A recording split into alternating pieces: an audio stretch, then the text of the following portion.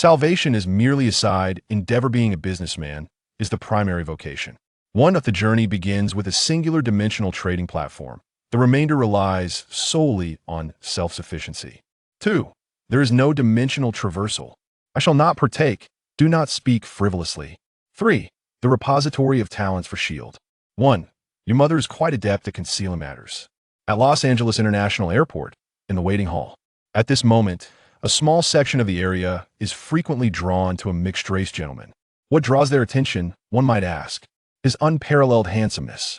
He possesses a head of pure black hair, skin fair, yet devoid of the coarseness typical of Caucasians, and facial features perfectly proportioned according to the golden ratio. He embodies that rare allure which causes women to instinctively tighten their legs, yet simultaneously wish to part them for a mere glance. In contrast to the superficiality of the women, his male counterparts selectively disregard the gentleman's exquisite visage, scrutinizing instead his attire. His understated yet luxurious suit fits impeccably. A sapphire blue watch gleams with exquisite brilliance, and his shoes appear exceptionally opulent. Upon confirming his ensemble, it becomes evident he is an affluent individual not to be trifled with. The mixed-race gentleman remains indifferent to the gazes cast upon him. Within his deep sapphire eyes lies a tapestry of emotions. 3 parts astonishment, 3 parts confusion, 3 parts disbelief, and a staggering 91 parts amusement. His name is Victor Chun, an American of Chinese descent, bearing the surname of his father Chun and a name bestowed by his Russian mother. In recent days, as a doctoral candidate in directing at the American Film Institute, he harbors aspirations of infusing the Chinese film industry with international elements, crafting a cinematic masterpiece that belongs to China. Before boarding, in a hazy reverie, a voice echoes in his mind, suggesting that an elder has relinquished the dimensional trading platform to him, now directing him towards the S-level dimensional Marvel universe. And then he awakens. The transition from the exclusive VIP terminal to the waiting hall holds no sway over Victor. His circle of affluent peers is known for their reckless abandon. With a resigned smile, Victor muses, "Let this be a unique memento of farewell." He retrieves his Huawei Mate 20 RS, preparing to call his friend Druck, suspecting him to be the orchestrator of this farce. As boarding approaches, his absence would render the flight unable to take off. "Ah, how convenient it is to have my father's private jet," Victor reflects. Without perusing his contacts, he dials the number with practiced ease, placing the receiver to his ear, his thoughts momentarily gathering. However, the urgent beeping of the line interrupts his contemplation. Checking his phone, he notes with dismay that the screen prominently displays number not activated. The SIM card must be unregistered or deactivated, triggering this notification. His immediate thought is that Druck has swapped out his SIM card. His gaze drifts, settling on a blonde woman rated a 7 in a 10-point scale. In response to her surprised expression, Victor approaches with an elegant smile, articulating in a refined London accent, "Pardon my intrusion, I am Victor Chun. May I inquire the name of this beautiful lady?" "Anna," the blonde beauty exclaims, her eyes sparkling with excitement. "Just call me Anna. Oh God, you are simply too handsome. I must take a picture with you. My friends will be utterly envious." There's a saying that unattractive men are oblivious to how proactive women can be. Victor, accustomed to Anna's enthusiasm, poses as a backdrop while remaining unfazed by her flirtatious gestures. American women are indeed quite forthright. After a few photos, he seamlessly states his purpose. "Might I borrow your phone?" "My own." Before he can finish, Anna eagerly recites a phone number, evidently misunderstanding the request. Victor suppresses a smile, reiterating, "Thank you for your kindness. However, I genuinely require your phone. You see, mine has malfunctioned." He shakes his phone, the glaring notification of number not activated glaringly evident. Anna's smile falters, her cheeks reddening slightly, though her eyes retain their gleam. Generously, she hands over her phone, leaning closer to Victor, whispering, "I haven't tried this at the airport yet. Just for fun, no strings attached afterward. What do you think, Victor?" Her assertiveness is striking. Yet Victor remains unmoved, graciously accepting Anna's phone, murmuring his thanks, then turning away to dial the number. As for Anna's prior comment, he chooses to ignore it. Women have never been in short supply for him. He has grown weary of the airport. Thus, and his proposal pales in comparison to the allure of a functioning phone. Hello, the number you have dialed is not in service. Please check and try again. Upon hearing this prompt, Victor promptly hangs up, dialing another number. Due to their status, they typically set up blocks against unknown callers. Thus, to reach Druck, dialing his father's personal secretary Kyra's number is the quickest solution. The phone rings. Hello, the number you have dialed is not in service. Please check and try again. Victor raises an eyebrow, confirming he dialed correctly, yet the message repeats. Now he feels a twinge of unease. Kyra would not conspire with Druck to prank him. She would never risk her job or offend him, as each missed call could result in losses amounting to millions. Eliminating all impossibilities, the remaining possibilities cause his expression to shift.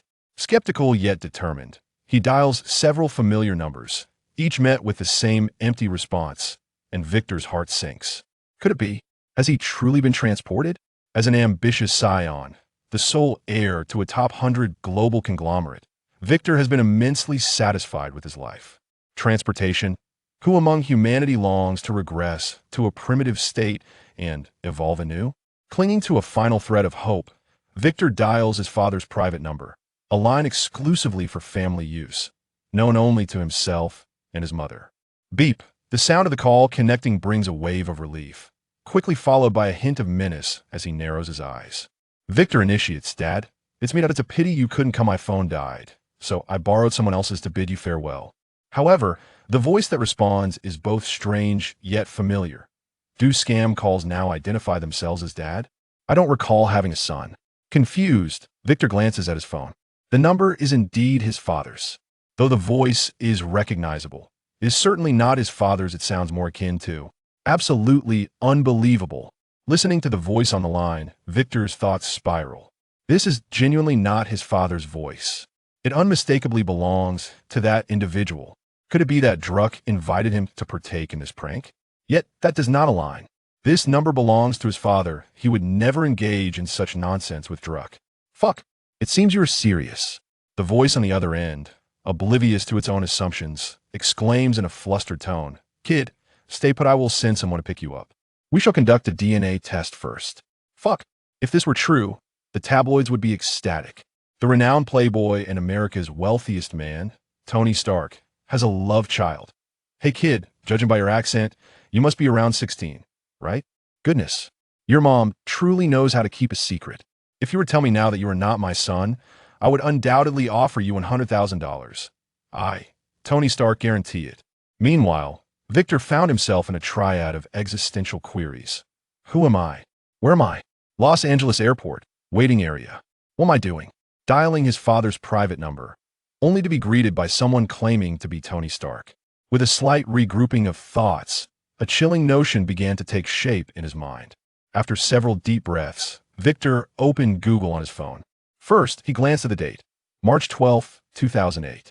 Then, as he stared at the outdated search interface, a wave of unease washed over him. Searching for information on his father yielded no results. He then perused recent news updates. Mutant attacks on New York police. Is this a spontaneous act or a long-planned scheme?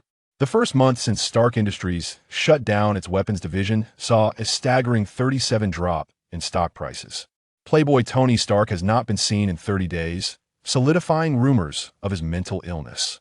Each news item confirmed that absurd speculation.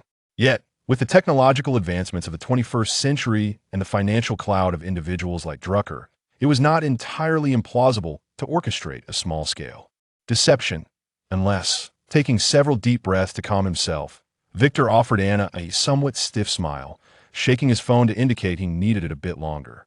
After she nodded in acquiescence, he found a secluded spot to sit. Lowering his gaze to his phone, he murmured, "Dimensional trading platform?" A scene of despair unfolded before him. Indeed, a line of text appeared before his eyes. Welcome to the Dimensional Trading Platform. Would you like to begin a novice guide? In a reflexive rejection of the notion of transmigration, his brain instinctively selected no. The interface vanished immediately. He blinked forcefully, ensuring there were no contact lenses or similar items in his eyes, then sighed deeply, leaning back in his chair with a lack of decorum. What a disaster. Is this truly transmigration?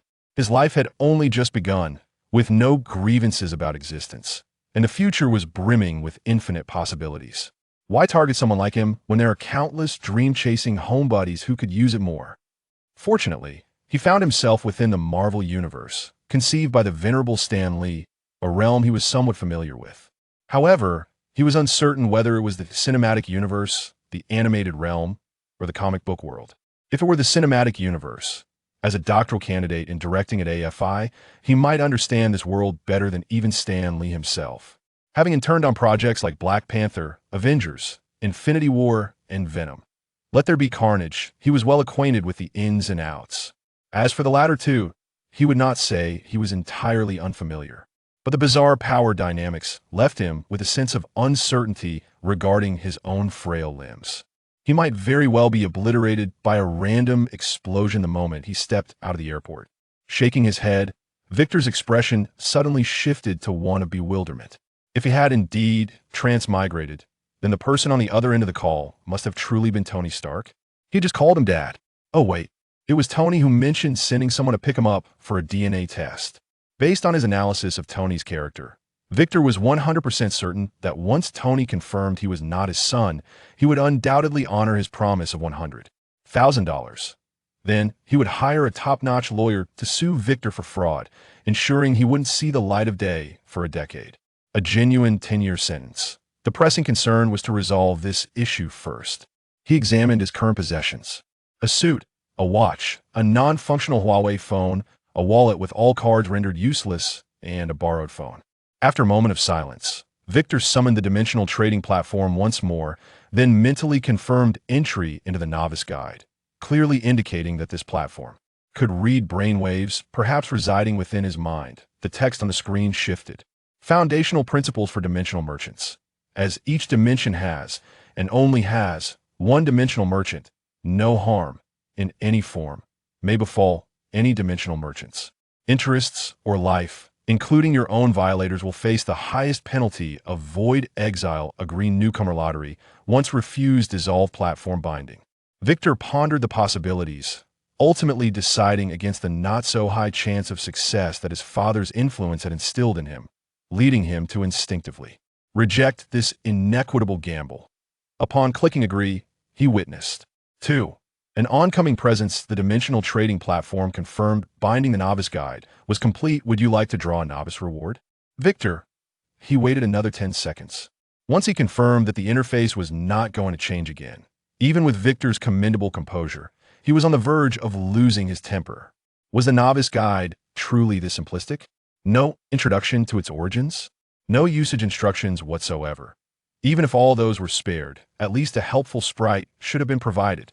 Now, devoid of anything, he was merely handed a novice reward, offering a profoundly poor customer experience, massaging his temples in frustration. The news of transmigration was too overwhelming, causing his mindset to spiral, leading to an intense emotional fluctuation that exposed his rare tendency for sarcasm.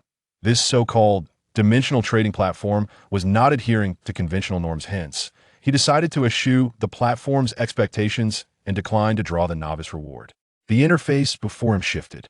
The most conspicuous feature was the colossal search bar at the top, followed by 5 options below: shopping cart, products, inventory, tasks, and contacts. The aesthetic was painfully simplistic.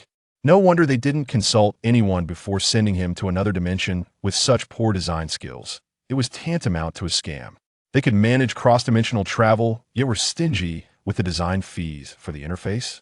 Instead of immediately utilizing the search bar, he sequentially clicked on the 5 options below. Aside from an item labeled as Newcomer Lottery in the inventory, all other slots were empty, resembling the bare grid of an online game's inventory. He didn't even want to comment on the simplistic design. Please inform the platform of any of your needs. What? No sarcasm allowed?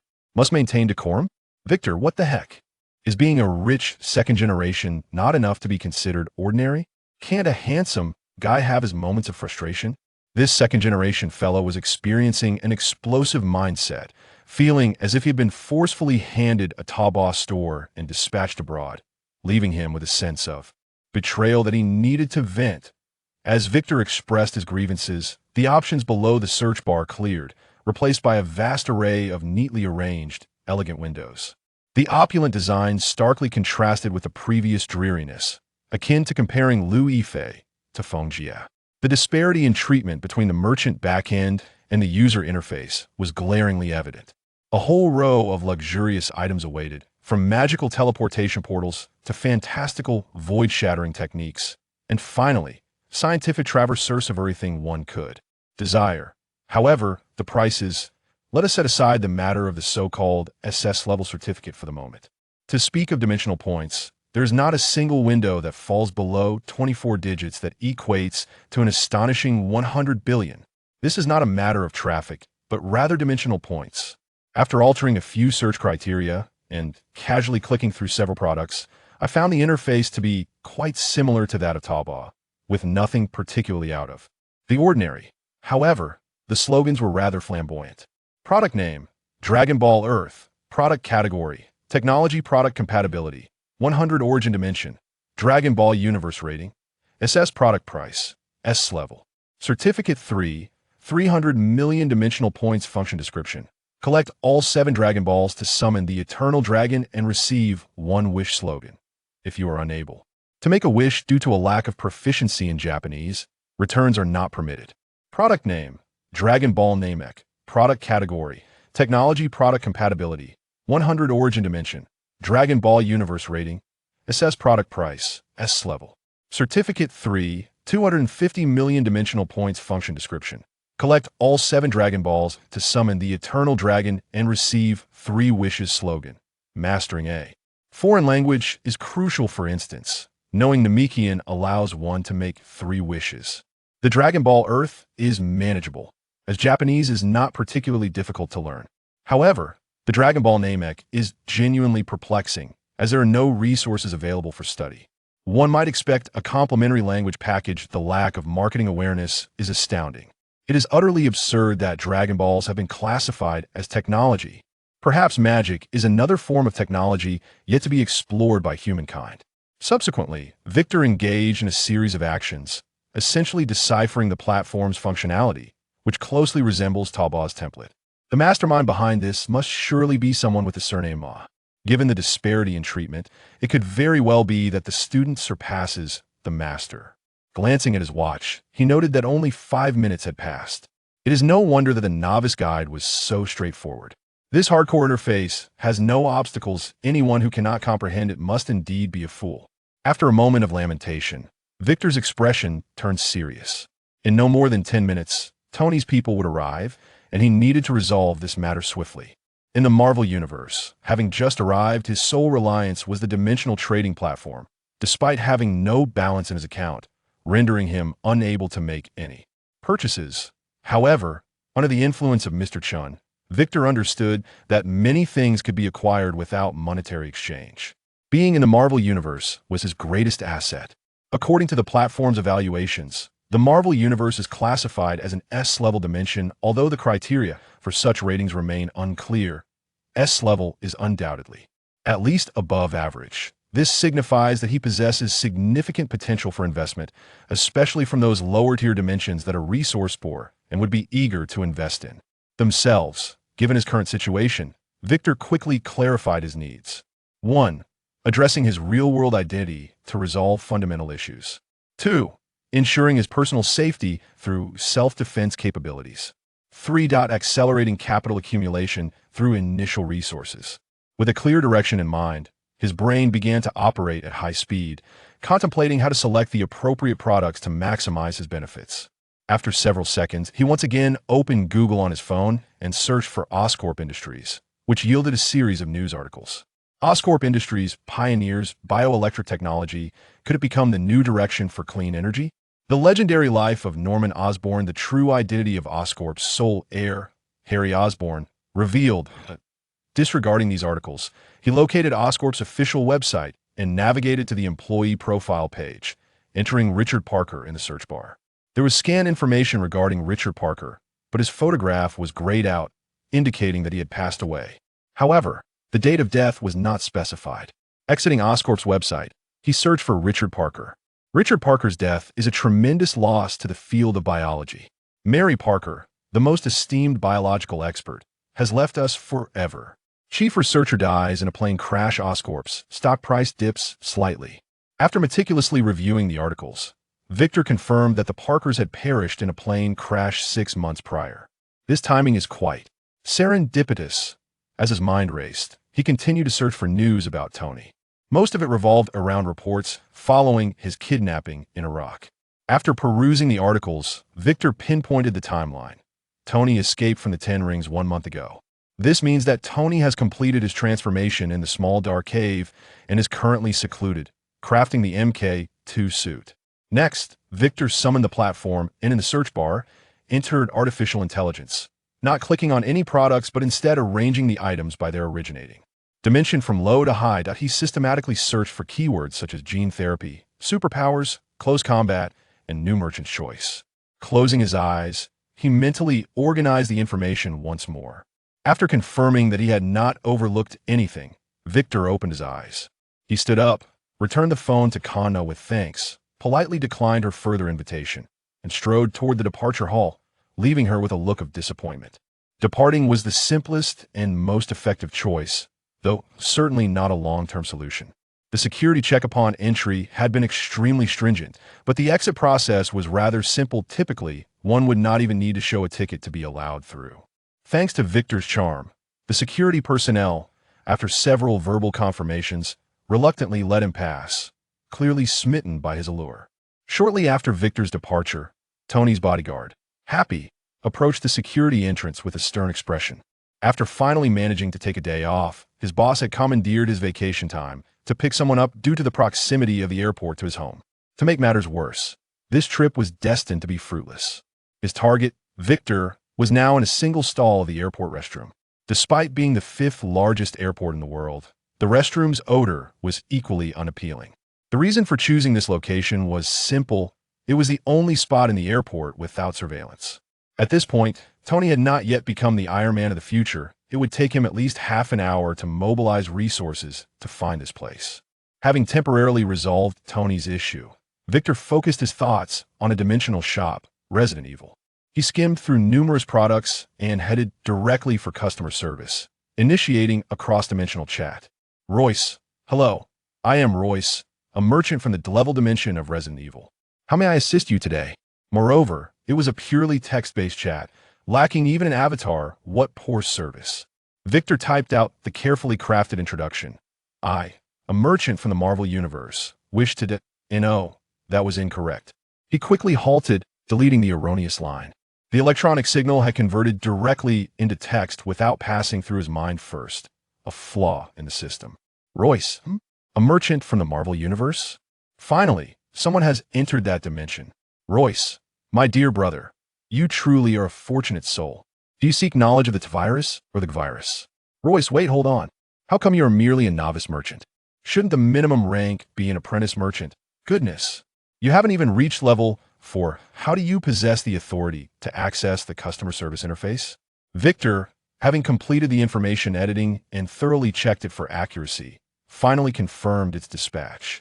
After a brief pause of 3 seconds, a barrage of messages flooded in from the other side. Royce, oh my goodness, brother, your luck is absolutely astounding. You've been selected for the S.H.I.E.L.D. Marvel Universe. Royce, that realm is replete with treasures. With just a little effort, one can acquire a plethora of credentials.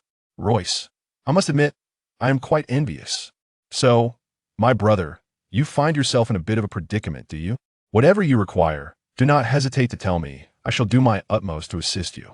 Royce, so it's about that investment, is it? I understand it's akin to farming. First you sow, then you reap. Royce, speak freely. Brother, what do you desire? The virus? The virus? Or perhaps a tyrant as your bodyguard? The unmistakable northeastern vibe enveloped the conversation. Victor remained silent for several seconds, ultimately feeling the need to seek clarification. Artificial intelligence. Alice Victor. Hello. May I inquire whether the issue lies with my translator, or if you are indeed from the Northeast? The response was as overwhelming as ever. Royce. It must be the latter. I hail from Heilongjiang in the Northeast, a true Northeastern man. Royce. Are you puzzled by my name, my friend? Alas. I cannot use Lu Dazhuang in America. It lacks sophistication. Royce. Oh, my friend, you may not be aware, but we merchants from different dimensions are selected from Earth. I am merely a merchant from a D-level dimension. The specifics are beyond my comprehension, and you must ponder the rest yourself. Royce, by the way, do you find yourself in need of assistance? Just tell me what you lack. Royce, however, considering you are only at level 0, your pockets may be emptier than your face, so we must proceed with a gift. Royce, let me be frank, you can select only one item. It's not that I am stingy. I have plenty of these things, but the platform imposes restrictions, claiming it must adhere to basic trading laws. There's only one gift quota per month. As Victor mulled over Royce's words, he gleaned a wealth of information. This northeastern fellow named Royce exhibited the typical brashness of his region. While his words might not be entirely trustworthy, his intent to invest in himself was genuine. After all, being selected as a merchant from another dimension indicates a lack of foolishness, especially if the platform does not randomly select individuals. With his brilliance shining through, it is unlikely that he is merely pretending. Given the constraint of acquiring only one investment item, the challenge now lay in maximizing the benefit. This was no issue for him. His initial demand was merely for a single product. The more he received early on, the greater the returns in the future. Victor, I desire the artificial intelligence. Red Queen, not the White Queen. The other side commenced another dazzling display of operations. Royce, huh? Why not go for the G-Virus? It could grant you at least one superpower. Royce, true, my friend, your options are plentiful. However, this item may lead to, well, reproductive complications. So it's best to avoid it if possible. Royce, all right then. Are you certain you want the artificial intelligence? I shall erase my copy and provide it to you. Royce, I apologize, but concerning the unique technologies from the Resident Evil dimension, if you haven't purchased the knowledge, the platform 1T granted as a gift. Royce, so, and I almost forgot, have you claimed your new player reward yet? Otherwise, you won't even be a trainee merchant. Why not go and collect it first? I hear it depends on your strength and the danger level of your world. The higher the coefficient, the better the reward you receive. Royce, let us add each other as contacts first. Once you're finished with your draw, notify me, and I'll assist you. Royce, huh? Why can't I add you? It says you haven't acquired level for permissions yet. Try adding me. Just think of my name and request friendship. Victor was uncertain of Royce's intelligence, but was certain of his loquacious nature. However, Royce's final reminder led Victor to speculate that his potential for becoming a level 4 merchant was indeed linked to not having claimed his new player reward. Otherwise, where would all the bugs come from? It's rare to step in dog poop, after all. Perhaps this was a reward for his clever actions? With a twinge of apprehension, Victor gazed at Royce's avatar, indicating his desire to add him as a friend, yet no prompt appeared. Royce, I received your friend request. You can find me in contacts. Royce, odd. How is it that you can add me, but I cannot add you? Royce, my friend, do not exit this conversation. Simply open contacts and see if I am there. Victor followed the instruction, and a new window popped up, revealing Royce's name. Solitary in its presence, it appeared there was no issue. Yet, Victor remained uneasy, suspecting that if this hidden reward had limitations. Not if, but certainly. Once he claimed the new player reward, his current permissions would surely close. The only lingering question was whether the contacts would be deleted. After weighing the pros and cons, Victor made up his mind. Victor, brother, why not give me the artificial intelligence, Red Queen now? I fear that once I claim the new player reward, the platform may automatically detect bugs and delete the contact as well. Royce, my young friend, you are a decisive individual. I was contemplating whether to advise you. Royce, very well, 10 seconds, and it shall be ready. In less than 5 seconds, a line of text appeared before his eyes. You have received a gift from the Resident Evil dimension. Royce, hey, little brother, did you receive it? If so, you can find it in inventory. Victor commanded his thoughts. And a third window materialized, revealing a small white item resembling an earplug, which hardly looked like artificial intelligence. Product name, Nano Storage Headset. Product category, Technology Product Compatibility, 100 Origin Dimension, Resident Evil Rating, F. Product Price, F. Level Certificate 8. Dimension Points 85. Function Description. The headset consists of nano-sized storage units, boasting immense storage capacity while also featuring multiple functions such as networking, decoding, and solar charging. Slogan: this tiny headset can accommodate 10 weak artificial intelligences and can temporarily replace a supercomputer. Victor raised an eyebrow. Royce demonstrated remarkable attention to detail by storing the artificial intelligence in this nano storage headset, sparing him considerable trouble. Otherwise, He would have needed to acquire a server cluster to operate the artificial intelligence. He quickly expressed his gratitude to Royce, who responded warmly, now addressing him as brother. Royce, naturally, I aim for efficiency. Would I do half a job for you? Royce, once you retrieve the nano storage headset, it will automatically connect to the network and begin operating. Rest assured, I have not deleted most of the information regarding the dimensional trading platform. It recognizes our energy and wouldn't dare cause trouble. Royce, now, my brother, I can't assist you further. You seem to grasp the nuances of investment. Your intellect surely surpasses mine, so I won't waste any more of your time. Royce, if you resolve your issues at the Research Institute, kindly inform me. As always. His text bombarded Victor, yet the essence of his words was comforting, demonstrating a masterful control of distance. Royce exemplified the classic representation of someone who is both coarse and meticulous. Without further ado, Victor closed the chat window, opened his contacts, selected Royce, and sent brother. You were generous. The message was successfully dispatched. The concern lay with the new player reward. He shifted his gaze to the nano storage headset, pondering how to retrieve it. When suddenly the headset vanished from the small square, leaving his right ear feeling somewhat blocked. Instinctively, he touched his right ear, removing the device. Upon inspecting his palm, he found it was indeed the nano storage headset, looking strikingly similar to an earplug. Sir, artificial intelligence, Alice at your service. Would you like to rename Alice to Red Queen? A mature voice emanated from the headset. Upon hearing the voice, Victor immediately recognized it as Alice's rather than that of the little lowly Red Queen's Royce, who had suggested copying her version. It was likely that the other party had utilized Alice as a template, perhaps even having successfully navigated her complexities. Perfectly so. For Victor himself had grown weary of conversing with Lolis, feeling perpetually at risk of being reported for inappropriate behavior. Control the headset? Victor discerned an underlying implication. What other functionalities did this headset possess? Indeed, Alice's tone carried a hint of anthropomorphic pride. The nano storage headset, as a cutting-edge scientific product, is a unique prototype belonging to my former master. It can disassemble into nanobots that adhere to the eardrum and then reconstitute. This is a backup device with identical safety functions. It is, in essence, a supercomputer powered by solar energy, capable of running Alice at full capacity for 1 hour. With Alice, the former master could control the entire online realm via voice commands. However, in this world, Alice cannot govern the entire network. Sir, would you like to eliminate or modify their permissions? This will require some time. Victor briefly processed Alice's explanation. In essence, the overall network development in the Marvel universe was currently lackluster, yet 5 lesser artificial intelligences existed, slightly inferior to Alice. As for the gaps in between, if there were no gaps, could one still call it black technology? Could it still be Marvel? Having grasped Alice's capabilities, Victor began issuing commands. Without leaving any digital traces. Create a semblance of my existence in the real world. An American-born Chinese, an orphan, named Victor Chen, age 24, born on May 28th, of Chinese and Russian descent. Generate additional information as you see fit, but keep it mundane.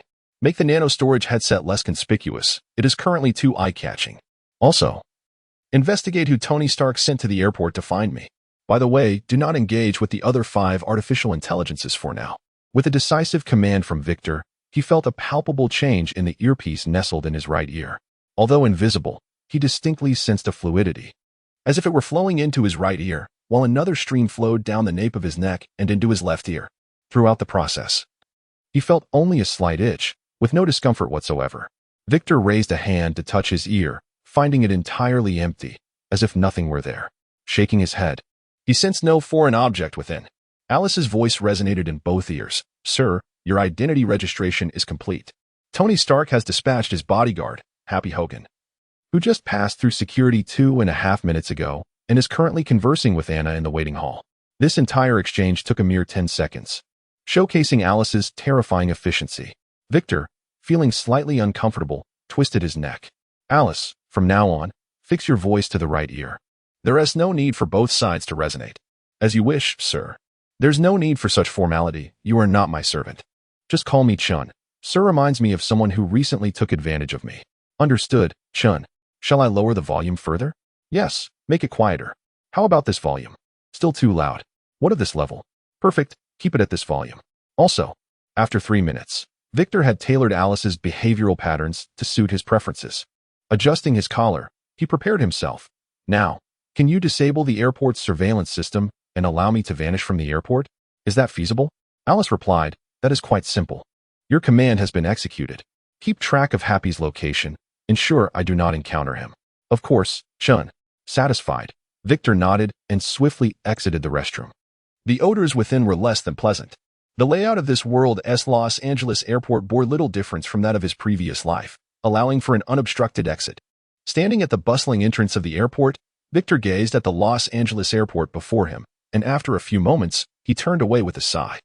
He had not anticipated being bound and thrust into this high-fidelity platform. Just as he was reminiscing about the past, Alice's voice suddenly escalated in volume, warning, caution. Please immediately veer to the left. Before he could react, he felt a heavy object collide with him from behind, sending him sprawling to the ground, followed by an unfamiliar weight burying him beneath it, accompanied by a vaguely familiar exclamation. A fatal blow struck his cervical vertebrae as he lost consciousness. Victor's mind lingered on a singular thought. His earlier jest regarding the airport being obliterated by a map blast had merely been an expression of his current weakness, not an invitation for conquest.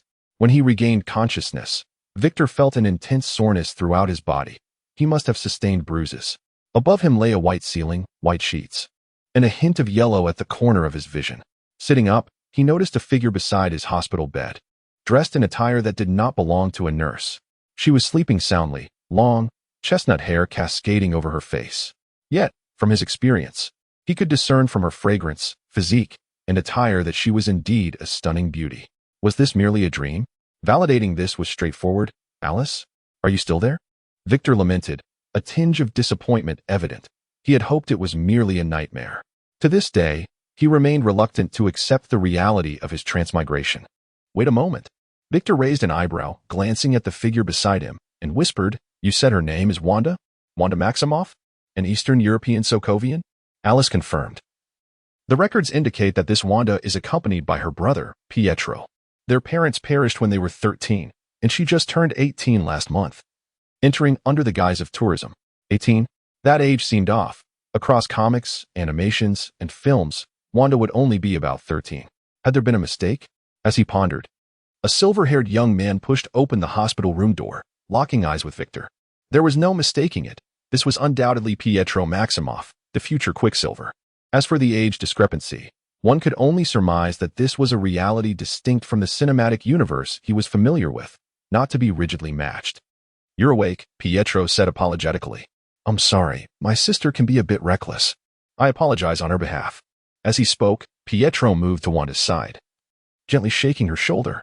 Wanda, initially reluctant to rise, playfully protested, Stop it. Let me sleep a little longer. I can't even rest in economy class. Pietro shot an awkward smile at Victor, then playfully poked Wanda in the side. Suddenly, Wanda sprang upright, her half-amused, half-annoyed green-brown eyes locking onto Victor's. In that instant, Wanda realized her predicament, while Victor struggled to avert his gaze. A silent acknowledgement passed between them. A formidable woman was present, clad lightly for the early summer, particularly captivating when in motion. Wanda remained oblivious to the charm she had inadvertently exuded as she hastily rose to her feet, apologizing to Victor. I am truly sorry for the trouble I caused. In response to Wanda's sincere apology, Victor silently turned his head away. My dear, an apology is sufficient. There is no need for such bowing. Surely you understand your own worth? Even if this is some form of seeking forgiveness, your brother is standing right beside you, leaving me in an awkward position, neither here nor there. I am still somewhat unclear about the circumstances. Could you elucidate? Victor spoke in a calm tone. Noticing Victor's averted gaze, Wanda realized her own wardrobe malfunction, her face instantly flushing a bright red as she discreetly adjusted her attire. Observing Wanda's discomfort, Victor added, I was merely daydreaming at the airport entrance. I bear half the responsibility for this incident, and you did not neglect the situation either. Shall we consider it even? Wanda, uncertain, cast a questioning glance at Pietro. As the elder brother, Pietro appeared more mature, recognizing they had encountered a benevolent individual. He nodded encouragingly at his sister and offered Victor a grateful smile. From Victor's attire, it was evident he hailed from a respectable background. As the siblings had just arrived, they were acutely aware that if Victor chose to impose stringent demands upon them, they would indeed be in dire straits. After receiving her brother's approval, Wanda smiled sweetly and bowed in gratitude to Victor. He, however, maintained a stoic demeanor, turning his head away once more. Wanda, now aware of her flushed cheeks, felt embarrassed yet again. Clearly, she struggled with memory, her intellect seemingly inversely proportional to her forgetfulness. In contrast, Pietro remained composed, approving of Victor's 2 deliberate shifts in gaze. He retrieved a Huawei Mate 20RS from his pocket and handed it to Victor. "This is your phone. I apologize for the inconvenience. After you lost consciousness, I intended to contact your family, but no one answered," Pietro explained. Victor nodded in surprise. He did not typically save contacts, as he preferred to memorize numbers of good friends. Most of the numbers in his call history were ones he had previously dialed, and the outcome was evident. "None were answered, I take it?" Victor inquired. "Ah, yes, not a single one. I thought it was an issue with your phone, but mine connected just fine," Pietro replied. Victor nodded, choosing not to elaborate further. Pietro, sensing the unspoken understanding, excused himself to summon a doctor for a re-examination. This left Wanda and Victor in the hospital room, both at a loss for words. Wanda, still embarrassed from her earlier mishaps, hesitated to speak. Meanwhile, Victor was engrossed in listening to Alice's report. After he had lost consciousness, Alice had noted that Pietro had taken his phone. To avoid appearing overly conspicuous, Alice had proactively registered his phone number under her name. As for the call history, only a few numbers, such as his father's and now Tony's, were capable of connecting. Yet, Alice had altered the signals, ensuring that while the call could theoretically connect, in reality, it would never be answered. How remarkably intelligent. Victor mused as he observed Pietro's tense demeanor, his lips pressed tightly together. Considering Wanda's earlier comment about their discomfort in economy class, it was apparent that the siblings likely lacked sufficient funds for their stay in America. Should they seek medical attention without prior appointments or health insurance? The expenses could be exorbitantly daunting. However, the fact that they were traveling internationally, especially to Tony's Los Angeles, made their motivations rather intriguing.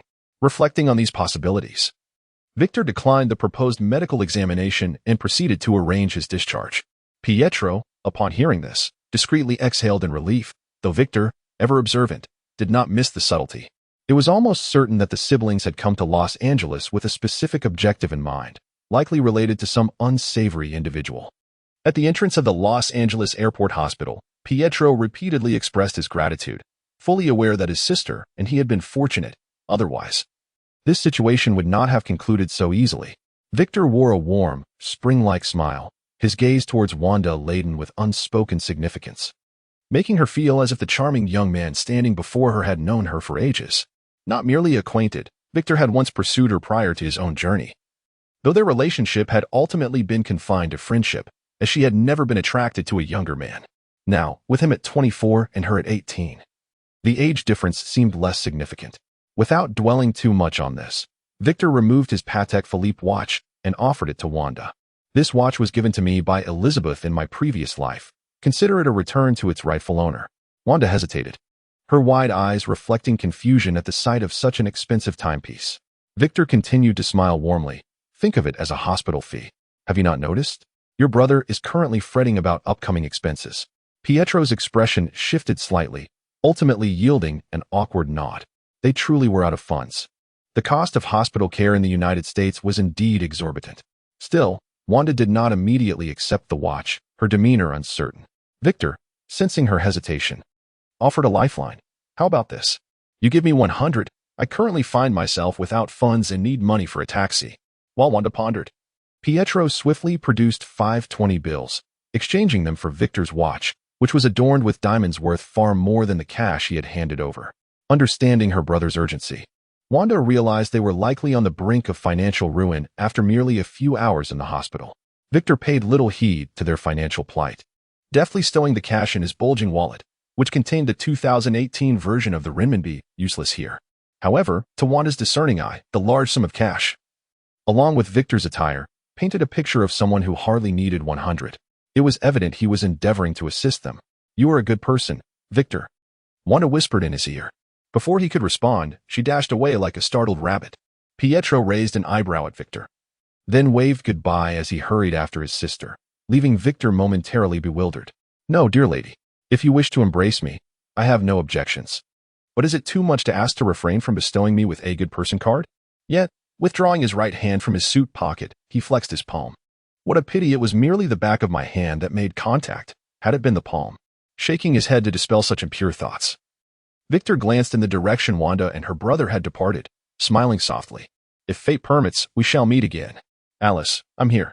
Do you have any instructions? Could you please reactivate my credit card from my previous world? No problem. The magnetic stripe has been encoded with the necessary information. Please hold the corresponding credit card to your ear. Alice needs to read the data. Following Victor's instructions, he retrieved his wallet, scanned through all the cards, and selected the American Express Centurion card, placing it to his ear. The credit card has been activated, with no limit on the spending capacity.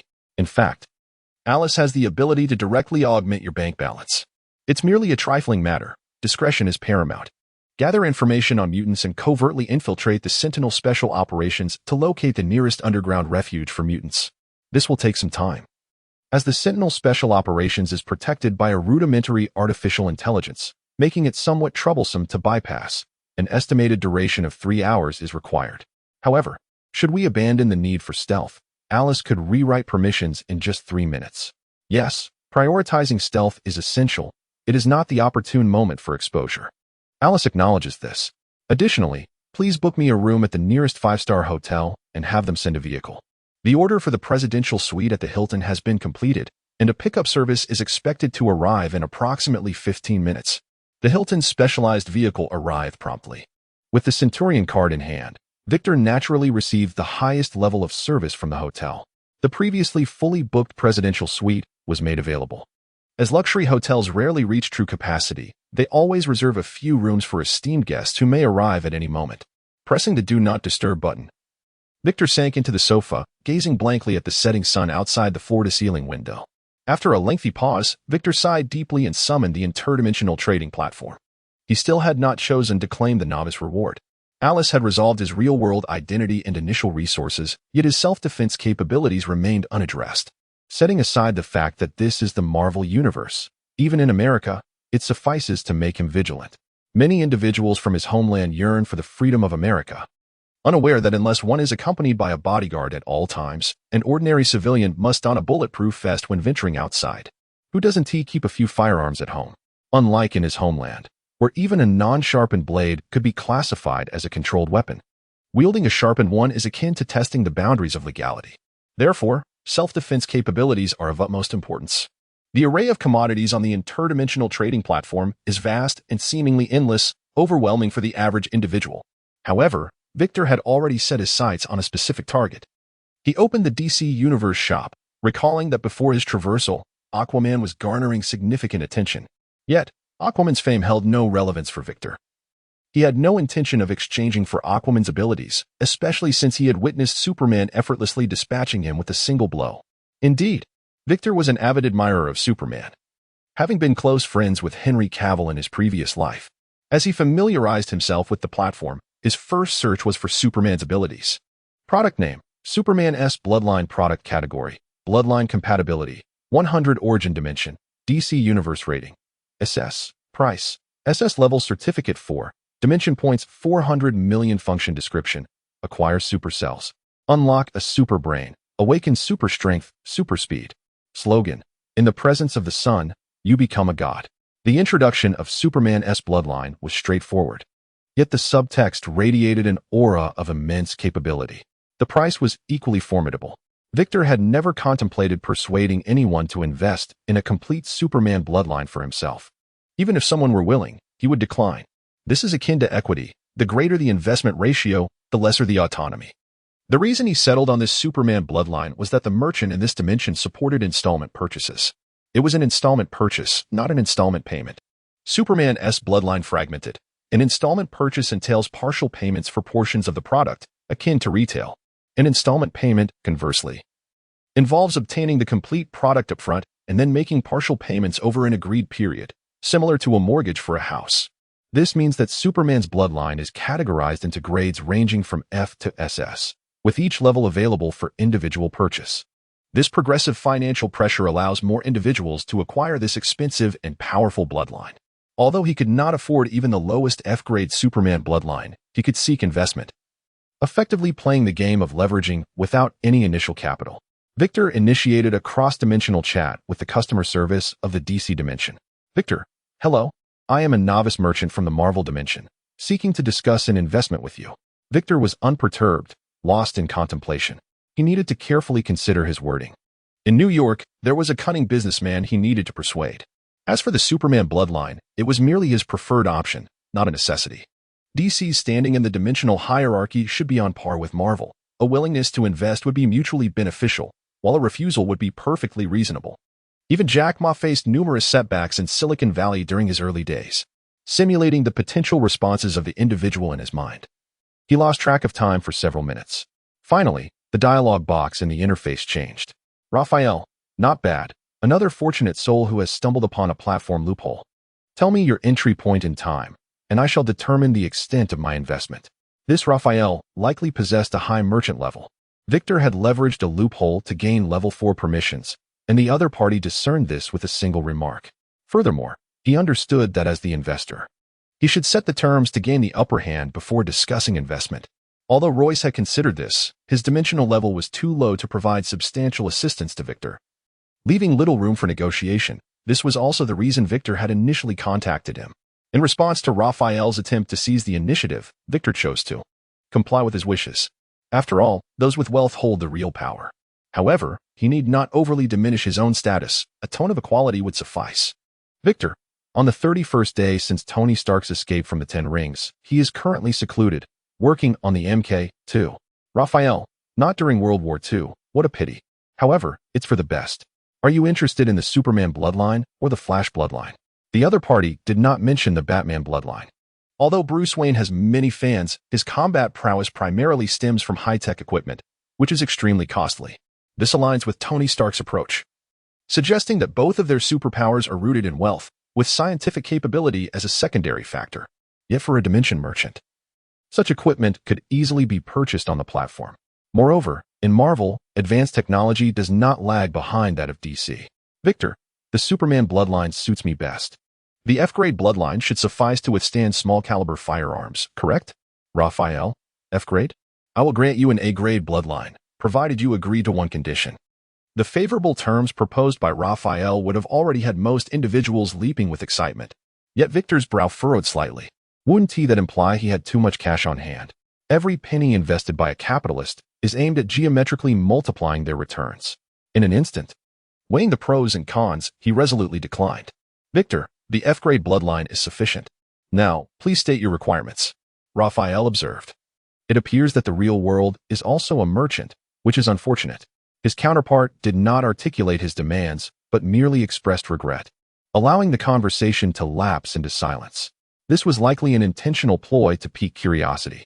Should one succumb to impatience, there was a significant risk of misconstruing the other party's intentions as a withdrawal from investment, thus relinquishing more autonomy in exchange for additional funding.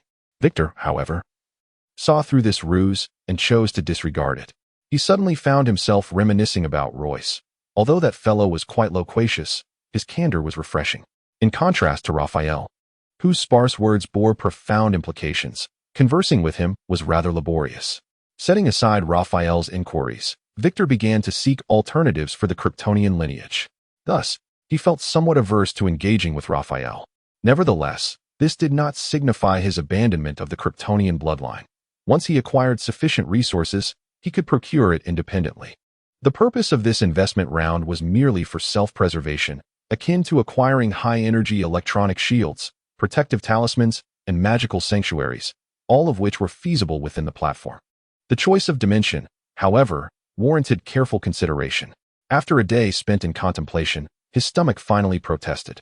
Glancing out the floor-to-ceiling window, he noted that night was approaching. Alice, simulate my voice and place an order for dinner. A medium-rare steak, 20-year-old brandy, accompanied by. Victor's sentence was interrupted by a platform notification. You have received a gift from the DC Universe Dimension. Open inventory. In addition to the novice reward in the first slot, there lies an S-shaped blood droplet in the second slot. Item name, Kryptonian Bloodline Fragmented Item Classification, Bloodline Item Compatibility, 100 Origin Dimension, DC Universe Level Rating, F Item Price, 100 Dimensional Points. E-Grade Voucher 10 Function Description. This bloodline is severely incomplete, retaining only the abilities of supercells and invulnerability. Slogan, the Kryptonian bloodline is highly exclusive. Unless one can acquire additional fragmented bloodlines to complete it, usage is not recommended. Would you like to extract Kryptonian bloodline fragmented? No, there is no need to rush. I shall set it aside for now. The F-grade Kryptonian bloodline fragmented at Raphael's shop possessed only one supercell ability. The version he received included the additional power of invulnerability. Raphael remarked, "You're quite impressive. Consider this F-grade bloodline a token of friendship. My request is for a reality gem, as it is the most compatible with the Kryptonian bloodline. Rest assured, the platform can replicate items, and I will purchase it at a transparent price. Additionally, it would be prudent for you to exchange for a Green Lantern ring, which would aid you in mastering the reality gem in the future." The timing was impeccable. In just 3 minutes, Victor would commence contacting other dimensional merchants. Moreover, Raphael seemed to sense his reluctance, as his tone shifted rapidly from aloofness to one of cordiality, even bestowing a portion of invulnerability as a gesture of goodwill. It was a clear display of sincerity. Contemplating the matter further, both were proud individuals, and there was no need to overly lower one's stance. Victor dismissed the exchange and closed the platform interface. He instructed Alice to place an additional order for a fruit and vegetable platter alongside the previous items. Understood. A fruit and vegetable platter has been added. Expected to arrive in approximately 15 minutes, Alice promptly replied. Victor nodded in satisfaction. The previous interruption had not deterred Alice from proceeding with the order, demonstrating her adeptness in handling similar situations, reminiscent of experiences with Royce. Though Royce's gift was not particularly valuable, it proved exceedingly practical. Upon examining the Kryptonian bloodline fragmented, Victor couldn't help but admire Raphael's acumen. The Kryptonian lineage was inherently costly, but through his dealings, Raphael had made it affordable while also securing a loyal clientele. The intricacies of this transaction would be elaborated upon later. Would you like to extract Kryptonian bloodline fragmented? Yes. Expecting an immediate application to himself, Victor was taken aback by another platform notification. Kryptonian bloodline fragmented has been extracted. Please select a target for usage. Could it be purchased for another? That was an avenue to explore on another occasion. Target. Self. The Kryptonian bloodline fragmented has been used. As the platform notification sounded, Victor felt as though he had been duped. He experienced no anomalous sensations. Everything felt as it usually did. He pinched his skin and muscles, the firm texture a testament to years of dedication to fitness. A punch landed heavily on the coffee table, eliciting a slight ache. Could it be a counterfeit? There was no personal status panel to confirm this, possibly due to his zero-level merchant status, or perhaps such functionality simply did not exist. Opening the DC Dimension shop without consulting Raphael, he meticulously examined the Kryptonian bloodline fragmented. Soon, Victor identified the underlying issue. The F-grade Kryptonian bloodline fragmented originally contained only the F-grade supercell, which had the ability to absorb and store solar energy. Difficult to detect.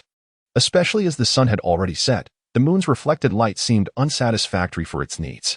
Without sunlight, the supercell could not energize the additional invulnerability, leaving his body without enhancement. In simpler terms, he was missing the sun. Ah, yes, the nurturing warmth of the sun. With clarity of thought, he rose and approached the floor-to-ceiling window. The presidential suite was perched on the 19th floor of the Hilton Hotel, 60 meters above ground, offering a panoramic view of the sprawling Los Angeles nightscape. After a moment of gazing at the city lights, a knock resounded at the door. Upon opening it, he was greeted by a voluptuous blonde waitress pushing a service cart. The waitress respectfully placed the meal on the dining table and, with a sultry glance, inquired if Victor required any further assistance, the implication of her gaze unmistakable. Holding a Centurion black gold card, a privilege reserved for the elite, Victor appeared to others as a veritable fountain of wealth, especially with his tall and handsome demeanor. While fantasies of a romantic liaison were not predominant, the allure of a fleeting encounter with such a striking gentleman, coupled with the promise of substantial remuneration, was undeniably tempting. Maintaining his composure in the face of the alluring waitress, Victor reached for his wallet, intending to offer a modest tip, only to realize he possessed a mere $100. He then softly stated, "Please return in 30 minutes with a fruit salad, along with $1,000 in cash." The star-rated hotel near the airport offered small cash withdrawal services, which would be added to the room bill with a 10 service charge. The waitress's demeanor shifted slightly at his words, yet she refrained from pressing further, maintaining her smile as she wheeled the card out of the room. Her departure was not born of resignation but rather an understanding of the consequences of overstepping. A single complaint could jeopardize her employment. One should not underestimate the role of a waitress, especially in a five-star establishment, as this position was highly coveted. This incident was but a minor interlude. After savoring dinner at a leisurely pace, a beautiful waitress knocked at the door precisely on time, presenting a fruit salad accompanied by a tray that held a small stack of cash. Victor cast a glance over it. $200 bills, 8 $50 bills, and 20 $20 bills. Under the government's deliberate cultivation of consumer habits, the $20 bill has become the most commonly circulated currency in America, effectively preventing money laundering and other financial crimes. Those who carry a wad of $100 bills, as depicted in films, would certainly be taken aback, as small shops refuse to accept large denominations, while larger establishments predominantly rely on credit cards. He reached out, took two $20 bills from the tray, laid them on the dining cart, and waved his hand, signaling her to leave. Unaware of the waitress's disappointed expression, Victor closed the door and stood before the floor-to-ceiling window, admiring the night view of Los Angeles. A few minutes later, he summoned the platform and directed his thoughts towards the novice rewards. With the investments in place, it was time to discover what rewards awaited him, even if nothing was granted. With a nonchalant attitude, Victor clicked on the novice rewards.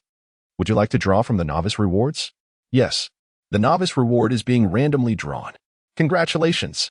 You have received the Telekinetic Development Crystal 1, which has been issued. HM. It appears to be a valuable item. Within the opened inventory, a red diamond-shaped crystal occupied the first slot, and as he concentrated, a stream of information flowed into his mind. Product name, Telekinetic Development Crystal. Product category, Skill. Product compatibility, 71. Origin plane, Superpower unleashed. Rating, C. Product price, C grade. Certificate 55. 400 plane points. Function description, develops brain potential and converts mental energy into telekinesis. Slogan, the original owner cherished this skill and hopes you will utilize it well. Superpower unleashed? Victor had some recollection of this low-budget superhero film, as the protagonist was played by none other than Harry Osborn. However, concerning this skill, he was more curious about who the original owner referred to. Was this an interdimensional merchant? If so, did the origin of this novice reward stem from some punishment imposed on interdimensional merchants, or was it perhaps the relic of a deceased merchant? Regarding the original owner, Victor chose not to delve deeper at present, lacking any information to ponder upon. He decided to inquire with Royce later, and if that failed, Raphael would surely know. The narrative bypassed directly. The term superpower in the film referred to the main characters who, after touching a peculiar crystal, awakened with telekinetic abilities, capable of levitating objects seemingly at will, and showing significant growth potential from initially causing nosebleeds while moving a baseball to eventually soaring through the skies. Among them, Andrew displayed seemingly superior telekinetic strength. Though his physical prowess was not the strongest, the strength of telekinesis bore little correlation to physicality. Overall, this ability seemed promising, sufficient for initial phases. Considering that using the telekinetic development crystal might lead to fainting, Victor set down his goblet, stepped into the bathroom for a hot shower, dried his hair, donned the silk pajamas provided by the presidential suite, and lay down on the king-sized bed. A waterbed. He summoned the platform interface and directly selected the telekinetic development crystal. Would you like to extract the telekinetic development crystal? Yes. The telekinetic development crystal has been extracted. Please select the target for use. Target, self. The telekinetic development crystal has been utilized. As the platform's prompt concluded, Victor felt a buzzing in his brain, accompanied by a pounding pain akin to a hammer striking. Despite having anticipated this, he could not suppress a cry of agony as the pain surged. He had never experienced such torment in his life. Then, with a decisive tilt of his head, he fainted, an instinctual mechanism of the brain for self-preservation. The following day, it was a thirst emanating from the depths of his being that awakened him. Confused, he opened his eyes to behold a fiery red sunrise through the floor-to-ceiling window. He could directly witness the dawn. The rising sun was not blinding, nor was it scorching like the midday sun. Yet Victor felt as if every cell in his body was boiling, radiating a profusion of warmth that significantly elevated his body temperature. It was the supercells absorbing light energy. Yet, his body's instincts informed him that the heat released by the cells was not a means of storing light energy, but rather an immediate release of the recently converted light energy to enhance his physique, a steel body. The peculiar information coursed through him. He had been oblivious to it before, yet it felt as though it was communicated by his very cells.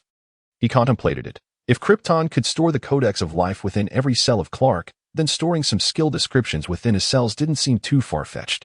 Following his instincts, Victor attempted to rise and pull back the covers to expose himself to more sunlight, maximizing his absorption. Unexpectedly, as he lifted his hand, the covers had already been cast aside, not by his own action, but by an invisible force. Victor could sense it. That was telekinesis. As the covers were lifted, his bodily cells released an even greater amount of heat, yet he had no time to dwell on that. His senses felt peculiar, in a dimension beyond comprehension. Victor felt he could manipulate a small pool of water. This was the manifestation of telekinesis. It materialized from his mental energy, capable of altering its form according to his thoughts, thereby indirectly influencing reality. For instance, when he lifted the covers, he had subconsciously transformed telekinesis into a hand to do so. The sensation of being able to control objects from a distance was delightful, and Victor reveled in it. The effective radius of his telekinesis was only 10 meters, and the small pool of water was minimal, yet it was gradually expanding. As he directed it, the telekinesis continued to expend energy, proportional to the weight of the objects he lifted.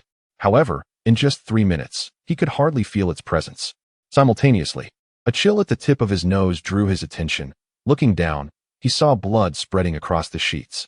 Touching his nose, he found his hand smeared with blood. His head throbbed sharply, akin to being pricked by needles, causing him to frown in discomfort, his thoughts muddled. After several seconds, his mind began to clear, and the nosebleed ceased. Supporting his head with one hand, Victor meticulously recalled the sensations he had just experienced. These were the consequences of exceeding his limits. Rising, he grabbed a few tissues to wipe his nose while summoning Alice to inquire about the progress of their mission. S.H.I.E.L.D, the mutant underground sanctuary, has been located. The nearest temporary outpost is in Los Angeles, approximately a 20-minute drive from here. There are no surveillance devices inside, thus detailed intelligence cannot be obtained, Alice reported. Victor furrowed his brow, contemplating for several moments before stating, "Just keep staring. I need to acclimate to my new abilities over the next few days. Please call room service and have a breakfast sent up. A bowl of congee will suffice, along with anything else." "No problem," came the reply. Although he had planned to venture out today, his current state rendered such an endeavor uncertain. He needed to familiarize himself with his new capabilities before taking action. After a brief, hot shower, breakfast was delivered to the dining area on the far side of the master bedroom. The server was an Asian beauty, petite and charming, possessing a gentle grace. "Good morning, Mr. Chun.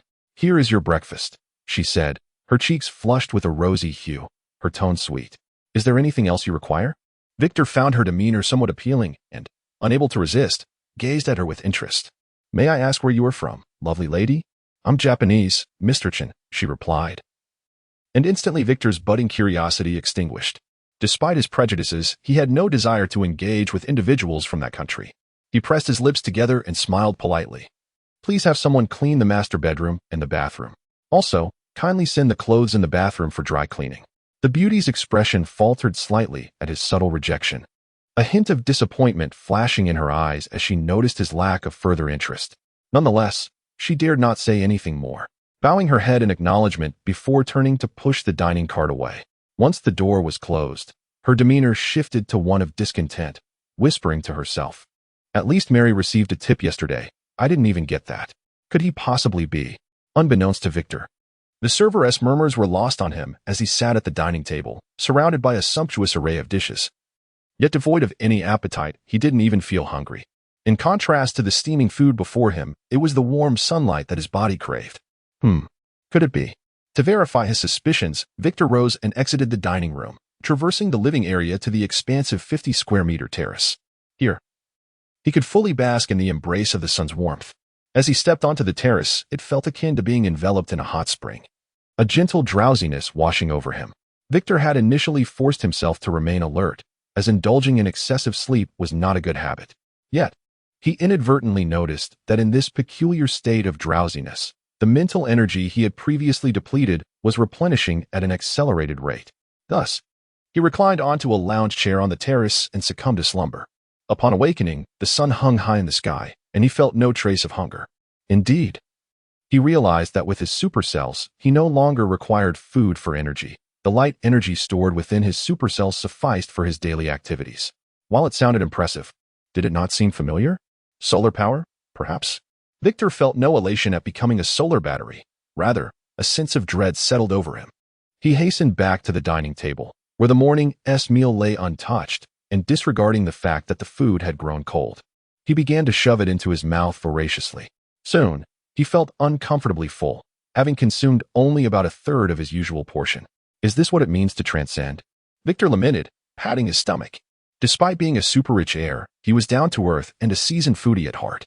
His aspirations included creating a classic Chinese film for the ages and sampling every notable delicacy across China. Now, to be told that he would no longer experience hunger and that his appetite for food would diminish was akin to extinguishing half of his life's passions. No way. Victor was resolute in not conceding defeat so easily. He opened the platform interface to search for solutions, with the first result presenting a product from the DC universe. Product name, Kryptonian Bloodline Super Stomach Category, Bloodline Compatibility, 100 Origin, DC Universe Rating, E-Price, 500 Dimensional Points. E-Level Certification 5 Function Description, rapidly digests ingested items and converts them into stored energy. Slogan, 1 minute in the sun is worth an hour of eating. Aside from satisfying your taste buds, it offers no other utility. Indeed, the great Superman possesses this ability too. The super stomach was merely a superfluous power, referenced only in a handful of comic panels and never mentioned in DC films, thus it had slipped his mind. With a solution at hand, Victor regained a sense of calm. One could hardly blame him for his initial astonishment. Imagine trying to discard a figurine cherished by an otaku or smashing a gamer's equipment. Those seemingly mild-mannered enthusiasts could become quite fierce. Alice, please have someone take these items away. Certainly, Chun. The sensation of drowsiness reminiscent of being in a hot spring returned, and with his mental energy fully restored, it surged at an accelerated pace. This time, however, he resisted the urge to succumb to sleep. Instead, he focused intently, using his mental energy to levitate a gilded fork approximately 10 centimeters above his palm, maneuvering it into various positions at his will. The applications of telekinesis are manifold. When it comes to levitating the fork, he could envelop it with mental energy for effortless control, or manifest a mental hand to grasp and wield it, or even create a mental plane to support it, or bind it with thin strands of mental energy. The energy consumption for these methods correlates directly with the precision required for controlling the object. For instance, if we quantify mental energy, assuming 1 gram of mass requires 1 unit of energy, a fork weighing 40 grams would result in approximate energy expenditures as follows: 80 units for enveloping, 40 for wielding, 30 for supporting, and 20 for binding. Moreover, this expenditure is continuous. Each unit of mental energy consumed diminishes the overall capacity, thereby reducing the maximum weight he could manipulate. Ultimately, should his mental energy be depleted to zero, he would suffer the same excruciating headache and nosebleed as before. To illustrate this concept more tangibly, consider the relationship between gas and fire. Gas must consume itself to sustain the flame, and as the gas supply diminishes, so does the explosive potential when it ignites. Once the gas is entirely consumed, the fire extinguishes and the explosive force is nullified. The distinction lies in the fact that while gas is irretrievably consumed, Victor's mental energy can regenerate, and when exposed to sunlight, it experiences a multiplicative enhancement. Having grasped these concepts, Victor ceased utilizing his mental energy and reclined in the lounge chair, contentedly accepting the warmth of the sun. His steel-like body could not perceive progress. Yet the augmentation of his mental energy was palpable and surging rapidly, soon surpassing twice its volume from when he had first awakened. The notion of effortlessly becoming stronger is rather amusing. Consider the Avengers. Thor has roamed the cosmos for millennia. Tony Stark exhaustively designs his armor, and Bruce Banner, a genius with 7 doctoral degrees, earns a chance to contribute to the super soldier serum research, ultimately becoming the rare embodiment of the Hulk. Likewise, Steve Rogers, Wanda, and Pietro each embrace the perilous path of experimentation to attain their extraordinary powers. Natasha and Clint, on the other hand, must engage in relentless training to maintain their skills, remaining at the bottom tier.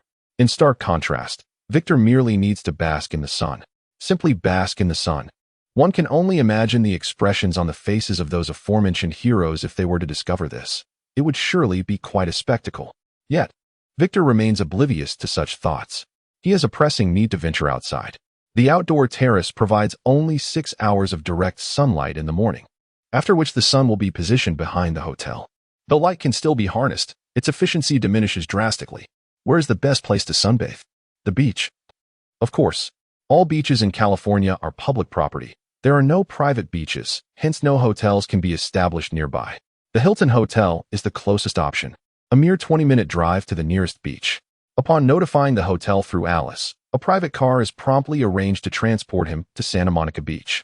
Upon arrival, Victor does not alight immediately. After a brief wait, a beautiful attendant clad in swimwear knocks on the door, gently inviting him to disembark and leading him to a freshly prepared area. A sunshade, lounge chair, and sunglasses are merely the basic provisions. The area is replete with an array of sunscreen products, refreshing fruits for recharging energy, and an assortment of chilled beverages and diving equipment available at any moment. The attendant who has come to serve him appears to be a refined beauty from China, indicating the hotel has considerable efforts to ensure Victor's comfort. There is a reason why so many yearn for America. It truly is a land of extravagant indulgence, provided one possesses ample dollars. However, it is important to note that many reside in a living hell here as well. This time, Victor does not dismiss the beautiful attendant. Instead, he relishes her gentle application of sunscreen over his entire body, inviting her to join him in soaking up the sun. It is merely a simple sunbathing session. Otherwise, if Victor insists on her staying, even if she just lies there, it constitutes work. Not only does she earn a wage, but she may also be eligible for a bonus as an exemplary employee. Such is the nature of America, a nation that prioritizes the affluent. Generally speaking, sunbathing for half an hour a day suffices. Beyond that, one risks becoming a desiccated fish. Yet Victor defies convention, seizing every moment to recharge. After all, he cannot afford to emerge with peeling skin. Each day, he lies on the terrace before sunrise, honing his telekinetic abilities. At noon, he drives to the beach to continue his sunbathing while simultaneously engaging his mind in gathering intelligence and contemplating lucrative opportunities. After 3 days, his skin remains unburned, retaining its original fair complexion. In contrast, Katie, the attendant who accompanied him, has darkened by 6 shades despite her efforts to shield herself with an umbrella. However, Katie pays little heed to her sun-kissed skin. Her commissions from these 3 days far exceed her 2-month salary. On the afternoon of the 3rd day, Victor's bodily transformation reaches completion. The pervasive heat dissipates, and the increase in his telekinetic abilities significantly diminishes. With the absence of the energy-draining steel body, he no longer requires direct exposure to sunlight. The supercells can absorb and convert light energy indoors sufficiently to sustain his physical activities. As for storing light energy for future enhancements of super abilities, there is no rush. Having delayed for 3 days, he must proceed with his plans lest he miss the grand spectacle ahead. Before departing, Victor gifts his expensive suit to Katie, suggesting she purchase a set of inexpensive athletic wear to change into, and he prepares to check out with her at his side. In the elevator, Katie, now in possession of the costly suit, subtly requests a memento of their time together. The suit was given to Katie simply because their next destination would render any attire irrelevant, a parting gift to someone who has caught his eye. The assistant manager at the front desk, a Caucasian man who has been attentive to Victor during his stay, visibly falters upon seeing Victor in cheap athletic wear. With a slight tremor in his voice, he inquires, "Mr. Chun, how may I assist you?" Following this, he discreetly glances at Katie, laden with warnings and condescension. It is unclear what he has conjured in his mind, but it surely cannot be anything positive. Victor waves his hand dismissively, stating, "Attend to your duties. I wish to check out." The assistant manager exhales softly, respectfully leading the way. "Mr. Chun, allow me to handle your checkout." The process is swift. The expenses for his 3-day stay amount to $63,400. The room fee is a mere fraction. The primary expenditure lies in the all-day sunbathing service. Victor swipes his card without a flicker of hesitation. After all, success in his plans will yield ample cash and credit. Should he fail, Alice will still be there to assist. As he exits the hotel, accompanied by the assistant manager, Katie's prearranged vehicle awaits. The doorman graciously opens the rear door for Victor. Ignoring the assistant manager's polite farewells, Victor nods at the following Katie before stepping inside. Their destination is Las Vegas. After providing the address, Victor closes his eyes, indicating his desire for silence. He needs to mentally prepare for the upcoming endeavor. Otherwise, he fears he may falter. The driver, an African-American man, discreetly observes Victor's demeanor through the rearview mirror and wisely refrains from interrupting him. After thorough analysis, Alice has determined that the likelihood of success for Victor's plan is highest in Las Vegas, the largest den of iniquity in America.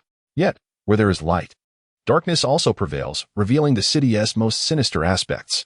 The journey spans 240 kilometers. A flight would have been preferable, taking only an hour. Unfortunately, Victor's identification states a birth year of 1994, which would raise doubts about his appearance. A 14-year-old could not possibly consume hormones and grow into such a striking figure. As for hotel registration, he uses a Centurion Black card, but that holds no weight at the airport. Thus, he resorts to driving, anticipating a 4-hour trip. Shortly thereafter, the car leaves the commercial district, entering a residential area. Rows of detached houses line the streets, predominantly consisting of 1- and 2-story homes, with 3-story structures being a rarity. The wooden houses lack vibrant exterior tiles, mostly presenting a modest appearance in shades of white or gray, reminiscent of rural bungalows. However, the interiors reveal a different story.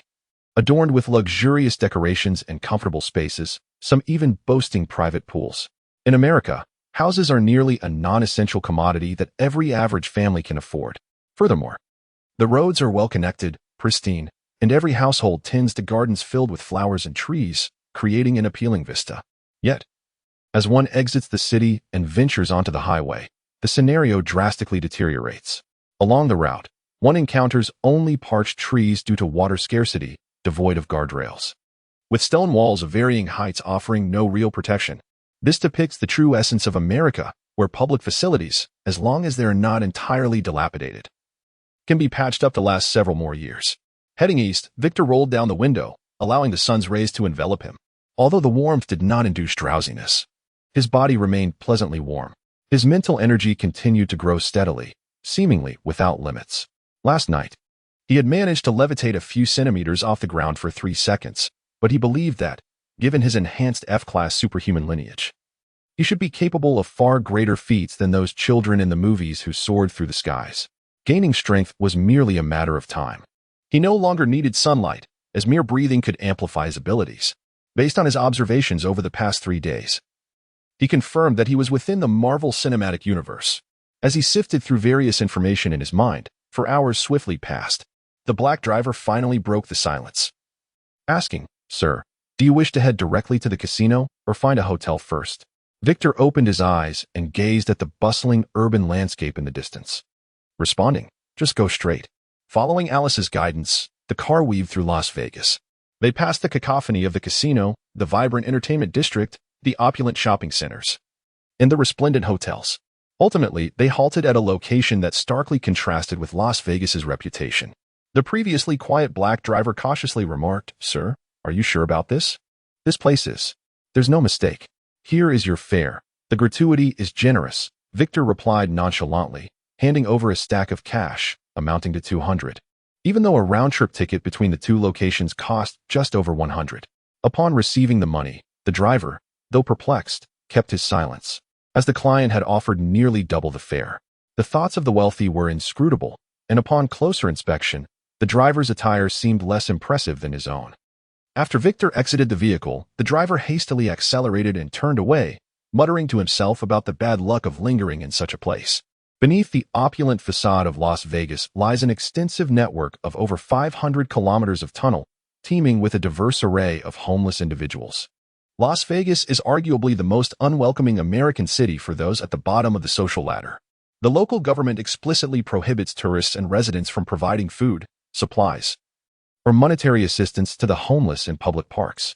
Hiring them is outright illegal for businesses.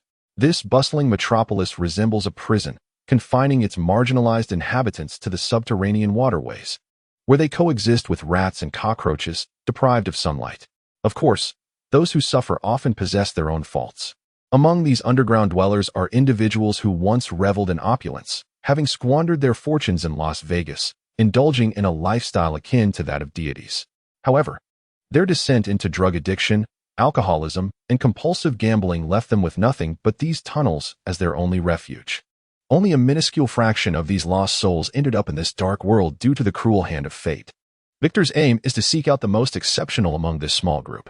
Standing at the entrance of the Las Vegas sewer system, wearing a mask, he surveyed the contrasting skyline in the distance. This was not the reason for his hesitation, even from a distance of several meters. The nauseating odor penetrated through 6 layers of his mask, stirring his stomach in discomfort. Had he not prepared for a day without food? he would have struggled to endure the stench, which was unbearable for most, let alone for someone accustomed to luxury.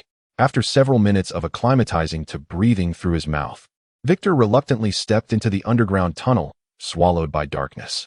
He needed to overcome not only the difficulty of breathing, but also the lack of light. The sewer system offered no streetlights, and his modest flashlight illuminated only a 10-meter radius, fading into obscurity beyond that. The height also posed a challenge in the main conduits. The 5-meter clearance allowed him to stand upright, yet in the smaller pipes, his 188-meter frame required him to bend slightly to pass through. In places where crawling was necessary, he opted to abandon the endeavor entirely. As he ventured deeper, he encountered makeshift bedrooms belonging to some residents. These abodes were rudimentary and chaotic, with a mattress considered a luxury, while most occupants slept on tattered cloths or even piles of newspapers.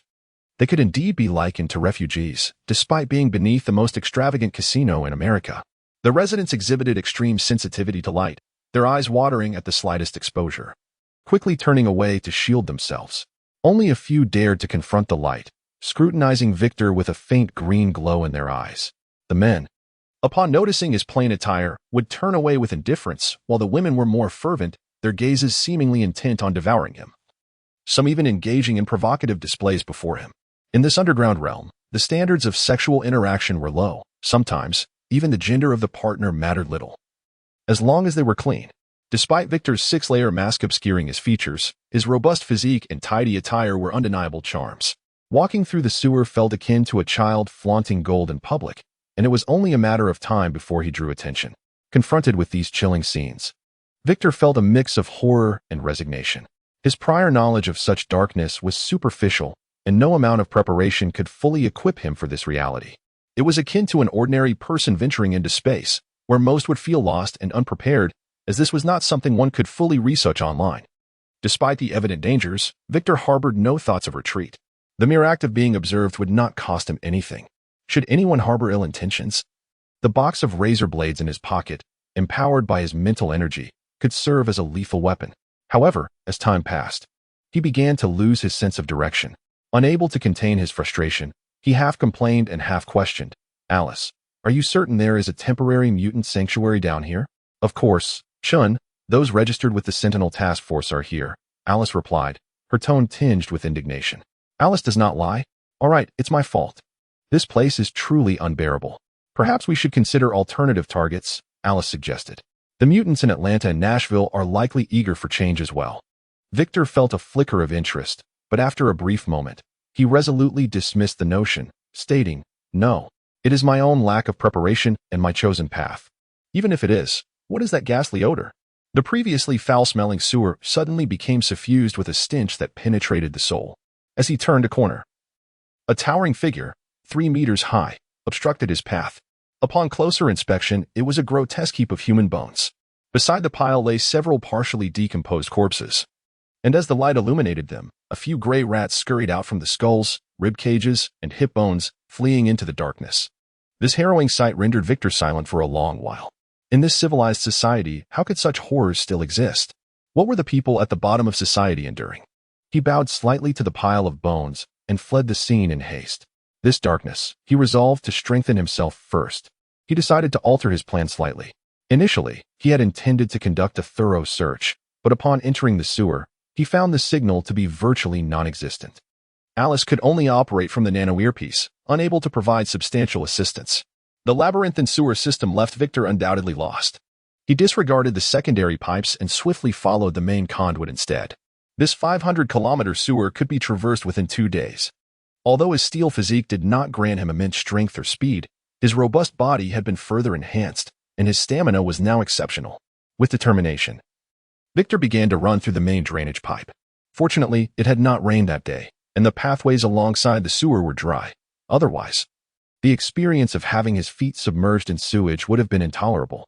With the intention of covering the 500 kilometers, Victor pressed on, managing to jog for 7 continuous hours. The ability to provide nutritional sustenance to his body now proved to be exceedingly convenient. Within 24 hours, he would be unable to consume anything. Just as the flashlight's battery began to dwindle, a platform notification floated before him. "F-class item detected. Please pay attention." Victor hurriedly halted. Glancing around, All he saw were walls covered in mold and fungi, with no sign of any passageway. He was certain that something nearby was present, likely a mutant. After receiving the novice reward, his status as a level 0 merchant automatically upgraded him to an apprentice merchant, granting him basic access to the item radar. The main interface now featured a merchant panel. Name, Victor Chun. Dimension, Marvel Universe. Level, Apprentice Merchant. Age, 24 years, 14 days, 12 hours, and 56 minutes. Bloodline, Superman Bloodline. Remnant. Skill, Telekinesis. Item radar. Actively alerts when items of at least F level are detected within a radius of 10 meters. Here, items refer to objects that meet or exceed F level. Common food and toys would be disregarded as inconsequential. The classification of mutant abilities remained ambiguous. Whether they fell under bloodline or skill, yet they undoubtedly registered on the item radar. Wait, mutant abilities? Could there be concealed mutant powers obscuring the entrance? It was quite possible. With a spirit of experimentation, Victor closed his eyes, allowing his telekinesis to extend outward. Upon encountering resistance from the sewer walls, the telekinetic flow ceased. Soon, he exclaimed, "Found you." Victor opened his eyes to see a wall 3 meters behind him. It appeared unremarkable. Yet the feedback from his telekinesis indicated a 3-meter-high hollow space. 12. I can dispel mutant powers. Discovering the perfectly concealed entrance, Victor furrowed his brow. Had the plight of the mutants deteriorated to such an extent? What circumstances could compel them to live in this lightless sewer while cautiously concealing their existence? Without dwelling too much on sorrow, Victor approached the entrance but halted just before reaching it. The feedback from his telekinesis indicated that a humanoid figure stood 8 meters inside. Most likely a mutant. A normal human would not possess a tail, particularly one that swayed. The individual appeared to be guarding the entrance, preventing any unwelcome intrusions. Despite his steel physique, which could withstand small-caliber firearms based on ancestral memories, Victor did not recklessly advance to provoke the figure. He was not here to cause trouble. Civility would be more profitable. He retrieved his Huawei phone from his pocket, using his telekinesis to lift it, allowing it to hover in the beam of his flashlight. Simultaneously, Victor spoke, "I mean no harm. You see, I am unlike ordinary individuals." He did not explicitly state that he was a mutant, merely guiding the conversation to distinguish between honesty and deception. A soft yet firm voice emerged from within the entrance. "You still cannot approach. Uncle Ford said we can no longer shelter mutants. Please try elsewhere." The voice belonged to a girl, likely around 17 or 18 years old. Victor, having exerted considerable effort, could not simply turn away. He pulled out a stack of dollars, floating them beside his phone with his telekinesis. "I truly mean no harm. I am here to assist you. You must be in dire need of supplies, correct? I can provide you with many resources or money." Victor subtly adjusted the position of the dollar bills, noting that the girl's head tilted slightly in response. They genuinely seemed to be lacking resources. And regardless of what they required, dollars were essential for procurement. Seizing the moment, he stated, "Why not ask your boss? You know there is no signal here." "I'll just stand still and do nothing." The girl, intrigued, warned in a soft tone, "But you cannot enter. I will go find Uncle Ford." "That is fine. I promise I won't move a muscle," Victor assured, raising his hand. "You promise, okay? Stay right there and don't move," she reiterated. Her gentle tone lacked any real intimidation. Through the feedback of his telekinesis, Victor observed as the girl ventured deeper into the sewer. Her petite legs swiftly carried her out of his 10-meter range of perception. He refrained from further exploration, standing patiently in place, silently awaiting her return. His adaptability had indeed sharpened. He could now bear to gaze upon the sewer's filth without flinching. As for breathing through his nose, best not to. Approximately 3 minutes later, the silence was interrupted by notifications. F-class item detected. Please pay attention. E-class item detected. Please pay attention. The quiet space was disturbed by the faint sound of footsteps. Victor immediately released his telekinesis, detecting 2 figures, one tall and one short, approaching the entrance. He realized the girl had walked without making a sound, akin to a cat. The 2 figures did not linger, directly emerging from the entrance, the sturdy wall rippling as they passed through. The nature of their mutant abilities remained a mystery, leaving Victor intrigued. She concealed herself behind another person, revealing a long tail that was impossible to hide, its fur matted into clumps from neglect. The towering figure was a burly middle-aged man, more robust than Victor. Clad in a tattered jacket and jeans, his face obscured by a thick, greasy beard, his scrutinizing eyes gleaming with menace. clearly inscribed with a warning. I am not to be trifled with. Victor slightly adjusted the beam of his flashlight and softly introduced himself. I am Victor, here to assist us, correct? The man brusquely interrupted. Let us skip the pleasantries. Little Avril said you brought money. Give it to me first, using your abilities. Well, that was quite direct. Victor complied, using his telekinesis to levitate the dollars towards him. The man's right arm sprouted tiny black scales, and he grasped the bills, shaking them fiercely before stowing them in his jacket pocket, displaying a keen vigilance. You can call me Old Ford. Speak plainly, what do you want? Old Ford's bluntness rendered many of Victor's carefully prepared phrases futile. His mind raced to devise a suitable approach to achieve his objective. This was precisely why he had no desire to inherit S.H.I.E.L.D's commercial empire. He lacked the knack for the artful persuasion typical of merchants. After stating his intent, Old Ford turned to leave, a clear indication of a money-first, no-nonsense attitude that Victor found disconcerting. Naturally, he could not allow him to depart so easily. The money was trivial compared to the trouble of delaying their subsequent plans. Resolute, Victor laid his cards on the table. My ability can eliminate mutant powers.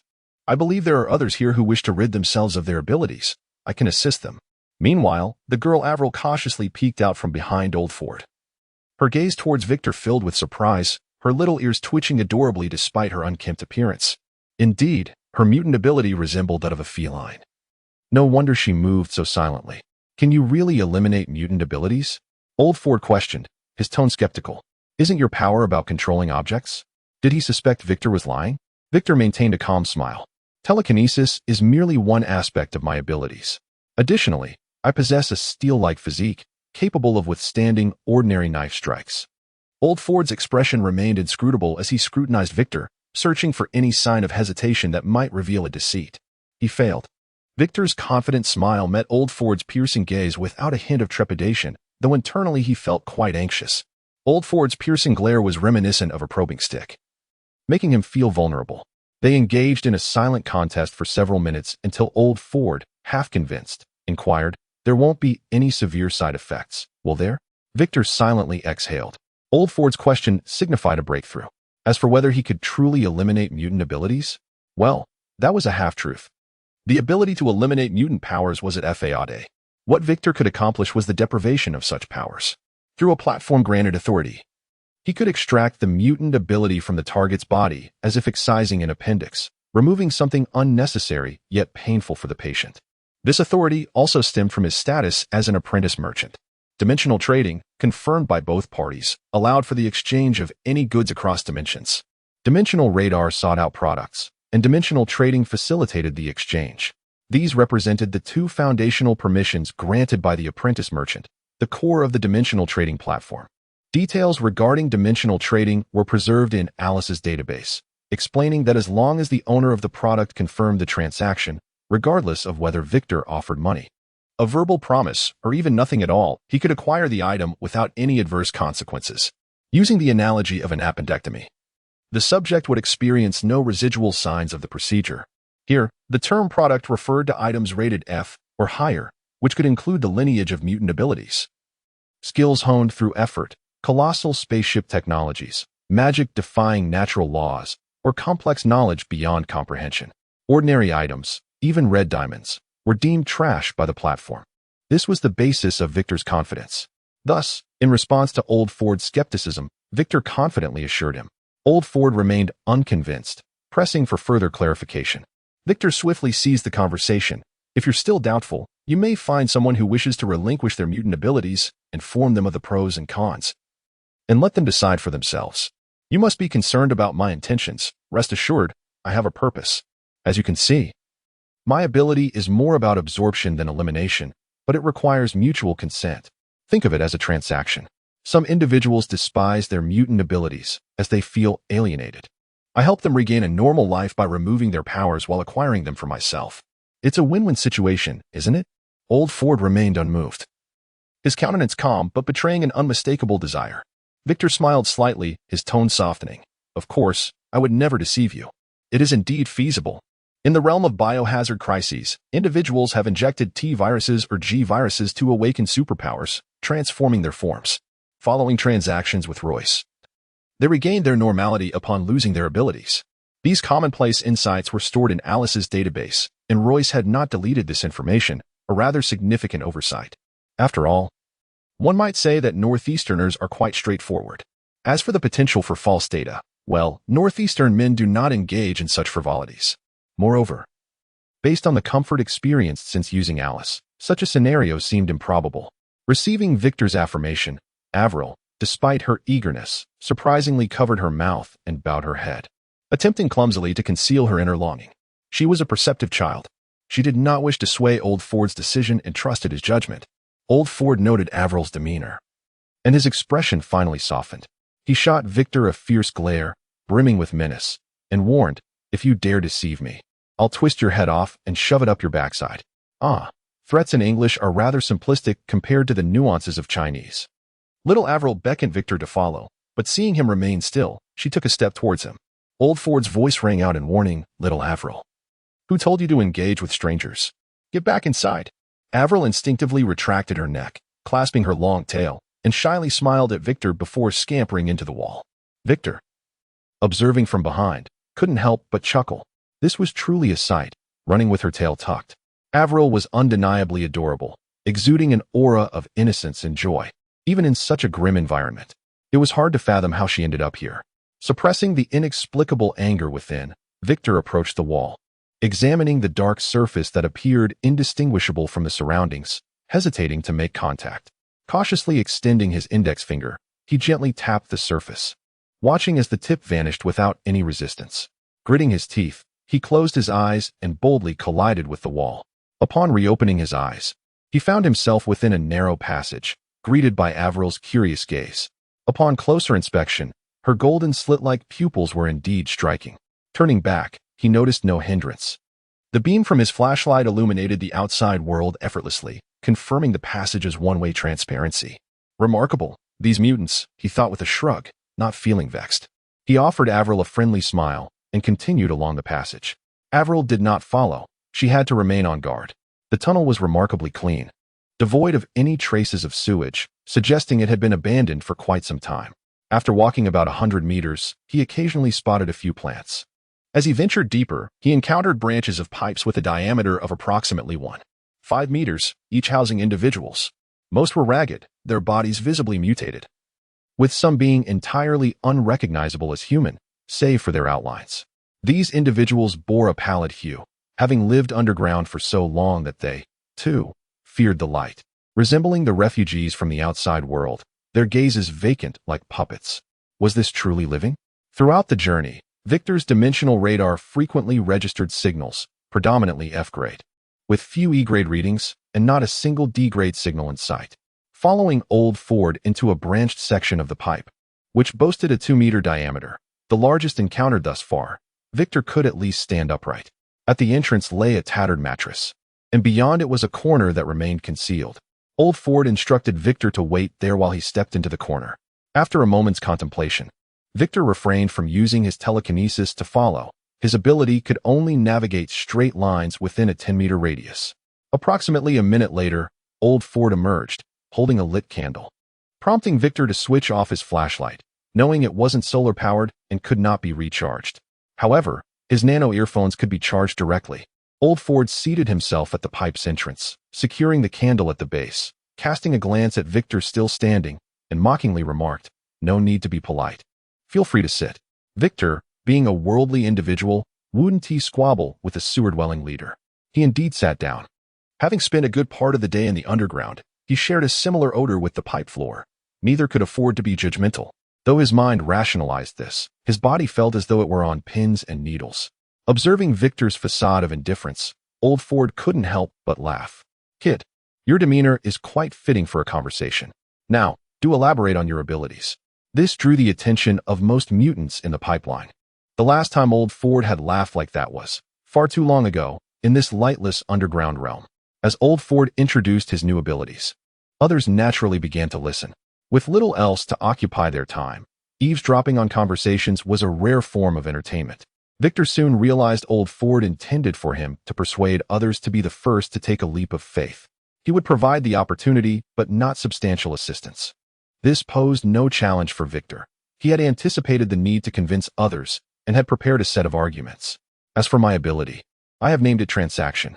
It allows me to designate specific items as goods and, with the original owner's consent, extract and claim them as my own. This specific good pertains to mutant abilities. His words were succinct yet profoundly practical. Around him, peculiar heads began to emerge from the pipes, casting complex glances of skepticism, hope, and desire towards Victor's grand declarations. Yet, no one seemed ready to step forward. Doubt lingered, along with concerns about potential traps. Victor remained unperturbed, continuing to declare in a clear voice, perhaps for some, this ability may seem utterly preposterous. They might wonder if there are severe side effects, genetic collapse, or if the ability merely vanishes temporarily, or if this is merely a ruse to lure mutants into some heinous scientific research. There is no need for such concerns. After completing a transaction, I shall remain here for 24 hours, allowing everyone to observe if any side effects arise. Trust me, I value my life and would not jest with it. I have only recently acquired this ability, and through it, I have gained numerous others. This at least proves that I can indeed acquire others' mutant abilities. Victor raised his hand, using telekinesis to lift the candle stuck to the pipe floor, controlling it to hover before him, demonstrating his power. The flickering light appeared as a spark of hope, igniting a flicker of aspiration within a few hearts. Naturally, Victor sought to capitalize on this momentum. As for the concern that mutant powers might only be temporarily suppressed. So what? Could their circumstances worsen? Observing the surrounding environment, was there not a single soul yearning to live a life akin to that of a normal person? Perhaps some may speculate about my motives. There is no need for such conjecture. I am merely intent on collecting more abilities. You have seen that I possess the power to manipulate objects, yet it did not originally belong to me. Do you understand? This speech clarified all doubts and worries. Deep within the once dull eyes of the surrounding mutants, a flicker of hope ignited, spreading like wildfire. However, the first to take the plunge required courage, the courage to face death unflinchingly. If anyone present possessed such bravery, they would not be languishing here in despair. They were all waiting for someone else to take the first step, to confirm that it was indeed safe, palatable, and feasible, before rushing in themselves. This was human nature. After all, only a few dare to make sacrifices. Glancing at old Ford, who remained comfortably seated, it was clear he had no intention of cooperating. He too was waiting for someone else to take the risk. Thus, regarding the current stalemate, Victor seemed to have limited options. He could passively wait, knowing that there would eventually be mutants whose desires would outweigh their patience. The more severe their physical mutations, the more likely they were to act first. Alternatively, he could take the initiative, compelling those present to step forward. Victor opted for the latter. He gazed at old Fort, expressing a sentiment that was both a sigh of exasperation and a subtle complaint. It seems my ability has some shortcomings. Such an opening immediately evoked a sense of relief in the hearts of those present. Ah, indeed, there is a trickery at play here. Before arriving at your stronghold, I had visited other mutant enclaves, where there were only 14 mutants. I discovered that I can retain a maximum of 10 mutant abilities to absorb any additional powers. I must relinquish one of the previously acquired abilities. Currently, I possess 2 commendable abilities that I intend to keep. The others, like absorbing sunlight to replace meals or having a limited perception of mutants, do not particularly satisfy me. In essence, I still have 8 backup options. With 36 mutants present, I should be able to fill those slots. However, if no superior abilities are found, I may choose. Haha, perhaps I am overthinking this. After all, most of us are shapeshifters, and there might be plenty of overlap. Victor's remarks rendered the majority of the mutants present visibly distressed. Along the way, the dimensional radar triggered only 3 E-level mutants, while the remaining 33 were all at the lowest F level. Those 3 E-level abilities would secure their spots, leaving possibly only 5 positions available among the 33 F-level abilities. So what are we waiting for? Clearly, whoever moves first claims their prize. A figure was the first to react, dashing from near the entrance. As they approached, it became clear why they were so eager. Regardless of the capabilities one might possess, nobody would feel confident competing against others while bearing the visage of a pig-headed mutant. Moreover, according to Victor's words, he would remain here for 24 hours, which seemed credible enough. If one did not take a gamble now, would they truly wish to spend a lifetime in such a dismal place? Thus, the pig-headed mutant boldly surged towards Victor, but alas, he was the farthest away. The other 10 or so mutants, albeit comparatively weaker, were closer and managed to reach Victor before the pig-headed mutant could. This left him in a state of panic, unleashing an angry howl that nearly made Victor laugh. For a mutant, even one resembling a pig, such a howl should not sound that ridiculous. The pig-headed mutant's cries bore no tangible effect. In contrast, a green-skinned middle-aged woman beside him unleashed her long tongue, binding several individuals before retracting it, using their momentum to propel herself upwards towards the pipe. The arc of her trajectory brought her to a stop right in front of Victor. Before she could even smile, a figure darted out from the pipe, grabbing her thigh and flinging her backwards while he himself propelled off the top of the pipe, speeding towards Victor. The middle-aged woman was not one to yield easily. The 5-meter diameter pipe was packed tightly, leaving no room for anyone to approach Victor. Who could forget that initially, no one was willing to take the lead? This entire shift in dynamics was merely a result of Victor's words. What caused such a change? A classic case of hunger marketing. Before Victor stood a throng of eclectic mutants, their appearances creating a chaotic spectacle. Those rushing to claim the first spot were the least confident in their abilities, each more grotesque than the last. The pig-headed mutant's appearance was undoubtedly the least favorable, a fact that was unmistakable. After some contemplation, Victor did not remain idle. His telekinesis transformed into 2 ropes that dove into the crowd, suddenly expanding beside the pig-headed mutant, and with his own vigorous struggle, he managed to break free. If he did not act quickly, he feared that his telekinesis, which he had only awakened 3 days prior, would soon falter. "I am willing. I am willing." The pig-headed mutant nodded fervently, as though it were a wedding ceremony. With the pig-headed mutant's affirmation, a prompt appeared on the platform. Target agrees to trade S.H.I.E.L.D. Wild Boar. Is this transaction complete? Of course, it must be. The transaction was valid, conducted without coercion. The trade was completed. An S.H.I.E.L.D. Wild Boar was added to the inventory. The conditions for leveling up to a first-tier merchant were fulfilled, initiating the advancement task. As the transaction concluded, the pig-headed mutant underwent a transformation. His button nose and broad ears shrank rapidly, and within 10 seconds he reverted to a ruddy nose and large buck teeth. This appearance could be considered a form of cosmetic surgery, indeed. Victor cast a glance at the newly acquired mutant ability in his inventory. Product name, S.H.I.E.L.D. Wild Boar. Product category, Bloodline. Compatibility, 100. Origin, Marvel Universe. Grade evaluation, F-. Currency valuation, F level. Certificate 1, Dimension Point 1. Slogan, a domestic pig can at least still eat. Victor thought to himself, is this bloodline meant to be a joke? Wild Boar? I am well read. Do not attempt to deceive me. A wild boar is merely a colloquial term for a domesticated pig.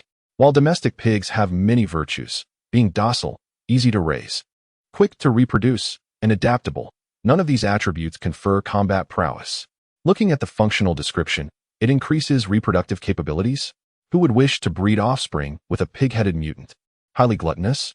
Domestic pigs are known for their voracious appetites, and if the pig-headed mutant were to overindulge, would he turn into?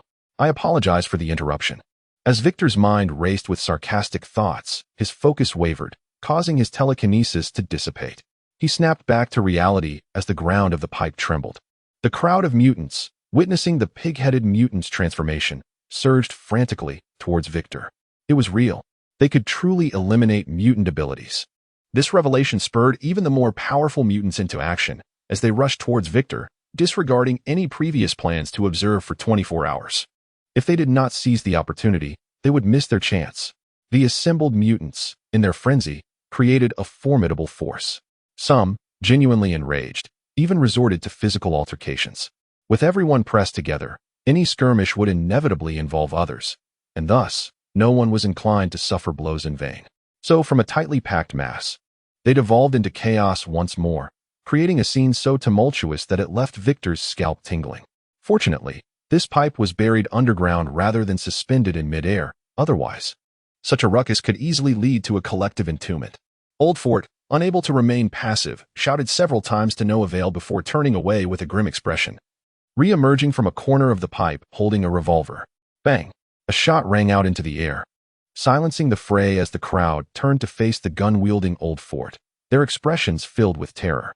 Those who had come to fight for their spots were certainly not equipped to dodge bullets. The group exchanged glances, yet none were willing to back down. The spots were limited, and no one could afford to yield. Moreover, Old Fort was a familiar figure, having fallen to this plight due to his mutant abilities. Who could guarantee he was not merely seeking to claim the next slot for himself? Understanding the sentiments of the crowd, Old Fort, now in his middle age, was well aware of human nature.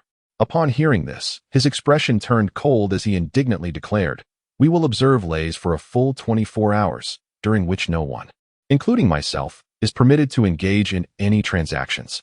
Once we ascertain that there are no issues, I assure you all will have the opportunity for liberation." Old Fort's original intention was to select the stronger mutants for the final trading, allowing the weaker ones to transact first to eliminate their mutant abilities.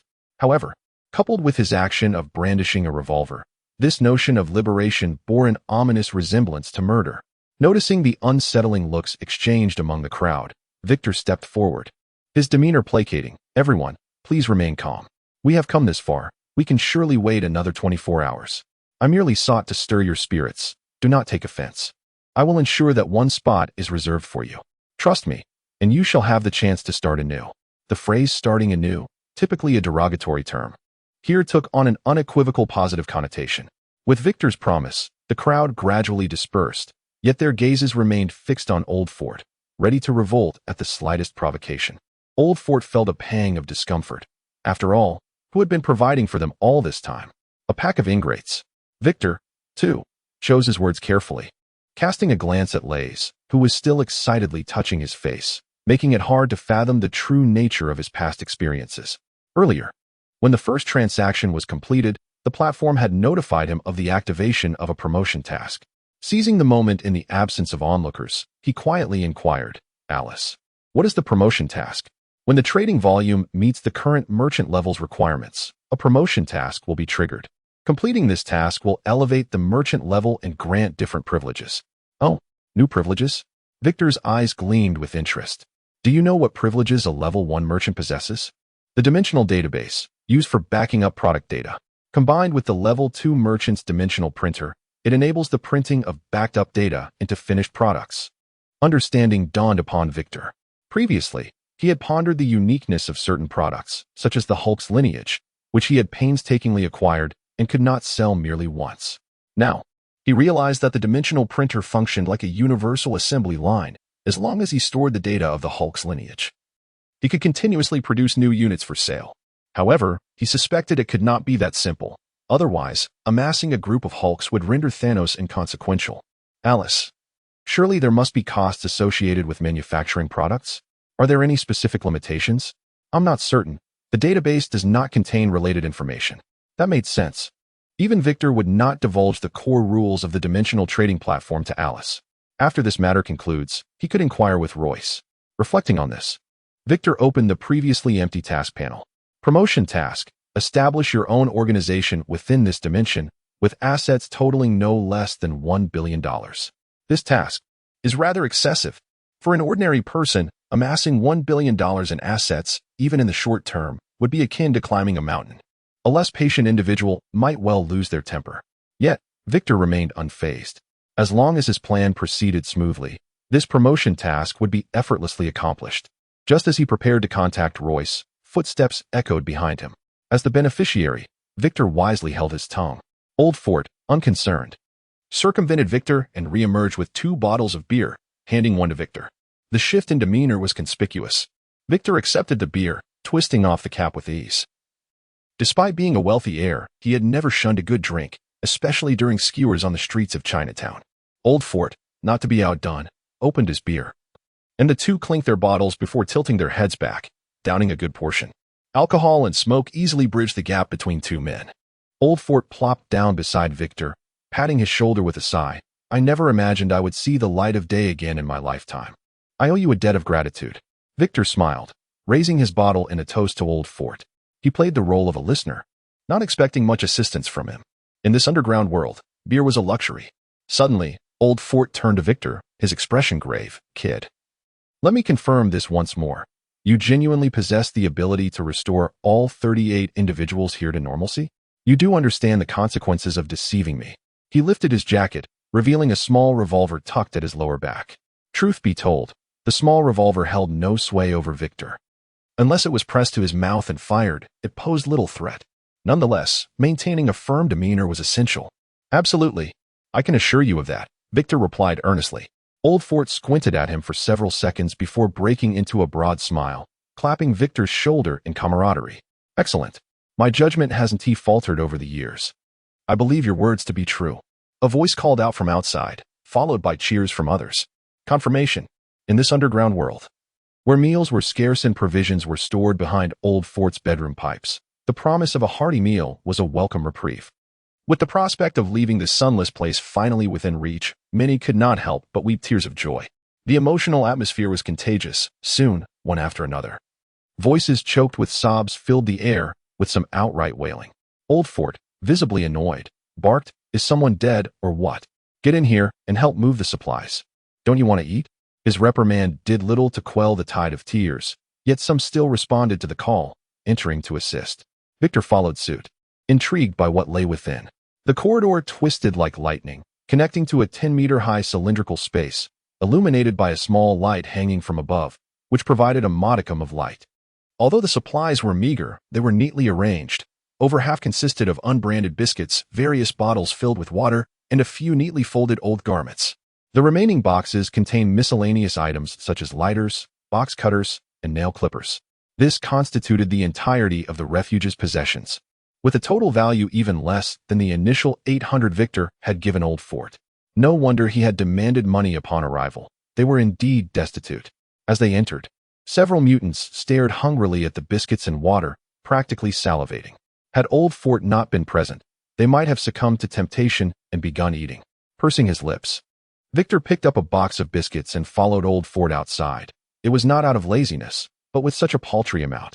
Each person could easily carry a box. The water, stored in various bottles, would require several trips to transport. Thus, Old Fort's phrase "enjoy a hearty meal" merely meant distributing half a box of biscuits and 2/3 of a bottle of water to each person. Victor, however, received a bit more, an entire box of biscuits and an unopened bottle of cola. With a heavy heart, he beckoned little Avril, stuffing the cola and biscuits into her arms. "Are you really giving this all to me?" Avril's golden-slit pupils were filled with disbelief. "This is an entire bottle of cola and a large bag of biscuits." "Yes, it's all for you," Victor replied with a somewhat forced smile. "I can absorb light energy to substitute for food, so I won't go hungry." "Wow, isn't that ability rather unfortunate? We hardly see the sun once a year," Avril remarked, quickly covering her mouth afterward, realizing her mistake in mocking another's abilities. The little one sincerely apologized to Victor. He felt a lump in his throat, unable to articulate his emotions, and merely patted her small head, his hands greasy and unaware. In this underground world, bathing was a luxury. Water was the essence of life and could not be squandered. Ultimately, Avril took only a sip of the cola, sharing the remainder with the other children. Her thoughtfulness was heart-wrenching. What was supposed to be a farewell dinner lacked any semblance of ritual. Yet it became the most challenging meal Victor had ever endured, despite consuming nothing. A heaviness weighed on his heart. He had never imagined that there were people living in the underground tunnels, going a year without bathing, and eating only one meal a day, consisting of merely a biscuit and half a cup of water. In silence, 2 hours passed. The first to engage in the transaction, Lace, remained lively and appeared entirely unperturbed. The crowd could no longer contain their impatience, repeatedly urging Old Fort to commence without delay. They understood that those who had truly experienced despair would never wish to wait a second longer when given a chance to escape it. Hence the numerous individuals who left everything behind. This time, Old Fort did not intervene. After consulting Victor's consent, he began calling names one by one. As the overseer of this refuge, he was well aware of everyone's strengths and weaknesses, and the first few called were all F-class. Each person's process took no more than 5 seconds. Afterward, Victor would symbolically rest for a minute before proceeding to the next. When Avril's name was called, the little one hesitated, ultimately shaking her head resolutely in refusal. Her reasoning was simple. "Only Uncle Fort and I can see in the dark. If I'm gone, Uncle Fort will have to return to the entrance." Her understanding was profoundly touching. For the first time, Victor felt a surge of murderous intent. What kind of parents would abandon this little angel, leaving her to wander in such a dark world? Old Fort, equally moved, was momentarily speechless, his beard trembling violently. In that moment, Victor nearly voiced his intention to take care of her, but he hesitated. Old Fort roared with an oath, "Never. Your home is here. You will live with me. I will provide you with a home bathed in sunlight. I, for Benjamin, promise." Victor pressed his lips together, forcing himself not to glance at Avril, and continued the transactions with the others. After 2 hours, he had successfully gathered all the mutant abilities present, with a total of 4 E-class and 34 F-class. There were 36 native residents, plus little Avril, classified as F-class, and Old Fort as E-class, as they had not yet been sold to the platform. The specific credentials and dimensional points remained uncounted. However, chaos erupted on-site as a group of individuals returned to normalcy, laughing, howling, and weeping. A vivid tapestry of human emotions unfolding before Victor's eyes. He silently observed, struggling to muster a smile in response to those who were exceedingly grateful to him. It became evident that simply being an ordinary person was their utmost aspiration. Was it merely the Marvel Universe that was this cruel, or had society always been so? He knew the answer. Society had always been this merciless. Lu Xun had long ago articulated this truth. It is a society where one consumes another. The world had turned green in its entirety, and the revelry persisted. The excited crowd remained oblivious to the fact that Old Fort and Victor had vanished without a trace. At the entrance of the tunnel, the previous one-way barrier had dissipated, a manifestation of an E-class mutant ability now stored in inventory. "So, are you planning to send me away?" Victor jested. However, Old Fort's expression was grave as he earnestly stated, "Your ability is perilous. In the future, when engaging in such collections, you must conceal your identity." The ability to absorb others' mutant powers was, in the eyes of the unscrupulous, akin to a treasure. Particularly for mutant research institutions. They would undoubtedly pay a fortune for Victor, eager to study him inside and out. Victor understood the dangers all too well, smiling silently at Old Fort, awaiting further instructions.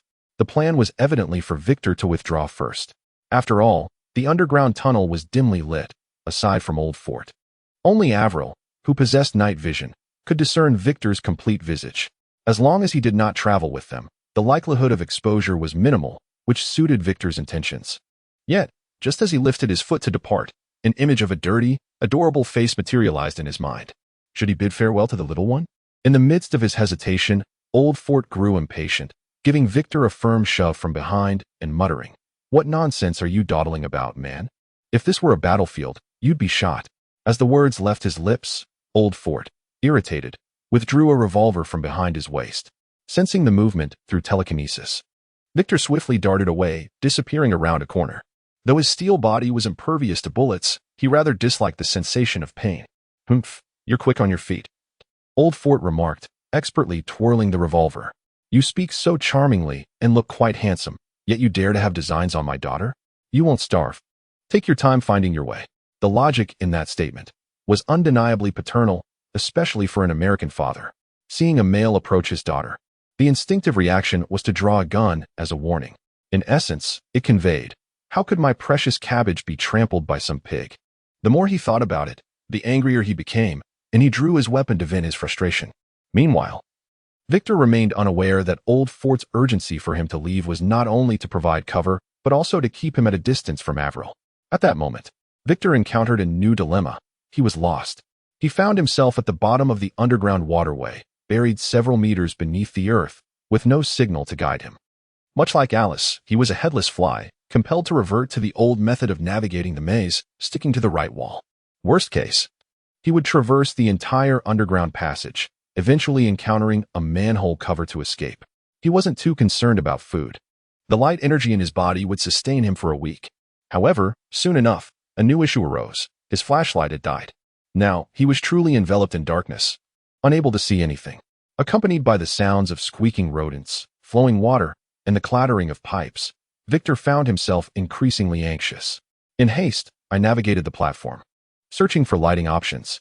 The search results were extensive, featuring high-tech floating light spheres, magical illuminations, and talismanic lighting, among others. The most eye-catching was a prominently displayed related lineage. Product name, Superman Lineage Supervision Night Vision. Product category, Lineage, Product Compatibility, 100, Origin, DC Universe, Grade Rating, F-. Product Price, F-Grade Certificate 5, Dimension Points 50. Function Description, Bright as Day in the Night. Slogan, Illuminate your world in green. This slogan, does Supervision really have a distinct night vision feature? Curiosity piqued. I noted that of the 38 lineages in stock, I would retain one E-grade and one F-grade lineage, selling the rest to the platform. Until I ascended to a first-level merchant, the permission dimension database remained inaccessible, preventing data backup, rendering each item unique. However, these were merely low-grade lineages, so I felt little regret. Even the 3 E-grade lineages bore significant flaws. The one-way illusion at the entrance required reconfiguration every 2 hours, like a proverbial chicken rib. It was regrettable to discard, yet tasteless to consume. Hanging in the shop, I had no idea when they would sell. Better to sell them at a low price to the platform. I obtained 42 F-grade certificates, 5 E-grade certificates, and 10 65 dimension points. Among them, the 3 E-grade lineages provided nearly 600 dimension points, which surpassed the total of the 33 F-grade lineages. I purchased the Superman lineage Supervision Night Vision and extracted its use. My previously pitch-black vision was now tinged with a faint green hue, allowing me to clearly discern my surroundings. So this was what the slogan referred to: the entire world felt enveloped in green, indeed a more pleasant experience than total darkness. Continuing along the right wall, I opened the DC Universe store to search for Supervision. The search yielded a full page of results. Superman Lineage Supervision Night Vision F-grade Certificate 5, Dimension Points 50. Superman Lineage Supervision Long Distance E-grade Certificate 5, Dimension Points 500. Microscopic D-grade Certificate 5, Dimension Points 5,000. X-ray Vision C-grade Certificate 5, Dimension Points 50,000. Dynamic B-grade Certificate 5, Dimension Points 5,000,000. Thermal Radiation A-grade Certificate 5, Dimension Points 5,000,000. Impressive. This Raphael truly exemplifies a modern-day usurer, reincarnated as a greedy miser, merely a branch of Superman's lineage. The superpower has been exploited to its fullest potential. With the night vision ability in hand, the next step was merely a matter of diligence. Perhaps it was an illusion, but I felt that even the ground beneath me was green. Upon closer inspection, it was night. I had emerged in a narrow alley, stepping out into the dazzling nightscape of Las Vegas. The abundant light freed me from the green shadow, and as I observed the brightly dressed throngs, I felt as if I had stepped into another world. The underground and above-ground realms were merely meters apart, yet represented two utterly contrasting worlds. A paradise built upon hell. Walking along the commercial street of the shopping paradise, passers-by cast disdainful glances at Victor as if they were avoiding a plague. Victor remained unfazed. Given the scent emanating from him and his cheap attire, even his former self would have steered clear. Soon, 2 police officers with badges approached, standing 3 meters in front of Victor, openly displaying their contempt. One hand rested on his sidearm, commanding Victor to leave the area with a firm tone, accusing him of disturbing public decorum. Victor regarded the 2 officers impassively, scanning the fashionable elite around him. Their eyes held disdain, arrogance, satisfaction, and mockery, but none expressed surprise. It seemed he was akin to a mad dog intruding upon their midst, with no place for him here. Yet Victor had no grounds to condemn them. Merely 4 days prior, he had been one of them, and though he prided himself on being approachable, his essence still lingered above theirs. As Victor lost himself in thought, one of the officers grew impatient and shouted, "Damn beggar! If you don't leave this instant, I have the authority to take forceful measures," coupled with the raised baton. His words carried weight. Victor glanced at the officer, a commanding aura emanating from him, causing the officer to hesitate. He sensed that if that baton struck, he would be left with at least 2 layers of skin removed. Without attempting to explain, Victor turned and walked away from the commercial street. Entangling himself with these officers held no advantage. He merely sought a hotel to wash up and get a good night's sleep. The influx of information throughout the day was overwhelming, and he needed time to digest it. It wasn't until he had walked a dozen meters that the officer swallowed hard, staring at his baton in confusion. This wasn't an electric baton. It wouldn't cause electric shock. Why had his body felt unresponsive just now? A gust of cold wind swept by. Achoo! The officer sneezed loudly, realizing that his back was now drenched in cold sweat. This situation felt rather strange. Finding a hotel was easy. The challenge lay in securing a room. In his current attire, regardless of his noble demeanor, the hotel would undoubtedly require identification. Unfortunately, his identification was not to be shown. Thus, before heading to the hotel, Victor needed to make some preparations. First, he would hire a guide from the commercial street, a professional who leads affluent clients to shop and acquire treasures. Due to the nature of his surroundings, the fee was tripled, and he had to pay half up front, amounting to $3,000. This was not an issue, as the guide carried a POS machine, and they preferred cashless transactions. Instructing the guide to lead the way, he sought an Armani store. He did not enter, preferring not to cause any inconvenience. Although everyone understood this was merely a facade, it still felt satisfactory. In reality, the more renowned the brand, the stricter the hiring standards for first-line customer-facing employees. While saying the mountain crumbled before me without a change of expression might be excessive, maintaining excellent professionalism by not displaying preferences or aversions was indeed feasible. Give me the least expensive casual suit you have, my size is. Victor stated his request.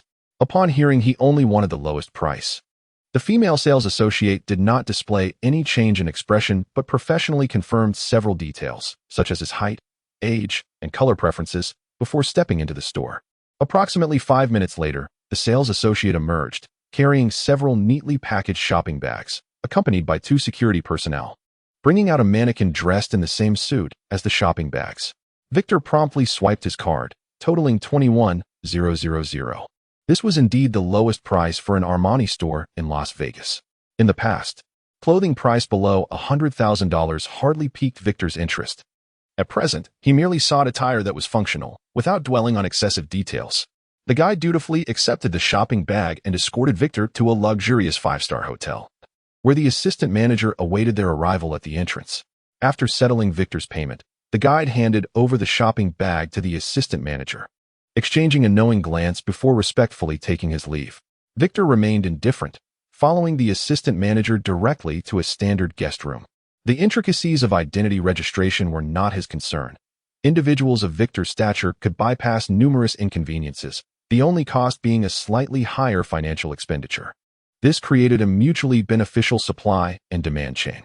Upon entering the ordinary guest room, Victor retreated to the bathroom for a brief cleansing, then donned the hotel's nightwear before heading to the spa for a thorough wash and a moment of relaxation. The unpleasant odors that clung to him were completely eradicated. However, his slumber was not deeply restorative. 6 hours later, as dawn broke, his well-trained biological clock roused him. Stepping onto the balcony to bask in the sunlight and replenish the energy he had expended, Victor gazed out over the vibrant Las Vegas landscape, his thoughts drifting back to the visage of little Avril. She must have exited the underground sewer alongside Old Ford by now, he mused. Was she, like himself, also absorbing the sunlight? He wondered if she would struggle to adapt to the brightness after spending so long in darkness. After a prolonged reverie, Victor could only exhale a sigh. Truthfully, his sympathy for little Avril stemmed more from pity than any other sentiment. A fleeting compassion was not the love she required. Thus, following Old Ford was likely her best fate. This parting, however, might render their reunion improbable in the future. After all, his knowledge of the two was scant, and the dimness of the sewer had prevented him from remembering their precise appearances. Yet, the image of the pigtailed Lacey lingered vividly in his mind. Her unattractiveness had been striking enough to overshadow even the memory of Avril and Old Ford. Alice, please have the dry-cleaned clothes from yesterday sent over, Victor instructed. Certainly, Chun. After a moment of distraction, the doorbell chimed.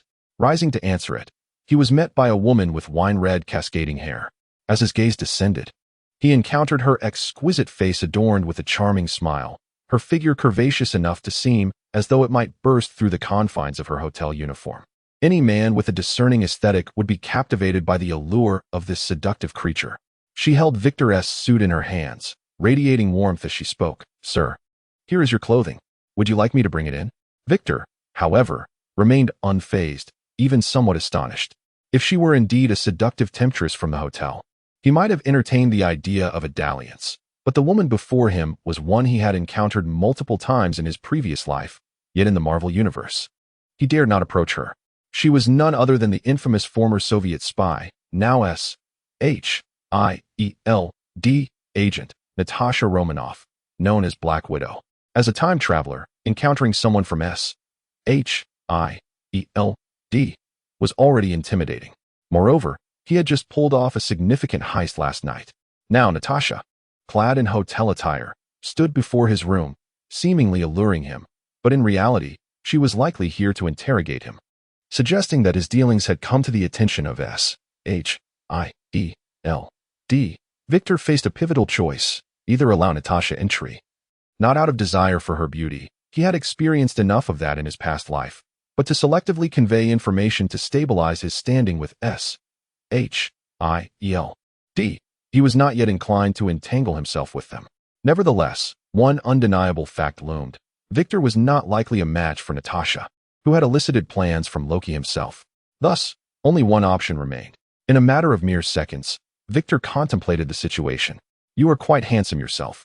Resembling the man of my dreams," Natasha replied, her smile growing radiant. "Sir, this is your clothing. Would you like me to bring it in?" Victor smiled back, his gaze revealing a spark of intensity.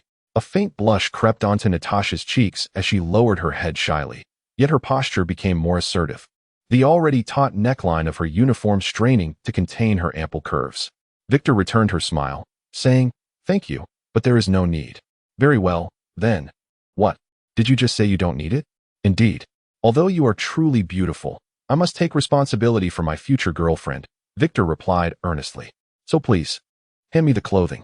Natasha, being a seasoned agent, quickly masked her emotions, extending the suit with a hint of regret gracing her stunning features.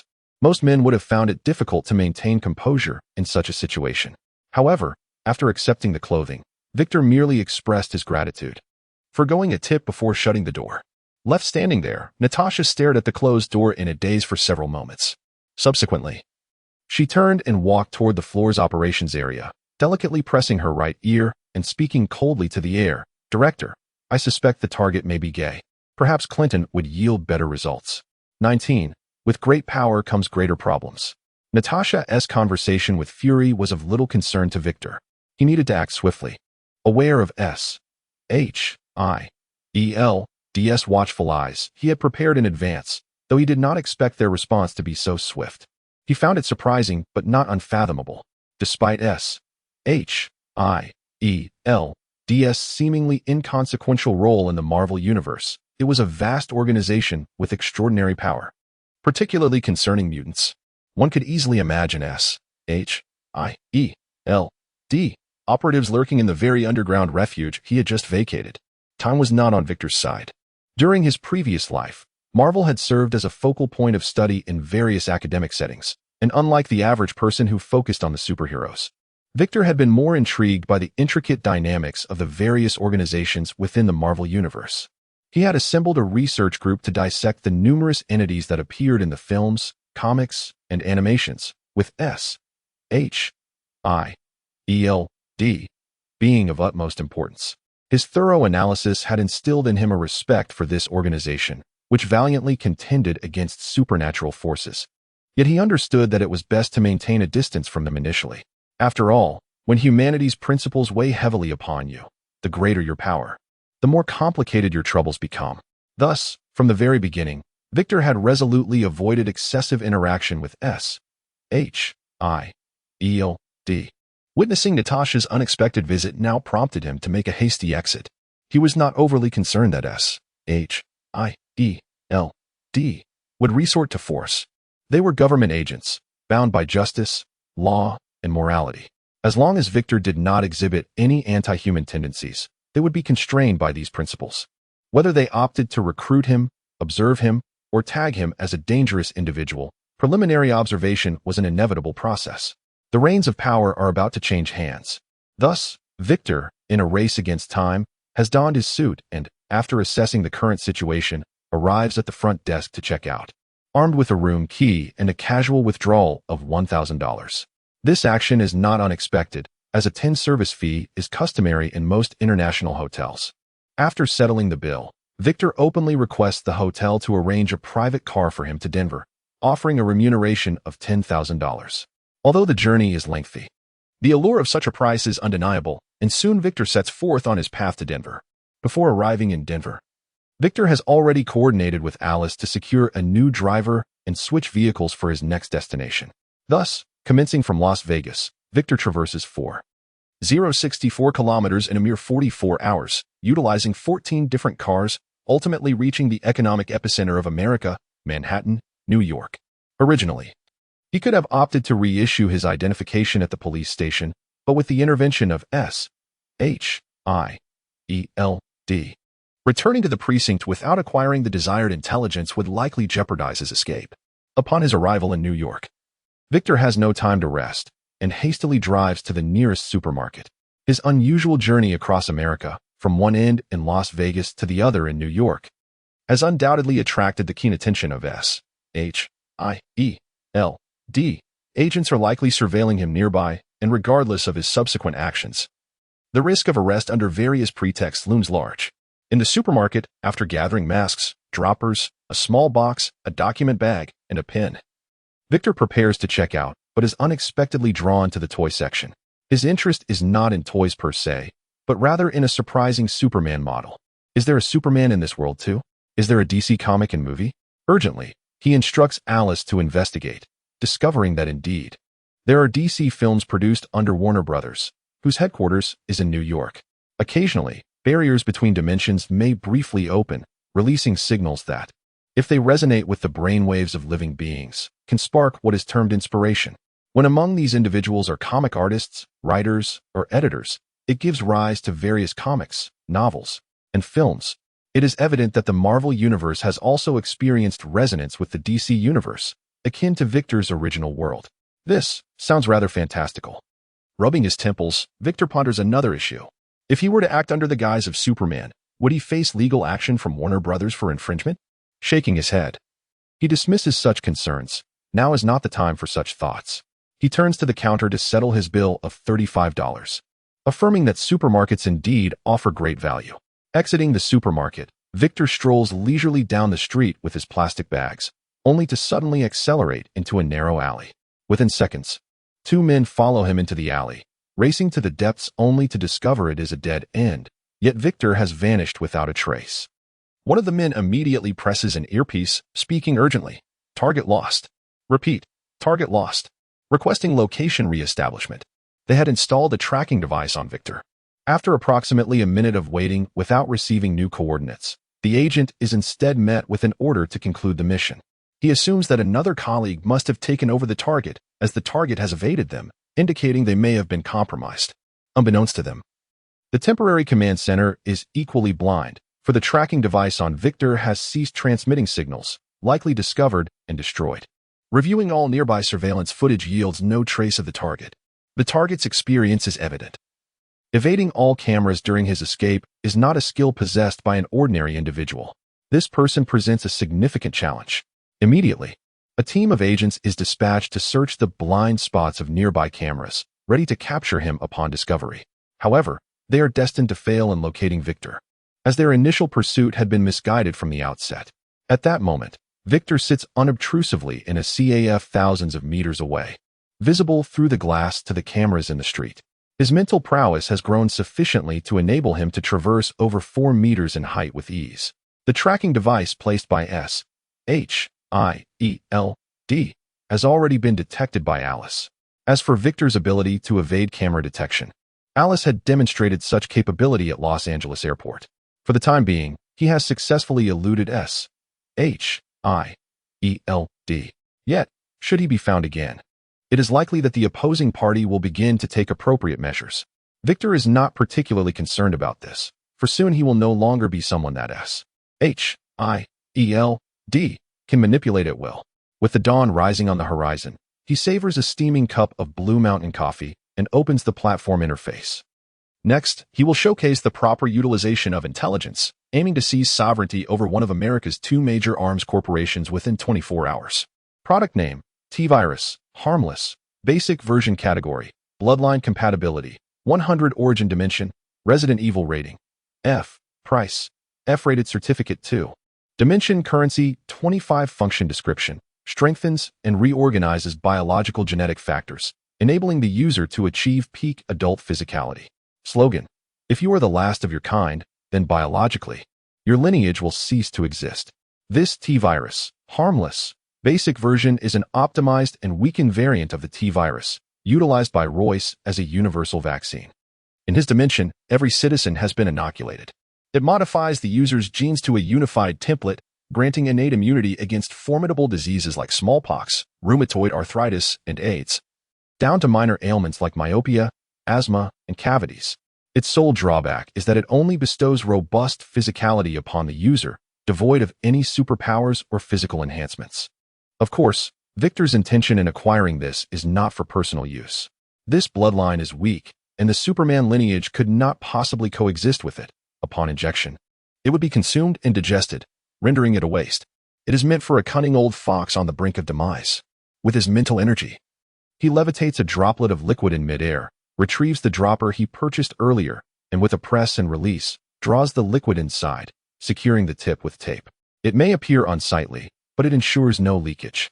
He places the dropper on the table atop the newly acquired document bag. Having completed these tasks, he continues to bask in the sun, leisurely sipping his coffee, wholly devoid of impatience.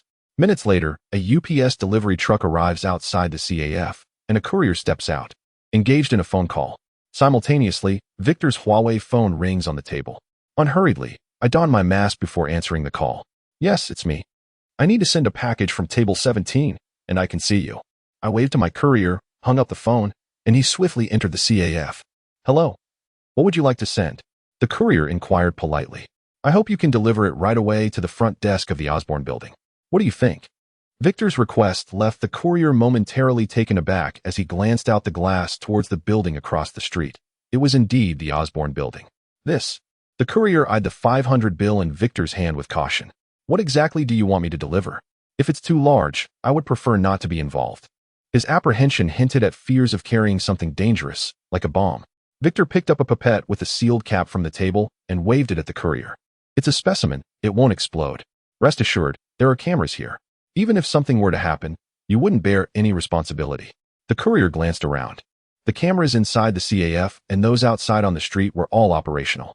Considering Victor's words, he realized there was merit in them. He promptly accepted the 500 and the pipette, preparing to turn away. Wait a moment, Victor called out. Without elaborating further, he picked up a document pouch from the table with one hand and a piece of paper along with 20 with the other. I need to send this as well. Please check if the destination and the fee are acceptable. The courier coughed awkwardly, first accepting the paper, which bore an address in Philadelphia with a shipping fee of only $17. He opened the folder to find a parchment inscribed with peculiar runes, faintly exuding a distinct odor of sheep, nothing of great value. Nodding in approval, the courier indicated he could proceed with the shipment. Is there anything else? If not, I'll take this and head out. Victor waved his hand, signaling that the courier could go. It was only after the courier entered the Osborn building that Victor slipped a 50 bill under his coffee cup and exited the CAF. As he walked down the street, Victor murmured, Alice, be vigilant regarding the timing of our actions. I trust everything to you, Chun. In the chairman's office on the 108th floor of the Osborn building, Norman Osborn sat at his desk.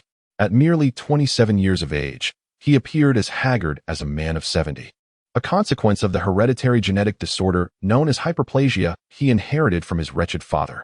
Until now, no Osborn had lived past 30.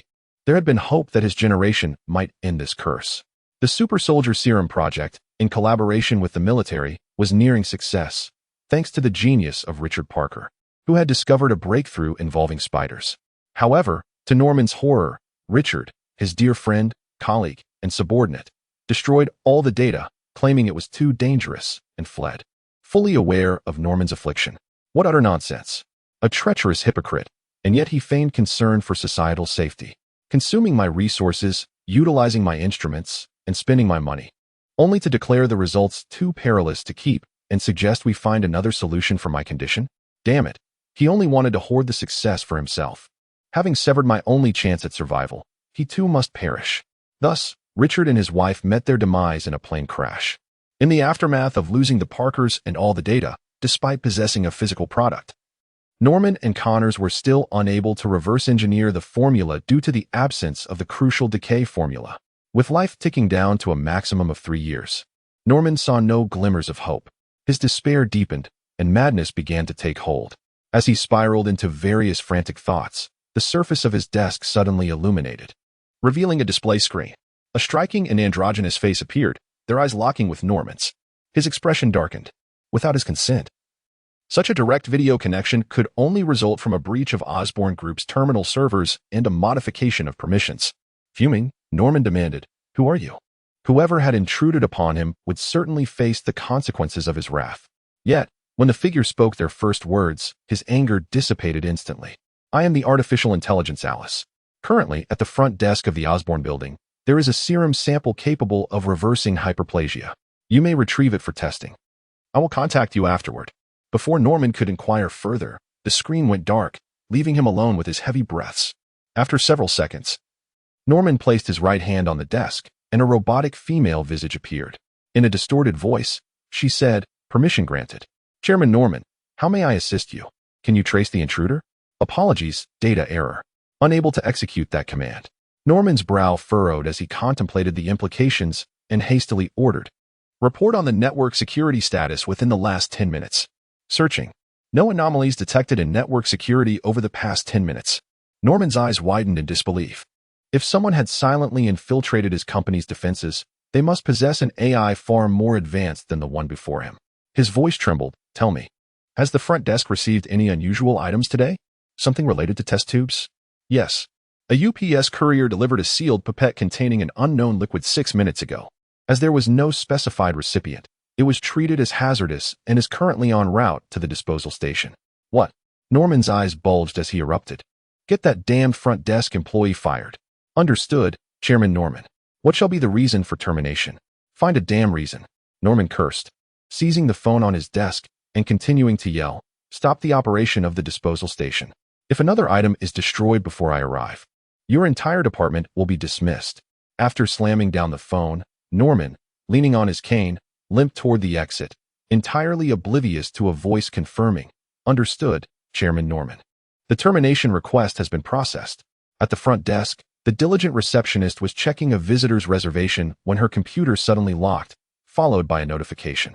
"You have been terminated by Chairman Norman for an unspecified reason. Security will arrive shortly. You have 10 minutes to gather your personal belongings." The receptionist blinked in confusion. Is this artificial intelligence malfunctioning? Why would the chairman inexplicably fire someone just doing their job? Norman was oblivious to the antics of his artificial intelligence. His gaze was fixated on a security personnel emerging from the destruction station, cradling a sealed dropper in his hands. Elated, Norman hastily instructed the nearby researchers to encapsulate it using specialized containers and expedite it to the laboratory for product analysis, eager to ascertain the properties of the liquid within. Before departing, he generously rewarded the security officer with 100,000. Acknowledging the peril he faced by entering the destruction station without a biohazard suit, an endeavor with a 99% likelihood of fatality. Yet, this was of no concern to Norman. A transaction had been completed, one party paying and the other receiving. His thoughts were consumed by that solitary drop of liquid in the laboratory, a beacon of hope in his despair. Should this turn out to be a cruel jest, he would truly lose his sanity. He had deteriorated to a critical state, relying solely on machines to prolong his existence, incapable of continuing his research endeavors. Alone, Connor could not possibly reverse engineer the spider serum. He lacked the requisite talent. Thus, this drop of liquid represented Norman's final glimmer of hope. After an anxious wait, the product analysis report was finally released. He snatched the document with impatience, his trembling hands quivering further as he scrutinized the intricate data. It was real. This unknown liquid possessed the ability to modify and enhance genetic information, guiding cells to evolve in predetermined directions, thereby achieving targeted enhancement, with the final outcome stabilizing within a specific data range. And what was Norman's condition of reversed cellular hyperplasia? By modifying the perfected fixed template, the genes would naturally be completed, leading to the healing of his ailment.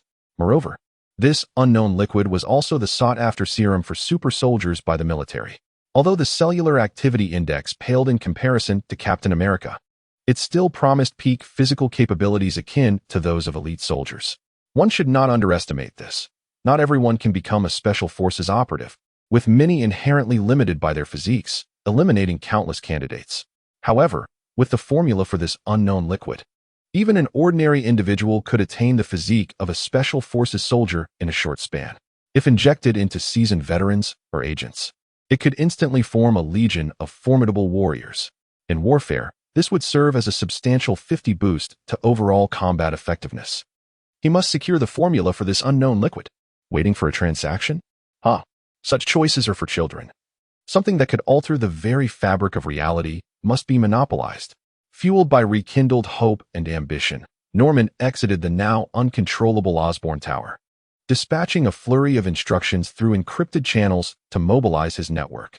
10 minutes later, the military, political circles, civilian research institutions, and prestigious universities received a sketch of Victor, the masked figure.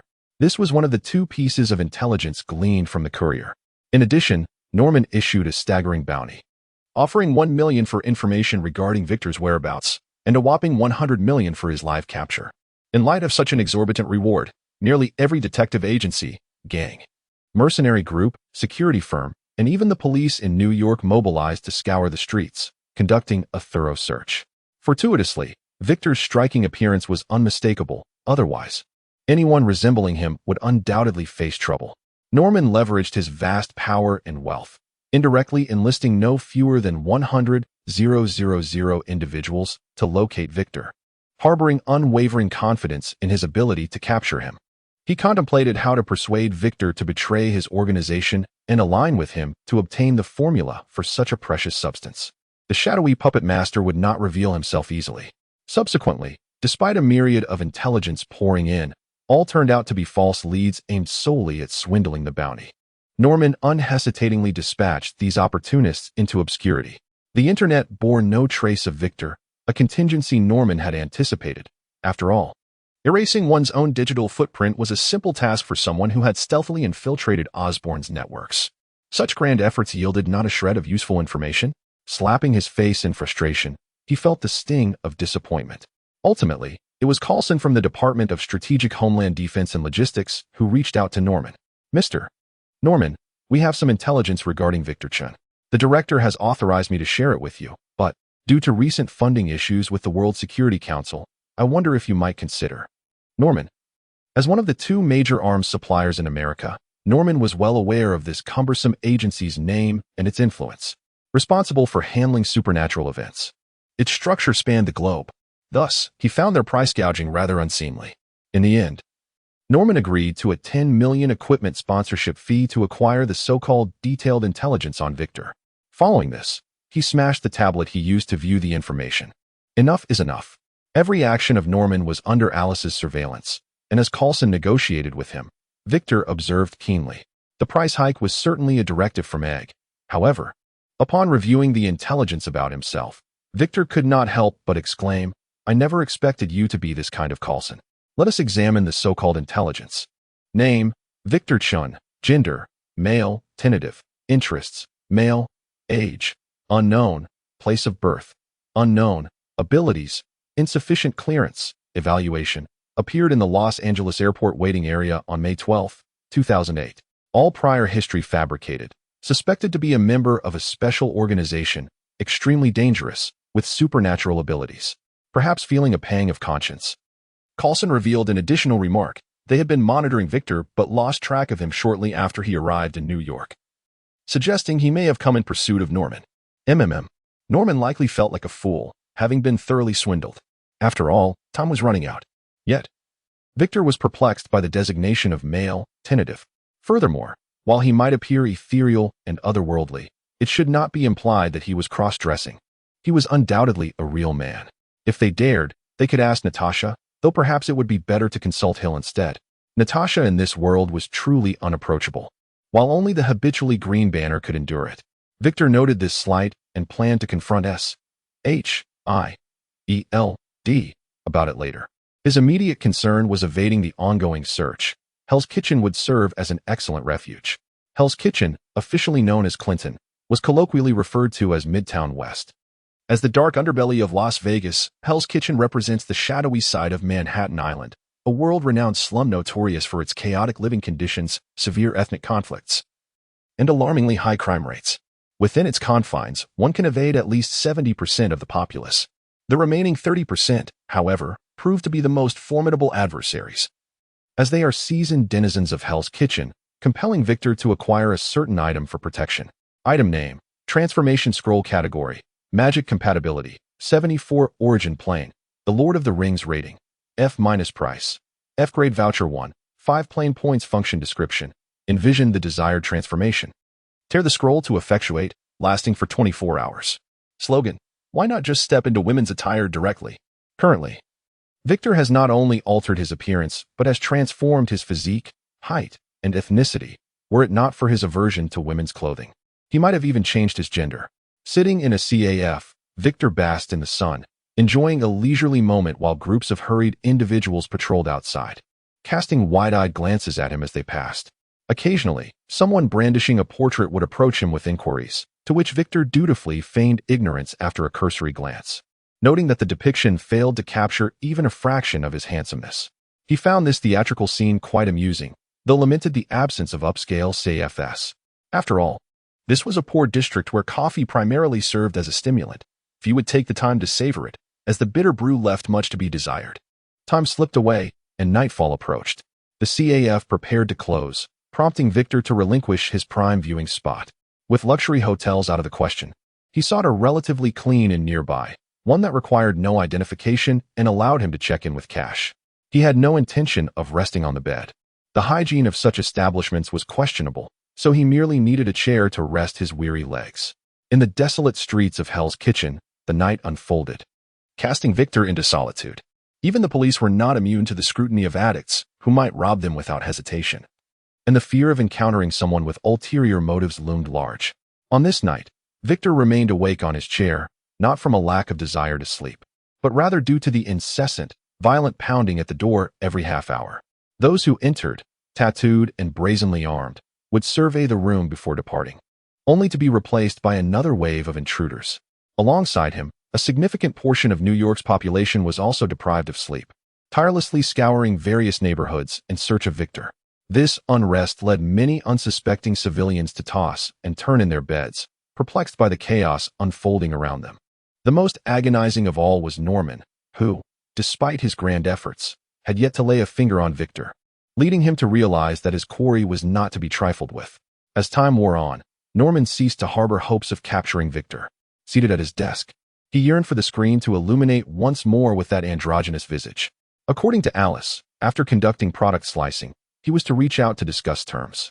Yet, as night enveloped the city, not a whisper of news reached him, not even a warning.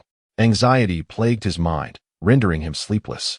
He began to worry whether he had angered Victor, whether Victor would cease to contact him, and whether he had extinguished his last glimmer of hope. In this torment, dawn inevitably dispelled the darkness. Simultaneously, the screen before Norman flickered back to life, revealing the long-awaited androgynous face.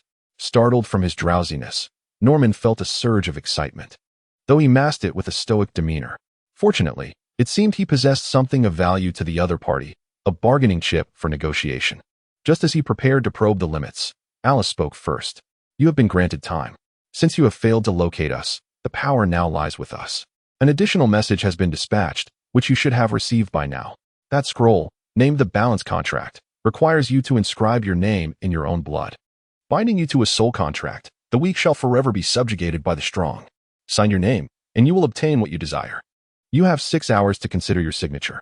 Once this time elapses, we shall await your demise to approach your son for the contract." With that, Alice's words faded, plunging the screen into darkness. Sleepless and disheartened, Norman's thoughts momentarily stilled as he processed Alice's ultimatum: submission or death. Rage surged within him. He leapt to his feet, yearning to hurl the most venomous invectives, yet his weary body, drained from a night of sleeplessness, could no longer bear the strain. At the precipice of unconsciousness, a flicker of rationality compelled Norman to endure. He could not afford to faint, as his condition would likely cause him to miss this crucial deadline. Indeed, he would rather die than submit to slavery, yet he was not alone. Harry Osborne, his son, had grown up deprived of paternal affection.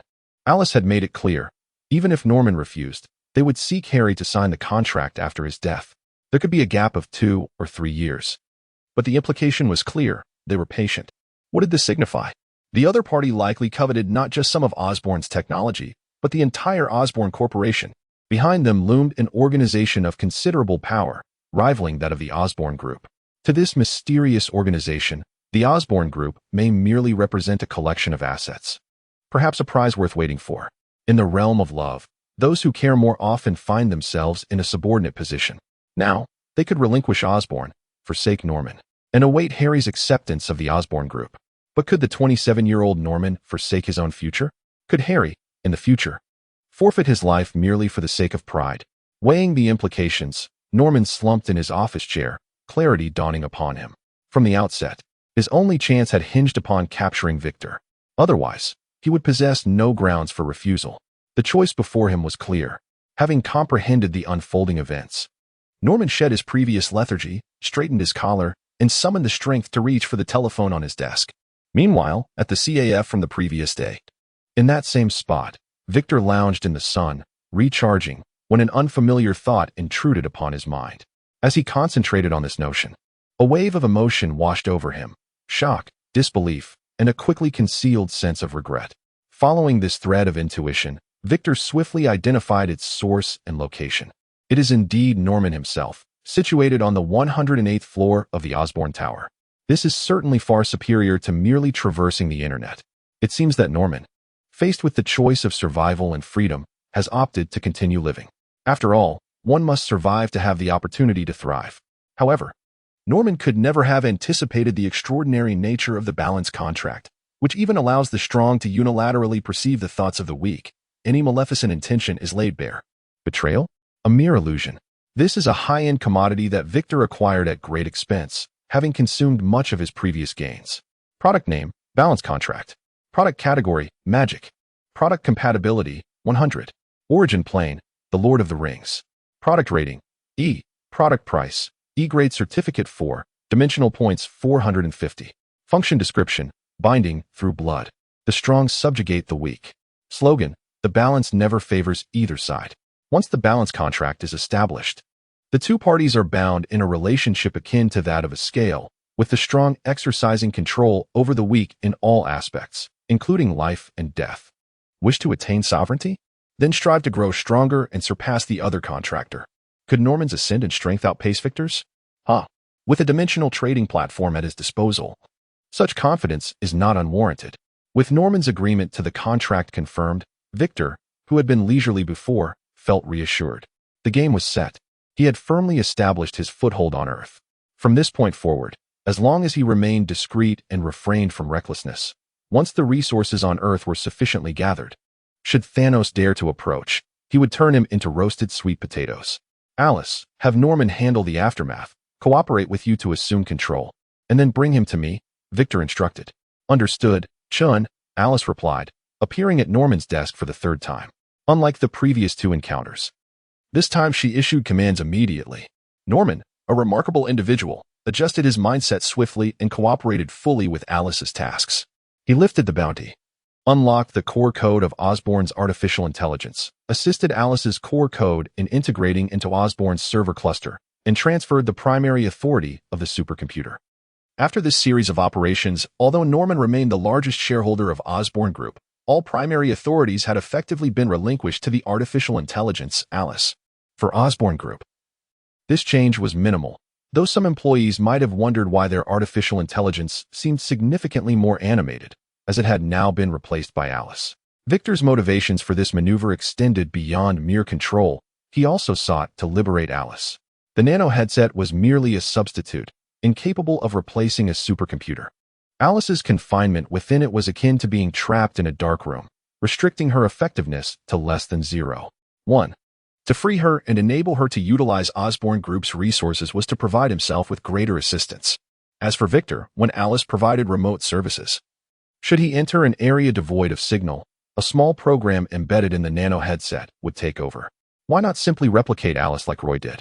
Roy's duplication of Alice required a certificate and dimensional points, utilizing the platform's dimensional printer permissions.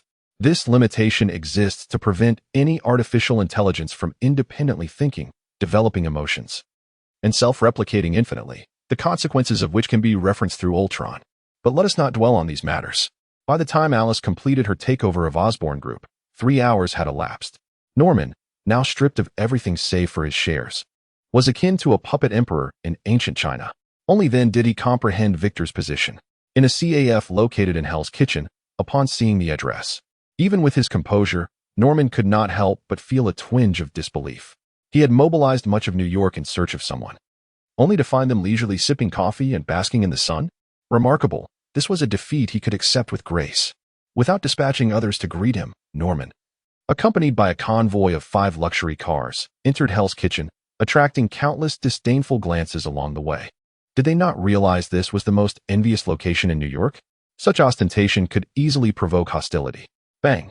Someone, unable to contain their envy, discreetly fired a shot, striking a tire, yet the vehicle continued undeterred. Bulletproof tires. Clearly, those capable of affording such luxury were not to be trifled with. This minor incident did not bother Norman. In Hell's Kitchen, not only gunfire, but even the occasional death was hardly out of the ordinary. Arriving at the CAF, Norman respectfully disembarked first, leaning on his cane as he led the way inside, the pull of the contract guiding him to Victor at once. The other bodyguards, understanding the situation, began clearing the area. Unfamiliar with Victor's temperament, each departing patron received a 100 compensation, leaving them quite pleased. Victor observed the aging face of Norman with keen interest. The latter merely exchanged a brief glance before humbly lowering his gaze, displaying profound respect. Victor felt a shiver. This was a formidable character. Norman's status closely mirrored that of Chen's father in his past life, yet he could adopt such a humble demeanor. What grand design could he possibly be plotting? Norman now resembled a dormant tiger, using his subservient posture to beguile Victor. Once he had amassed sufficient resources to turn the tide, he would undoubtedly strike without hesitation. He was a snake capable of biting its master at any moment. Yet, as long as he continued to exhibit strength, he would maintain his humility and serve as a valuable ally. Victor revealed no hint of his thoughts, even foregoing pleasantries with Norman, casually rising to exit. Norman's forced smile momentarily faltered before he regained composure, limping after Victor out of the CAF. However, upon witnessing Victor enter the middle vehicle and the subsequent closing of the door, a flicker of anger flashed in Norman's eyes, swiftly suppressed as he turned to board another car. Victor, seated in the lead vehicle, raised an eyebrow at this. The old fox possessed considerable restraint and was somewhat troublesome. As the convoy approached Osborne Tower, several platform notifications flickered before Victor's eyes. Task reward: E-grade certificate 2, dimension points 554, collection task, Green Goblin set. Task content: collect including Green Goblin armor, Green Goblin glider, Green Goblin serum or spider serum, pumpkin bomb, Green Goblin throwing knives. Task reward: E-grade certificate 1, dimension points 3721. Collection task: spider serum. Task content: collect the complete formula for spider serum or obtain Spider-Man's lineage. Task reward: B-grade certificate 2, C-grade certificate 6, D-grade certificate 9. Dimension points 12, 4152. Upon seeing the rewards for collecting the spider serum, Victor resolved firmly within himself. Little spider, I shall be waiting for you to draw your blood. After a brief contemplation, Victor set this matter aside, for another issue weighed more heavily upon his mind. Alice had already accepted the Osborne group, yet the promotion task had not signaled completion. After much deliberation, he concluded that the problem lay with Norman's mindset or perhaps the shareholders involved. He would first attempt to outmaneuver Norman verbally. If that failed, he would consider acquiring shares. Though Victor found this option too conspicuous and likely to attract premature attention from certain organizations, such as Hydra. After disembarking, Norman cordially led the way, while Victor feigned curiosity, deliberately ignoring his presence. Norman, unperturbed, professionally took on the role of the guide, providing information at every turn. One must admit, Marvel's high-tech company indeed possessed remarkable innovations. Just in the underground parking lot alone, there were dozens of designated areas, each equipped with elevators that lacked floor buttons. These elevators automatically recognized employees' facial information, courtesy of the previous artificial intelligence, now represented by Alice, directing them to their respective floors and departments. Every corner of the company, save for the restrooms, was laden with surveillance devices, rendering the chaotic scenes of movies non-existent. Furthermore, aspects such as employee attendance, cybersecurity, and hazard detection were all managed through complete automation. In this grand edifice, authority reigned supreme. Presently, the highest authority was in Alice's hands, who remained loyal to Victor. Norman's extensive introduction subtly conveyed to Victor that he was indeed the one in charge here. Respected Mr. Chun, where would you like to go? Alice, ever considerate, understood the importance of maintaining Victor's dignity in public, refraining from addressing him as she would in private. Victor casually remarked, "Let us find a quiet place, since Mr. Osborne is so cooperative, he deserves his reward." "Very well, Mr. Chun," Norman responded, a flicker of fervor igniting in his eyes. At last, they were nearing the end of a nightmare that had plagued his family for generations. The elevator ascended swiftly and smoothly, traversing from the underground parking lot to the 108th floor in under 20 seconds. Such technology was indeed impressive. In a previous life, while elevators could be faster, The experience within felt akin to a roller coaster, unlike the current sensation that lacked even a hint of weightlessness. Truly, the Marvel Universe was a bastion of cutting-edge technology. Upon exiting the elevator, Alice thoughtfully guided Victor through his earpiece, allowing him to stride into Norman's chairman's office ahead of all others. Taking his seat at the head of the table and casting his gaze toward Norman, who entered with the aid of a cane. Norman, like his previous employees, stood before the desk, his face devoid of any impatience, yet his eyes betrayed barely concealed rage, which he attempted to mask by lowering his head. Observing Norman closely, Victor felt a sense of relief. After all, Norman was but a 27-year-old man, unable to remain entirely composed. This was advantageous, presenting an opportunity for verbal manipulation. He rapped his knuckles on the table to catch Norman's attention, whose demeanor swiftly returned to normal, displaying remarkable composure. "Mr. Osborn, you are already familiar with my name, so I shall refrain from repeating it. Before I present you with the antidote, I believe it necessary to share with you my background. What do you think?" Thus far, this was Victor's first utterance to Norman. "Of course, only if you wish to share," Norman replied humbly. "Your politeness is appreciated. You may call me Norman or Osborn. Then I shall call you Norman, and you may address me as Victor." Victor clasped his hands in a gesture of authority, resting his elbows on the table, and continued with an air of gravitas. "So, Norman, as one of the elite few atop Earth's hierarchy, you must be aware that life and civilizations exist beyond our planet. Correct?" His calm gaze was met with confusion, before a realization struck him, and he looked at Victor with astonishment. Cautiously, he replied, "I have heard some whispers. The United Nations has a dedicated department for handling such matters." "Mr. Chen, what do you imply with this inquiry?" Victor smiled mysteriously and responded, "I am merely a human from Earth, not an extraterrestrial invader." Norman fell silent, awaiting Victor's elaboration. Unfazed, Victor began to elucidate fundamental knowledge to Norman. "The biological civilizations within this universe are far more prosperous than you can imagine. Earth, situated within the 9 realms, belongs to the Midgard star domain and is under the dominion of Asgard. Much of what you recognize from Norse mythology stems from the Asgardians. Not to mention, even the 9 realms exist within the cosmic Sahara Desert. Beyond the endless expanse of desolation lies the nearest advanced civilization known as S.H.I.E.L.D. The disparity between Earth and S.H.I.E.L.D. is akin to that between America and primitive tribes in Africa. Do not assume I speak without evidence. S.H.I.E.L.D. possesses interstellar travel capabilities, countless life forms, and weapons capable of annihilating planets. Moreover, there are many such formidable civilizations. The Titan star, home to the Eternal race, consists of individuals as resilient as the superheroes depicted in DC films. Nidavellir, a planet that serves as a grand forge, is where Odin's eternal spear and Thor's hammer were crafted. Sakaar, located in the realm of the void, serves as the universe's wasteland, drawing knowledge from various civilizations' technologies, yielding astonishing inventions you could scarcely conceive. After this lengthy exposition, Victor paused to allow Norman, whose eyes brimmed with skepticism, time to digest the information. He then continued, "I share all this with you simply to convey that this universe is vast, and I harbor no desire for your modest Osborn enterprise." Rising to his feet, Victor extended his left palm upward, a syringe filled with a virus materializing in his hand. "Allow me to reintroduce myself. Victor Chun, a newly anointed cosmic merchant. The Osborn Group is but a stepping stone for me. Before long, I shall dissolve our agreement within a year. Until then, you shall assist me wholeheartedly. What do you think of this arrangement?" Upon finishing, Victor extended his right hand, poised for a handshake. However, Norman hesitated, his thoughts in disarray. The vastness of the knowledge he had just received left his worldview shaken, yet his business instincts alerted him to the potential of this opportunity. Regardless of the veracity of Victor's words, the nature of their contractual relationship renders Norman incapable of defying his commands. Yet, Victor continues to expound at great length, seemingly to avoid any semblance of insincerity between them. Thus, complying with Victor's intentions and diligently assisting him for a year poses no risk to Norman, irrespective of whether the cosmic theory holds truth. Should it be genuine, he may find himself allied with the formidable Osborn Group, a veritable boon.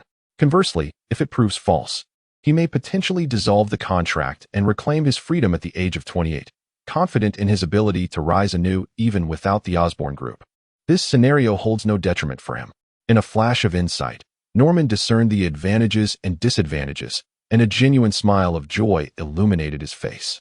He disregarded the virus injector, extending his hands to clasp Victor's right hand, poised to utter some pleasantries.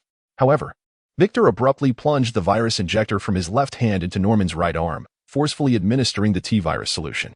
Norman felt as if countless ants were gnawing at his arm, the sensation spreading throughout his body with alarming rapidity. The suddenness of this transformation caught him off guard, compelling him to instinctively curl into a fetal position on the ground. Victor, having disposed of the now empty virus injector into the trash, glanced at Norman, sheepishly scratching his head. "I apologize. My hand was restless, and I couldn't resist." Despite this apology, it was evident that he had received a prompt from the platform and acted upon it, fulfilling his objective without needing further persuasion. With the completion of his advancement task, Victor had successfully ascended to the rank of Level 1 Merchant. The new permissions for the dimensional database had been unlocked, allowing him to access the merchant panel.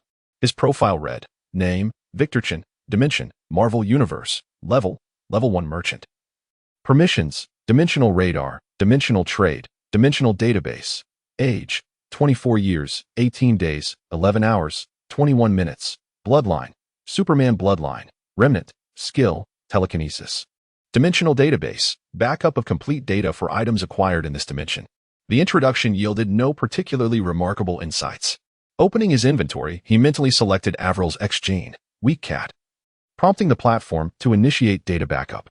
This item was classified as F-level, offering the choice to spend 1 hour backing it up without reward or to sell it to the platform for immediate completion of backup and full valuation. Curiously, there were 2 additional choices presented. He then selected the X-Gene, pseudo-equipment left by Old Fort. This item was classified as E-level, allowing for a 2-hour data backup to receive a secondary valuation or to sell it to the platform for immediate backup and full valuation. A comparison of the 2 options revealed a clear pattern. There were 2 methods for data backup. One involved spending time to gain a lower-tier valuation while retaining the item, suitable for rare and precious commodities like the Infinity Stones. The other allowed for immediate sale to the platform, yielding instant backup and complete value for items that could be easily replaced or were deemed unnecessary. This approach was quite humane, indeed. After some contemplation, Victor opted first to back up the X-Gene pseudo-equipment, triggering a countdown of 120 minutes in the corresponding box. Attempting further actions prompted a notification stating operations were temporarily unavailable to avoid halting the countdown. He then selected to back up the X-Gene, Weak Cat, which initiated a 60-minute countdown in the respective box, similarly restricted. Fortunately, the dimensional database allowed for multiple concurrent backups, which was quite advantageous. While Victor was engrossed in unraveling the patterns, Norman, who had been curled up on the floor, had finally undergone a metamorphosis of his physique. He shed a layer of aged skin. As the withered exterior fell away, a youthful figure emerged, bearing a striking resemblance to the original Norman, but devoid of wrinkles, age spots, and sagging muscles. Remarkably, he appeared rather handsome. Comparing their photographs revealed a stark contrast, one resembling a grandfather, the other a grandson. The newfound lightness in his body ignited an uncontrollable excitement within Norman, compelling him to rush to the desk and gaze at the youthful visage reflected on the smooth surface. Momentarily rendered speechless. 9 years. Since the onset of his illness at 18, Norman had valiantly battled against time for a full 9 years. He had forced himself to relinquish everything, even ignoring his only son, fully immersed in the race against death. He had been nearing the finish line, only to find it indefinitely postponed by the betrayal of his dear friends, the Parkers. Yet today, he had been salvaged by a mysterious young man. The transformative genetic serum, infused with technology beyond his comprehension, left him astounded. Certainly, Earth could not replicate it, or at least, he was unaware of any such capabilities. The mere existence of this wondrous genetic serum bolstered Norman's trust in Victor to a degree far greater than before. Once his initial exhilaration subsided, Norman quickly tempered his emotions, no longer wearing the shadow of gloom that had characterized him in the past. Instead, he exuded a burgeoning confidence, the essence of rebirth. "I apologize for my earlier demeanor, Victor," Norman said, his smile sincere. "What shall we do next?" Taken aback by the genuine smile on Norman's face, Victor noted the subtle shift in language. Norman referred to them as we. Was this a deliberate gesture of camaraderie? Yet, upon reflection, it made sense. The human heart is inherently complex, and perpetual despair was hardly a viable option. After a brief contemplation, Victor set aside his musings and began to outline their next steps. "For now, I entrust you with two straightforward tasks. First, commence a gradual acquisition of S.H.I.E.L.D. Industries stocks. Acquire whatever shares others are willing to sell, including small shareholders, under my name. Second, gather intelligence on all mutants in New York, maintaining a safe distance and observing without engaging. In response to Victor's two assignments, Norman pursed his lips, seemingly ready to protest. The second task was manageable, but the first appeared entirely unnecessary, given that S.H.I.E.L.D. Industries, having originated from arms manufacturing, had shuttered its weapons division. It was akin to a gaming company removing all its titles, leaving little room for recovery. With such funds, it would be far more prudent to seize the military procurement opportunities vacated by S.H.I.E.L.D. Industries, ensuring a guaranteed profit. However, Norman refrained from voicing his objections. As a bold gamble began to take shape in his mind, he envisioned wagering the entirety of the Osborn Group, betting that Victor indeed possessed a substantial backing from a cosmic civilization, an enticing wager. Should he succeed, Earth would no longer confine him. Should he fail, it would merely amount to a wasted year. As for the Osborn Group, as long as he remained, it would not falter. With this resolve, Norman quelled his doubts and readily accepted Victor's inaugural tasks. Meanwhile, Victor felt a twinge of uncertainty. Did Norman intend to feign compliance? Quietly accessing the contract's perception, he gleaned Norman's recent thoughts and could not help but admire the cunning strategy of this old fox. However, this is not without its merits. After all, someone must undertake the tasks at hand, and whether it is for one or another, the essence remains the same. Norman, at the age of 27, has demonstrated considerable capability in managing such a vast conglomerate. Ahem. Undoubtedly, he is far more adept than Victor, the director. Once this matter was settled, Victor waved his hand and declared, "Then, lead me to witness the pinnacle of your Osborn research. I wish to gather commodities." Just as he rested his right hand on the desk, preparing to utter something, the bookshelf beside him swung open, revealing an elevator entrance. This revelation astonished Norman. The Core Research Institute's control system operates independently from the Osborn framework. He had employed a clever ruse by not disclosing this to Alice. Now, the entirety of Osborn is indeed under Alice's dominion. This situation is, Norman sought to make amends. Victor interjected, displaying remarkable magnanimity, stating, "Let bygones be bygones. Let us collaborate harmoniously moving forward. I am not a dictator. I neither desire to rule over anyone nor to conquer anyone." Victor's contract perception was still active, leaving him bemused. These old foxes always relish in semantic nuances. His earlier comment was merely a fleeting whim, a passing phrase of a grand dictator. Nothing more. The elevator proceeded directly to the core laboratory, and before it even halted, a series of alerts echoed through the platform. F-class commodity detected. Please take heed. E-class commodity detected. Please take heed. D-class commodity detected. Please take heed. A total of 9 alerts rang out. Is it possible that the esteemed Osborn Group's core laboratory boasts such a meager yield? How impoverished. It hardly surpasses the underground sanctuaries of Las Vegas. As the platform alerts concluded, the elevator experienced a slight pause after 3 seconds. Given the elevator's speed, it must have descended nearly 100 meters underground. Could it be that this subterranean core laboratory rivals the height of the Osborn Tower? Pondering this perplexity, Victor stepped out of the elevator and traversed approximately 20 meters down the corridor, where the platform alert flickered once more. This time, he chose not to examine the alert but hurried forward into a grand hall. The hall was adorned with an array of technologically advanced apparatus, ranging from firearms and pumpkin bombs to the formidable green goblin armor and bizarre contraptions with 4 mechanical tentacles, as well as a steel model resembling a rhinoceros. Regardless of perspective, this place resembled an exhibition hall rather than a core research facility. Before Victor could inquire, Norman preemptively provided an explanation. This is the epicenter of the Osborn Group, housing every conceptual machine. Still in the exploratory phase externally, they embody the culmination of Osborn's endeavors over the years. With pride illuminating his expression, Norman enthusiastically introduced each conceptual machine to Victor. This Vitality armor features an emergency medical system that is undoubtedly the pinnacle on Earth. As long as the heart or brain remains intact, it can sustain the user's life. He gestured toward a small object resembling a pumpkin. This little device possesses the explosive power equivalent to 3 high-explosive grenades. As Norman elaborated, Victor reached out to touch the corresponding conceptual machines. Most yielded no response. Only upon contacting a qualifying commodity did the relevant product data materialize. After a thorough inspection, only 4 items qualified as commodities. Product name: Rhino Armor. Product classification: Technology compatibility: 100. Origin dimension: Marvel Universe rating: F. Monetary valuation: F class. Certificate 2, 20 dimensional points. Function description: an ostentatious suit of armor. Slogan: a good human should not imitate, yet they choose to run like a rhinoceros on all fours. Product classification: Technology compatibility: 100. Origin dimension: Marvel Universe rating: E. Monetary valuation: E class. Certificate 3, 350 dimensional points. Function description: although still a prototype, it incorporates an advanced electroencephalographic interaction system and nuclear power miniaturization concepts.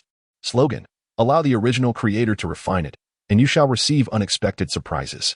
Product name: Green Goblin Armor. Product classification: Technology compatibility: 100. Origin dimension: Marvel Universe rating: D. Monetary valuation: D class. Certificate 2, 2,500 dimensional points. Function description: equipped with an emergency medical system, the Green Goblin glider showcases excellent maneuverability and longevity, supplemented with pumpkin bombs, precision weapons, and more.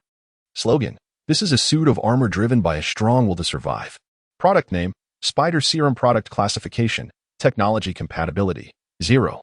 1. Origin dimension: Marvel Universe rating: C. Monetary valuation: C class. Certificate 8, 82,000 dimensional points. Function description: injection grants the user Spider-Man's lineage, enhancing muscle strength, speed, power, reflexes, and resilience significantly.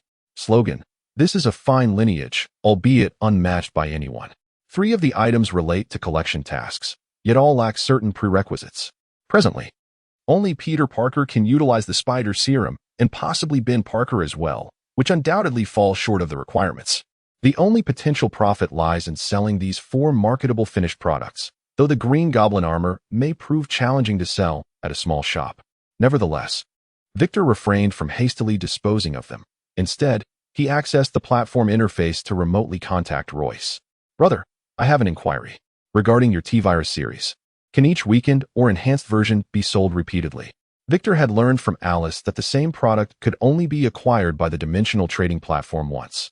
Subsequent attempts would be rejected. This seems reasonable. Otherwise, having seized control of Osborn, Victor could manufacture commodities en masse for sale.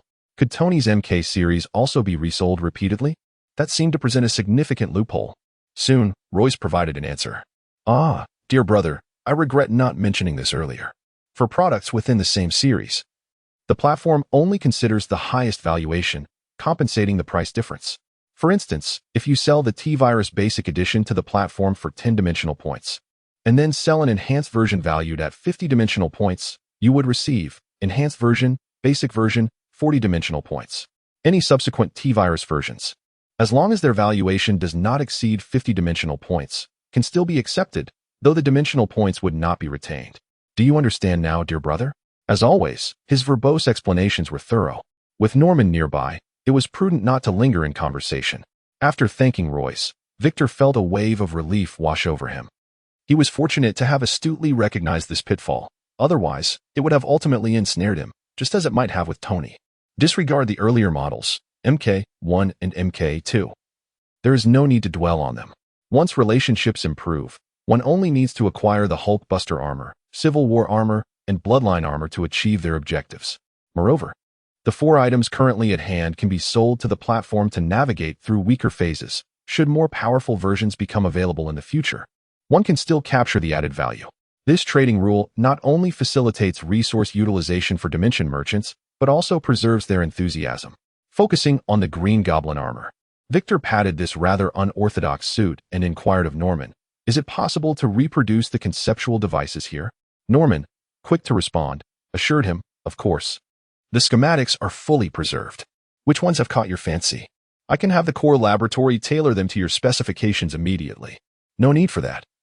I shall take them directly," Victor replied with a mysterious smile. However, Norman was not easily deterred and earnestly explained, "Let's not overlook the Vitality armor. Its design parameters are based on." Ignoring his scientist's fervor, Victor commenced his task. He summoned weapons such as pumpkin bombs and Green Goblin blades with telekinesis, affixing them to the Green Goblin armor. Upon a gentle touch, the entire set, along with a glider and various weapons, was seamlessly absorbed into his inventory. To Norman, it appeared as if the items had vanished in a mere cut of the scene. Victor, discovering a spider serum injection gun in an adjacent isolation chamber, was astonished to find he could also retrieve it from a distance. A remarkable revelation. He clapped his hands, calculating the total price of these goods, arriving at a figure that brought a smile to his lips. 27. Trust crisis. Although Victor had spoken, Norman deliberated before asking, "Are you a mutant?" "A mutant?" Victor pondered, curious whether his newfound abilities would alter the X gene. "Is there a device for testing? Please draw a vial of blood for me." Following his instructions, Norman fetched an empty syringe, indicating that pointing it at the arm and pulling the trigger would automatically extract blood. However, Victor appeared to have overlooked something.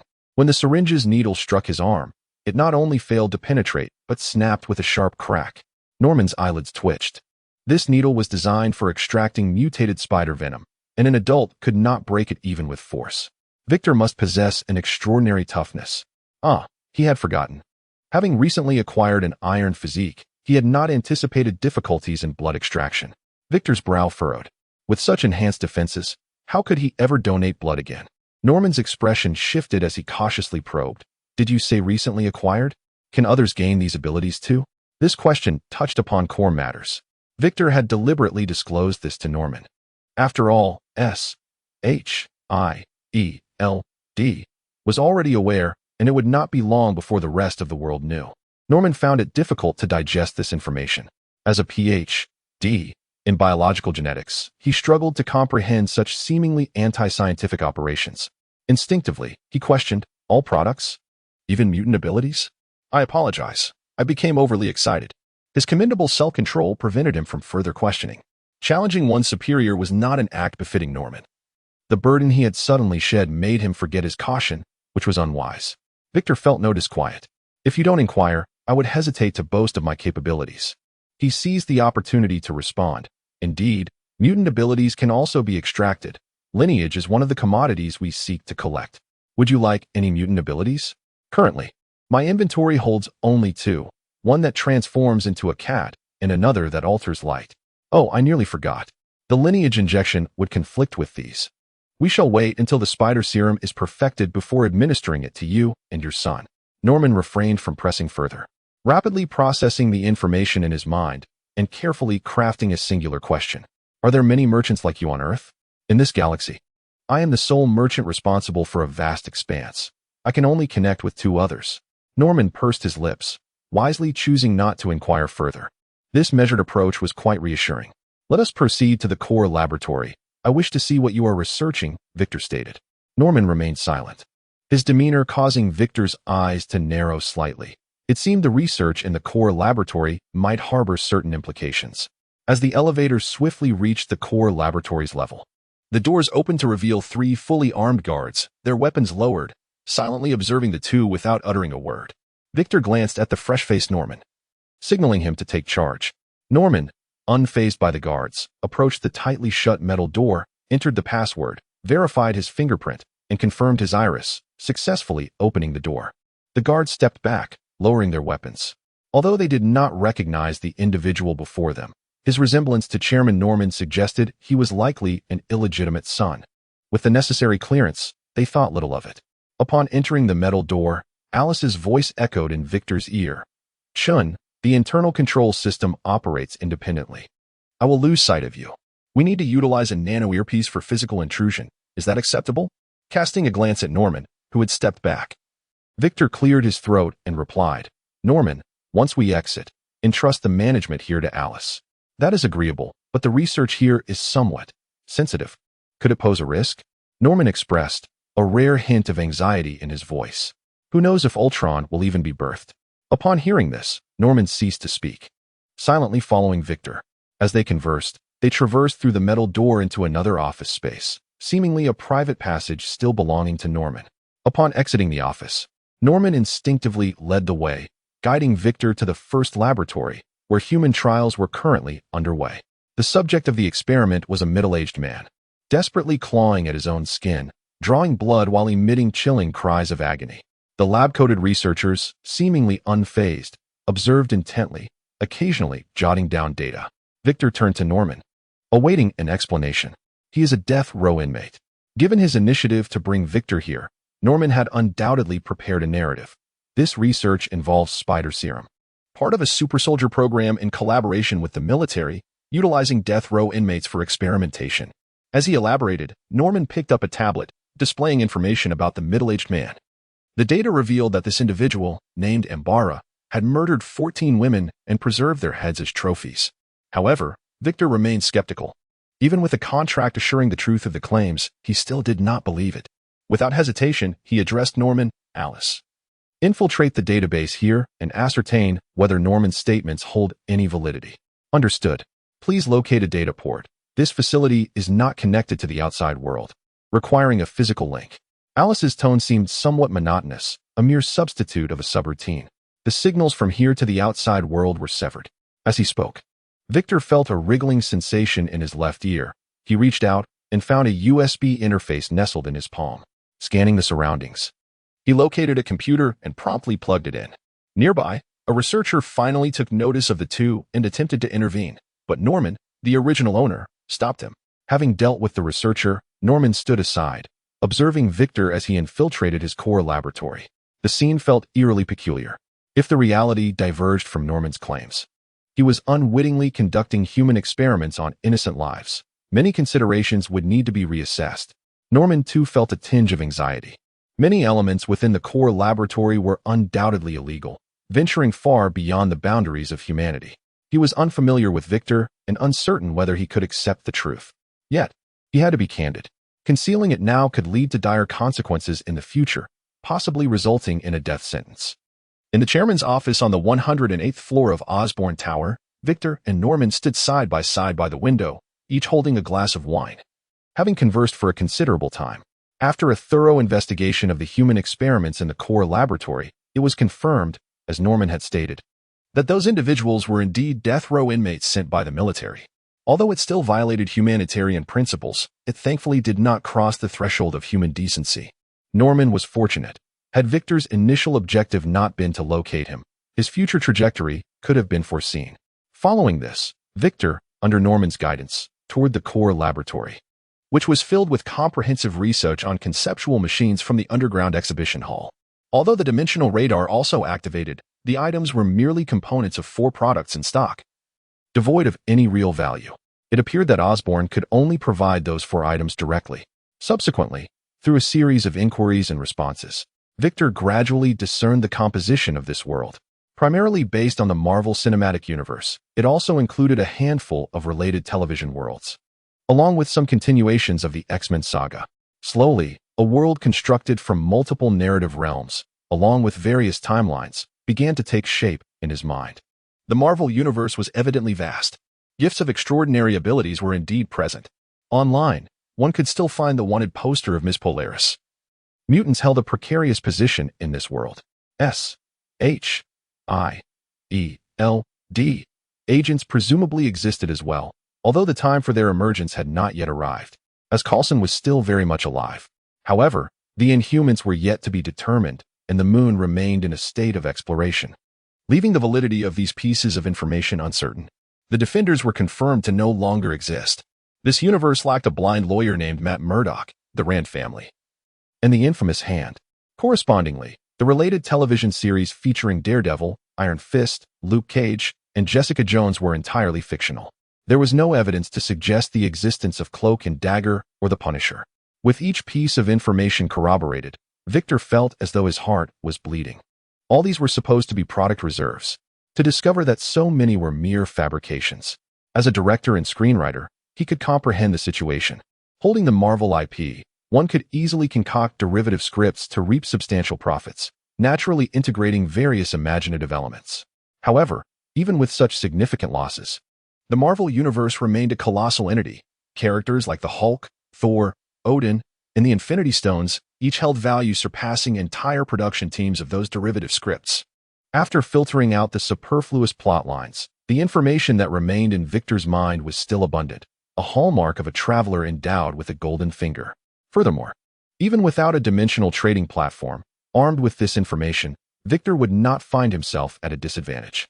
What he needed to do now was organize all the intelligence and craft a script uniquely his own. This was his area of expertise. Victor fell silent. Norman, standing quietly beside him, savored his drink while a tempest of thoughts brewed in his mind. Although Victor had posed numerous questions, displaying unfamiliarity with this world, even inquiring about information known to the public, did this not further affirm Victor's genuine lack of familiarity? While one could not entirely dismiss the possibility of Victor acting, it certainly served as proof that he was indeed a newcomer, supported by a cosmic civilization. This bolstered Norman's confidence immensely. As the head of a commercial empire, he was determined to seize this significant opportunity. With this in mind, Norman noticed that Victor was still lost in thought and discreetly stepped back, leaving the office. Victor noticed, but paid little heed. The entire Osborne was under Alice's surveillance. Soon enough, Victor cast a glance at him, but said nothing, and the atmosphere remained silent. By midday, however, Norman's stomach could no longer endure the silence. Having just completed a significant transformation, he felt immense hunger, especially with lunchtime approaching. Unbothered by any embarrassment, Norman inquired, "Victor, what would you like for lunch? I can have something prepared." "No need. I am not hungry," Victor declined. "I've asked all I needed to know. You need not waste time accompanying me. If anything arises, I will have Alice inform you." Norman astutely seized upon the phrase "not hungry." Was this another ability? Without dwelling too deeply on the matter, he suppressed his hunger and remarked, "There are numerous trivialities on Earth that can be quite bothersome. So I arranged for a personal assistant for you. What do you think?" Victor, too lazy to correct him about being an earthling himself, nodded in agreement for him to summon the assistant. Norman walked a few steps to his desk, pressed a button, and said, "Harriet, please come in." The office door swung open, revealing a striking woman in professional attire, her brown straight hair framing a visage that was not overly remarkable, embodying a refreshing aura. Victor found her somewhat familiar. Norman introduced her. "This is Felicia Hardy, my assistant for over a year. She possesses considerable capability. What do you think?" With this introduction, Victor recalled who she was. In the Amazing Spider-Man series, young Harry had also recognized this assistant when inheriting Osborn's legacy, appointing her as his aide. "Very well. She will do," Victor said, a mischievous glint in his eye as he echoed Harry's future line. "From now on, Norman, you must also heed her, for she listens to me. Is that a problem?" Norman. He felt his face flush, fearing a loss of face before his former subordinate. After saying this, the atmosphere lingered on the edge of tension. Victor emerged from the office with an air of nonchalance, leaving Norman, whose expression was a mixture of astonishment and confusion, along with a somewhat flustered Felicia. Norman was equally perplexed by Victor's intentions. Was he reprimanding him? Was he dissatisfied with the personnel arrangements? After a scrutinizing glance at Felicia, whose figure was well-proportioned and whose demeanor was quietly appealing, he pondered the situation. He instructed Felicia, "Your salary will be doubled. From now on, you will assist Victor in his personal affairs. Should you find any of his requests unmanageable, do not hesitate to call my private number." Felicia, still in a daze, nodded, grappling with the sudden shift in her circumstances. Had she just changed bosses? Was she dismissed? Noticing her bewilderment, Norman cleared his throat to bring her back to reality. Felicia snapped out of her reverie, quickly closing the office door and hurrying to follow Victor, walking closely behind him, hesitant to speak. A man who could speak so bluntly to the chairman must possess an extraordinary status. She resolved to serve him well. However, if he were to make certain requests. Stealing a glance at Victor's profile, her heart raced. How handsome. With such a dashing superior, if it came to that, surely accommodating certain needs could be justified with proper precautions. Unbeknownst to them, Victor had merely found the scene fitting and, in a moment of inspiration akin to that of a director, had casually recited familiar lines. Just as any Marvel enthusiast would undoubtedly feel compelled to deliver a punch upon encountering Star-Lord. As Victor entered the elevator, Felicia followed closely, her nerves prompting her to inquire, "Boss, what shall we do now?" His smile made her cheeks flush, and she averted her gaze, stammering, "I was just eating." Was called away mid-meal? "Oh, no matter. I've been on a diet lately. Is there sunlight in the staff cafeteria?" "Yes, indeed, but the best spots are usually." "Then let us proceed to the staff cafeteria. I need a moment to reflect, and you have approximately 20 minutes to enjoy your meal," Victor asserted. "All right," Felicia replied, feeling her breath quicken. Good heavens. He was handsome, powerful, smiled gently, and was considerate towards women. Could he be her Prince Charming? Despite the chaos in her mind, Felicia maintained her professionalism and said, "Shall we?" Ding. The elevator doors opened, and they arrived at the cafeteria floor. As Victor stepped out, Felicia hurried to keep up, her thoughts racing. This artificial intelligence seemed to have undergone a complete system overhaul after today's upgrade. The intuition of a woman is indeed formidable. Lost in her thoughts, Felicia suddenly collided with Victor as he halted, not anticipating his sudden turn. The impact was jarring, and she felt as though she had hit a wall. Victor stood firm, while she stumbled back, rubbing her nose, which had turned red. Seeing her clumsy state evoked a chuckle from Victor, and he refrained from scolding her. Instead, he gently redirected the conversation. "Felicia, you have 25 minutes to eat. I will be over there soaking up the sun." Felicia nodded repeatedly while covering her nose. Yet, she did not leave immediately. She followed Victor to the resting area, took a seat, and ordered a coffee before finally departing with a light-hearted step. The new boss was so kind compared to the old man Norman. Oh, Norman may have grown younger, but he was still no match for the new boss. Meanwhile, seated in the resting area, Victor finally had the opportunity to be alone. He summoned the platform interface to open his inventory. 6 items lay quietly in the first 6 slots. He began his transactions. Sale of Rhino Armor. You are selling the item Rhino Armor on the platform. Currency valuation, F-grade certificate 2, dimensional points 20. Confirm sale? Yes. Rhino Armor sold successfully. You have received F-grade certificate 2 and dimensional points 20. He repeated this process 4 more times, ultimately acquiring F-grade certificates 2, E-grade certificates 3, D-grade certificates 2, C-grade certificates 8, and a total of 84,870 dimensional points. A bountiful harvest indeed. Victor felt a newfound confidence as he straightened his posture. Yet, the lengthy wish list for Superman's lineage loomed over him. Well, it was all small change. He accessed the DC Universe shop and examined the Superman lineage list, confirming he was still in a state of financial scarcity. As he began to comprehend the platform's regulations, Victor recognized the intricacies involved. The Superman lineage remnant version was the primary focus, containing only one super ability, the Super Cell. It must be upgraded from F grade to SS grade, step by step, to acquire the complete Super Cell superpower. In essence, Victor's current F grade Superman lineage remnant version only possessed an F grade Super Cell, limiting the storage capacity for light energy to the F grade level. While maintaining a supervision, night vision, was feasible, any combat capabilities would be drained in an instant. Abilities such as super hearing, super speed, and super flight were available as plugins, with their integration subject to the total energy storage limit and a one-time purchase validity. However, the costs were exorbitant. Super hearing, C-grade certificate 5, dimensional points 50,000.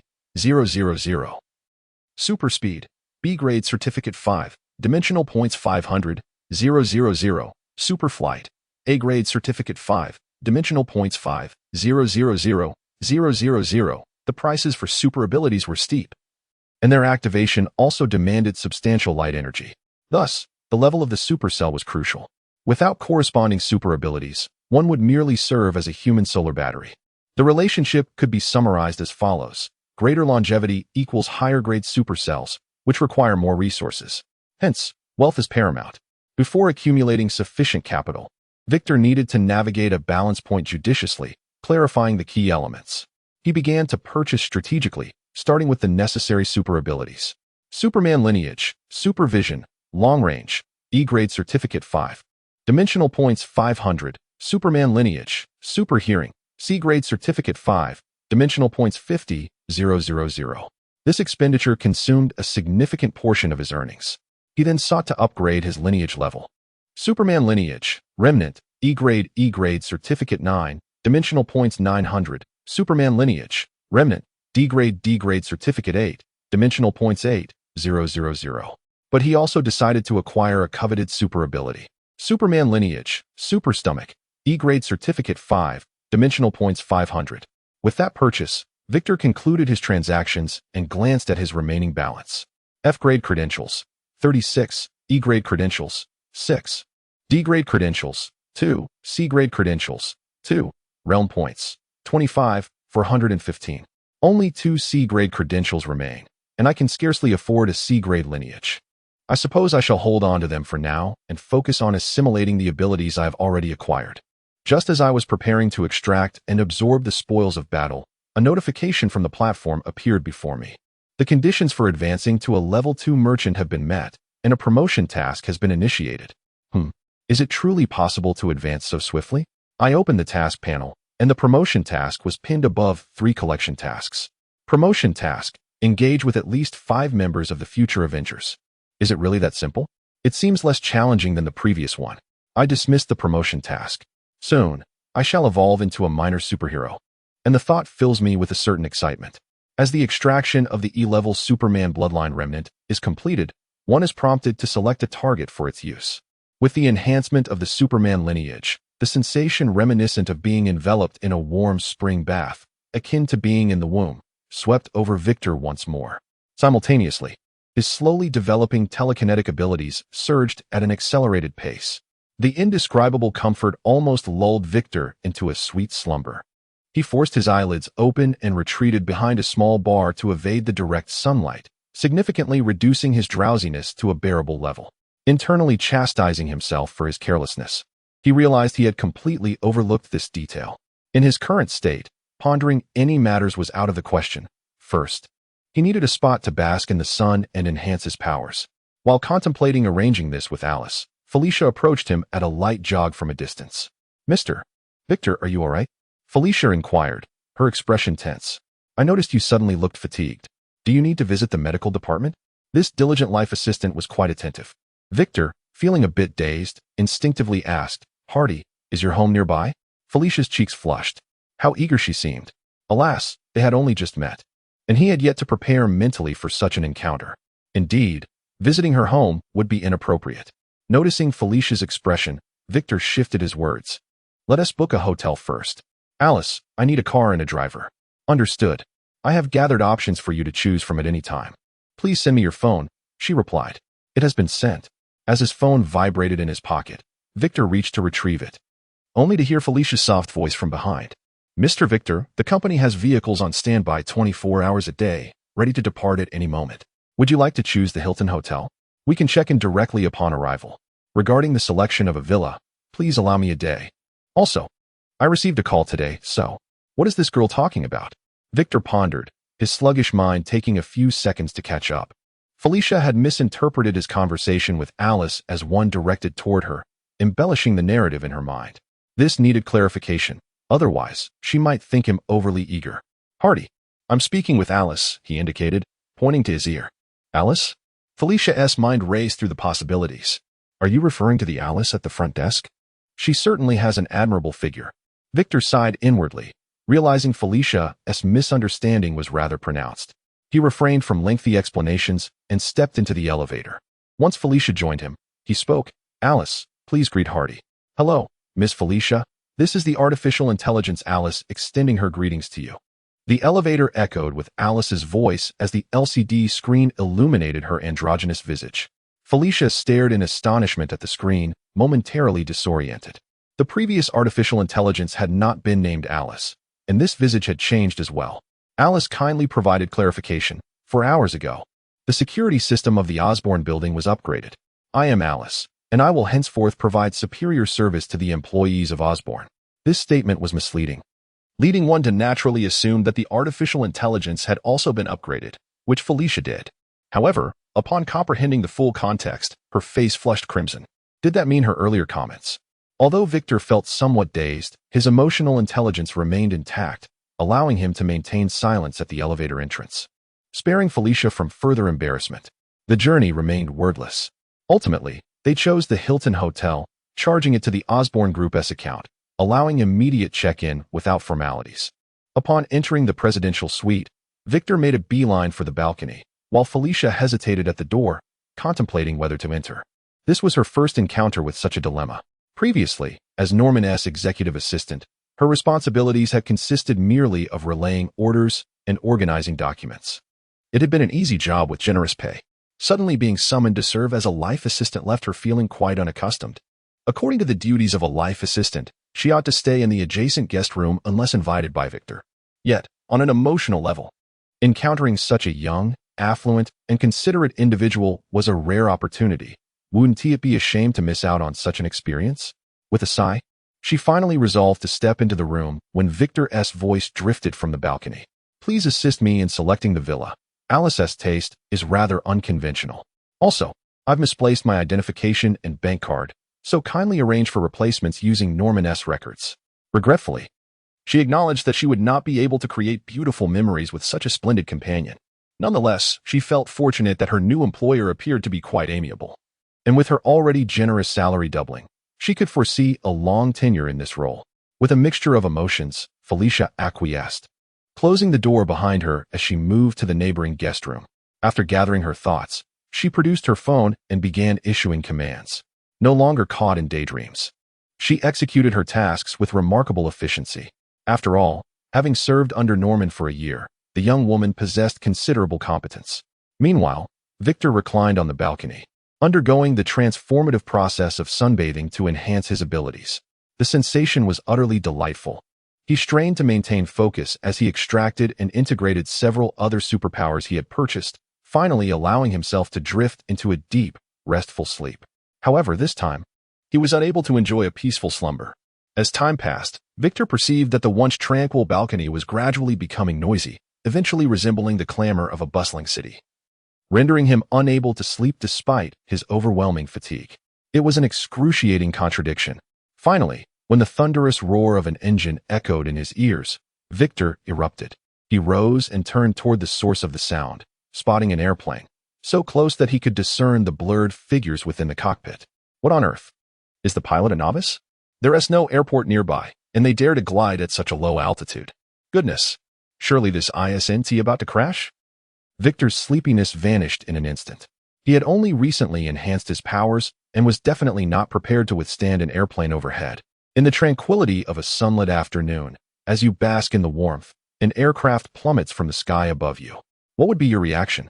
Most individuals would likely succumb to panic, closing their eyes and screaming in terror, immobilized by fear. However, Victor was different.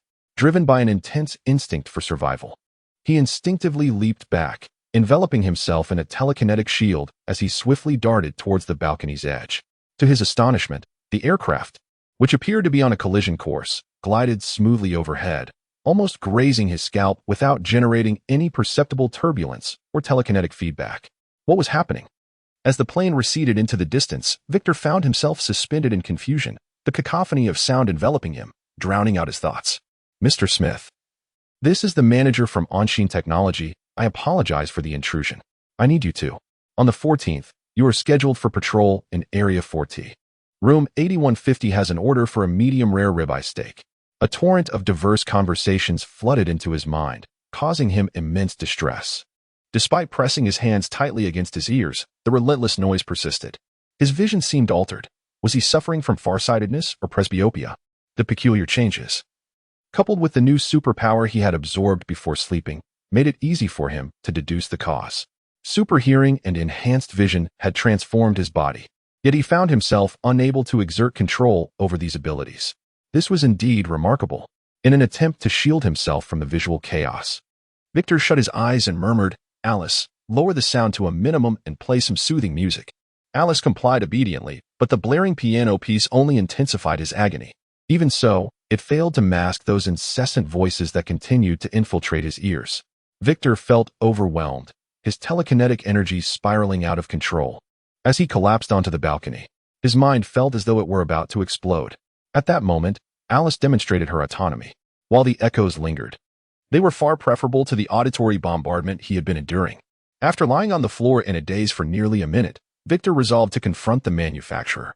He opened his contacts and initiated a private message to Raphael. "Why can't I control my superpowers? This super hearing nearly drove me insane." Raphael responded, "I've been quite busy lately and forgot to explain. It's due to the hardware being unable to keep pace with the software. Either the CPU overheats or various lags occur." Victor was baffled. Why was this not mentioned prior to purchase? Isn't there a platform regulation against harming the interests of other merchants? Raphael replied, "That's why I will compensate you with a set of super battle gear." Victor was perplexed, struggling to understand Raphael's reasoning. Is that the logic at play? "I can't shake the feeling that there is a catch here," Raphael explained. "My store generally caters to at least fourth-tier merchants who possess a certain purchasing power. I typically recommend enhancing only bloodline levels without activating superpowers. using technology-assisted attacks until they can exchange for a super brain to quickly develop combat capabilities. You are unique.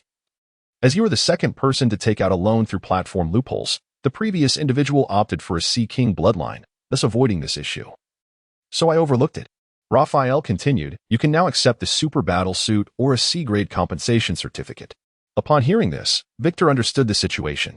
The store was too upscale for someone of his low tier, and it was awkward for Raphael to face the consequences of the loss. He browsed the DC store, examining the super battle suits. A variety of styles were available, encompassing uniforms from comics, animations, and films. All attributes were identical. Product name, Superman Battle Suit. Product compatibility, 100 origin, DC Universe level rating. C price, C-grade voucher for 4,500 dimensional points, exclusive to Superman Bloodline. Function description, composed of memory nanomaterials, the Super Battle Suit has numerous functions yet to be expanded. Slogan, a Super Battle Suit even more impressive than the Hulk shorts. You deserve it. This price undoubtedly exceeded the value of a C-grade voucher. He then examined the details of the Super Brain. Product name, Superman Bloodline. Super Brain. Product category, Bloodline. Product compatibility, 100 origin, DC Universe level rating. B price, B-grade voucher 500. 000 dimensional points. Function description, the control center of the Superman Bloodline. Slogan, a bloodline without a brain is like a runaway husky. It was no wonder Raphael did not directly offer a super brain bloodline as compensation. It was indeed quite expensive. Having grasped the situation, Victor made his choice. Since it's a misunderstanding, I'll forego the compensation. I wasn't attentive enough myself. Is there a way to resolve this? I can't even go out to work. Raphael replied. The super battle suit can assist you in controlling your superpowers.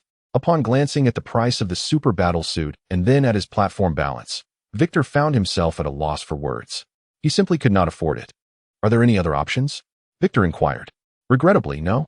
His predicament became increasingly awkward. Just as he was contemplating his situation, a platform notification flashed across his screen. Warning.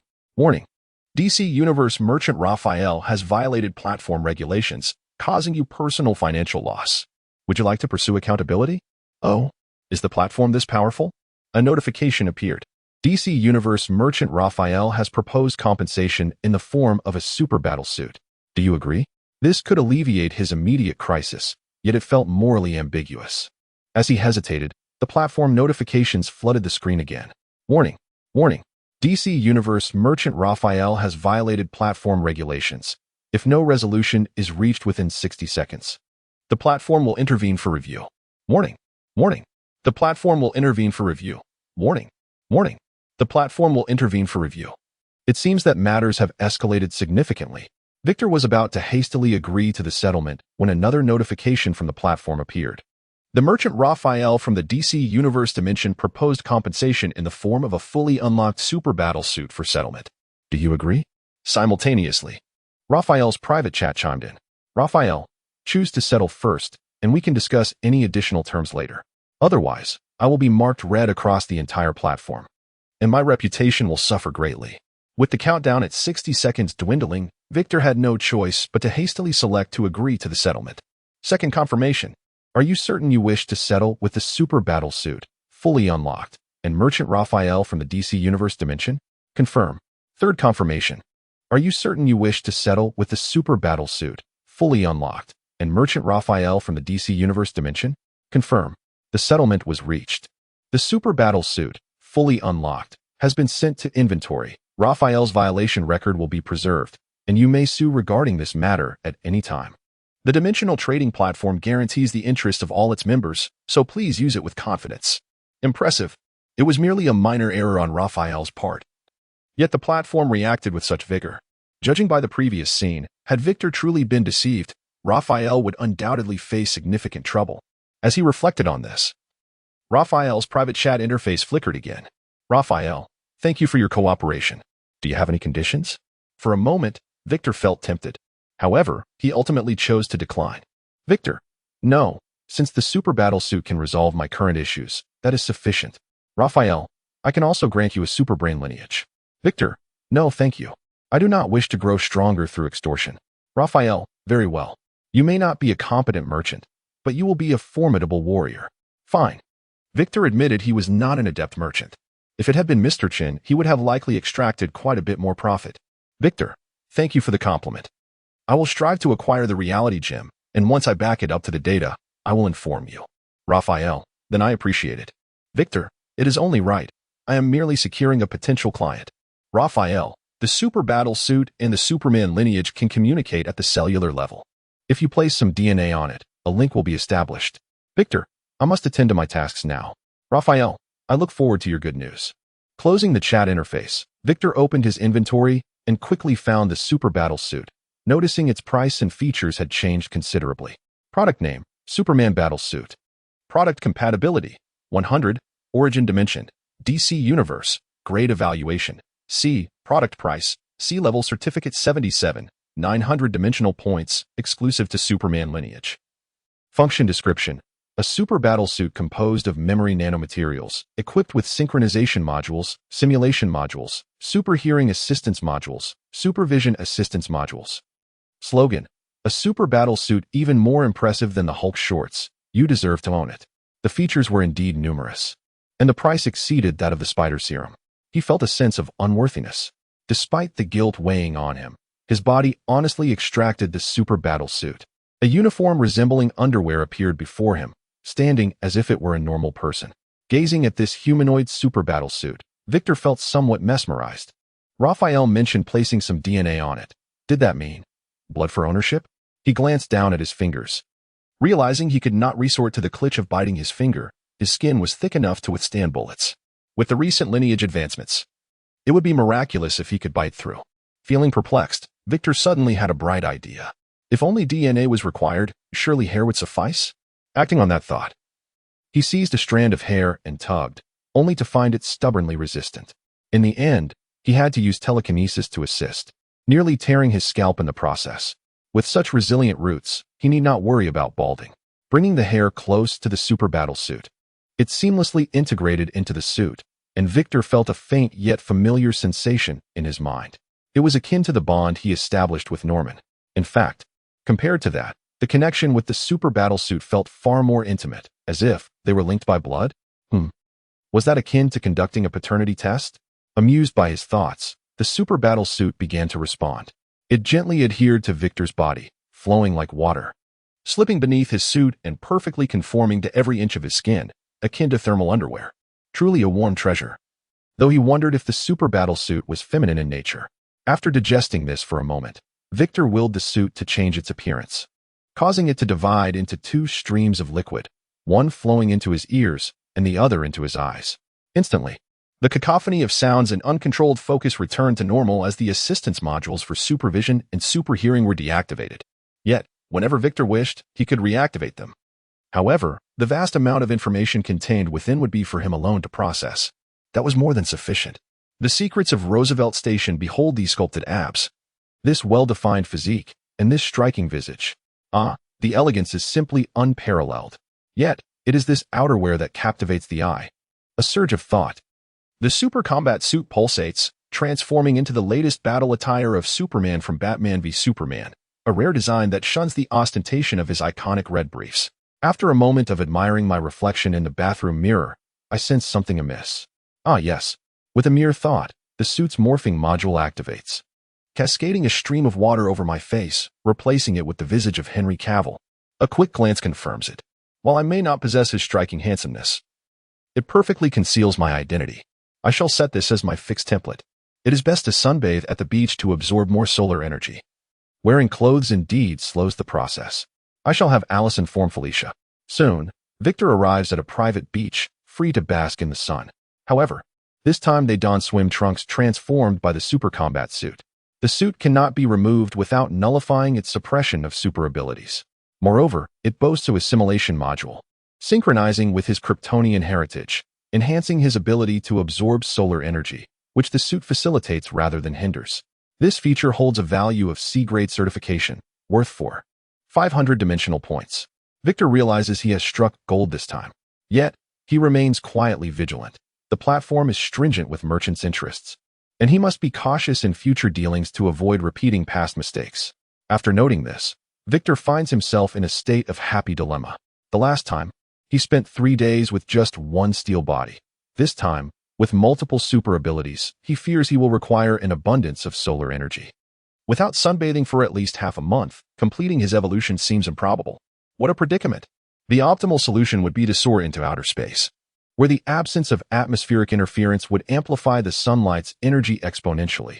However, he currently lacks the capability to survive in a vacuum. What other options are there?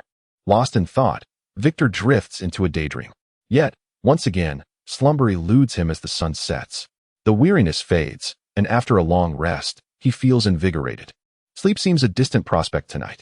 Stretching languidly, he prepares to rise when Felicia, timely, offers him a glass of ice-cold beverage.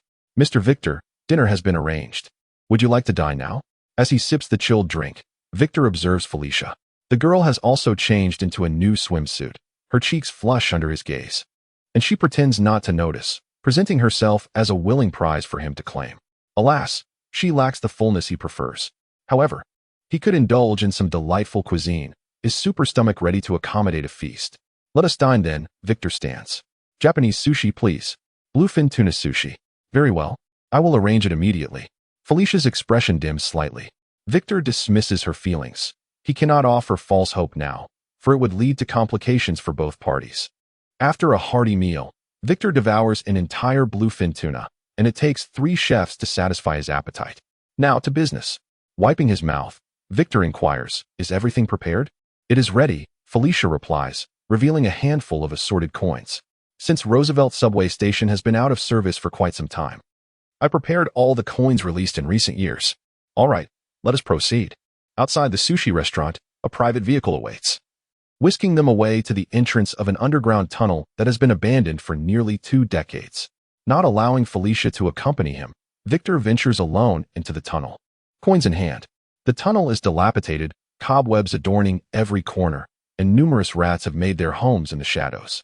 As his night vision kicks in, the scene transforms into a peculiar greenish hue, causing Victor to feel uneasy. He extends his telekinetic energy around him, shielding himself from the webs, spiders, and cockroaches. His mind racing with concern. Would the mechanisms still be functional, or have they succumbed to rust? In silence, he proceeds for approximately a kilometer until he reaches Roosevelt subway station. Victor gracefully ascends to the platform, easily locating the coin slot affixed to the wall. He inserts the coins one by one. No reaction. It appears the mechanism has indeed rusted. This complicates matters. Leaping back onto the tracks, Victor regrets not acquiring X-ray vision first. He muses aloud. Should we perhaps send a construction crew to excavate this place? Just then, sensing Victor's impatience, the subway tracks tremble, and a fissure blossoms open, parting slowly. Victor finds himself teetering on the edge, nearly tumbling into the gap, but reacts swiftly, enveloping himself in telekinetic energy to stabilize. Fortunately, a train compartment ascends, providing him with a steady footing. Gliding down from the top of the car, Victor inspects the compartment labeled M6688, raising an eyebrow and whistling softly. "Well, aren't you quite accommodating?" As the train comes to a stop, the interior lights flicker on, and the doors slide open automatically. Through the glass, he glimpses bacterial incubators and various instruments, an entire miniature biological laboratory. This is Richard Parker's private research facility. Notably, this laboratory was established during Richard's tenure at Oscorp, where he conducted experiments using company resources and clandestinely preserved his findings. Such actions merit no judgment. Without stepping inside, Victor hovers a few centimeters above the ground, surveying the surroundings. A plethora of specialized equipment fills the space, entirely incomprehensible to him. Only a professional could ascertain the value of this research. Just as he prepares to leave, a computer screen flickers to life, displaying a video of a young man speaking earnestly. "I am Richard Parker. Regardless of how future generations may misinterpret my actions, I hope the truth is known. Oscorp has taken the lead in genetic research. However, Norman Osborn has conspired with foreign military agencies, seeking funding for my work. I discovered their intentions to weaponize my research, bioweapons. Thus, I refused. Now, in an effort to eliminate me as a nuisance, Norman Osborn has fabricated evidence against me, attempting to seize control of my findings. Nevertheless, this is inconsequential. The DNA I implanted in the spider is my own, without my assistance or that of my descendants.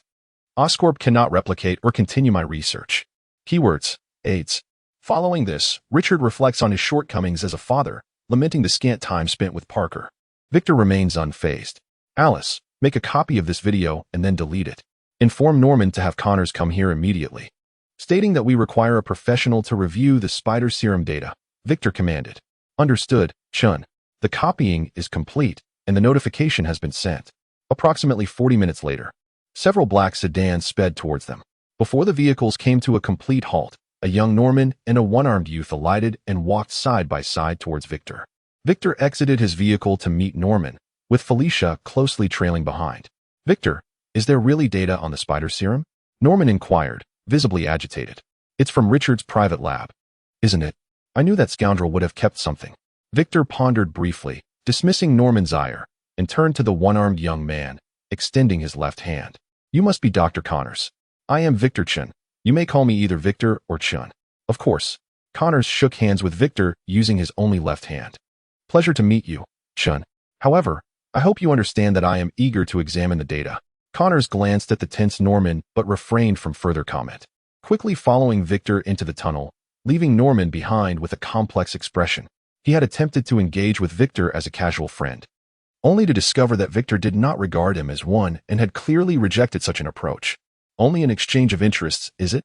How intriguing. Norman mused with a low chuckle. Suppressing his thoughts, he gestured for several bodyguards to illuminate the path ahead before proceeding into the passage. By the time Norman and his entourage reached the Roosevelt platform, Connors was already busy inside the carriage, while Victor stood outside observing. After greeting Victor, Norman entered the carriage as well. Upon seeing Norman, Connors expressed his excitement directly. We have complete data here. All the experimental data that was destroyed is included.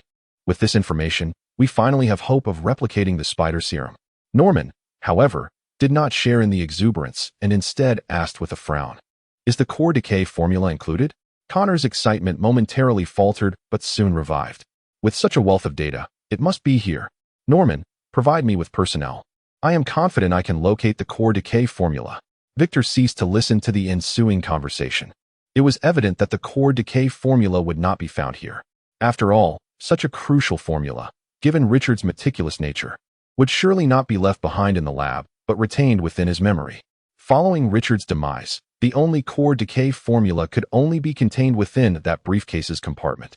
Victor, however, was in no hurry to retrieve it. He needed to keep the core decay formula and the DNA restriction firmly in his grasp, ensuring that Norman remained oblivious.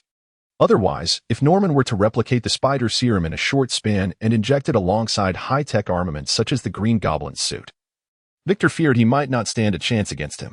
The balance of power could swiftly shift in Norman's favor, leading to dire consequences.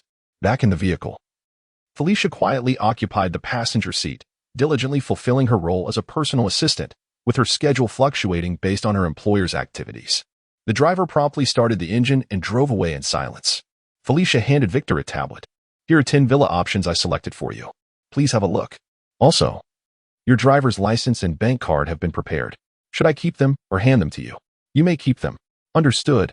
I will carry them with me. Very well. Victor acknowledged, lowering his gaze to review the information on the tablet. It primarily consisted of photographs of the villas, capturing every corner from the entrance to the bedrooms, allowing him to form a vivid mental image upon a single glance. He found the decor style to his liking, with locations scattered throughout Manhattan. Ultimately, he chose a villa in the Upper East Side of Manhattan, adjacent to Central Park, where the air was fresh and sunlight abundant. Moreover, it was distanced from the heart of Manhattan, minimizing the risk of being caught in any future conflicts. As for the price, a mere $3 million, which was trivial for Norman. The villa required a thorough cleaning and airing out before it could be occupied. Oh, by the way, Victor suddenly recalled Hardy. Select a coastal villa in Los Angeles, preferably near 10880 Malibu Street. All right, I understand. Felicia quickly noted the address. The price for a beachfront villa may be higher. What is your budget? Focus on proximity to 10880. The cost is of no concern, Victor replied assertively. Naturally, he felt bold in spending money that was not his own. As for why he insisted on 10880 Malibu Street, it was simply because that was the address of Tony Stark's opulent villa in Los Angeles. Victor had committed this essential information to memory. Oh, then, shall I take my leave? Yes, good night. All right, good night. Felicia exited the room with a hint of disappointment, closing the door behind her. Victor paid her no mind, sinking into the plush sofa as his thoughts drifted far away. He needed to continue refining his script.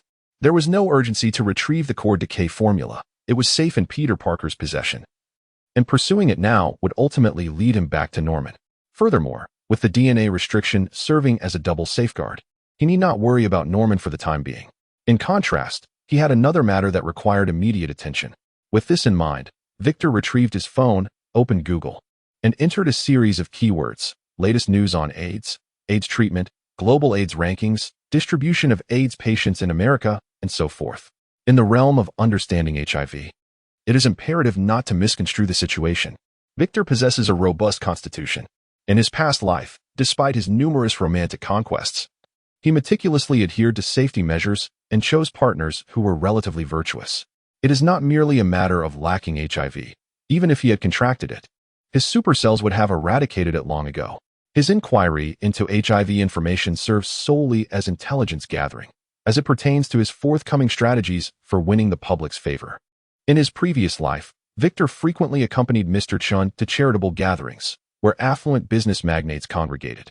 At charity auctions, they would lavishly bid on manuscripts from disaster-stricken regions, spending colossal sums, 1,000 kilograms of gold, equating to $30 million, on mere scribbles of unknown authors. What motivated such expenditures? Charity? Philanthropy? A love for talent? Or perhaps a sense of pity? All of these notions are misguided. It was simply a transaction for a commendable reputation. These charitable donations are nothing more than advertising expenses disguised as benevolence. An investment of $30 million yields a reputation of goodwill, favorable policies, public trust, and positive impressions from other collaborators. Yet, the benefits are not confined to a single individual. Charitable organizations gain operational funding, suffering civilians receive timely assistance, and governments enhance their performance records. It is a mutually beneficial arrangement. Victor's current objective is to cultivate a universally acknowledged reputation that would subsequently translate into profit. The gains he seeks cannot be supported by mere fame. Should he pursue indirect assistance through charitable donations, even the contributions of 10 Osborne groups would fall short of expectations. He must target the fundamental solution to save lives. In this world, perhaps the greatest savior is the hospital. While some may argue that hospitals are mere money pits, societal operations demand regulation. The true original sin is not poverty. Establishing a hospital, however, presents considerable challenges, including management difficulties and the presence of unruly patients, which leads to slow returns. Moreover, possessing a dimensional trading platform, Victor is fully capable of undertaking ventures that others cannot or dare not pursue, such as mastering a cure for certain incurable diseases. Consider Norman. His awareness of an impending demise causes anguish that even the most powerful cannot escape. After thorough contemplation, Victor has resolved to prioritize HIV as his initial target. The incubation period for HIV spans 4 to 10 years, and prior to the onset of symptoms, individuals exhibit no anomalies. By treating their HIV, these physically robust individuals would require no convalescence and would instantly become Victor's supporters, ready to offer assistance. In contrast, ailments like cancer, ALS, and diabetes entail prolonged treatments, subjecting patients to immense physical and psychological trauma, resulting in lengthy recovery periods that hinder immediate efficacy. With a clear target established, the next step entails discovering a cure for HIV. This task is not insurmountable. Among his acquaintances is one who has already breached this limitation. Accessing his contacts, Victor opens a dialogue with Royce. Victor, brother, are you awake? Let us discuss HIV. Royce, what's up, little brother? Did something happen? No worries. Youth has its recklessness. A dose of T-virus or G-virus can obliterate any HIV. Victor, that's not what I meant. I'm seeking a groundbreaking cure for HIV. Is it feasible to develop such a remedy? Royce's response is a barrage of messages. Royce, oh, I misunderstood, my apologies. A specific cure for HIV? That is quite the challenge. In my dimension, we're born with a dose of viruses. We Haven T even produced cold medicine in years. Victor identifies a potential business opportunity. Victor, let me ask you, is it possible to develop a specific remedy targeting a singular terminal illness? Royce, oh, that is simple. I have plenty of infrastructure experts. They could research this within a month. The issue is that no one suffers from this affliction, hence no one has considered researching it. Royce continues, how about this? Let us establish a research group. Once a remedy is developed, I'll package it as knowledge for you, and I'll ensure the price is minimal. Such products cannot be given away for free. The platform prohibits that. Upon reviewing Royce's explanation, Victor's lips curve into a subtle smile. Debts of gratitude are notoriously difficult to repay, but now he seems to have found an opportunity to repay Royce's kindness. Victor, brother, the low-level status of the biohazard dimension has resulted in a limited product range. You must have been searching for a breakthrough, correct? Royce, your luck is unfortunate to have landed in such a desolate corner of the universe. Royce continues, the primary viruses are classified under bloodlines, and the low-tier bloodlines garner little interest. While the tyrant and lickers may serve as bodyguards, their appearance is simply too unappealing for anyone to desire such a grotesque companion. Indeed. Victor, have you considered where your advantages lie? Even the formidable Goku from the Dragon Ball universe, capable of effortlessly annihilating Earth, succumbed to heart disease. In my Marvel universe, at least on Earth, HIV, cancer, and ALS remain incurable. Victor continues, additionally, the purchase of formulas is not solely for personal use. Are you familiar with charity galas? Many merchants do not utilize these products themselves, but you can market them to encourage such purchases, subsequently enhancing the reputation of charitable endeavors in your dimension. After a prolonged silence, Royce finally responds. Royce, oh my goodness, you've awakened me from my stupor. How did I not realize this sooner? Your intellect should be utilized in the Marvel universe. It would be wasted in my low-tier dimension. Royce concludes, let us forget everything else. You want a cure for HIV, right? If you have any additional requests, do share. This is a matter I will surely handle for you. Victor smiles in understanding. He comprehends Royce's excitement. Much like Norman, if he were privy to the core decay formula or DNA constraints, the potential for developing a cure for his genetic malady would be significantly enhanced. This realization is indeed an eye-opener.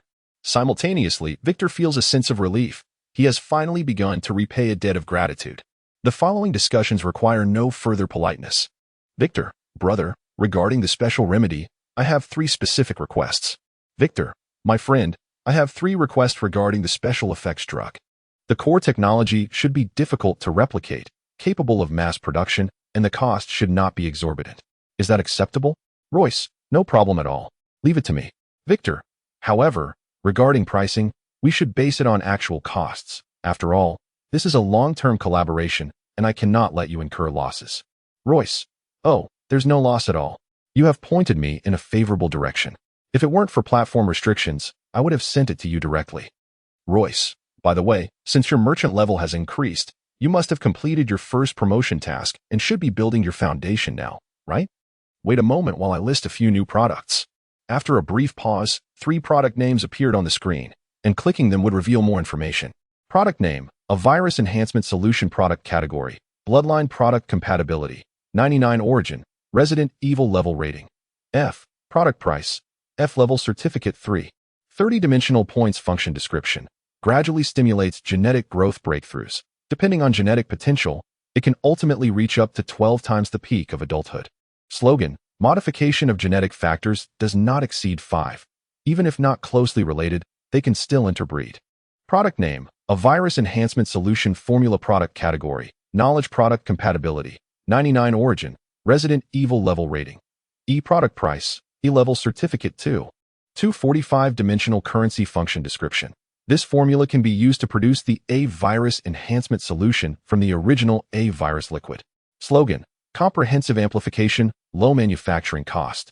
The best choice for training armies. The only drawback is the inability to cultivate the original A virus liquid independently. Product name, a virus liquid cultivation manual product category, knowledge product compatibility, 99 origin, Resident Evil level rating. D, product price, D level certificate 2. 2400-dimensional currency function description. The A virus is a variant of the T virus, stripped of all unstable factors, representing a mature physical enhancement technology. Slogan now, you can cultivate your own army. This is somewhat formidable. The A virus enhancement solution is priced only slightly higher than the harmless basic version of the T virus used for Norman. Yet its effects can reach up to 12 times the peak of adulthood, rather than being fixed at that level. The pricing logic cannot be so simplistic. It is likely that every dimensional merchant, when acquiring products from their respective dimensions, uses currency valuation for price listings rather than the retail price. The former is the platform's estimated minimum price, while the latter is set by the merchant and falls within the authority of a Level 3 merchant. Currently, Victor holds only the status of a Level 1 merchant, and placing a product would automatically raise the price by 10 in dimensional points. The number of certificates is unmodifiable by merchants of any level. The A virus has a mere increment of 5 dimensional points over the T virus, yet its efficacy is significantly enhanced. The only explanation is that Royce offers the lowest price, which corresponds to the platform's valuation. Victor truly cannot refuse this product. His subsequent plans require such a biopharmaceutical for rapid soldier cultivation to collaborate with the military, thereby increasing his leverage to achieve certain objectives. His initial plan was to acquire the formula for the harmless basic version of the T virus. However, since the T virus is Royce's core product, requesting the formula would be quite delicate. Now, a better option has presented itself. Nonetheless, Victor said, "My friend, I genuinely need this virus series. But I cannot take advantage of you. Let us settle on the finished product price." Royce responded, "Oh, it's no trouble at all. It's merely something my subordinates were experimenting with, not worth much. You're forcing me to act generous." Victor replied, "I have ample resources in my dimension. I am not short on funds, and discounted products do not reflect my status." The other party fell silent for a moment. After several seconds, the conversation resumed. "Royce, your words are impressive. I am truly in admiration. Royce, if we were face to face, I would treat you to a fine meal." Royce, "Well then, since we Haven T finalized the pricing for the A virus series, if there is nothing else, I will go confer with the guild." Victor thought to himself, how impressive it is that he has his own guild. "Wait," Victor interjected. "I have another business proposition. Since you are handling the special effects drugs, you should also design the medical chamber. It must include network connectivity for identity recognition and health diagnostics, as well as for the injection of special effects drugs. Furthermore, please reserve some space for an X-gene testing system." After about a minute, Royce replied, "The medical chamber is not an issue. It's a simple task, and I will charge you the minimum price. Let us not be too polite this time, especially since it fits nicely into the series targeting terminal illnesses." Royce continued, "Is there anything else? If not, I must get back to work. I'm quite energized right now." This demeanor is undeniably that of a robust Northeastern man. After bidding a friendly farewell to Royce, Victor gazed at the luminous moon in the sky, his thoughts continuing to wander. What should he do next? Engaging in heroic deeds would have to wait until his bloodline enhancement is complete. He must avoid pitfalls. Besides, he has only just stabilized his footing. The S.H.I.E.L.D. is undoubtedly still keeping an eye on him, making it inadvisable to act too conspicuously. There is no rush in collaborating with the military regarding the A virus. He does not urgently need leverage. This is a trump card that must be played at the right moment, potentially granting him numerous benefits that are otherwise unobtainable during negotiations. The special effects drug for AIDS has yet to arrive, and he is uncertain about the necessary production equipment. However, he can establish a company in the meantime. Having his own subordinates would facilitate operations. Currently, he only has Felicia, which limits his capabilities. As for Norman's Osborne Group, he would rather not. Although Norman holds only 34 of the shares, making him a major shareholder, he lacks controlling interest. Giving this lucrative venture to Osborne not only deprives him of profits but also tarnishes his reputation. It is imperative to establish his own group. The Osborne Tower, a prominent skyscraper on Manhattan Island, could serve as an excellent headquarters. In that instant, a striking visage appeared in his mind: Justin Hammer. Hammer Industries, under Justin's leadership, is one of America's top 3 arms dealers. Following Tony's cessation of arms production, Norman, preoccupied with his own troubles, allowed Hammer to seize the military contracts that had become available, thus positioning him as the leading arms supplier in the country. As chairman, Hammer is immensely wealthy. What is more intriguing is that, according to the character's script, this fellow, also a billionaire arms dealer, possesses a multitude of traits: cruelty, cunning, mercenary instincts, and jealousy towards Tony. Yet, he is somewhat lacking in intelligence. In simpler terms, this affluent and naive individual is rather easy to deceive. It is decided. Acquire a seaside villa beside Tony at the earliest convenience, basking in the sun while simultaneously awaiting the opportune moment to make an appearance. And perhaps seize the chance to undermine Hammer Industries. The plan is flawless. In the midst of a race against time, Victor spent 3 tranquil days on a private beach. The acquisition of the villa in Los Angeles was urgent. Felicia personally flew over to negotiate for a seaside villa located 10 kilometers from Tony's property, attempting to persuade the seller. This task was no simple feat, as those who could afford such coastal properties were often not lacking in wealth. The choice of a location 10 kilometers away was strategic. Surrounding land had already been purchased in accordance with Tony's seaside estate. Victor found this routine, having witnessed many eccentricities in his past life among the wealthy. As dusk fell, Felicia reported success in securing the seaside villa, which was now being prepared for Victor's immediate occupancy. The young girl proved to be quite capable. However, Victor refrained from departing immediately. He chose to bask in the evening sun before taking Norman's private jet directly to Los Angeles Airport. Upon exiting the VIP area and arriving at exit 1 of the airport, he felt a sense of surreal disorientation. In just 14 days, he had transitioned from being chased away by a hapless individual to having a car waiting to take him to a seaside villa. This transformation in status was astonishingly swift. A mere fortnight, all thanks to the platform's ancillary value. Without it, he would have been limited to extracting a sum of money from Norman, unable to claim such a property for himself. Reflecting on this, Victor marveled at the peculiarities of fate. Just as he turned to leave, his phone vibrated in his pocket. Without reaching for it, he inquired, "Who was calling?" His brow furrowed in curiosity. He recalled being struck unconscious here by Wanda's suitcase. Upon answering, he was met with a peculiar sound. Peter was embroiled in a heated argument. "Hey, white-haired boy, this week's rent is due," a harsh voice declared. "Damn it, I just paid yesterday. Why am I being asked again today?" Peter's voice was filled with frustration. "Huh, yesterday was Sunday, today is Monday. It's a new week. So why not pay again? You aren't trying to live here for free, are you? If you're short on cash, let your sister entertain us, and we might waive this month's rent." A scream pierced through the air. It was Wanda's. "Get away from me." Peter's furious voice boomed. "We're not staying here anymore. Keep your distance from Wanda. Even if you're leaving, you still owe today's rent. Who do you think you are, staying here for free? Brothers. Why waste our breath? There's no one in this alley. Let us take her." "Exactly. This girl is quite attractive. Since she's in our territory, we might as well enjoy ourselves. Damn BTCH, how dare you bite me? White-haired boy, drop what you're holding." The chaos escalated into a cacophony of shouts and curses, culminating in a one-sided attack as it seemed Peter and Wanda were fleeing after a desperate struggle. Victor frowned and quickly approached the Mercedes parked by the roadside, where Felicia stood patiently awaiting him. "Alice, locate the signal of the phone." "Understood, I'll guide you." "Not an issue, satellite navigation is ready." As Victor reached the Mercedes, he assessed the C216CL model, equipped with a powerful V12.5L twin-turbo engine, capable of accelerating to 100 km per hour in just 4.6 seconds. While it may not be ideal for racing, it was certainly sufficient for reaching his destination swiftly. He climbed into the driver's seat, roughly pulling the driver out, fastening his seatbelt, engaging the clutch, igniting the engine, shifting gears, and releasing the handbrake in one fluid motion. Felicia, realizing the urgency, leaned in with concern.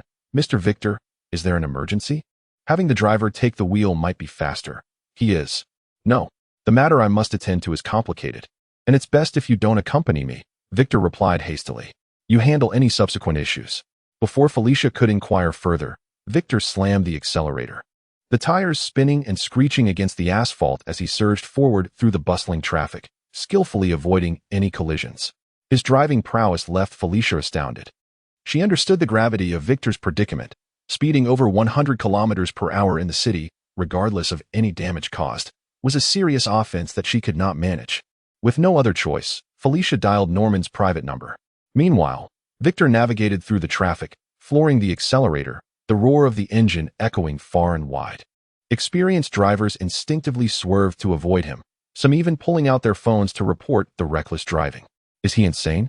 Racing through the city? Victor disregarded their reactions. A fervent F1 racing enthusiast, despite his parents' strict prohibitions against racing, his driving skills were undeniable. Now, with his body impervious to harm, he felt no trepidation as he sped through the streets. The only concern was avoiding collisions with others. In a frenzied sprint, Victor reduced a 30-minute journey to a mere 10, leaving a 10-meter-long skid mark on the road before finally halting the vehicle. Before it came to a complete stop, he leaped from the driver's seat, truly flying out of the car. He could no longer afford to conceal his identity. Just 3 minutes prior, Peter's phone signal had been cut off. The siblings were likely cornered. In impoverished neighborhoods, being cornered often equated to dire consequences, especially for women, who might face unspeakable horrors before meeting their end. Could Victor bear the thought of Wanda suffering such a fate? Though this version of Wanda was merely a fleeting acquaintance, he could not stand idly by, whether for the sake of narrative coherence or his own burgeoning sentiments. Therefore, Victor resolved that he would not allow any harm to befall them. Enveloped in telekinetic energy, Victor soared to a height of 20 meters, surveying the chaotic streets below, where many lay sleeping on the open roads. The signal had been lost in this vicinity, a slum akin to New York's Hell's Kitchen, devoid of surveillance cameras, leaving Alice unable to ascertain Wanda's whereabouts. Victor had to rely on his own efforts. With his superhuman hearing unleashed, a torrent of chaotic sounds flooded his mind, overwhelming him with information. This advanced combat suit offered no assistance. He had to rely solely on his own capabilities. Now, it was a race against time to see whether he could locate the Wanda siblings before they succumb to their predicament. They must hold on until he arrives. Notify Norman to collect the bodies. Wanda is on the brink of collapse. The fleeting memories of her brief 18 years flash through her mind like a kaleidoscope. Once, she possessed a happy and fulfilling home. Though not affluent, it was filled with joy. However, a single horrific attack claimed her parents' lives, and a missile bearing the Stark Industries insignia fell from the sky, landing before her and her brother, its red light warning of imminent explosion. They endured 6 agonizing hours, trapped in a reality where their lives were beyond their control, until finally rescued by a government team. Yet the terror that gripped their throats lingered for 5 long years, etched deeply into their minds alongside their vengeful thoughts. Determined, the siblings worked tirelessly, saving every penny and striving to excel. Finally, in the year Wanda turned 18, they managed to secure passports to enter the United States under the guise of tourism. They had to go to Los Angeles, for their enemy resided in that very city. The plan was simple. The notorious playboy was known for his lecherous ways, and Wanda's resources were ample. By creating an opportunity to lure him, the subsequent course of action would be straightforward. However, upon their arrival in Los Angeles, reality veered dramatically off course. Wanda unintentionally knocked out a passerby. Though they craved vengeance, they were still just ordinary siblings, hastily transporting the injured person to a hospital.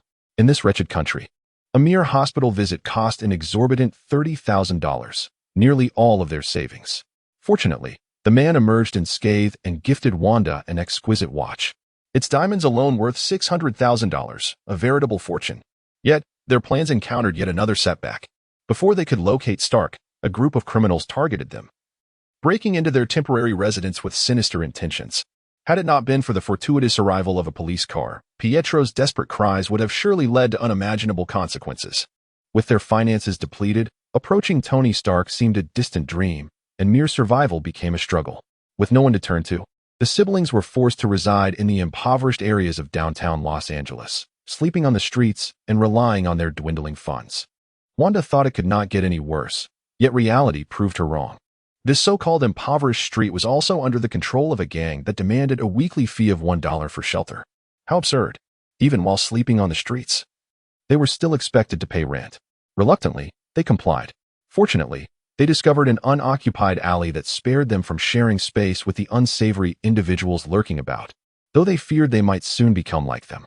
However, they never considered why this alley was deserted, with only one entrance. It was a trap waiting to ensnare those who ventured in. Days later, after being identified as illegal tourists, they attracted the attention of unsavory characters. Confident in her allure, Wanda knew she could attract attention, though whether it would be from Tony Stark remained uncertain. Attracting the attention of drug addicts lurking in the shadows, however, was an inevitable outcome. The siblings would not succumb easily. For the sake of revenge, Wanda was willing to sacrifice, as vengeance had become ingrained in her very essence. But to be violated by drug addicts? Absolutely not. Suddenly, they fought back, breaking free from the encirclement of the addicts, only to be pursued by the gang.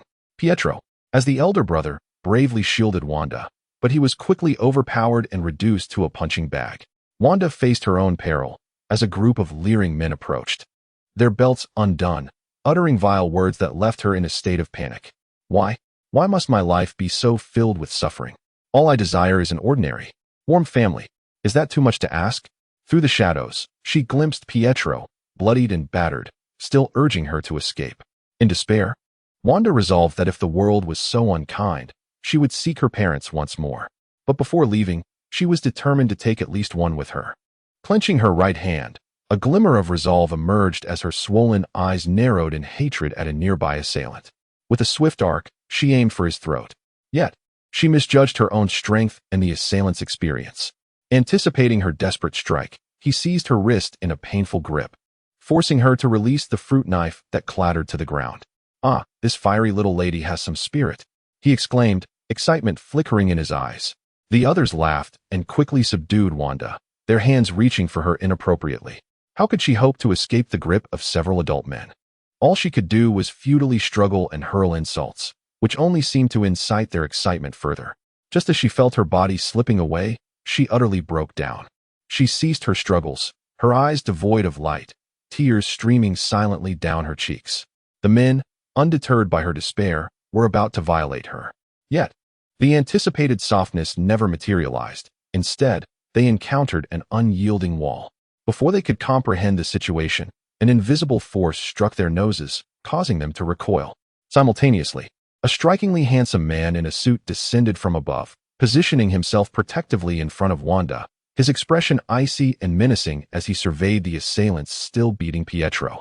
With a mere flick of his wrist, several finger-length blades shot forth from his belt, effortlessly embedding themselves into the backs of the attackers. The men, stunned and pained, felt a sharp agony in their lower backs.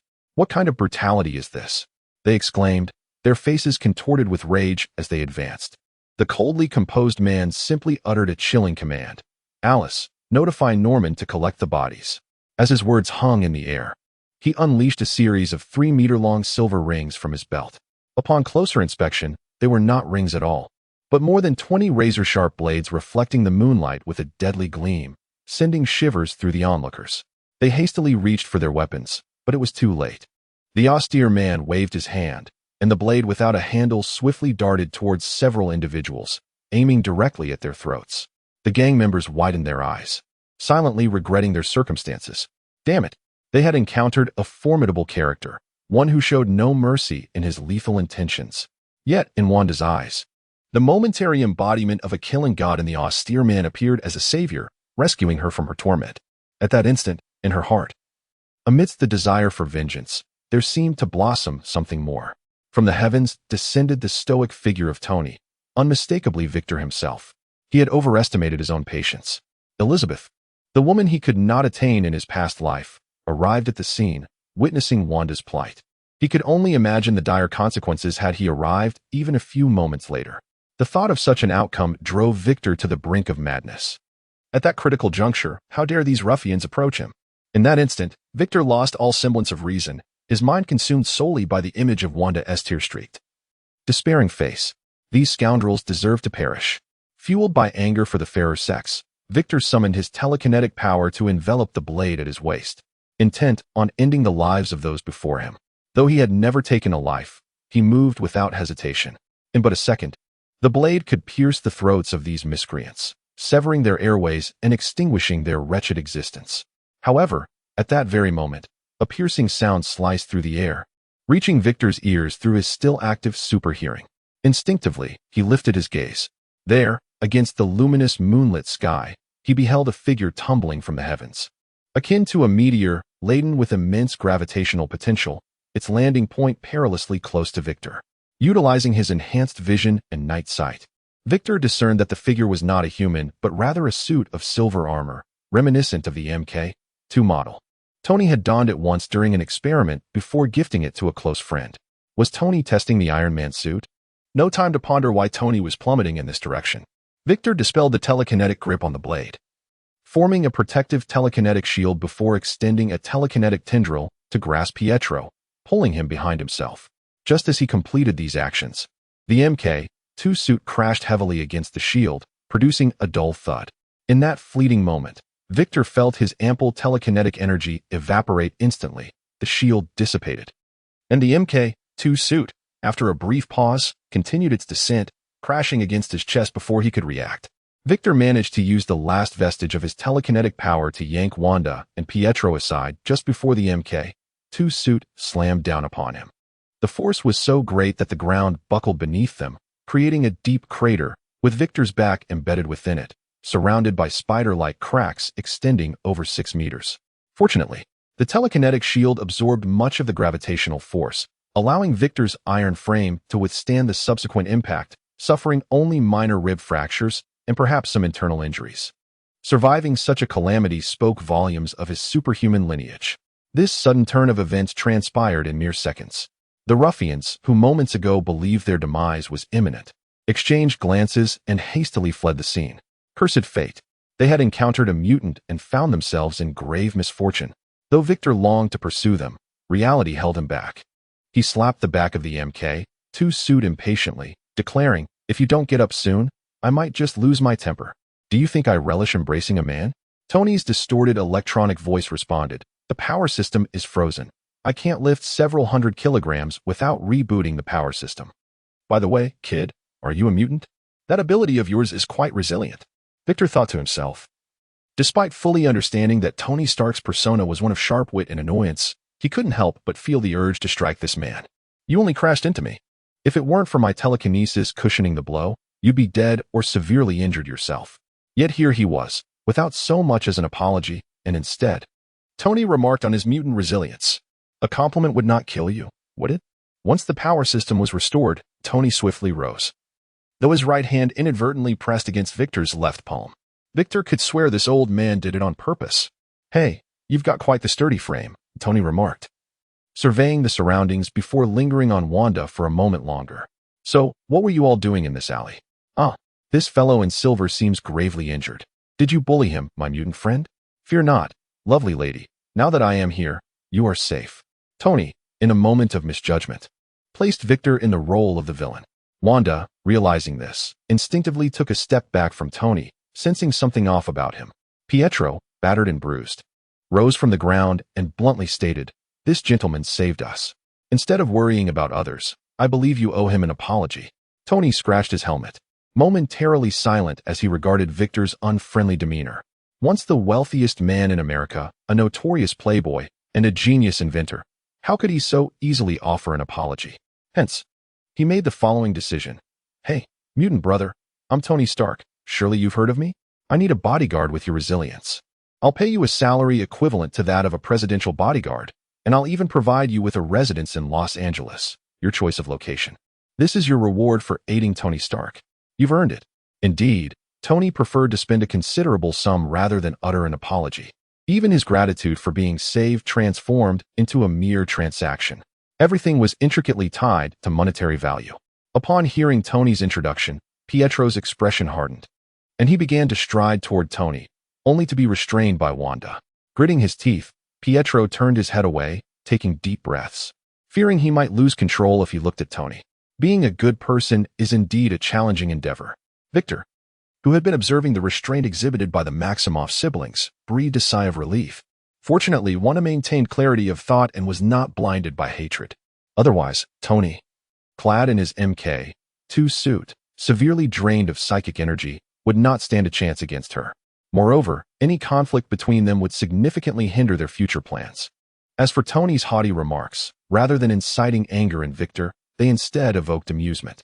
Indeed, this was quintessentially Tony Stark, his charmingly arrogant demeanor. Had Tony offered a straightforward apology, Victor would have been troubled by the potential alteration of his own persona. Thus, Victor remarked, "Tony Stark, of course I recognize you, the playboy who was kidnapped. My newly acquired villa is situated right next to yours, and you are welcome to drop by when you have the time." The fact that he could purchase a villa adjacent to Tony's South Seaside estate hinted at his substantial wealth, rendering Tony's earlier proposal for compensation devoid of allure. Quick-witted as ever, Tony immediately suggested an alternative form of remuneration. "Very well, I'll have Pepper pay you a visit first. If what you say holds truth, I foresee Stark Industries gaining a new partner." Victor, however, did not reciprocate with warmth, stating, "We may have opportunities for collaboration, but I must confess, my first impression of you is rather unfavorable." "Oh, is that so?" Tony replied, his tone laced with surprise. "On the contrary, I found my initial impression of you quite favorable. You will undoubtedly make an excellent bodyguard, and I shall ensure Happy reserves a position for you." "Oh, The sharp-tongued Tony Stark was indeed living up to his reputation. Yet, today, he had encountered a worthy opponent. My forthcoming plans require the support of a chief scientist. Initially, I had earmarked a green-skinned individual for the role. Should you choose to join, I could offer you the position of his assistant. Victor retorted without reservation. Huh, an assistant? Me? Tony Stark? His voice rose in pitch. Are there individuals in this world who possess greater intellect than I? Perhaps Howard Stark? I suddenly find myself wishing you wouldn't reside near my home. I might consider purchasing the land around you and requesting your departure. Sorry, but the adjacent land is part of my property, Victor replied, observing Tony's fiery display of flames from his hands and feet as he hovered unsteadily in midair. Conversing with you is anything but enjoyable. Additionally, Victor remarked, I am not attempting to curry favor. Your appearance and voice seem somewhat familiar. However, the individual who called me father from my memories likely does not share your wealth. It could merely be a resemblance. This statement left Victor momentarily breathless. He pondered whether Tony recognized him or was simply attempting to exploit him verbally. Regardless, this childlike mischief before departing was distinctly reminiscent of Tony's character. How infuriating! Yet, now was not the time for such thoughts. Shifting his gaze to the Maximoff siblings, he noticed their unwavering focus on Tony's retreating figure. With their enhanced night vision, they could not conceal the palpable hatred and malice reflected in their eyes. The arrangement for the siblings presented a conundrum. Victor wished to spare Wanda from further hardship. If they were to remain, how could he provide for them? Under what pretense could he offer them shelter? These thoughts caused Victor considerable distress. Just as he was deep in contemplation, Alice notified him of a call from Felicia, who had just arrived in downtown Los Angeles and sought to meet up. Given that they were in a low-income area, it would be unwise to have her come to him. Victor instructed her to wait at her current location and promised to find her. Upon ending the communication, Victor couldn't shake the feeling that Wanda S.H.I.E.L.D held an unusual sentiment. Perhaps it was merely a figment of his imagination, given her resemblance to Elizabeth. Clearing his throat, he inquired, what are your plans moving forward? Bathed in the silvery light of the moon, the three faced each other for the first time. Pietro appeared somewhat sluggish. While Wanda immediately recognized Victor as the only male she had ever embraced aside from her family. It's you, Wanda exclaimed, her surprise palpable. What brings you here? Victor waved his phone, explaining, I was en route to my new residence when your brother called. Sensing something was amiss, I traced the call's signal. A formidable mutant. The new neighbor of Tony Stark, capable of tracing phone signals, was indeed a powerful individual, wealthy, handsome, and willing to assist. Wanda and Pietro exchanged glances, both recognizing the opportunity to draw closer to their adversary.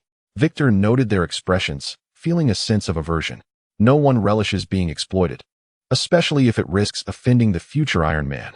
However, in light of Wanda being the future Scarlet Witch and Pietro as Quicksilver, Victor considered his progress on the mission 3/5 complete. Very well, let us get you both to the villa. I have ample space. He could later seek an opportunity to clarify the misunderstanding between them and Tony. Victor was confident that the animosity was merely a misconception. Just as he pondered how to broach the subject, Wanda suddenly collapsed, her body slackening as she fell. Pietro, caught off guard, was unable to react in time. But Victor swiftly enveloped her with his psychic energy, preventing her from hitting the ground. Upon inspecting Wanda, he found her eyes shut, her breathing rapid, and her complexion paler than her usual hue, as observed through his night vision. Something was amiss. Initially suspecting her sudden ailment to be a ruse to elicit sympathy, Victor soon realized she was genuinely unconscious. Pietro, unable to perceive her pallor in the dim light, called out softly to her while gently shaking her, causing Victor to feel a bit dazed. Hey, this isn't merely a plea for sympathy. It borders on seduction. With great effort, Victor averted his gaze and said, Pietro, your sister appears to be truly unconscious. My vehicle is nearby. Carry her, and I will take you to the hospital. I will cover the medical expenses. Indeed, she was genuinely unconscious. As Victor began to distance himself, Pietro quickly embraced Wanda around her waist, bending his legs to lift her in a princess carry. However, his efforts were thwarted. Instead, he stumbled and fell to the ground.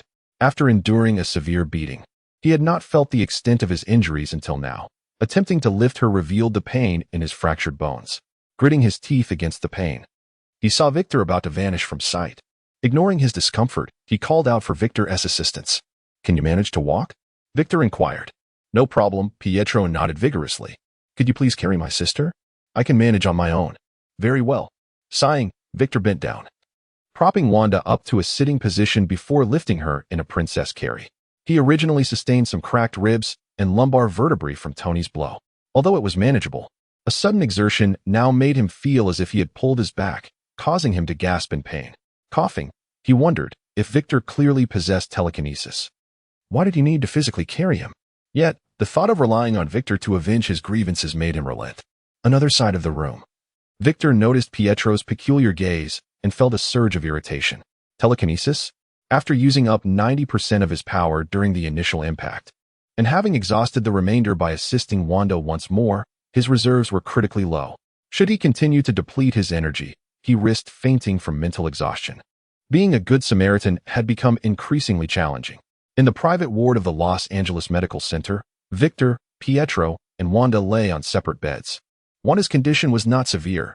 Her fainting was merely a consequence of low blood sugar from insufficient food intake, compounded by extreme emotional fluctuations. A simple infusion of glucose and a regular diet would suffice. No medication necessary. However, both Victor and Pietro bore serious injuries. Pietro's numerous bruises were largely superficial, with muscle damage that required only rest. Victor's situation was dire. With cracked sternum and ribs, the more alarming issue lay in the slight fracture of his lumbar vertebrae. A careless movement could exacerbate these cracks, leading to a potential spinal fracture and paralysis of his lower body. Upon learning that Wanda had been in Victor's arms, the examining physician nearly widened his eyes in astonishment, reprimanding him for risking his life. Victor smiled brightly, refraining from a rebuttal. It would not do to reveal his superhuman lineage and the extraordinary density of his bones, which made such cracks mere trifles that could heal with sunlight. If he were to disclose this, he might very well invite a psychiatrist to the scene. Meanwhile, Pietro, after hearing the doctor's stern warning, recalled Victor's earlier actions, and his expression darkened. He felt a mix of indignation, shame, regret, and relief. How could he have doubted that Victor might take advantage of his sister? Just as he was about to apologize, Felicia, with a disapproving expression, stood by the bed, watching Victor in silence, which made him feel uneasy. If you have something to say, just say it, Victor conceded, feeling cornered. He simply could not withstand such unspoken scrutiny. With Victor's tacit approval, Felicia began to express her grievances. Mr. Victor, should such an incident occur again, would you allow us to assist? Given your status, venturing into the impoverished areas of Los Angeles is exceedingly perilous. I apologize, Mr. Pietro, I meant no offense. It's just that if something were to happen to Mr. Victor, no, with your current injuries, even if Mr. Norman doesn't dismiss me, my salary for this month is undoubtedly at stake. I'm not lamenting the loss of my wages. I merely think it unnecessary for you to put yourself in danger. Seeing Felicia's relentless stream of complaints, Victor promptly interrupted.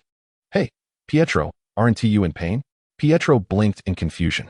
Although his entire body ached, it wasn't unbearable, but upon noticing Victor's persistent winks, he suddenly understood. Oh dear, why do I feel so much pain all of a sudden? Pietro's reaction was dramatically exaggerated. He was clearly an honest man, incapable of feigning. Victor chose to ignore him, turning to Felicia with a serious tone. Quickly call the nurse for an infusion. Look at how much he is suffering. Felicia bit her lip, trying to contain her emotions. Ultimately, she didn't leave. After pressing the call button, she continued to watch Victor intently. Victor dared not speak, closing his eyes to gather his strength. Felicia's concern was evident. Otherwise, in a typical employer-employee relationship, who would take the time to engage in such discussions? Pietro, sensing the shift in the atmosphere, shrank back, thinking that there would be future opportunities to apologize. The ward fell into silence until a few minutes later when a knock echoed through the room. Come in, Felicia replied. A young Asian nurse gently pushed the door open, peeking her head in. There was a series of car accidents nearby tonight, and all the on-duty nurses are in the emergency room. It's just me left. I'm still in my internship, so please be understanding. Her words were disjointed, but it was understandable given her nervousness. Those who could afford a private room in this hospital were typically of wealth or status, and only seasoned nurses could serve them. A mere intern like her had to perform excellently. Failing to do so, especially with a difficult patient, could jeopardize her hard-earned position. However, Victor was unconcerned, as he was not her patient. He pointed at Pietro, saying, he needs an infusion, immediately. The medication order is at the bedside. You won't mistake that, will you? No. I want tea. The young nurse shook her head, but then hesitated, gathering her courage to weakly say, "If it's not urgent, perhaps we could wait a moment." Victor turned to Pietro, seeking his input. Pietro shrugged. "It's fine. Just go ahead, and while you're at it, please change my sister's glucose bottle too." With the subject of the matter saying so, the nurse felt compelled to comply and quickly disappeared from view. Seconds later, she returned, blushing, approaching Pietro and Wanda's beds to check their medical records before hastily exiting the room. Her bashful demeanor caught Felicia's attention, leading her to contemplate certain possibilities, and a subtle smile crept upon her lips. Pietro, focused on his sister, was oblivious to Felicia's reaction. While Victor observed with keen interest, Felicia, not one to back down, insisted, "Let us start with Pietro's infusion." The young nurse, not daring to oppose, dutifully prepared the four-drip, adjusting the flow rate professionally before moving to Pietro's side. He extended his right hand nonchalantly. The nurse, holding his small hand, disinfected it with an alcohol swab, swallowed hard, took a deep breath, and bravely brought the needle closer to the back of Pietro's hand. At that moment, an ominous premonition settled over Pietro. Yet, he could not halt the process, watching nervously as the needle pierced his skin with precision and swiftly entered the vein. It went smoothly. However, before he could breathe a sigh of relief, the needle unexpectedly pierced through the vein and emerged from another point on the back of his hand. Pietro, one nurse, Victor, Felicia. The atmosphere became palpably awkward. Victor and Felicia could hardly contain their laughter, torn between the urge to chuckle and the concern that such mirth might wound the pride of the young nurse. Their restraint was a difficult endeavor. Only Pietro, gazing at his wrist, could only click his tongue in frustration, unable to express anger given that the nurse had mentioned unforeseen circumstances and he was merely an intern. Besides, the hospital fees were covered by others. Sighing, Pietro remarked, "Could you please replace Wanda's 4 with a bottle of glucose? That should be manageable, right?" The nurse nodded vigorously like a chick pecking at grain, swiftly changing Wanda's 4 and then standing there with her head bowed, looking utterly pitiable. It was Felicia who, out of kindness, suggested, "All right, you can step out now. Tonight's incident will remain confidential."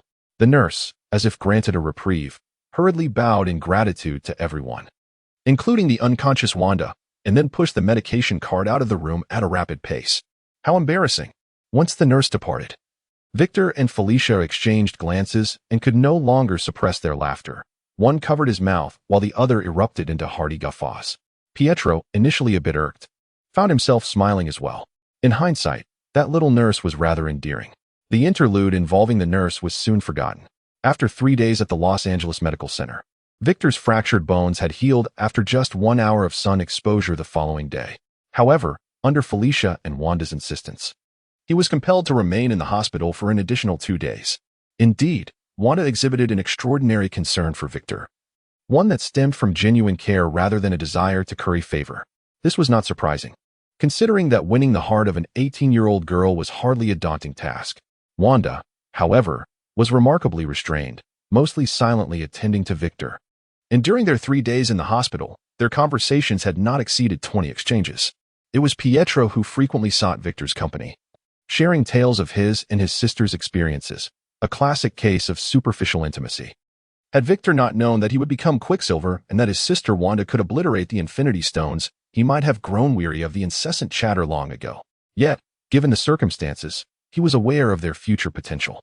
Thus, during those 3 days, with Victor's cooperation, their bond rapidly strengthened, culminating in Victor inviting the siblings to his villa as they were welcome to stay until their visas expired. Pietro readily accepted, while Wanda, though tacitly agreeing, displayed a hint of hesitation in her eyes, seemingly reluctant to involve Victor. Yet, she concealed her feelings well, leaving no one the wiser.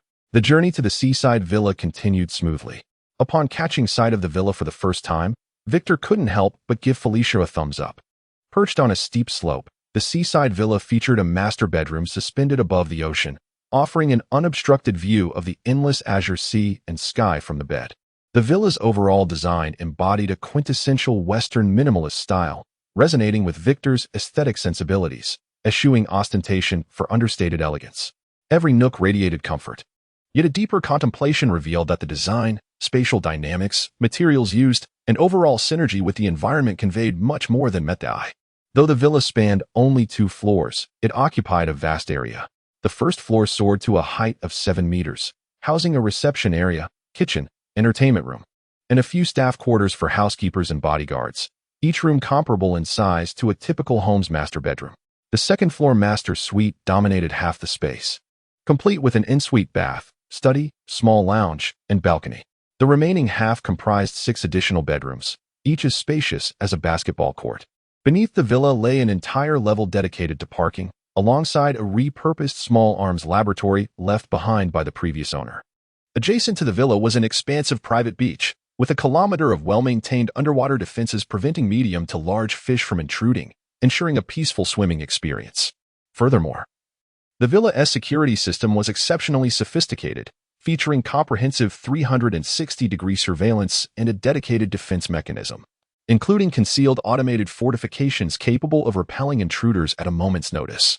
Victor couldn't restrain his curiosity. S.H.I.E.L.D, who was the previous owner of this villa? Were they paranoid? A high-ranking official from Hammer Industries, Felicia replied. This location primarily served to monitor Tony Stark. Had Stark Industries not shuttered its weapons division, this place would have remained off the market. Victor's expression shifted to one of realization as he recalled the poor quality of the Hammer's Widow missile. S.H.I.E.L.D, engage Osborne's security team to conduct a thorough inspection of the villa's security, focusing on any potential defects, Victor instructed. Felicia nodded in agreement. The tour of the villa came to an end, and Victor expressed his satisfaction. Pietro, wide-eyed, marveled at the opulence of the lives led by the wealthy. In contrast, Wanda appeared increasingly withdrawn and despondent, an aura of melancholy enveloping her. Victor couldn't fathom what was troubling her. After the villa tour, it was time to allocate rooms. Naturally, the master suite was designated for Victor, the owner. Felicia chose a nearby guest room to serve as Victor's personal assistant, ensuring she could attend to his needs swiftly. Even while sleeping, Pietro intended to select a room adjacent to Felicia's, but found himself reluctantly settling for a room on the first floor after Wanda claimed one of the lounges there. Victor thought nothing of it. Perhaps Wanda felt she should occupy the guest quarters, being a visitor. However, Felicia perceived something more. Casting a look at Victor that suggested disappointment, wasn't he supposed to be more perceptive? Before this minor incident could escalate, Alice reported that a lady claiming to be Pepper Potts was at the door. Pepper? Is Tony sending someone so soon? Given the relationship between the Wanda siblings and Tony, Victor instructed Felicia to take them to a lounge to sort out their necessities before allowing Alice to open the door. He casually grabbed a bag of coffee beans and began grinding them at the bar in the living room, preparing to brew a cup for Pepper. As for any heirs of a wealthy heir? Apologies, but none here. Pepper soon entered the grand hall, greeting Victor with a polite yet unembarrassed smile. The vast villa, it seemed, housed only Victor. He appraised her closely.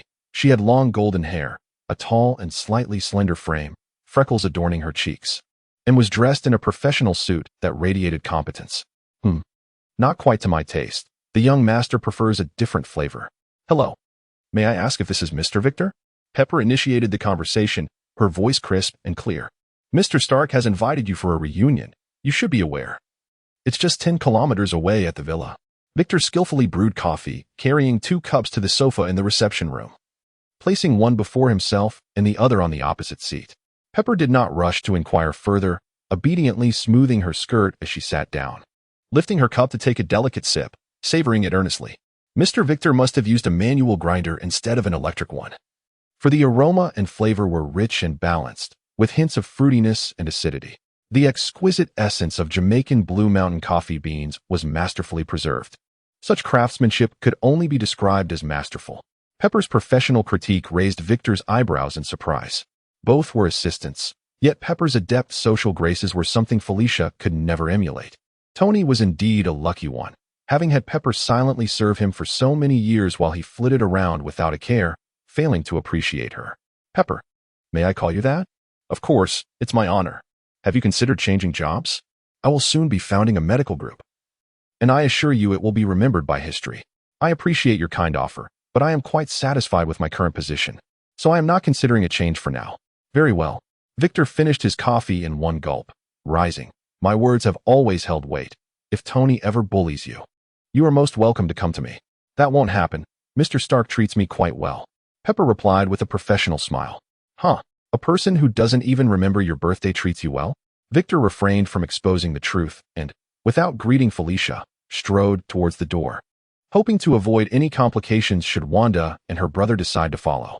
Let us go meet the ever-so-nice Tony. I am curious why he suddenly invited me. Pepper promptly set down her coffee and took small steps to keep pace with Victor. A car awaited them outside. Well then, let's take your car. Soon, Victor spotted Happy, the portly bodyguard who had once chased him away at Los Angeles Airport. Naturally, Pepper occupied the passenger seat while Victor sat alone in the back. During the journey, Happy's eyes, concealed behind sunglasses, frequently scrutinized Victor through the rearview mirror.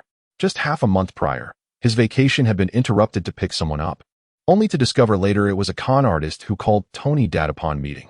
Now, this passenger in the back resembled the profile he had collected.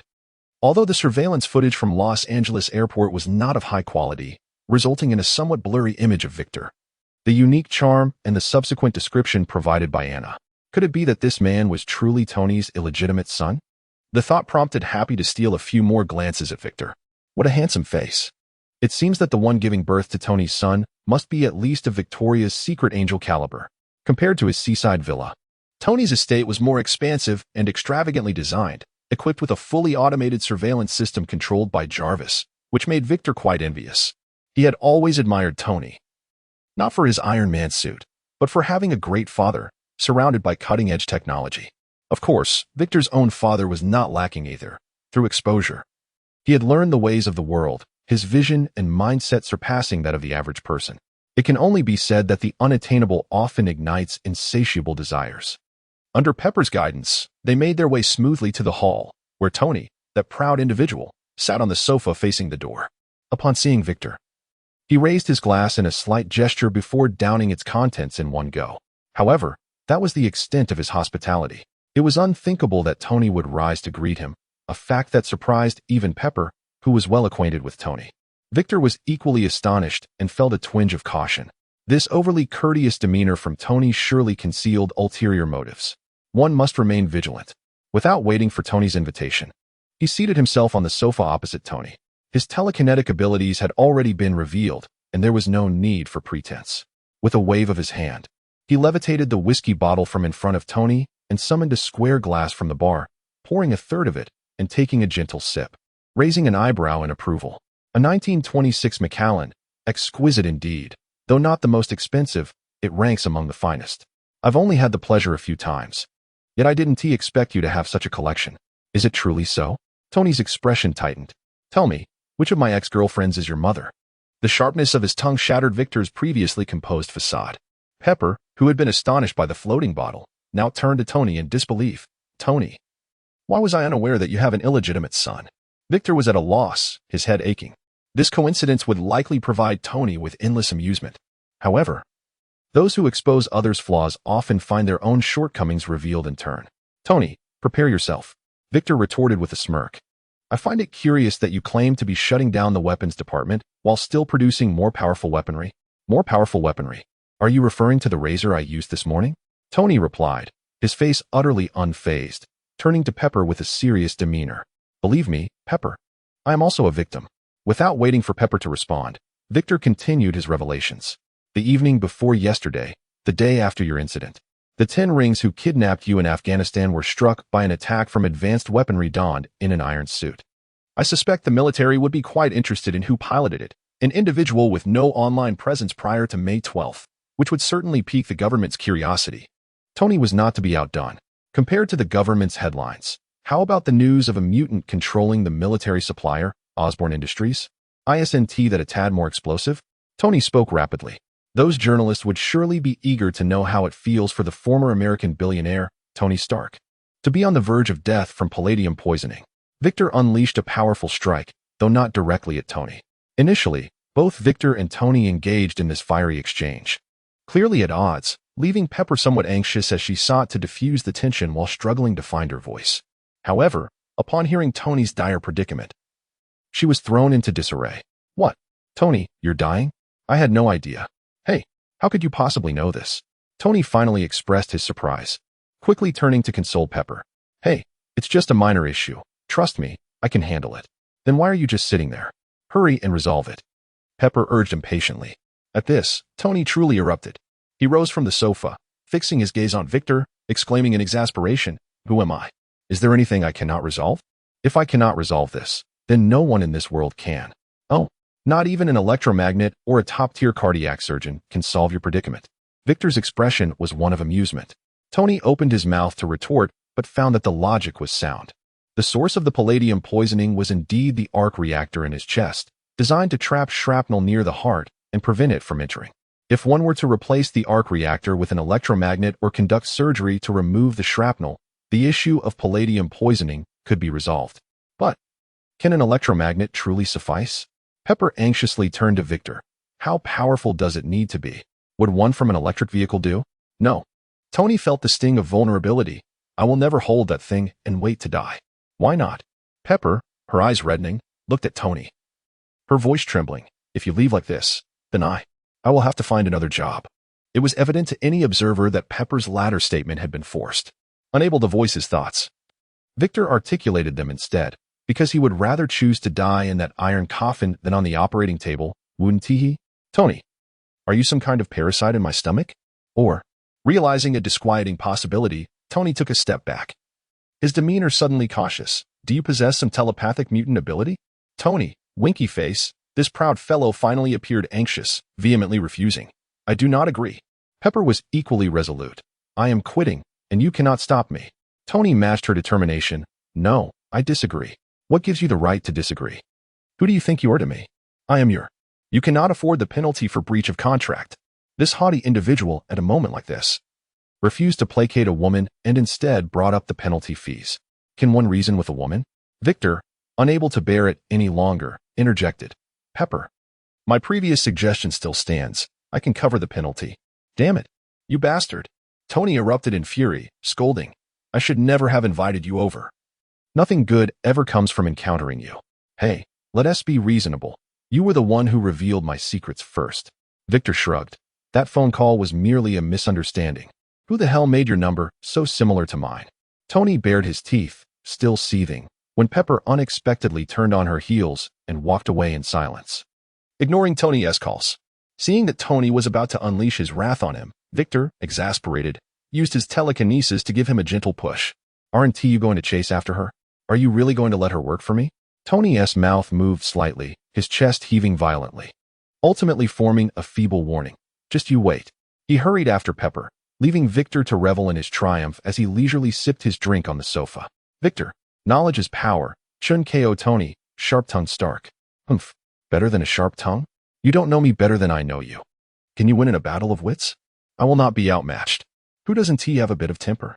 As for how Tony would soothe Pepper, Victor had no intention of eavesdropping with his super hearing, tempting as it was. He couldn't abandon his principles. Over the past few days, Victor had been reflecting on himself. On the night Wanda was in danger, he had lost control of his emotions and nearly caused several deaths. Perhaps they deserved to die, but it was not for him to judge. Recklessly wielding superpowers, trampling on lives and disregarding the law would ultimately lead to dire consequences. Much like the various villains of the Marvel Universe, Victor began to understand why Batman adhered to his no-kill principle. Perhaps it was a form of self-warning. However, he would not be as rigid as Batman. When it was time to be ruthless, he would not hesitate. The balance of control would be adjusted gradually over time. Victor pondered why Tony, having thoroughly investigated him, still invited him over. Generally, this could be easily explained. For instance, upon learning of Victor's spinal fracture, Tony might feel guilty and wish to make amends. But if it were Tony Stark, the reasoning would shift. Even if Tony wanted to compensate him, it would be done in a patronizing manner. It was improbable that he would invite Victor over for a conversation, considering they had only interacted twice, including that phone call. So what could it be? Soon, Victor formulated a hypothesis. What likely troubled Tony were his palladium poisoning issues and the arrangements for Pepper after his passing. The matter of leaving his wife in someone else's care should not concern a stranger like Victor. It must be the palladium poisoning issue. But why did Tony believe Victor had the capability to resolve his palladium poisoning? Norman. Norman and Tony were both among the military's top 3 suppliers. While they may not have been particularly close, there was a basic level of mutual awareness. After Norman successfully treated his genetic disease, Tony would undoubtedly have received information about him. After all, Victor had never concealed his whereabouts. Thus, it seemed that our brilliant Tony had experimented with all known elements. Determined that he could not resolve the dilemma himself, and was now preparing to seek external assistance. In the absence of alternatives, The enigmatic Victor had become Tony's beacon of hope. Perhaps, in Tony's eyes, Victor's first phone call was not a mere coincidence. He had chosen Victor as his primary target, only to pivot to Norman upon realizing his inability to succeed. This meant that Tony likely surmised that Victor possessed the means to save him. The logic was crystal clear. The next question was the solution. This was not difficult. Opening the platform interface, he searched for keywords on the safe extraction of heart shrapnel. A plethora of products appeared. The mastery of elemental skills could easily melt the shrapnel into iron, and thereafter, avoiding foods high in iron would lead to recovery. Technological nanomedical swarms could be injected into the bloodstream to consume the shrapnel, which could then be extracted with a specialized receiver. The miraculous Fantastic Four's mastery of fire would allow one to transform into fire, instantly vaporizing any shrapnel. A dazzling array of products, ranging from E-grade to SS grade, with solutions abundant. Then there was Tony. TSK. Indeed, most brilliant minds are no match for capitalists. Otherwise, he could have easily dismissed Victor and sent him away. Understanding that Tony was in need of his aid, Victor settled into a position of comfort, watching intently for Tony's next move. That mocking gaze immediately provoked Tony. Without hesitation, he threw a bank card, pointing toward the door with fierce intent. Take this 20 million bank card and get out. Using telekinesis, Victor ensured the card did not hit him, scratching his head in embarrassment. That was a blunder. I almost forgot. Our dear Nini is a temperamental little princess. Once her boundaries are crossed, he would act without regard for consequences. Compromise? Apologies, but that is the future Iron Man burdened with great responsibilities. The current Tony is still in the tender transformative phase of becoming a superhero. After a moment of contemplation, Victor cleared his throat and addressed Pepper in a loud voice. Pepper, are you still there? I have numerous ways to rescue Tony. As his words faded, a commotion erupted in the living room. It was evident that Pepper and Tony were embroiled in a heated argument. One was eager to leave, while the other vehemently obstructed the way, accusing Victor of being a fraud. Amidst their quarrel, Victor had already turned to depart. His remark bore no ulterior motive. It was merely to add to Tony's frustration before his exit. Even if you are Nini, do you dare to throw money at me? My father has never done such a thing, so how can you? We are both heirs. Who doesn't have a bit of temper? Departing the seaside villa with a flourish, the door behind him slammed shut, presumably at Tony's behest via Jarvis. As for happy chauffeur service, that was naturally no longer available. 20 kilometers? I shall walk back myself. Victor deemed this behavior even more childish than the act of provoking Tony before leaving, yet it undeniably embarrassed him. Alice, have Hardy send a driver to pick me up, Victor instructed. I notified him a minute ago. He is expected to arrive in 10 minutes, Alice replied. Becoming increasingly intelligent, Victor mused as he strolled leisurely along the road, unhurried, for basking under the sun was still basking, regardless of location. Once he was far enough away to ensure he wouldn't be eavesdropped on by Jarvis's surveillance system, he spoke again. Has the monitoring program been embedded? Of course. It's quite simple, Alice confidently responded. Victor nodded in acknowledgement. He was somewhat surprised to have been invited to Tony's villa. However, his primary aim for attending was to infiltrate Jarvis's surveillance system and install a dormant monitoring program within its core. Unless triggered by specific conditions, this program would remain inactive and, thus, undetected by Jarvis. This was a necessary measure. Jarvis was not like Osborn's artificial intelligence. Allowing Alice time to invade and modify permissions would not pose an issue, but to infiltrate without detection was a different matter entirely.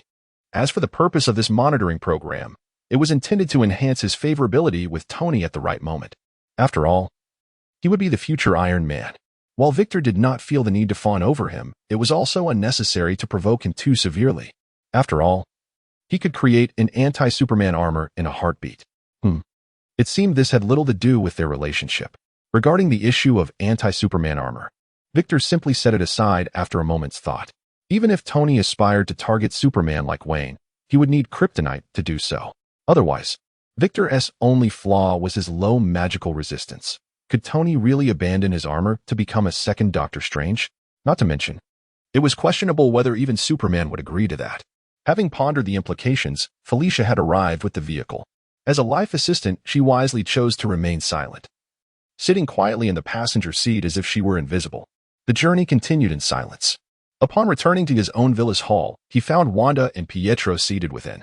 Spotting Victor, Pietro rose to greet him. With a playful tone, he exclaimed, Hey, brother, you went to see Tony Stark without telling me? Did I not mention that Tony is my idol? Please, next time, take me along. Much truth is often conveyed through jest. Victor chuckled in response, though he naturally did not believe him. Even without knowing the animosity between them, what was there to admire about such a playboy? Was it merely materialism? The young master was quite wealthy himself. How about if you're dissatisfied with the room on the first floor, you could move to the second? Victor inquired. Pietro appeared tempted, glancing at his unyielding sister. However, the glimmer of desire quickly faded as he sighed. No, who said I was a good brother? Victor smiled and changed the subject, asking, I'm going to sunbathe. Would you like to join? As he spoke, his gaze unconsciously drifted towards Wanda, recalling the sensation of holding her in a princess carry. TSK. TSK, surely she must be a 30 AD? Yet, Wanda's waist was relatively slender, completely devoid of the broad frame typical of other 30 AD women, perfectly embodying the exquisite combination of a curvy figure. If she donned a swimsuit to sunbathe, Victor found himself lost in a flurry of imagination. Of course, Wanda politely declined, her cheeks flushing adorably in the process. It was evident that she was still innocent. As for Pietro, he readily agreed. After all, how could he not forge a connection with Victor to draw closer to his great adversary, Tony? Victor did not mind. He merely intended to lounge on a beach chair, drifting into slumber while quietly enjoying the sun, thereby replenishing his energy and enhancing his telekinesis in a leisurely manner. Build relationships? Come now, let us see if you can connect while sleeping. Victor enjoyed his time, while Pietro bore the brunt of it. He lacked the genetic advantage of gaining strength from sunbathing and had not even activated his abilities. He was merely an ordinary person who did not know how to use sunscreen. After just one midday session of sunbathing, he had become several shades darker. Nevertheless, this fellow was quite resolute, stubbornly accompanying Victor and enduring the sun for an entire afternoon. Even after being provided with ample sunscreen by Felicia, he was still left peeling from sunburn. At dinner that evening, he sat there gritting his teeth, gasping for relief. He was truly suffering from his sunburn. Wanda looked on with concern, occasionally casting Victor reproachful glances. Victor feigned innocence, having been unaware of Pietro's struggle, as he had been asleep and had no idea that Pietro was enduring it all. After all, he was quite a grown man and should have known to stop before it was too late. He could only request the private chef to prepare a cold dish for Pietro so he could alleviate his pain while also satisfying his hunger. A perfect solution. After dinner, Victor felt invigorated by the absence of sunlight at night and proposed a drive around Los Angeles. Given Pietro's condition, he was best suited to remain home and rest. Wanda also expressed her desire to stay by her brother's side to care for him, despite her apparent reluctance. Victor, naturally, did not want to leave the siblings behind, so the shopping plan was abandoned. While contemplating what game to engage in to pass the night, a notification appeared for a private message from Raphael. Okay, since you all intend to stay in, I shall busy myself. If you need anything, just tell Hardy. Raphael, a merchant from the Dola della Dimension, has asked me to convey a message. Should you acquire any Infinity Stone, they will provide you with a custom forging service free of charge. This service usually costs a minimum of an A-level certificate and corresponding dimension points. Oh, a custom forging service worth an A-level certificate for free? What could be their motive? In my recollection, is the Dolawa continent the same as what I remember? Confused, I searched for the dimensional shop of Dolawa continent.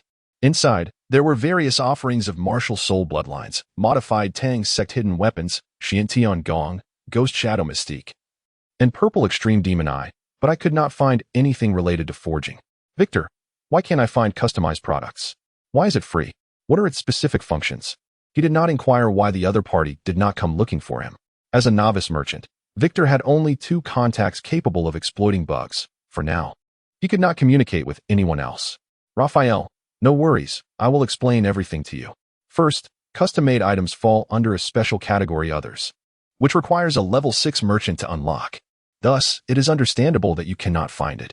Raphael, the purpose of customization is akin to providing you with infinite gems, which will be forged into your ideal specifications. A super battle suit is one such creation. Raphael, as for why it is free, the other party is stuck in an A-level dimension and is attempting to ascend to an S-level universe. They need to closely interact with materials containing the essence of S-level or higher universes to break through. Raphael, do you have any further questions? After this lengthy explanation, if Raphael claimed to have taken payment from him, Victor would find it hard to believe. He carefully pondered the information conveyed. Victor had always wondered why he referred to it as the Marvel Universe, while Raphael called it the DC Universe. When it came to the Lord of the Rings, it became the Lord of the Rings dimension, and Royce's was the Resident Evil dimension. Seizing this opportunity to inquire about information, Victor naturally would not hold back. Victor, only S-level dimensions qualify as universes. Dimensions below S-level are merely small worlds, correct? Raphael, you certainly know how to seize an opportunity. Indeed, the level of a dimension directly correlates with its size. Only S-level dimensions possess a complete universe, while SS-level dimensions contain additional dimensions, and SSS level, like the Dragon Ball universe, comprises a multiverse. Victor, what about the certificates? I discovered that they can be disassembled but have been unable to recombine them. Is it a matter of permission? Raphael, it is not a permission issue. Certificates cannot be combined at all. Even when it comes to the pricing of products, we can only modify the dimensional points, while the certificates remain unalterable. Therefore, certificates can only be obtained from the original dimension and are quite precious. It suddenly made sense. This might be difficult to grasp. So let me illustrate with an analogy. A high-level certificate is akin to a flawless 100-carat diamond, while a low-level certificate resembles scattered 100-carat diamond fragments. Would you exchange a 100-carat diamond for 100-carat fragments? Only a fool would refuse. However, conversely, few would opt for such a trade. After all, they are not fools. Moreover, here lies a crucial piece of information. Dimension merchants cannot alter the selling price of certificates. This statement is entirely contradictory. If they are selling goods, does the cost incurred by the purchaser not belong to the shopkeeper? This question arose in Victor's mind. Raphael, you will soon discover the answer. The Level 2 Merchant S authority includes a dimensional printer, which can print out products with backed-up data at a cost. However, printing comes with expenses, specifically the currency valuation of the platform. Indeed, this is the limitation imposed by the platform on dimension merchants, encouraging them to diligently develop the value of their own dimensions. Earlier, the distinction between currency valuation and product pricing was mentioned. Now, using the dimensional printer requires the price set by currency valuation, and the number of certificates within that valuation cannot be altered. Thus, the maximum profit from sold products can only be dimensional points, unless... Victor, if the products are not printed by the platform but produced by myself, do the certificates then belong entirely to me? Raphael, correct. This rule, it is quite blatant discrimination. Dimension levels are categorized into distinct tiers, no matter how hard a low-level dimension strives, under the constraints of certificates. It is almost impossible to procure products from high-level dimensions or the universe. This is akin to a technological blockade. Perhaps it serves as a form of protection. After all, if a high-level necromancer from a magical dimension were to appear in a Resident Evil dimension, the very thought is too horrifying to entertain. Having resolved his doubts, Victor inquired, lastly, why does the other party offer free forging? If I obtain infinite gems, I will undoubtedly back them up and sell them in shops. Raphael, because products printed by the dimensional printer solely possess functional attributes but lack the essence of the universe, and thus cannot be used for breakthroughs. Now it became clear. After a moment of contemplation, coupled with the platform's stringent security measures, Victor decided to accept this fortuitous offer. Raphael, your decision is wise. If possible, keep an eye out for quality materials. The materials from your own dimension often resonate better with one another. Victor, understood, I will do so. Thank you for the introduction. Raphael, if you truly wish to express gratitude, then allow me to gift you a Green Lantern ring. Victor? Victor, I will do my utmost to acquire the reality gem. Once obtained, I will certainly back it up for sale, rest assured. Raphael, very well. If that is the case, consider it a thank you. If you require anything, feel free to approach me at any time. I must attend to other matters now. Contact me if anything arises. With that, the conversation concluded. Why did Raphael insist on gifting him a Green Lantern ring? It was a B-level item, even more precious than spider serum. Was he not concerned that Victor might grow too slowly and miss out on participating in battles against Thor and Spicy Chicken? Thus, he decided to invest more upfront, allowing Victor to develop rapidly. Who does he look down upon? It is just a dish, even if it is spicy. I truly cannot handle spice. Ahem. Regardless, as a holder of an infinite gem, I can afford to disdain strategically but must still regard it tactically with the utmost seriousness. It is now 2008, and there are still approximately 5 years until the reality gem's arrival. There is ample time. Given this, we can proceed accordingly. With this and that, with a wealth of information in mind, Victor felt he had arranged everything quite clearly. However, the pressing matter at hand was not to dwell on distant future events. The misunderstandings between the Wanda siblings and Tony needed resolution at the earliest opportunity. This was simple. All he needed to do was ensure both parties met in his presence. However, not at this moment. Given his current antagonistic relationship with Tony, bringing him along might cement misunderstandings as facts. Thus, he resolved to seek a method to save Tony, as Pepper's concern for him would undoubtedly lead her to seek his assistance once she learned the specifics of Tony's condition. Consequently, Victor lay in bed, beginning to sift through his options. He dismissed the expensive items, as they were merely fragments, not warranting significant effort.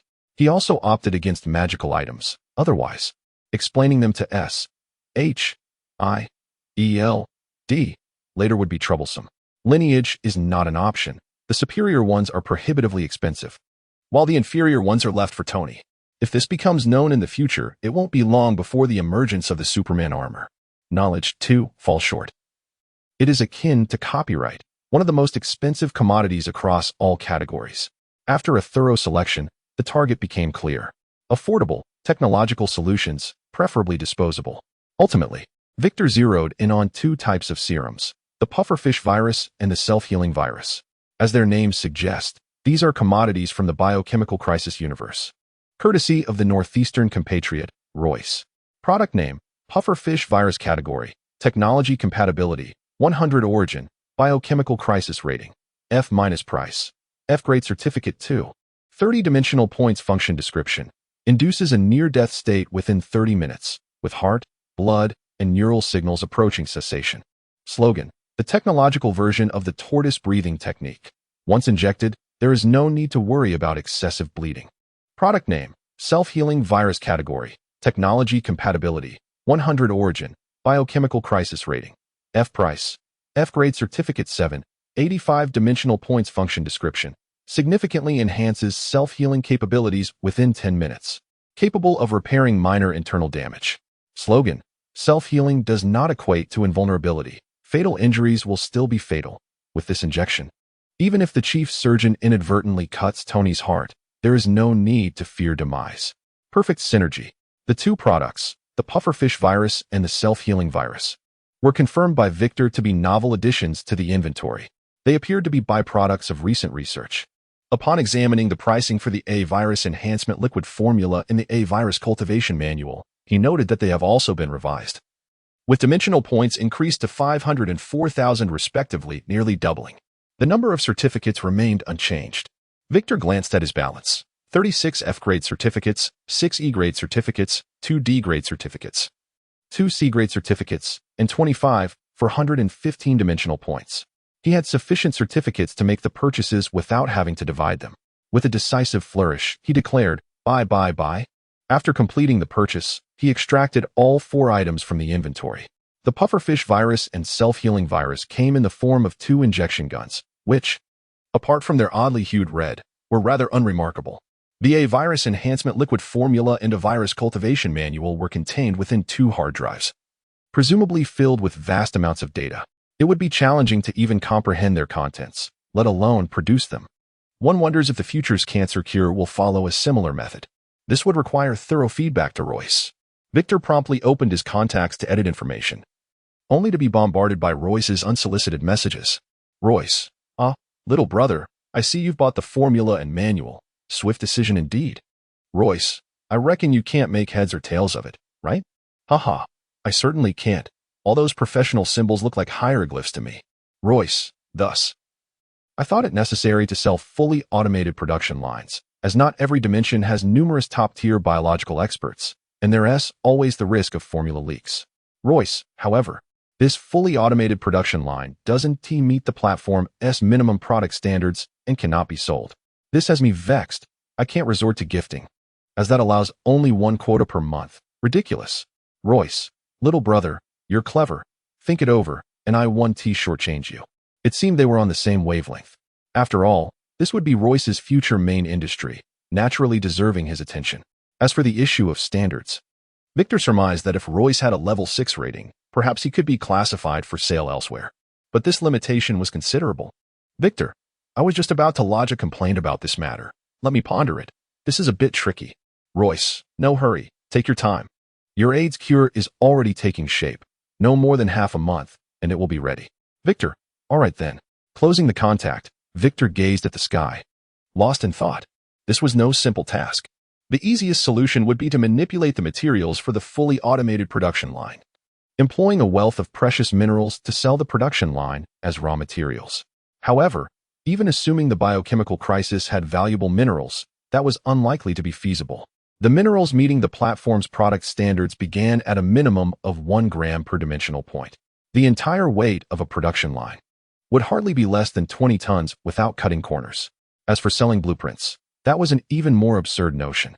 Typical production lines rely on machinery for rapid transport, combined with human efforts for speedy packaging, devoid of technical complexity. The essence of a fully automated production line lies in its control chip, which executes a strictly coded program with pinpoint accuracy, a straightforward task. But Royce's requirements were different. This was a fully automated production line for producing biochemical agents, where many drug reactions cannot be quantified and can only be assessed by comparing vast stores of data. The precious aspect of Royce's fully automated production line rested in the extensive data it stored. Wait, data storage? Victor gingerly touched his ear. The nano earpiece had initially stored an artificial intelligence, could it be? No. Such a simple method would undoubtedly cross Royce's mind. After all, it was he who had sent Alice via the nano earpiece. Royce's intention was likely to deliver an entire production line directly, not merely data blueprints, expecting the recipient to assemble it independently. Thus, Victor's thoughts spiraled into a loop, and before he knew it, he had drifted into slumber. Upon waking, it was already the following morning, with the sun's rays warming Victor's skin, abruptly elevating his temperature and startling him awake, only to be enveloped again by drowsiness. After a brief moment, Alice's voice echoed in his ears. Victor feigned ignorance. Approximately 30 seconds later, the main bedroom door clicked open and Wanda peeked in. Upon seeing Victor still asleep, she scrunched her adorable little nose in disapproval. Humph, still sleeping. Wanda grinned at Victor. The usually quiet girl seemed quite bold behind the scenes. Surprisingly, it was Wanda's little remark that prompted Victor, who had been impervious to Alice's calls, to open his bleary eyes, just in time to meet Wanda's gaze. The air seemed to freeze for a moment. With a whoosh, Wanda's face turned crimson, and she hurriedly fled, forgetting to close the door behind her. The main bedroom door was not electronically locked, allowing Wanda to enter unhindered. Alice's voice sounded slightly aggrieved. Miss Wanda prepared breakfast for you quite early. I did call you, but you were in too deep a slumber. Oh, is that so? Victor stirred, beginning to wake fully. After a moment's hesitation between continuing to sleep and joining Wanda for breakfast, he ultimately struggled to rise. In his previous life, although he had a good relationship with Elizabeth, she had always avoided him, leaving him with no opportunity to savor her culinary creations. The breakfast prepared by Wanda was particularly enticing. He got up to wash and groom himself. Alice thoughtfully reported on the actions of the Wanda siblings from the previous night. The staff lounge, apart from the restroom, was equipped with surveillance cameras for 24-hour monitoring, a setup installed by the previous owner, not Victor. Pietro need not concern himself, as he had already fallen asleep early. The focus was on Wanda. The young girl not only locked her door but also barricaded it with movable furniture. It was unclear whom she was protecting herself from. Yet, she had remained awake throughout the night, engrossed in playing Dota, demonstrating remarkable skill as an experienced player. Victor felt a pang of nostalgia. Dota, a MOBA game derived from a Warcraft 3 map, was the predecessor of League of Legends. In his former life, he had been an avid fan of League of Legends, even forming the FNC team, only to witness them being decisively defeated 3-0 by IG from China in the World Championship. At that time, all he could think was, IG was amazing. Well done. Given that Victor also had Chinese heritage, he felt a sense of pride in IG's victory. Ah, wait. It was 2008 now. League of Legends would launch in North America in October 2009 and not in China until September 2011. Perhaps he could consider acquiring Riot Games. The profit was secondary. He could envision creating characters based on Iron Man, the Hulk, Superman, and others, allowing these superheroes to race through Summoner's Rift. Just imagining it was exhilarating. Yes, he decided to model Tony after Teemo. He believed this little character could perish numerous times a day. Chuckling at the playful idea, Victor paused mid-brushing, staring into the bathroom mirror at his handsome reflection. attempting to capture the fleeting inspiration that had just crossed his mind. Yet, inspiration was elusive. The more one chased it, the more it hid. No rush. Let us retrace our steps. Wanda locking her door and piling furniture against it. Let us skip that. Wanda staying up all night playing Dota, a quintessential homebody. Not quite it. Dota was from Warcraft 3, not that either. Acquiring Riot Games and placing Tony's face on Timo's body. Yes, that's it. What if he could activate an automated assembly line filled with valuable products like the T-Virus? Could that transform the whole into numerous portions of T-Virus? Quite possibly. This must be pursued. Wow, Wanda truly is my little lucky star. What? Tony? Huh. When Tony Timo Stark is finally created, he would strive to make the original artwork even more infuriating, allowing him to expire even more frequently. 47. I never imagined you were this kind of Wanda. After sharing his thoughts with Royce, Royce was immediately captivated. This idea was utterly unconventional. The required materials were readily available on Royce's end. Experimentation would reveal the results. Hey, this is quite feasible, don't you think? The only downside was that the classification for the automated assembly line was lineage. Product name, automated assembly line, product classification, lineage. Product compatibility, 100, origin, Resident Evil, grade rating, F-, product price, F-grade certificate 1, dimension point 1. Function description, an automated assembly line containing a large number of A-virus semi-finished products. Enhancement is not recommended. Slogan, coming up with a way to smuggle this is quite impressive for you too. Upon reading this slogan, Victor was somewhat astonished. The reviewer of the product was undoubtedly an intelligent life form. Moreover, they must have some level of platform authority. After all, how could they know that this solution was devised by two individuals? This was intriguing. As Victor delved deeper into the dimensional trading platform, he increasingly felt that a vast empire likely lay behind it. However, this was not necessarily a bad thing. For the larger the empire, while its rules were restrictive, as long as he adhered to the regulations, he would remain safe. With no worries behind him, Victor, now in possession of the Marvel Universe, had no reason to fear anyone. With a grand gesture, he decided to purchase 10 automated assembly lines to stockpile for future material procurement. Having resolved the dilemma, Victor cheerfully descended the stairs to enjoy breakfast. Dressed in a professional skirt, Felicia stood at the foot of the stairs. Upon seeing Victor descend, she immediately displayed a professional smile. Good morning, Mr. Victor. Today's weather is 27 degrees, with clear skies and sea waves below 0.5 meters. It's perfect for sunbathing. Victor nodded in acknowledgement and proceeded to the dining area. To his surprise, the Wanda siblings were also in the dining room, seemingly waiting for him. The breakfast spread was impressive, featuring both Western and Chinese dishes, prepared sandwiches, bacon with jam, steaming soy milk and youtiao, and even century egg congee. This was somewhat miraculous. Upon spotting Victor, Pietro excitedly waved. Hi, good morning. My sister made some simple breakfast. Would you like to join us? This lad appeared to be quite famished. Victor took a seat at the head of the table, looking astonished at Wanda. Did you prepare all this? Wanda nodded gently, her voice barely above a whisper. Yes, is there a problem? Yes, there certainly is. Wanda's little face tightened, resembling a child caught in wrongdoing, as she lowered her head. Unable to meet Victor's gaze, Victor picked up a piece of youtiao from the table, taking a bite that revealed its crisp and delightful flavor. Continuing, he remarked, one should use chopsticks for Chinese breakfast. Hearty. Don't you have any at home? Of course we do. I'll fetch them right away, Felicia replied, turning to leave swiftly. Noticing Wanda still buried in her thoughts, Victor suddenly wondered if his words had been too heavy-handed. It had merely been a jest. Glancing at Pietro, who was thoroughly engrossed in his meal and oblivious to his sister's mood, Victor decided to lighten the atmosphere. Wanda, I understand your affinity for Western breakfasts. But where did you learn to prepare Chinese breakfast? Called out.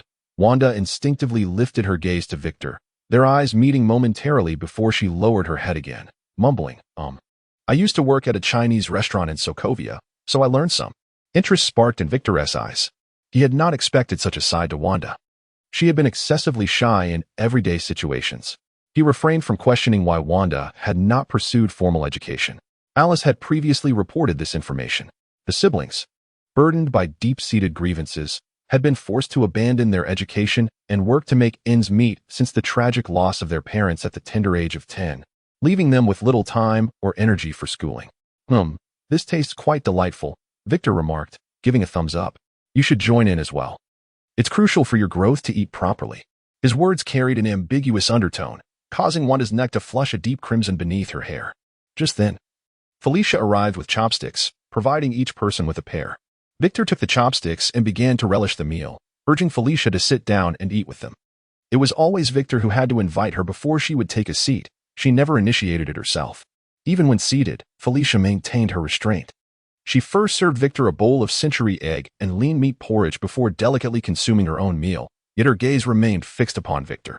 Noticing where his attention lingered on the dishes, she would rise to fetch some for herself, taking a small portion as well. Victor preferred to eat in silence. For the remainder of the meal, the five of them shared a tacit understanding, quietly enjoying their food. The ever-vigilant servants in the villa, upon noticing this, hurriedly rushed over to collect the bowls and chopsticks. Wanda wished to assist, but, after much pleading from the servants, she relented. "My dear young lady, as a guest of the master, you have already usurped the chef's duties. If you take on these menial tasks as well, they may soon find themselves without employment." On the balcony, Victor stood bathed in direct sunlight, while Felicia lingered in the shade of the eaves, her eyes betraying a hint of frustration. Though her employer was commendable in many respects, he had an unfortunate penchant for sunbathing. Despite her diligent efforts at sun protection, her complexion had lost some of its former fairness. Nevertheless, Felicia quickly adjusted her mindset. Victor, oblivious to her concerns, gathered his thoughts and instructed, "Hardy, acquire a gaming development company known as Riot Games." "Understood. I will prepare the acquisition proposal promptly," Felicia replied. "No need to consult me on this. Offer $2 million with two stipulations: full ownership, and the company must retain the rights to the unreleased product League of Legends." "I comprehend." "Also, engage in discussions with Warner to acquire the rights to Superman. A personal acquaintance of mine requires this name for non-commercial purposes." "Understood. I will handle that." Subsequently, Alice will provide you with a list of materials to procure. Ensure Norman vacates a floor for me at the Osborne building. "Certainly. I shall be at the beach. And when Pepper arrives, take her directly to me." "Understood. Feel free to call on me whenever you require assistance." Felicia stepped back, offering a polite smile to Pietro, who was feigning interest in the scenery, before swiftly returning to her professional duties. Acquiring a company was no simple task, although Victor had allocated $2 million. Her responsibility was to secure it at the lowest possible price, not merely to fulfill a task. Pietro approached, and before he could speak, Victor preempted him. "I plan to sunbathe. Care to join me?" Pietro's expression shifted to one of shock, his lips twitching as he felt the persistent burn on his back. And he decisively shook his head. If these sacrifices could foster camaraderie, it might be worth it. "But why would I subject myself to discomfort while you lounge on a beach chair?" Victor stifled a chuckle, soaring from the balcony directly to the sandy shore, suit intact. He reclined on a prepared beach chair. "Ah, this is sheer bliss." As for the suit, it was a specialized combat outfit, equipped with the ability to absorb sunlight and convert it into energy, which conveniently eliminated the need to remove it, a recent discovery. However, this time, Victor did not immediately succumb to slumber. He opened a dialogue with Royce, seeking clarity on a matter. "Hey brother, I was wondering, if I hadn't purchased the knowledge products, could I not reverse engineer them myself? After all, the formulas are far more valuable than the products themselves." "Ah well, that's an interesting point," Royce replied. "I only realized this when you mentioned Pepper." After 2 vials of bioengineered virus were handed over to Tony through Pepper, he would certainly need to conduct tests. He wouldn't inject an unknown substance into himself without scrutiny. One cannot be certain Tony wouldn't be intrigued by the pufferfish virus or the self-healing virus, though he lacks a skill tree in biopharmaceuticals and could not master it overnight. He is wealthy. With ample funds, he can easily hire top-tier biochemists to work for him. Moreover, Stark Industries, Osborne Industries, and Hammer Industries, while each excelling in their domains, all possess extensive biopharmaceutical research facilities, albeit with Osborne's being more specialized. In the realm of Marvel's advanced technology universe, analyzing a self-healing virus, while not trivial, presents opportunities. Should the formula be reverse-engineered, what implications might that hold? Logically, this matter should not concern Victor directly. Yet, reflecting on Raphael, who, despite merely neglecting some customer experiences with no malicious intent, still faced penalties, including fines for a specialized combat suit. Furthermore, he was left with a criminal record, allowing Victor to pursue legal action at any moment. This platform tends to focus solely on results, disregarding processes. In such a light, had Tony deciphered the formula for the self-healing agent, Victor would likely find himself implicated. Thus, it was prudent to confirm this matter with Royce. Ah, brother. You almost made me forget. There are indeed limitations related to this. It's all about some interdimensional intellectual property protection law. 3 years ago, I acquired a large Python from Riot Games for experimentation, only to be fined 3 E-level certificates. It was quite painful. They initiated the adventure rules from the onset, and I assumed it would be straightforward. Who knew there were so many pitfalls within? Hey, brother, you haven't leaked anything, have you? Is it the T-virus? If so, just create any product. We can resolve this privately. Once the platform gets involved, it's beyond our control. That's on me for forgetting to discuss this crucial matter with you. Please don't misunderstand. Victor, upon reading Royce's messages, could not help but feel as though the words resonated with a distinct voice, tinged with an unmistakable northeastern accent.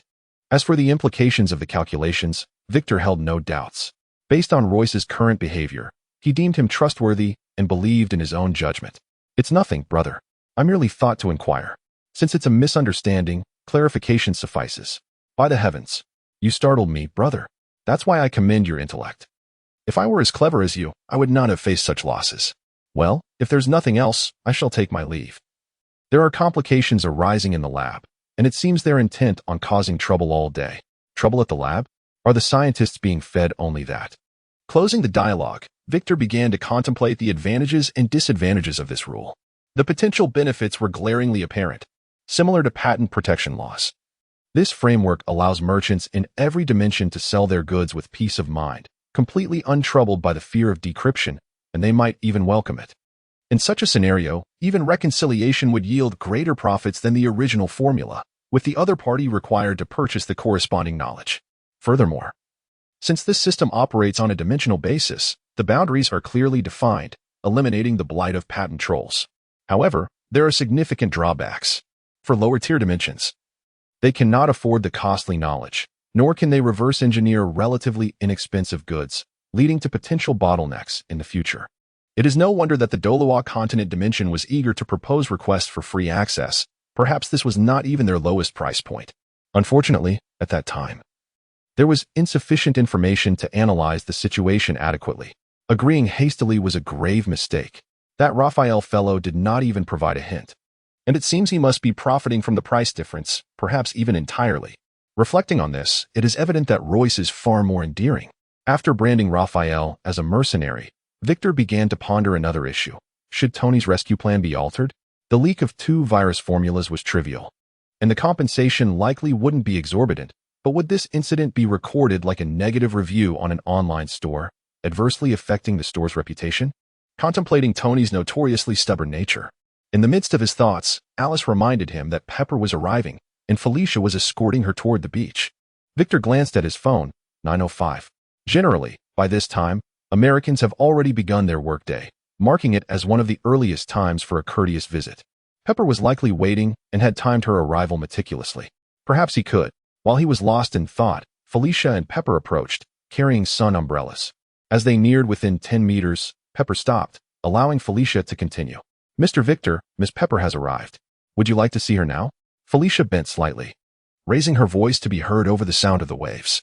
Yes, let her come, Victor replied lazily, showing no intention of rising. Sunbathing had already drained his mental energy. Any physical exertion could wait until evening.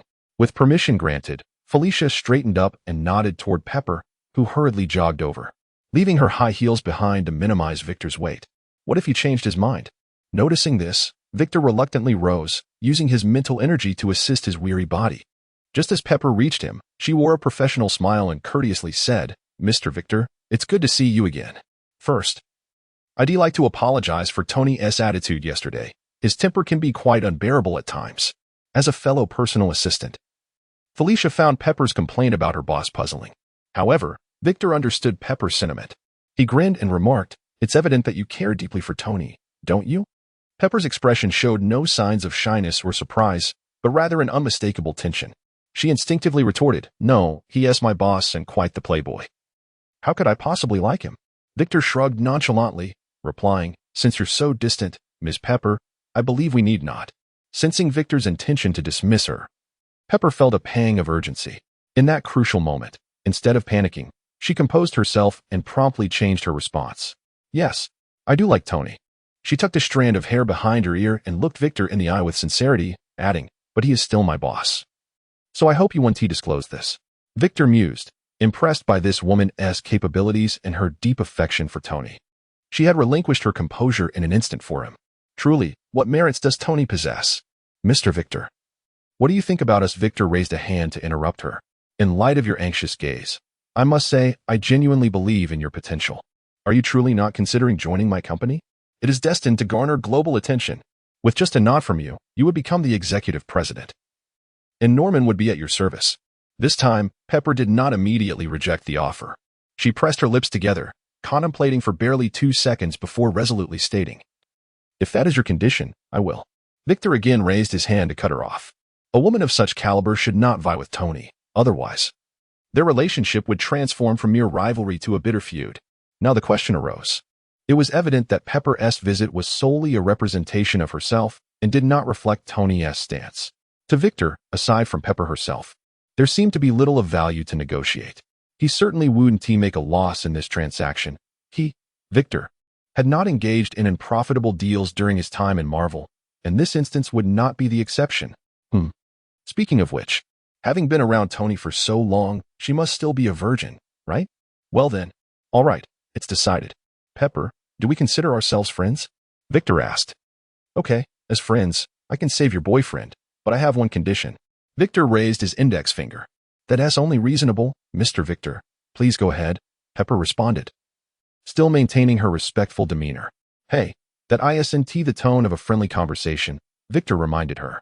Fine, Victor, what are your terms? Pepper readily complied. Victor nodded with satisfaction and briefly outlined the functions of the 2 serums. Those are the general effects.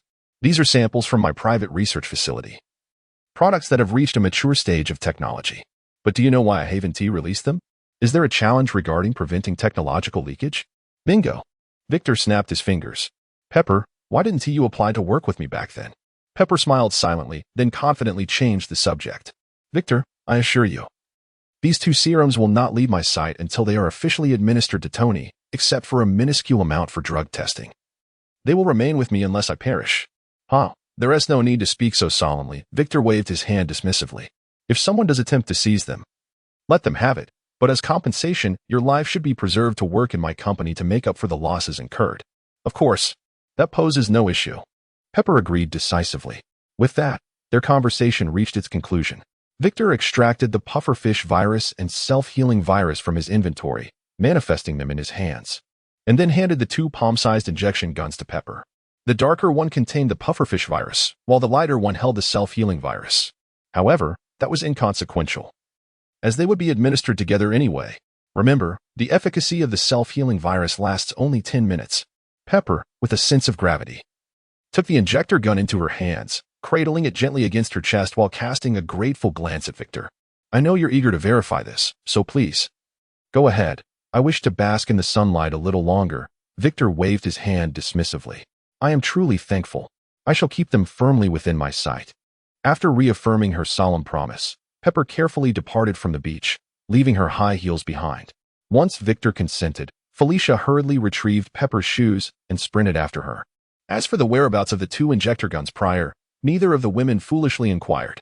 Felicia, bound by her professional duties, refrained from asking what should remain unspoken, while Pepper possessed the wisdom to understand. Did she truly believe Victor regarded her as a close friend, or that he harbored romantic feelings for her, willing to provide such invaluable samples for free? Such notions were utterly implausible. Victor's investment lay squarely in Pepper as an individual. Although Pepper was perplexed as to why Victor held her in such high esteem, she no longer had the luxury of pondering this. Her sole focus was on saving Tony, even if it meant severing ties with him. Today, as matters had been resolved, the rationale behind Victor's investment in Pepper, need one even ask? Let us not forget, her partner was destined to become the future Iron Man. The persuasive power of pillow talk requires no further elucidation. Presently, Pepper felt an overwhelming sense of gratitude towards herself. Can one doubt that in the future, when he and Tony engaged in banter, as long as the reasoning stood firm, would Pepper not have the inclination to sway the argument in her favor? Furthermore, she was to become the future executive president and CEO of Stark Industries. With today's favor granted, Given Pepper's nature, it was certain she would evolve into Victor's steadfast ally. Moreover, in the yet-to-be-released script of Avengers 4, Pepper was to possess her own suit of armor, forming a formidable trio alongside Tony and Rhodey. Her combat prowess would not be underestimated. Additionally, Victor had indeed saved Tony's life this time. Such a life-saving debt could not be easily dismissed. A trifecta of benefits, why not relish in it? What? Pepper's chastity? What concern was it of Victor's whether Pepper was a virgin? He merely pondered this in a moment of whimsical distraction. As previously mentioned, Pepper was too unassuming. Not Victor's type. Individuals like Wanda, who were more vibrant and dynamic, were more to his liking. Lost in his thoughts, Victor succumbed to slumber. With his eyes closed and then opened, he found himself amidst the twilight as the sun dipped below the horizon. Victor sat up promptly, stretching languidly and exhaling a contented sigh. Oh dear, when will this languorous sunbathing lifestyle come to an end? He still had numerous tasks left undone. After several days of nurturing his superhuman lineage, his telekinetic abilities surged explosively, allowing him to confidently utilize them in daily activities. The more he consumed this power, the more its recovery rate gradually increased. He believed that soon, he would soar through the skies like in the movies. Whether this rate could be deemed fast was uncertain. With an air of nonchalance, he decided against walking, instead levitating 10 centimeters above the ground, gliding from his bedroom to the kitchen, where a splendid spread awaited him. Naturally, the Maximoff siblings were present. After 4 days of companionship, they had already discerned Victor's routine. The array of dishes on the table made Victor's mouth water. Sweet and sour ribs, cola chicken wings, mapo tofu. All traditional Chinese home-cooked meals. Observing Wanda's eager expression, it was evident these culinary delights were her creations. The young lady was quite remarkable, showcasing such culinary prowess in Chinese cuisine. Just as he sat down, Felicia rushed in from the hall. She had intended to greet Victor punctually, but hadn't anticipated his spontaneous flight. Upon seeing him, she slowed her pace, glanced at the Maximoff siblings, and discreetly positioned herself to the side. Victor understood her hesitance and raised a hand. Please, sit down and enjoy your meal. We can discuss work afterward. Felicia obediently nodded and took her seat, as usual, ready to serve Victor. However, she soon realized her services were no longer needed. Victor, using his telekinesis, enveloped the chopsticks. With no constraints of physical reach, the chopsticks moved precisely where his gaze fell. Yet, he struggled with the quantity, occasionally snapping a pair of wooden chopsticks in his grasp. Fortunately, Wanda had anticipated this, and an ample supply of chopsticks was at hand, sparing Felicia the need to fetch more. She ate quietly but mentally noted to order a few pairs of pure silver chopsticks in the future, refraining from asking why not gold, as that material was too soft and lacked a detoxifying function. The peculiar sight of chopsticks moving independently intrigued Wanda, who watched in fascination as they danced in synchrony, exuding an adorable charm. Upon noticing this, Victor mischievously manipulated the chopsticks to swing rapidly from side to side, causing Wanda's little head to bob along, reminiscent of a playful kitten, eliciting an irresistible urge to ruffle her hair. When the young girl finally comprehended the playful nature of Victor's gaze, her cheeks flushed a rosy hue. Contrasting her with the future Scarlet Witch, the disparity was striking. After a hearty meal, Victor finally departed the table, only to be besieged by the ever-watchful servants, who within 10 seconds had thoroughly cleared the table, leaving only Wanda still processing her meal, and Pietro struggling to digest. By the end of the day, the chef had barely managed to enter the kitchen, and it was likely she would face dismissal. If they didn't strive harder, they might lose their lucrative positions. The acquisition of Riot Games had reached preliminary completion, with the current price set at $174 million. Do you have any concerns? That is acceptable. Let us pause for tea. Victor offered Felicia a cup. Employee salaries will be uniformly increased by 20. Those who wish to resign may settle for 3 months' wages. Felicia lifted the ceramic teacup, gently blew on it, and drained it in one go, her expression remaining unchanged. Observing this, Victor silently retracted his hand, which had been poised to refill her cup. This was a rare Da Hong Pao, not the grafted inferior varieties. Since picking ceased in 2005, they had become scarce. If one lacked an appreciation for tea culture, such a treasure should not be squandered. Please continue your report. Regarding the Superman rights from Warner, they have quoted $5 million. What are your thoughts?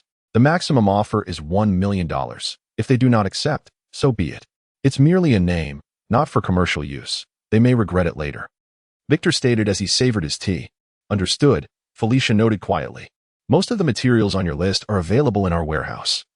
A small number of rare materials will require some time to procure, estimated to be completed within 5 days. A separate warehouse has been designated for storage. Victor acknowledged this with a soft hum, awaiting further details. Chairman Norman has heard you require a floor and has decided to allocate the high-rise office on the 100th floor to you. What do you think? Inform Norman to clear out the 107th floor. Victor replied nonchalantly, everything must go except for the load-bearing walls. This character intended to offload a mere 100th floor to himself. Yet, it made sense. To have the horse run, one must feed it hay, not just offer it a fourth of the reward. Faced with Victor's request, Felicia appeared hesitant, almost at a loss for words. The 108th floor housed vital operations for Osborne. Aside from the chairman's office, the other rooms contained server clusters. The very core of the Osborne Tower. On the 107th floor, a myriad of private offices belonging to various board members exists. A personal domain for a select few individuals wielding power over the Osborne Industrial Group. Victor's mere utterance threatens to displace these directors, an action deemed rather excessive. Ultimately, Felicia opts for silence, meticulously noting Victor's original words, indicating her report is complete before she quietly exits. From her observations over the past few days, Victor does not strike her as the type to offend casually. It is prudent to focus solely on her responsibilities, as excessive words may lead to misfortune. After Felicia departs, Pietro seamlessly steps into the conversation. It's nighttime. Are you still planning to bask in the moonlight? There's absolutely no issue with that. Victor feels a headache brewing. Pietro is exceedingly clingy, often seeking conversation at any moment, and currently, they have exhausted all common topics. However, it would be unkind to neglect him. After all, he is Wanda's brother. Although Victor has arranged for Pietro to be unable to undergo the transformation experiment by Baron Strucker of Hydra, rendering him a mere ordinary human, Wanda, within Victor's plans, possesses a method to awaken her chaotic powers, a force capable of obliterating the Infinity Stones, undeniably valuable. While pondering how to handle Pietro, he suggests, "Hey buddy, do you play Dota? My sister has been playing games alone lately and seems quite bored. Perhaps you could join her?" Surprisingly, this suggestion resonates with Victor. It is certainly preferable to engaging in awkward small talk with this rough fellow. He promptly agrees, instructing the servants to clear a living room and set up 2 computers, transforming it into a makeshift arena. Once the arrangements are complete, Pietro drags Wanda into the room, then vacates, leaving his sister behind while ensuring the door is closed. The implications are strikingly evident. Wanda remains silent, standing at the door with a seemingly helpless demeanor. Victor nearly feels as though he has become a domineering bully. It's merely a game. Besides, it was your brother who invited me. As soon as this thought crosses his mind, Wanda takes a deep breath, summoning courage while puffing out her chest, and timidly approaches Victor, her gaze fixed nervously on the computer screen. Well, given her age, shyness is to be expected. However, once the game commences, Victor realizes he has gravely misjudged the situation. Wanda, in her gaming state, is a stark contrast to her usual self, not a chatterbox, but a whirlwind of skillful maneuvers. Her speed is astonishing. Victor estimates that if he were to engage, he would likely last less than a minute. As the game progresses, Wanda adeptly maneuvers the Void Spirit, relentlessly pursuing opponents across the map. With a passive ability that increases her chances of landing attacks, her effectiveness seems to double, incapacitating foes with ease. At the conclusion of the match, the young lady averts her gaze, resembling an embarrassed ostrich. Yet in the subsequent game, her teammates initiate a reckless gameplay style, resulting in a complete rout after over 30 minutes, with all lanes destroyed and teammates disconnecting. Wanda refuses to give in. Controlling Medusa, she valiantly defends against super creeps, while Victor's Phantom Lancer faces 5 opponents alone, repeatedly decimating them. Victor finds himself utterly astonished. In his previous life, he had been a substitute player in a team built on skill, and yet here he is, seemingly overshadowed by Wanda's prowess. No, as a man, how can he be outshone by a girl? Victor's competitive spirit ignites. Thus, the two engage in a fierce rivalry, their gameplay becoming increasingly aggressive. In one particularly outrageous match, the final tally stands at 104 kills to 7, with Victor and Wanda cornering their opponents, who barely last 3 seconds upon respawning. After a series of victories, their records show a close contest, and before they know it, dawn breaks. Comparing their records, Wanda emerges with a slight lead of 24 to 21. Were it not for her evident exhaustion, Victor would not relent. If not for your youth and quicker reflexes. Who's to say who would prevail? He opens the shop in the League of Legends universe and discovers a product for the game's source data package, valued at F and requiring one-dimensional point. It includes all 159 champions and various auxiliary features. Without hesitation, he purchases it, intending to have Alice organize the materials. You think you can best me in Dota? Just wait, Wanda. Once I produce League of Legends, we shall have our rematch, and I shall not be defeated again. In his dreams, Victor controls Yasuo, dominating the battlefield while Wanda admires him, singing the English version of Conqueror, a moment of sheer triumph. Meanwhile, in another villa, Tony, akin to a child discovering new territory, pesters Pepper in an attempt to acquire a certain liquid from her. However, she staunchly refuses, driving Tony into a frenzy. It is not merely her refusal that vexes him, but the fact that Pepper, who has never denied him before, steadfastly rejects his request due to a promise made to another man. Jealousy brews within him. With an unyielding spirit embedded in his genes, Tony concocts various strategies to seize the briefcase Pepper carries. In the past, he was always the victor. This time, however, the tables have turned dramatically. Pepper remains resolute, impervious to Tony's attempts at persuasion, clutching the case containing 2 vials of viruses even while sleeping, granting him no opportunity. The results of the drug tests have long been revealed. Although Pepper cannot decipher them, Stark Industries employs numerous individuals capable of interpretation. The efficacy aligns precisely with what Victor described. Pepper has consulted numerous experts in cardiac surgery, confirming that with the assistance of the pufferfish virus and the self-healing virus, the extraction of shrapnel from Tony's bloodstream boasts a success rate of 98. The remaining 2 of risk accounts for unforeseen events such as power outages, earthquakes, or attacks. In terms of the surgery itself, the success rate stands at an impressive 100. Amidst her excitement, Pepper's trust in Victor deepens. Thus, her commitment to her promise remains unwavering, even if Tony merely suggests a re-examination without reverse engineering the formula. Can I really trust your words, you big oaf? Previously, there was an audacity to conceal the news of imminent demise. Were it not for Victor, the consequences would have been dire. Tony, frustrated by his lack of success with Pepper, decided to bring Happy along and stormed over to Victor's villa. When he heard Alice report that Tony was paying a visit, Victor was taken aback. Hadn't that guy nearly retreated into seclusion after being rebuffed by him twice? He glanced at Wanda, who was intensely focused on her game, and the fierce battle unfolding on screen. In a hushed tone, Victor instructed Alice to have Hardy escort Tony to the second reception room, avoiding any encounter with Pietro, citing his engagement with pressing matters. Wanda, adorned with gaming headphones, remained oblivious to Victor's words, absorbed in her gameplay. As the slight edge Victor had painstakingly maintained was suddenly lost, the mention of Tony faded from his mind as he plunged into the fray. 10 minutes later, while the game was still ongoing, the door to the gaming room was thrust open with force, revealing a scowling Tony, followed closely by Happy and a restrained Felicia. Victor's expression darkened. It was evident that Tony, unable to wait, had barged in, and with Happy blocking Felicia, there was no way to prevent the intrusion. Felicia hastily opened her mouth to explain but was interrupted by Victor's raised hand. Before she could speak, Tony sarcastically remarked, "So your important matter is merely playing games with a little girl? What a weighty affair." As he uttered the latter half of his statement, his gaze flicked toward Wanda's chest. Typically, Wanda would blush under such scrutiny, but this time was different.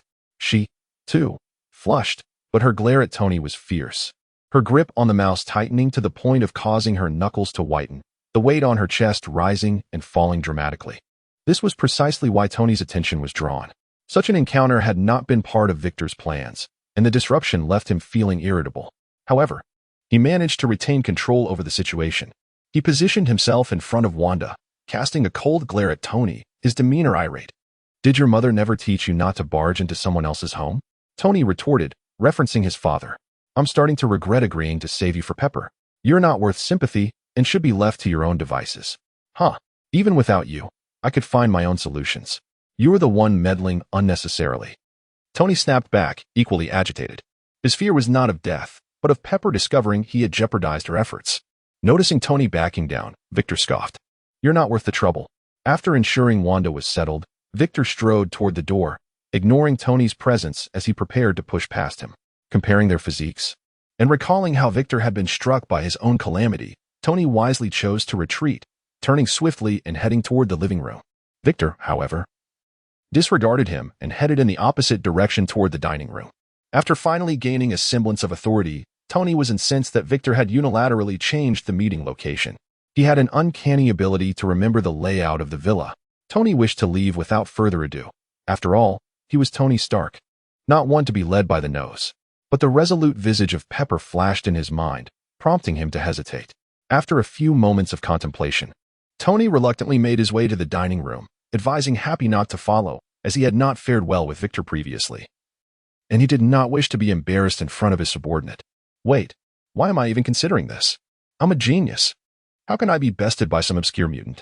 Inside the dining room, Victor contentedly indulged in a small cake, not sparing a glance at the approaching Tony. Speak. What brings you here? Victor cut straight to the chase. His presence in the villa was precarious, as the Wanda siblings could erupt at any moment. Victor's brusque tone further incensed Tony. No one dared to disregard Tony Stark in such a manner. This reminded him of his time in the cave months prior, and he suddenly felt an overwhelming urge to leave the villa. He slammed a checkbook onto the table before Victor, declaring haughtily, "Fill in any amount you desire. I'll purchase the formulas for those 2 biological agents." There's nothing in this world that money cannot resolve. If there is, then it simply means I don't have enough.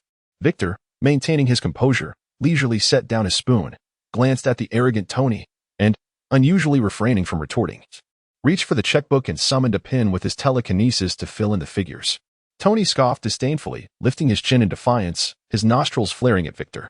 Just moments ago, he had acted so pompously, yet now he was bending to the power of money? Foolish mortal. After a few seconds, Victor paused, looking at the still arrogant Tony. "I filled in the numbers. You just need to sign." Tony grunted dismissively, taking the checkbook and pulling out a pen, ready to inscribe his name. However, as he glanced at the amount, his hand froze mid-air. Unlike checks in China, American checks utilized English numerals, which, regardless of the amount, could never be fully expressed. Yet, 100 million trillion took up the entirety of the space allocated for the amount. How on earth could you even write that down? The once proud Tony slammed the checkbook onto the table, bellowing, "Have you lost your mind? Do you even comprehend how much that is? Why don't you just rob a bank in America instead?" Victor, unfazed, took another bite of cake and replied nonchalantly, "Robbing a bank is too troublesome. I could just rob you instead. You're quite wealthy, aren't you? So, will you sign, and the formulas will be yours?" Tony, gripping the pen, trembled with rage, staring daggers at Victor, panting like a bull. He was indeed wealthy, but did he understand the value of 100 million trillion? $100 trillion. Not just 100 million or a trillion, but a full 100 trillion. Are you out of your mind? 1 trillion, 100 billion billion. Not even Stark Industries could gather such a sum, let alone all of America. How dare this shameless individual demand $100 trillion from him? Why not simply demand the earth?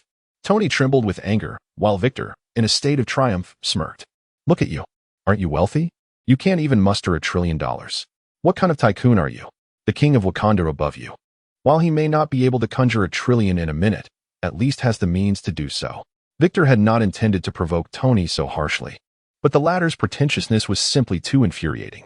Ideally, he wished to rattle Tony to the point of retreat. Tony, on the brink of madness, glared at Victor. And had it not been for the vast disparity in their combat capabilities, he might have already rolled up his sleeves. He silently chanted to himself, "Do not stoop to the level of this pauper." With great effort, he suppressed his rage.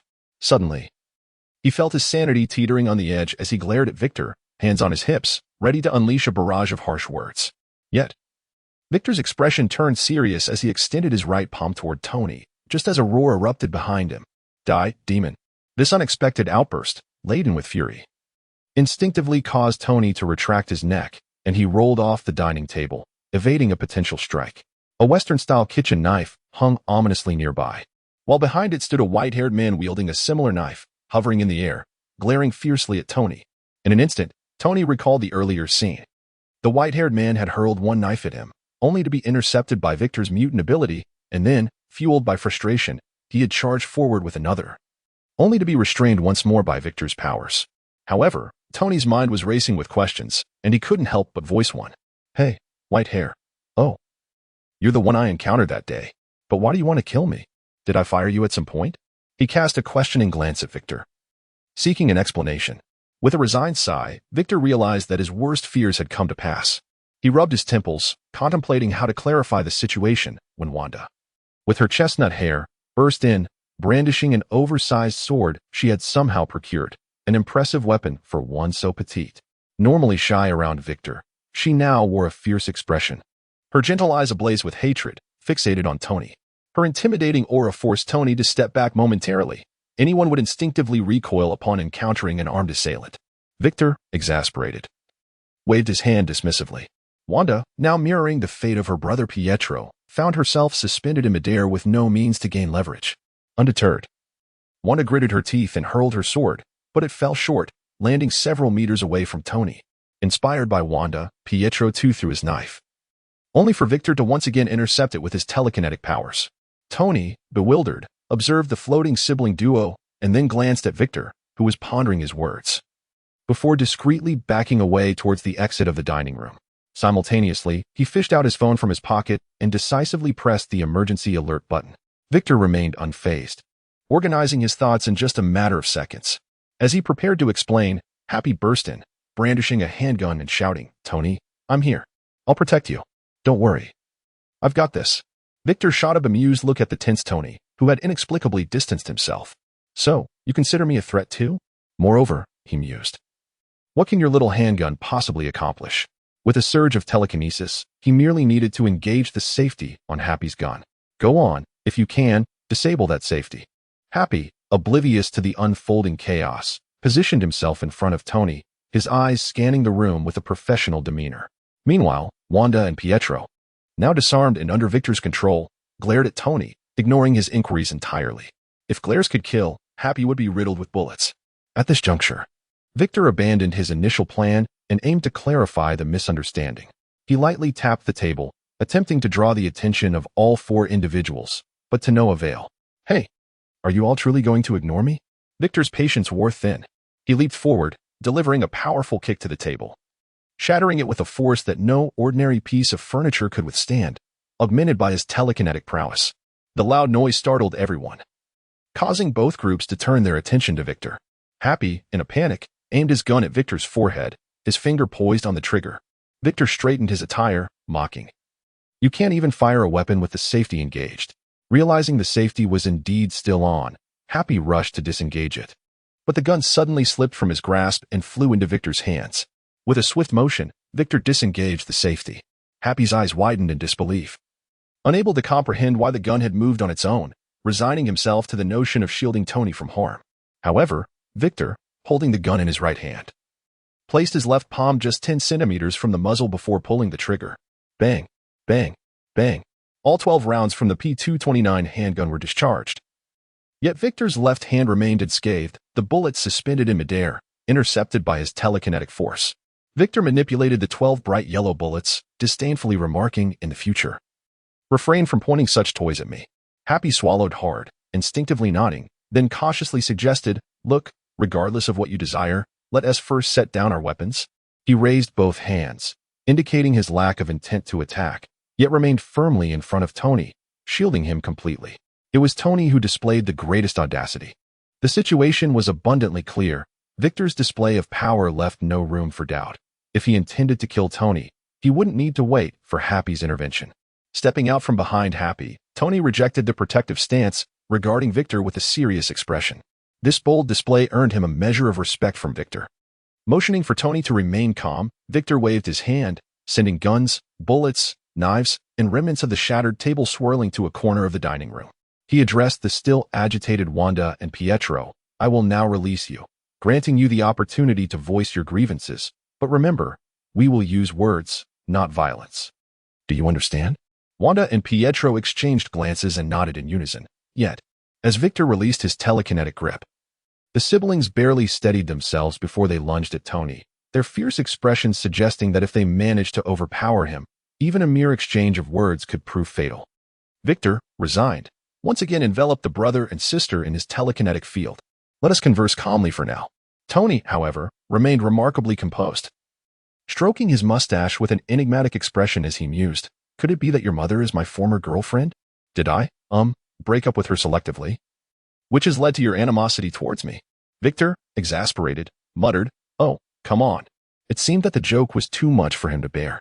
In that fleeting moment, He contemplated relinquishing his telekinetic hold and allowing Wanda and her brother to give Tony a well-deserved reprimand. "Ah, the consequences of my own making. I shall endure." Wanda and her brother spat in unison, expressing their disdain for Tony's slander against their mother. The young girl, Wanda, furiously retorted, "Do not insult my mother. You scum are unworthy of her name."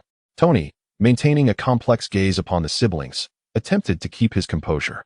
Victor, with a slight smirk, remarked, "Wanda, your words might lead Tony to misconstrue the situation. It would be best to bring this farce to a close." With Happy's vigilant eyes upon them, Victor strode confidently to the middle of the confrontation and declared, "Now, I shall speak. Neither party may interrupt.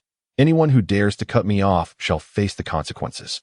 With that, he summoned Happy's handgun from the corner, and with a mere gesture, the weapon disassembled into its individual components, creating an unsettling spectacle that one might imagine in a different context.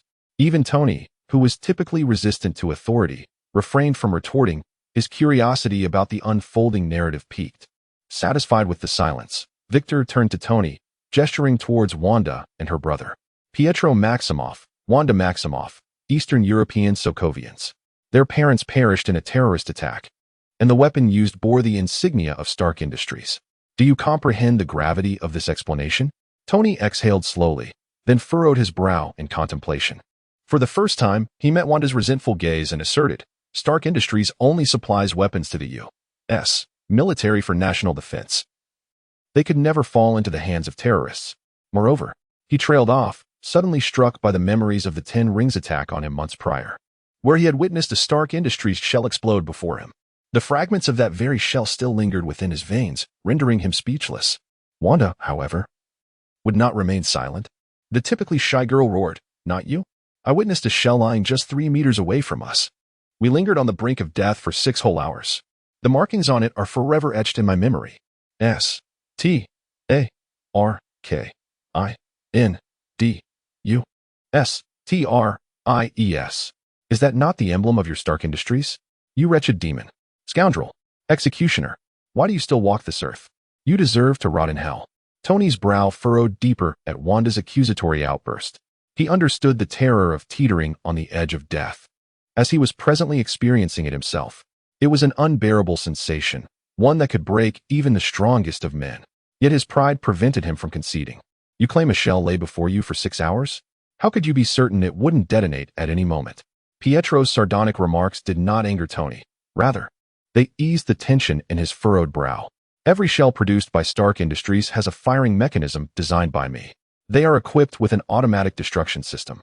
If not detonated within an hour of launch, they deactivate to prevent collateral damage during battlefield cleanup. Thus, if that was indeed a Stark Industries weapon, it could not possibly function 12 hours later. It must have been a counterfeit bearing our name, a common occurrence abroad."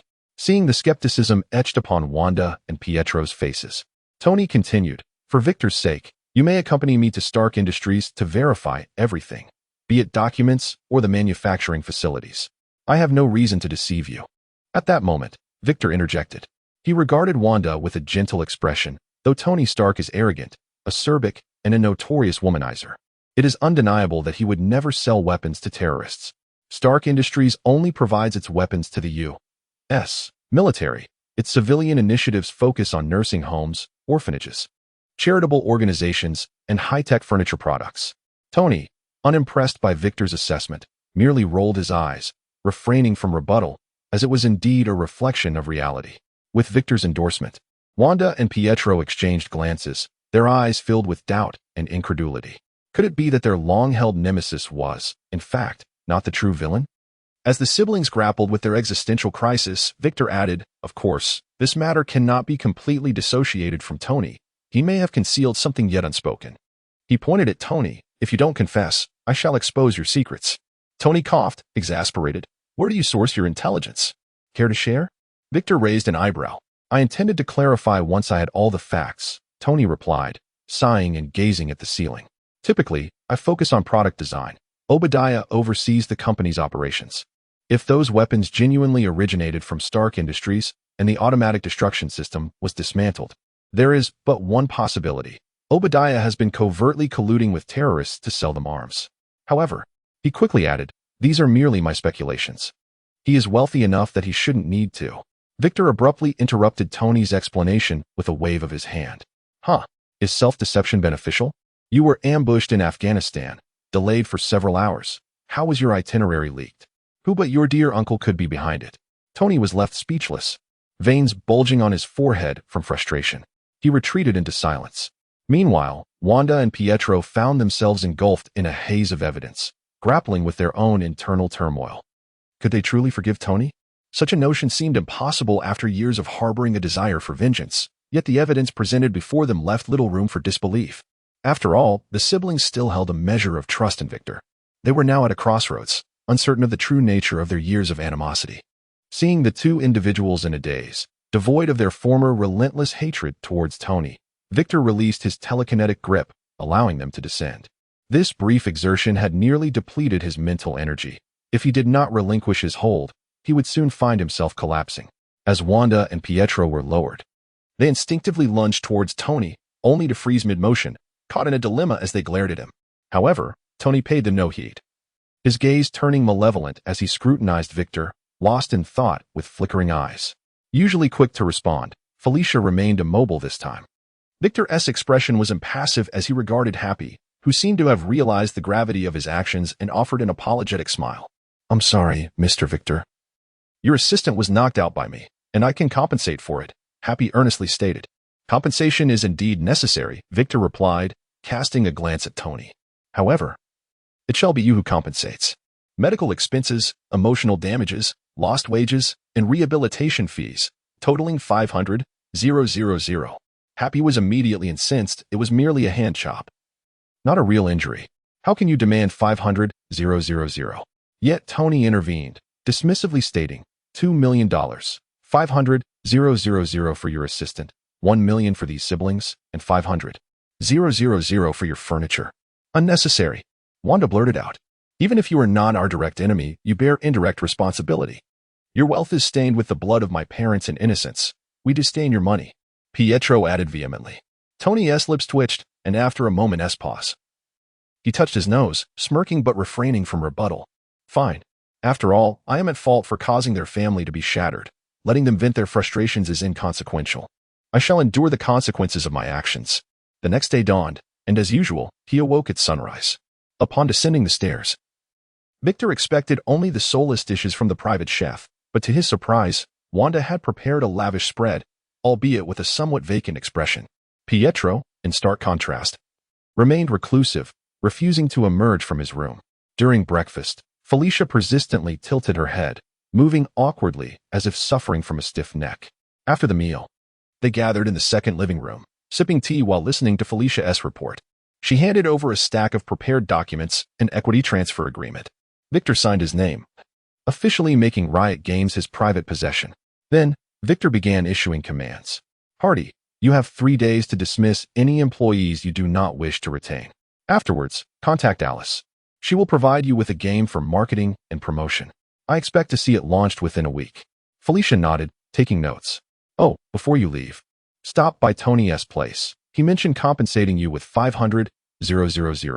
Felicia looked up in astonishment, her sudden movement causing her neck to crack, her face scrunching up in discomfort. Victor winced at the sight.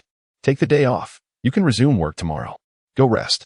All right, Felicia replied, tilting her head back to ease her neck pain. I will manage company matters from my room. Feel free to summon me if needed. Victor nodded, urging her to take the rest she deserved.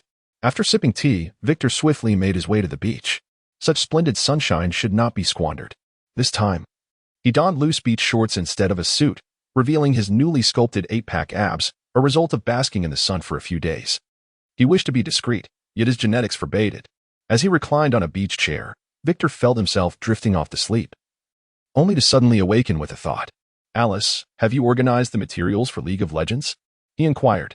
Send them to Wanda, using the 2010 version. Inform her that it is for testing game balance, and accompany her in familiarizing herself with the AI. Understood. With Alice at the helm, Wanda should quickly acclimate to the game, Victor mused before succumbing to slumber. As for why he opted for the outdated 2010 version rather than the latest iteration, he had his reasons. Though currently situated in the Marvel Universe, it was still only 2008.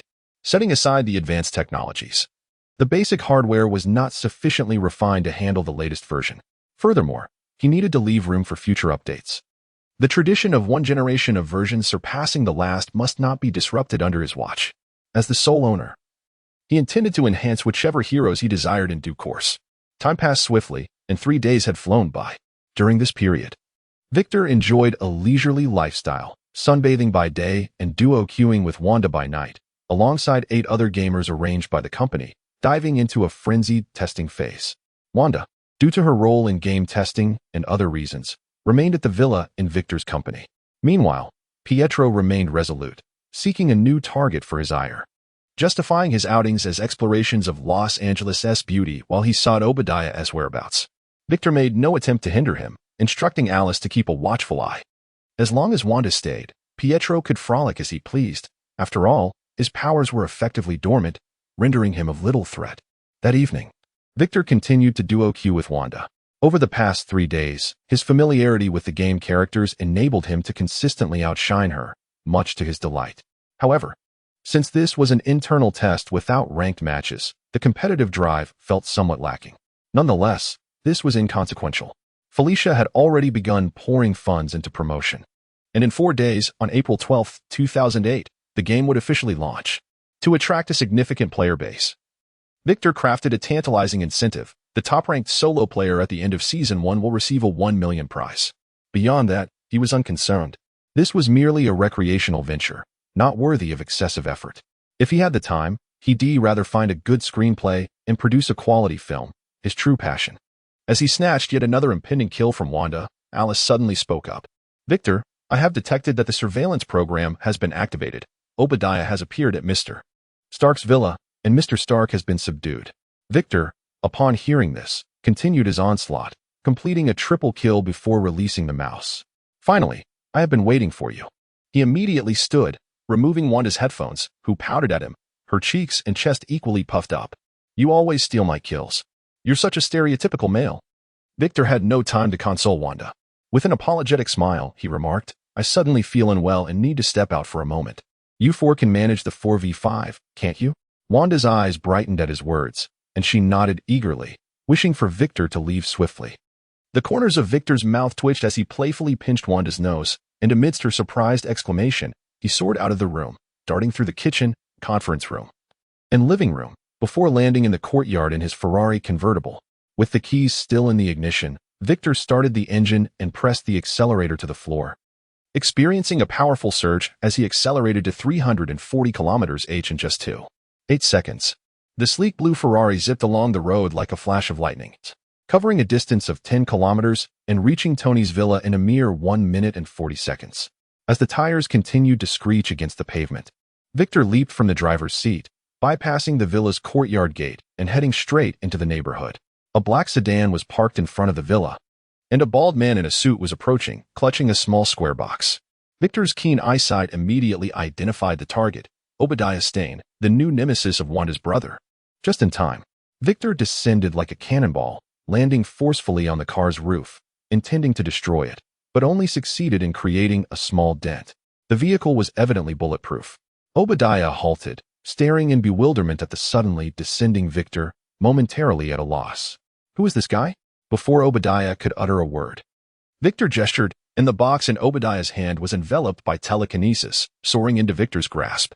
Simultaneously, 3 burly bodyguards in black suits emerged from the sedan, brandishing firearms and surrounding Victor, who stood atop the car.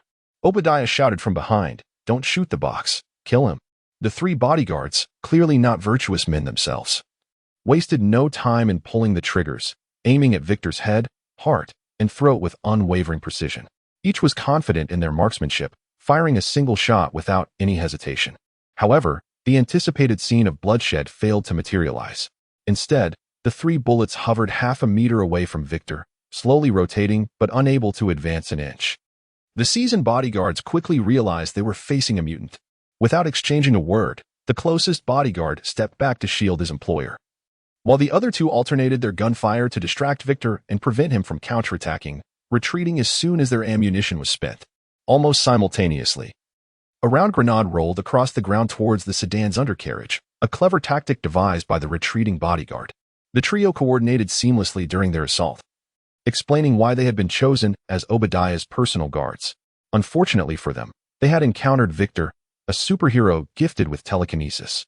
With a thunderous explosion, the grenade unleashed over 2,000 tiny steel balls, scattering them in all directions. Victor had no choice but to raise a telekinetic barrier to intercept these troublesome projectiles. Although they wouldn't breach his defenses, the impact was painful.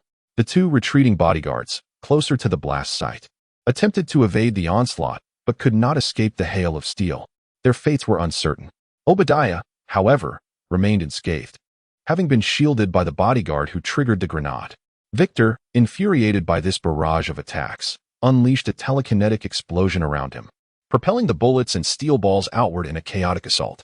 The bodyguards, despite their skillful defenses, suffered injuries as a result of Victor's indiscriminate retaliation. Yet, they quickly retrieved 3 grenades of different designs, pulled the pins, and fled. Victor, unable to relent, expanded his telekinetic shield once more. As a blinding flash erupted, a cascade of steel balls struck against his barrier, while a noxious gas invaded his eyes, nose, and mouth, causing tears to stream down his face. Shrapnel grenades, flashbangs, and tear gas filled the air as the bodyguards ignored Obadiah and made their determined escape. Victor's fury reached a boiling point. Although he lacked formal training, he was still a superhero and would not allow them to flee so easily. Did they think that just because they were out of sight, he could not pursue them? With his enhanced hearing activated, he instantly detected their disordered footsteps, soaring above the tear gas cloud and ignoring the bullets fired at him. He flew directly towards the source of the footsteps. The bullets struck his ironclad body, unable to penetrate his super combat suit, though the impact was indeed painful. Victor braved the hail of bullets, directing the specialized blade-like projectiles from his belt towards the gunman below. The bodyguards attempted to evade, but within the 10-meter range. Victor's telekinetic feedback accurately captured their movements, allowing the blades to alter their trajectory accordingly. Ultimately, the 3 battle-hardened elite bodyguards fell victim to Victor's relentless pursuit, with many blades piercing their foreheads, throats, and hearts, swiftly leading them to meet their demise. Obadiah stood alone, while Victor, though his expression remained unseen, surely wore no smile.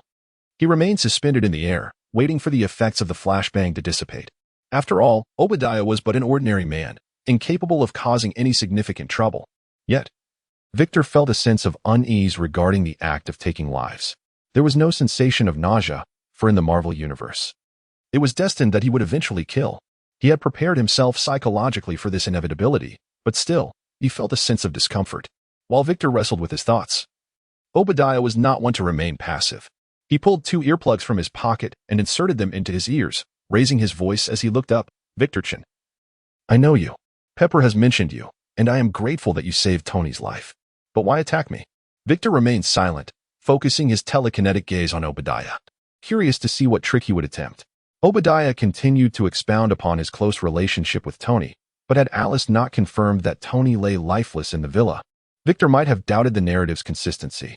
Truly, he was a cunning fox. Once Obadiah had secured his earplugs, he retrieved an object the size of a lighter from his pocket and boldly approached the sedan, speaking with a false sense of magnanimity. I believe there has been some misunderstanding. I will not pursue the matter of you killing my bodyguards, and for Tony's sake, I will even cover this up for you. Victor, naturally, would not allow him to leave, yet he too did not advance towards Obadiah. He recalled the origin of that lighter, a compact sonic high-tech weapon that, when activated near the ear, could paralyze the body for 15 minutes. It was this very device that had allowed Obadiah to leave Tony lifeless in the villa until now. Victor was uncertain whether this contraption would be of any use to him, or if its effects would be magnified, particularly since he possessed superhuman hearing. It felt like a poor trade-off for such a remarkable ability. With a thought, he removed Obadiah's earplugs and, channeling his telekinesis, forcefully yanked the lighter from Obadiah's grasp, attempting to slide open the cap. A buzzing noise reminiscent of a household appliance erupted, and Obadiah, caught off guard, fell heavily to the floor, likely injuring himself given his physique. As the lighter snapped shut, the sound ceased. Slowly descending, Victor stood before Obadiah, toying with the lighter as information flooded his mind.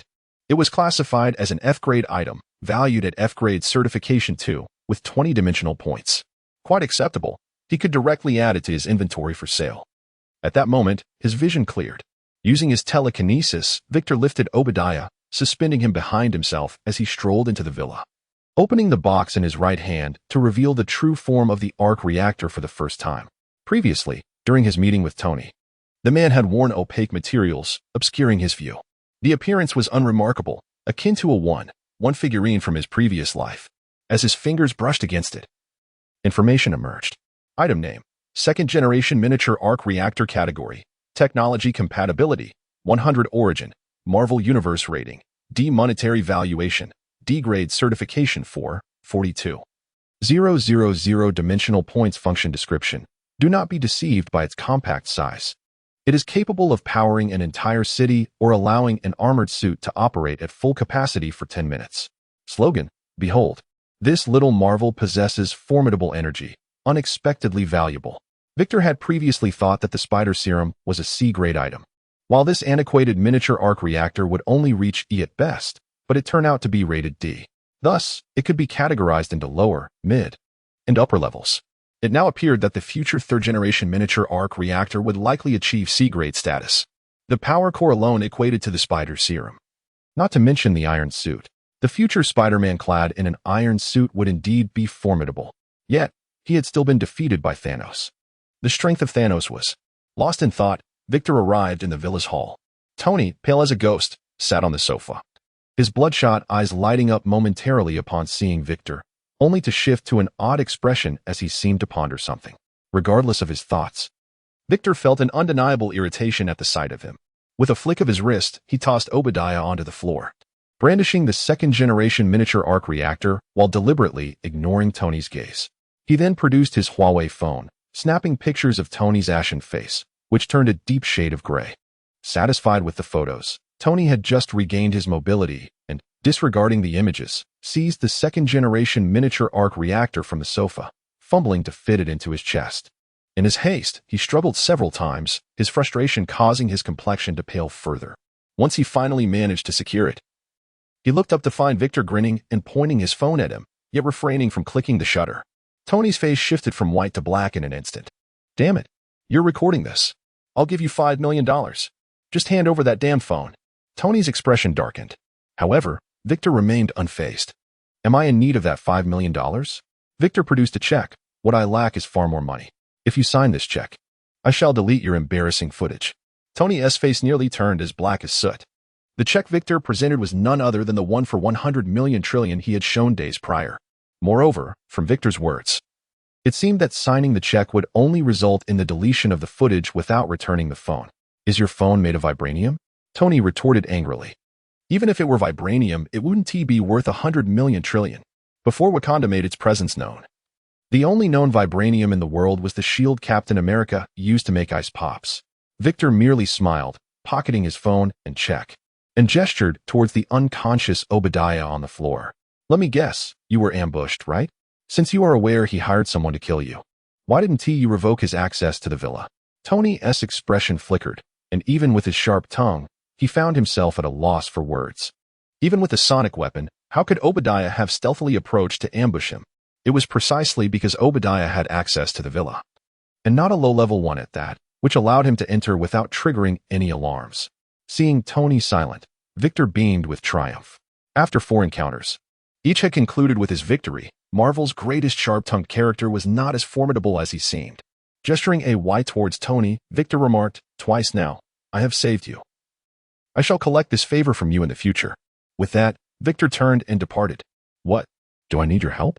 Tony's exaggerated tone echoed from behind. Even without you, I can handle things myself. I don't need you meddling. Inevitably, this sparked another round of Tony's fury. Once Victor had exited the villa, Tony's tempestuous demeanor suddenly receded, his expression dark as he stared at the fallen Obadiah, lost in thought. Unbeknownst to Victor, the subsequent events would unfold differently. The dormant surveillance system had been activated and subsequently purged by Jarvis. She was entirely unaware that Victor had even visited the villa. Victor wasted no time, directing Alice to log into Wanda's opponent's account and initiate a confrontation with Wanda. Playing as a teammate to Wanda had lost its thrill. It was far more enjoyable to rigorously train her. As the night wore on, Wanda pouted, harboring a burning desire for vengeance against Victor. Yet her nascent understanding of the game hindered her from executing impressive maneuvers. Victor, embodying the essence of a steel-hearted man, pondered why one wouldn't he allow a girl to play with finesse. Observing her earnest demeanor, he contemplated that, given her competitive spirit, he might consider forming a team for her in the future. After dinner, he remained in the second living room, listening to Felicia report on various work progressions, all of which were proceeding according to plan. Once she completed her report, Felicia returned to her duties, as her workload remained substantial. As Victor reclined blissfully on the beach, basking in the warm embrace of the sun, he pondered trivial matters. This languorous existence seemed endless, and it had been nearly 10 days since he began his recharge. He wondered if, upon achieving full mental fortitude, he could propel himself beyond the atmosphere. If so, he contemplated acquiring the lineage of Superman, along with abilities such as super respiration and anaerobic breathing, enabling him to thrive in a vacuum by replacing his respiratory cycle with solar energy. Exposed to the void of space, without the atmospheric constraints, his charging would surely accelerate. Lost in thought, Victor gradually succumbed to slumber until the sun dipped below the horizon, awakening precisely at dusk. As he sat up, the voice of Alice echoed in his ears. At 1:04 p.m. today, Obadiah Stane, the CEO of Stark Industries, was apprehended and charged by Mr. Stark with 12 counts, including theft of corporate trade secrets and conspiracy to commit murder. The news had not been suppressed. Prior to market close, Stark Industries stock plummeted by 6%, prompting a flurry of retail investors to sell off their shares. Despite Mr. Norman's attempts to acquire as much stock as possible, even he was unable to keep pace with Mr. Stark's buying spree. Presently, Osborne Industries had reached the limits of its liquid assets, and to prevent a financial collapse, Mr. Norman would need to divest his shares in Osborne Industries to raise cash for further acquisitions of Stark Industries stock. Alice's report took Victor by surprise. Could it be that Norman, the old fox, was genuinely committed to acquiring shares of Stark Industries? Was he even prepared to sell off his own Osborne shares to facilitate this? Perhaps he felt guilty over their previous encounter and sought to make amends. Or was he merely betting everything on Victor? Regardless of his motivations, it was evidently a prime opportunity for a buy-in, and Victor would not let such a chance slip away. Victor issued a command: allow Norman to retain ownership of Osborne Tower, convert the remainder into Stark shares, acquiring as much as possible. With the order given, Victor turned his attention elsewhere. Should Norman execute his instructions flawlessly, Victor might consider entrusting him with the management of a new company he envisioned, as entrusting Felicia with a gaming company seemed rather precarious. Another matter weighed heavily on Victor's mind. He was not surprised by Tony's actions regarding Obadiah. In possession of a compact arc reactor, Tony had disseminated unfavorable news to undermine investor confidence in Stark Industries, leading to a significant sell-off that would allow him to acquire more shares at a lower price. However, imprisoning Obadiah felt like a plot twist straight out of a movie, defeating a villain without killing him, only to see them return for vengeance. Moreover, without Ironmonger's presence, how would Tony re-emerge as Iron Man? That night, while indulging in a gaming session with Wanda, Alice suddenly alerted him. A terrorist attack occurred at the Los Angeles prison holding Obadiah just an hour ago, with the intent to liberate numerous inmates. At a critical juncture, a mysterious figure intervened, thwarting the terrorist plans, resulting only in the escape of a handful of criminals rather than a full-scale prison break. It was evident that this enigmatic individual was none other than Stark. Fortunately, due to the absence of civilian witnesses, Iron Man's identity remained concealed, though a limited investigation ensued. Victor surmised that Obadiah must be among the escaped convicts. However, that was not the case. Obadiah had not only failed to escape but had perished in the crossfire, his cell engulfed by a firebomb. After DNA analysis, confirmation of his identity was unequivocal.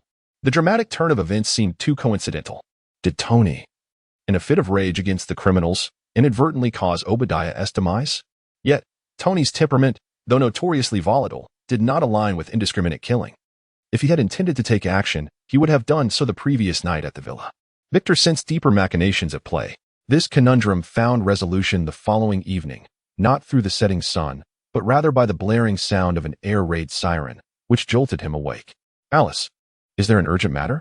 Victor inquired, rubbing his temples to quell his irritation. He vowed that if Alice had disturbed him without cause, he would discuss return policies with Royce. 2 minutes ago, Miss Pepper called. Mr. Stark may have been attacked at his villa. She hopes you can come by. Alice relayed urgently. This indeed was pressing. Victor was momentarily taken aback, his lethargy dissipating. Without hesitation, he proceeded to the driver's seat, neglecting to fasten his seatbelt. And flooring the accelerator, propelled his Ferrari toward Tony's villa. As he sped along, a torrent of intelligence raced through his mind. Who could be behind the attack on Tony? Given the timing, the recently deceased Obadiah seemed a likely suspect, with the resources to orchestrate such an ambush. Yet, other possibilities lingered. Perhaps Ivan Vanko's father had prematurely met his end, prompting an earlier strike on Tony? Yet, that seemed implausible. The impoverished Vanko could hardly possess the means to infiltrate Stark's estate. Moreover, in the original narrative, Tony had provoked an attack after Happy was gravely injured, igniting his fury. It was unlikely that Hydra would target Tony simply out of envy for his armor. Alice had not mentioned any mishaps involving Happy. This seemed the least likely scenario. Hydra had not yet reached its zenith. A rash offensive could unravel their existence. A high-cost suit of armor, not widely replicable, presented a disproportionate risk-to-reward ratio. Violence was a last resort. Was it possible that Tony had antagonized another enemy? He had a penchant for arrogance and had undoubtedly offended countless individuals, including Killian, who might harbor a grudge.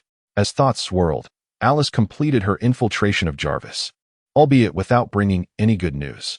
I regret to inform you that the surveillance system in Stark's villa has been completely destroyed. I cannot obtain any intelligence and can only rely on satellite feeds. Be cautious. There is danger ahead. I recommend halting your advance. Upon hearing Alice's urgent warning, Victor activated his enhanced vision. 3,000 meters ahead, every 500 meters stood an armed figure clad in special operations uniform, each bearing a rocket-propelled grenade launcher aimed menacingly toward Victor. Just from Victor's vantage point, there were 14 RPGs in sight. Clearly, the adversary had anticipated Victor's arrival for rescue, and this blatant display of hostility was likely intended to intimidate him into retreat. Victor hesitated. After all, this was an RPG, a weapon designed for the close-range destruction of tanks and armored vehicles, not a mere pistol. He sensed the gravity of the situation. A direct hit from a rocket would surely test the limits of his steel frame. He could withstand perhaps one shot, maybe two, but by the third, his survival would be in serious jeopardy. The thought of a fourth impact sent a chill down his spine. This was terrifying. Who could endure for RPG hits? Even lightly armored tanks succumb to a single blast.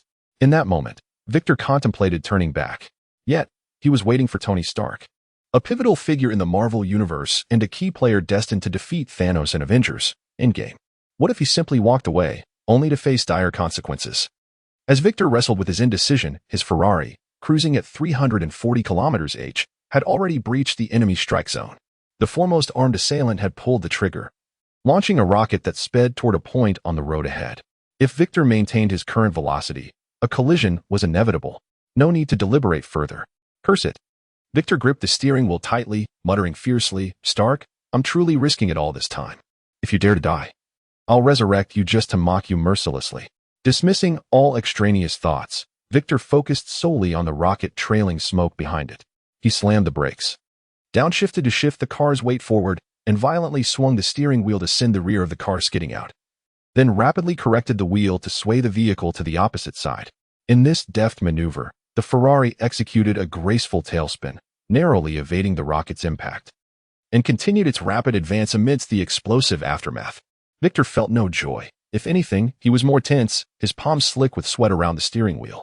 Ahead, 6 more rockets had been launched, creating a horizontal blockade over a vast area. Unless he slowed down to evade, no amount of skillful driving would spare him from being struck.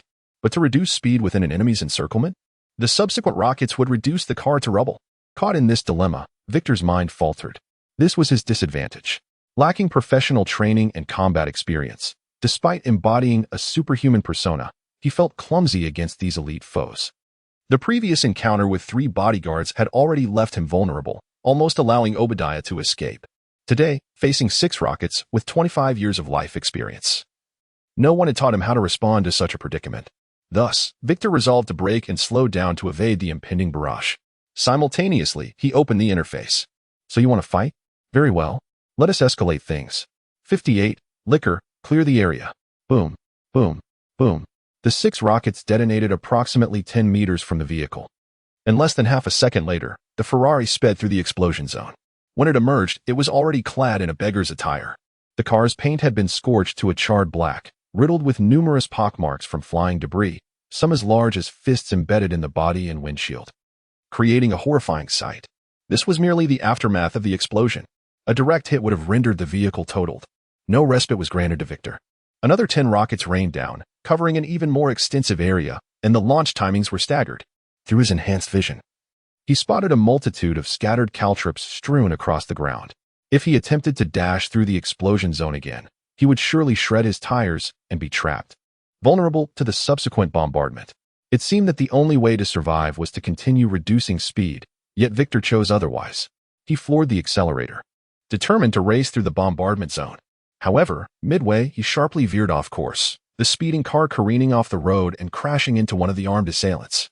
The impact created a trench over 10 meters long before erupting in a massive explosion. Meanwhile, as Victor swerved the steering wheel, he had already launched himself from the convertible, soaring upward with inertia and deftly avoiding all residual shockwaves. At the same time, as Victor prepared to extract the purchased items from his inventory, his telekinetic shield was suddenly breached by several impacts. His waist, chest, and head endured severe blows, the force rendering him momentarily blind as he plummeted to the ground. Gritting his teeth against the dust swirling around him, Victor gasped in pain. It was a sniper. He could not discern the specific model or power of the rifle, but at least 4 bullets had struck him. Fortunately, his reinforced physique, honed through days of intensive training, had absorbed the brunt of the sniper's fire. Yet the pain was nearly unbearable. This group was undoubtedly not hired by Obadiah. How could he have orchestrated such an elaborate escape plan within a mere 24 hours? Hiring a top-tier team to execute a dual strategy against Tony and Victor, all while mobilizing such substantial resources? Lying on the ground, Victor refrained from rising. He had no desire to become a target for the sniper. Enduring the pain, he gritted his teeth and commanded, "Alice, jam nearby satellite signals and block all video feeds." Understood, the lockdown is complete. In the next instant, 10 humanoid entities materialized, surrounding Victor protectively. They moved on all fours, their fingers tipped with thick, menacing claws.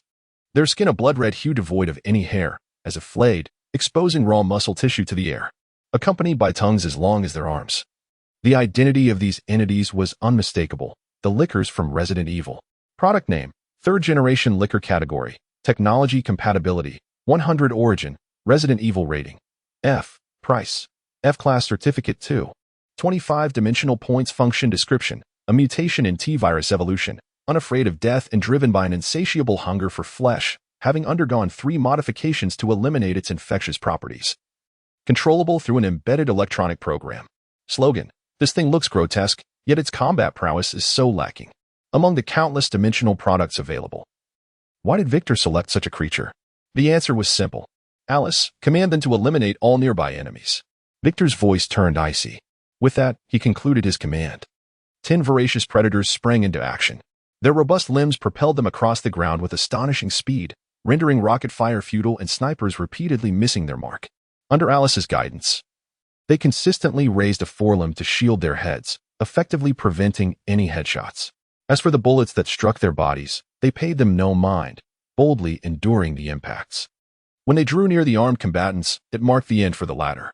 In a stark contrast of size, strength, and agility, the armed fighters could do little more than perforate the predators' bodies with a few bullet holes before meeting their demise. This was the very reason Victor had chosen such grotesque creatures. In their original dimension, these biochemical weapons were entirely under Alice's control. Yet, despite the one-sided slaughter, the armed fighters audaciously pressed on with their attacks, not a single soul opting to flee. Victor relaxed slightly, preparing to sit up, only to be met with a sniper bullet that left him breathless. How could they still focus on him? Resigned, Victor lay on the ground, waiting for the predators to clear the area. Super hearing activated. The cacophony of gunfire, the predators' roars, and the fighters' shouts flooded his mind, but no useful information emerged. Until one of the armed men, captured by a predator, faced imminent death and defiantly pulled the pin from a grenade, growling, "Hail Hydra!" In the ensuing explosive chaos, the first predator was felled. The phrase "Hail Hydra" echoed hauntingly in Victor's mind. Who else in the Marvel Universe could display such fearless tenacity? Refusing to flee while shouting that slogan? Could it truly be Hydra attacking Tony? Were they not afraid of exposure? As Victor pondered these questions in silence, the battle raged fiercely on. Inspired by the earlier demonstration, the remaining Hydra members, facing the predators, clutched grenades, preparing for a mutual demise. But would artificial intelligence fall for the same trap twice? Under Alice's command, the Predators shifted tactics, no longer solely pursuing close combat. One extended its long tongue like a whip, ensnaring enemies and tossing them into the air, sending them plummeting from heights of over 10 meters, certainly resulting in severe injury or death. Hydra's elite fighters, meanwhile, lay in ambush, taking advantage of the Predators' momentary rigidity to eliminate 6 of them with precision sniper shots. But that was the extent of their success. The Hydra operatives concealed outside the villa, unable to hide from the Predators' acute senses of smell and hearing, were systematically located and dispatched. Chun, the perimeter threats have been neutralized. Alice interrupted Victor's contemplation. The remaining 3 Predators have surrounded the villa. Should we initiate reconnaissance? Upon hearing this, Victor cautiously sat up. After a brief pause to confirm no sniper bullet was aimed in his direction, he exhaled a sigh of relief. However, before he could issue a command, an unexpected turn of events unfolded. 3 armed helicopters emerged from the depths of the sea, targeting Tony's villa. Hydra was retreating. Should he intervene? Victor hesitated. It was not yet the time for Hydra to be exposed. Otherwise, his S.H.I.E.L.D operatives would see their plans go awry. Yet if Tony were abducted, subsequent plans would become even more precarious. Just as he was deliberating, Victor's telescopic vision caught sight of the helicopters, each equipped with a sniper rifle. Coincidentally, the Barrett .50 caliber that he recognized. This weapon could easily penetrate light armored tanks. He wondered if Iron Man's suit could withstand such firepower. Even if it could, the pain would surely be magnified. He immediately rolled out of the way, attempting to evade the enemy's sniper fire. Yet, to his surprise, the helicopter's targets were not him. They unleashed a barrage upon the remaining 3 Predators. From their advantageous high ground, they first severed the limbs of the Predators, rendering them immobile, before obliterating their heads in a gruesome display. The scene was horrifically bloody. With the surrounding mutilated corpses, Victor felt his stomach churn, his throat itching uncontrollably. He fought to suppress his instincts, remaining acutely alert. Once the Predators were dealt with, his attention would turn to himself. Right? At that moment, he heard a voice within his mind. Do not fire. Target threat level. Awaiting. Absorption. It became evident that the opposing team had received orders not to harm him. They indeed refrained from firing, instead training their rifles on Victor, deterring him from advancing. Victor attempted to step closer. Before his foot could touch the ground, they decisively squeezed the trigger. Surrounding him, his telekinetic shield offered no resistance, and the sniper bullet struck the ground where he intended to land, creating a crater the size of a child's head. What tremendous force! Even if it didn't penetrate his defenses, it could surely shatter his insides. First, he needed to use his telescopic vision to ascertain whether Tony had been taken. If he had not, it would be best to let the enemy escape. Hydra's exposure would serve no one well. Fury had yet to gather the strength for a counterattack, and Hydra had not amassed sufficient confidence either. Victor had yet to find a suitable vantage point for himself. If Tony were abducted, Victor's remaining resources could easily overwhelm the enemy. The 3 armed helicopters swiftly approached the villa, dropping a series of rapid descent ropes. A dozen armed operatives sprinted out from the villa, each carrying a tactical briefcase. Victor observed coldly, remaining still. The size of those briefcases suggested that to take Tony, they would have to dismember him, a venture of no advantage to Hydra and nearly impossible. After all, Tony was merely a human, aside from his reproductive material. His flesh held little research value. Unexpectedly, Obadiah emerged from the villa, wearing a smug expression. How had he survived? It appeared last night's prison break was orchestrated by Hydra, aimed at rescuing Obadiah and securing crucial intelligence. After retrieving their personnel, the helicopters wasted no time and flew directly towards the depths of the sea. Victor watched as they departed the coastline, enveloping himself in telekinesis as he sped towards Tony's location. The Ferrari had become a hunk of scrap metal. This was now his fastest means of travel.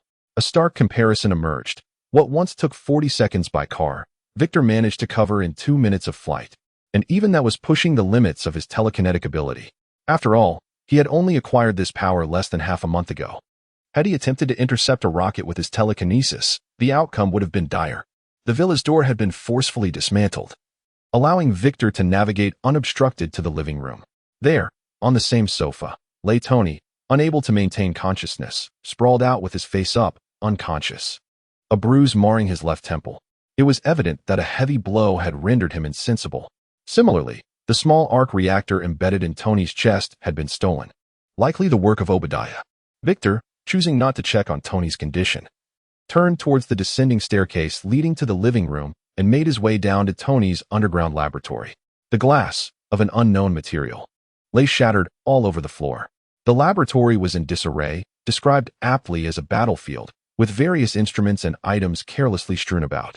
Clearly, this chaos was the handiwork of the recently departed Hydra members. There was little time to dwell on it. With the remaining fragments of his psychic energy, he spread it out like flowing water, weaving through the cluttered debris in search of a rectangular model. For heaven's sake, let this plot remain unchanged, or else the cost of reviving him would be substantial, Victor murmured to himself. Fortunately, Death had taken a holiday today, just before his psychic energy waned. Victor finally located his target amidst the chaotic mess, a glass display case containing the first generation of the small arc reactor. It seemed Pepper was still as nostalgic as ever. Filling the void in Tony's chest with this little gadget brought a sigh of relief to Victor. He had saved on revival expenses. As he contemplated whether to splash some cold water on Tony, his super hearing detected the sound of brakes outside the villa. Listening intently, he discerned only one set of footsteps. It must be Hydra returning. Victor's mind raced, quickly deducing the identity of the newcomer, and he stood still, awaiting their entrance. However, the individual did not come through the front door. Experienced, they scaled the fence and stealthily maneuvered through the villa's side, cautiously advancing until they emerged from the back hall. The visitor was a black man in an Air Force uniform, hands outstretched, tightly gripping a handgun. Upon entering the living room, he immediately spotted Victor and almost instantly trained his weapon on Victor's head. "Raise your hands," the intruder barked. "Show me your hands where I can see them. Otherwise, I can't guarantee your survival."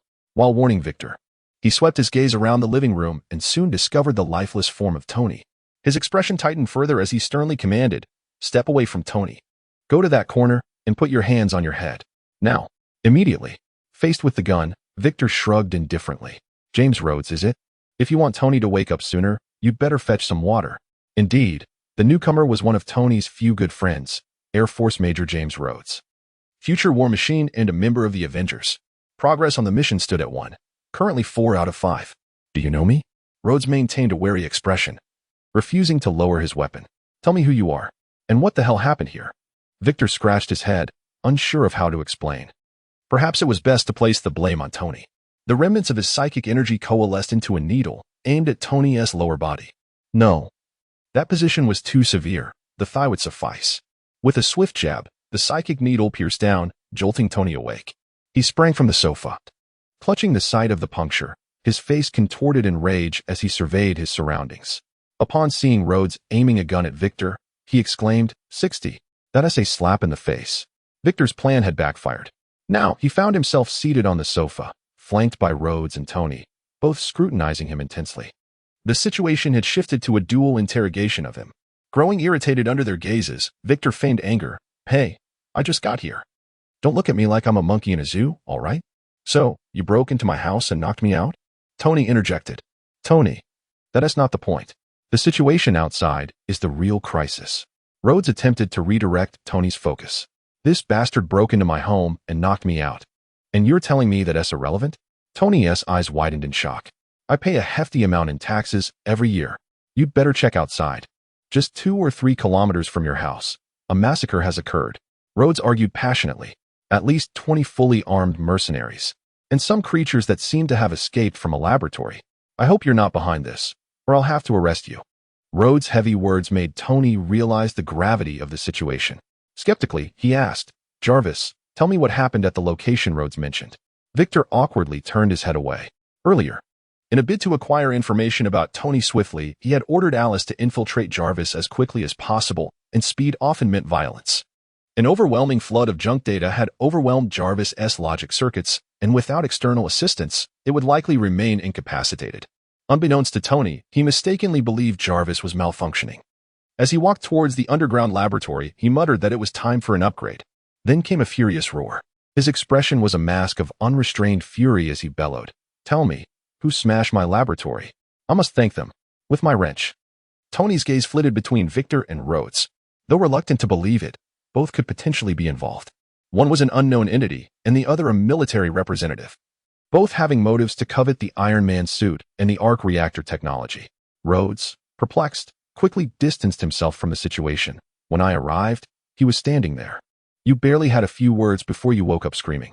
Once again, Tony's attention turned to Victor. This time, Victor appeared nonchalant. It was becoming clear that Tony had been knocked out without any awareness of the events that transpired. Otherwise, he would have been roaring at Rhodes. This made things easier. Victor was relieved at the prospect of explaining the situation to Tony. Tony, regarding Obadiah's clearance, have you not revoked it yet? Victor inquired. Tony's fiery anger faltered momentarily. Hey, don't bring that up. Stan was taken right under my nose. It couldn't possibly be him. Victor rolled his eyes in exasperation. Who was the one deflecting the conversation? How could Tony, who prided himself on being a genius, make the same mistake twice? Without further ado, Victor used his psychic force to grab a tablet from the table, stating, Alice, do we have footage of the attack on Tony? Alice complied, and the tablet began to play the footage. In the video, Tony was seen seated on the sofa, engaged in a phone call, when Obadiah stealthily approached from behind, swinging a chair that sent Tony sprawling unconscious. The screen then cut off. The scene shifted to outside the villa, where armed assailants burst in, shooting out every camera in their path, the footage continuing to switch until it reached Tony's underground laboratory, where all surveillance equipment had been destroyed. As the playback concluded, Tony's face darkened, his frustration palpable. Damn it, I will find that guy. Rhodes too wore a furrowed brow. He is still unaware of the opponent's objectives. But the well-coordinated maneuvers and meticulously organized plans reveal that this group is anything but ordinary. They might even belong to a special forces unit. The pressing question is, which country do they represent? Whether American or from another nation, the implications are troubling. Victor raised an eyebrow in surprise. They actually made Obadiah the vanguard? It was merely Tony's carelessness that allowed for a successful ambush. Otherwise, with his skills, he might not have been a match for Tony. Unless, Victor quickly realized that this was Hydra's smokescreen, diverting subsequent investigations toward Obadiah and his escape methods. Hydra could continue to lurk within S.H.I.E.L.D., operating brazenly in the light. This made things interesting. After a brief silence, both Tony and Rhodey simultaneously voiced their concerns. Tony, with a displeased expression, asked, How can you control my devices? Who is Alice? Is she another artificial intelligence? What have you done to Jarvis? Rhodey's demeanor was serious as he inquired, What do you know about those monsters outside? Victor gestured for them to remain calm. Also, I had to waste a sports car to get here. You owe me for that. He then instructed Alice to capture images via satellite and handed the tablet to Tony. In this world, there were no Resident Evil films, so there was no need to worry about exposing the existence of the lickers. The gruesome photographs made Tony's expression turn pale, and he tossed the tablet to Rhodey. Stark Industries doesn't delve deeply into biological research. How would I know anything about Osborn Industries? Is this not your doing? Rhodey, examining the images on the tablet, glanced up at Victor, realizing this fellow was from Osborn Industries. Fortunately, he hadn't fired his weapon earlier, as Osborn Industries had a close collaboration with the military, albeit not under his direct oversight. Ignoring Tony's outburst, Victor shrugged nonchalantly and remarked, I don't know much about this matter. You should investigate it yourselves. Since you're fine now, I won't trouble you further. Otherwise, I might be tempted to slap you with a check. The check reference successfully irked Tony. Rhodey, however, wore a puzzled expression. A check to slap Tony? Could this young man possibly be wealthier than Tony? Tony's discomfort was evident as he twitched at the thought of the check. He desperately wanted to tell Victor to leave, but he wasn't ungrateful. Based on the intelligence, Victor had rushed to the rescue upon receiving Pepper's distress call, although Tony felt, well, perhaps there was a slight necessity. After all, he had just discovered that his chest's miniature arc reactor had been replaced with the one crafted in the cave. Obadiah wouldn't have been so kind as to remove the new reactor and replace it with an old one. It must have been Victor. Now, with Victor's car destroyed, it was only reasonable to ask for compensation for a vehicle. Yet, Victor's incessant chatter was irksome. Suppressing his anger, Tony pointed to the staircase leading downwards. My laboratory is right behind the underground parking garage. Pick a car and get out of my sight. Victor shrugged dismissively and strolled toward the staircase. Upon returning to the chaotic underground laboratory, Victor took a moment to survey the scene. 3 Iron Man suits remained in their display cases, untouched by Hydra. Likely a sign that the plan to ambush Victor had failed, leaving them no time to take anything. What, then, was in their tactical briefcases?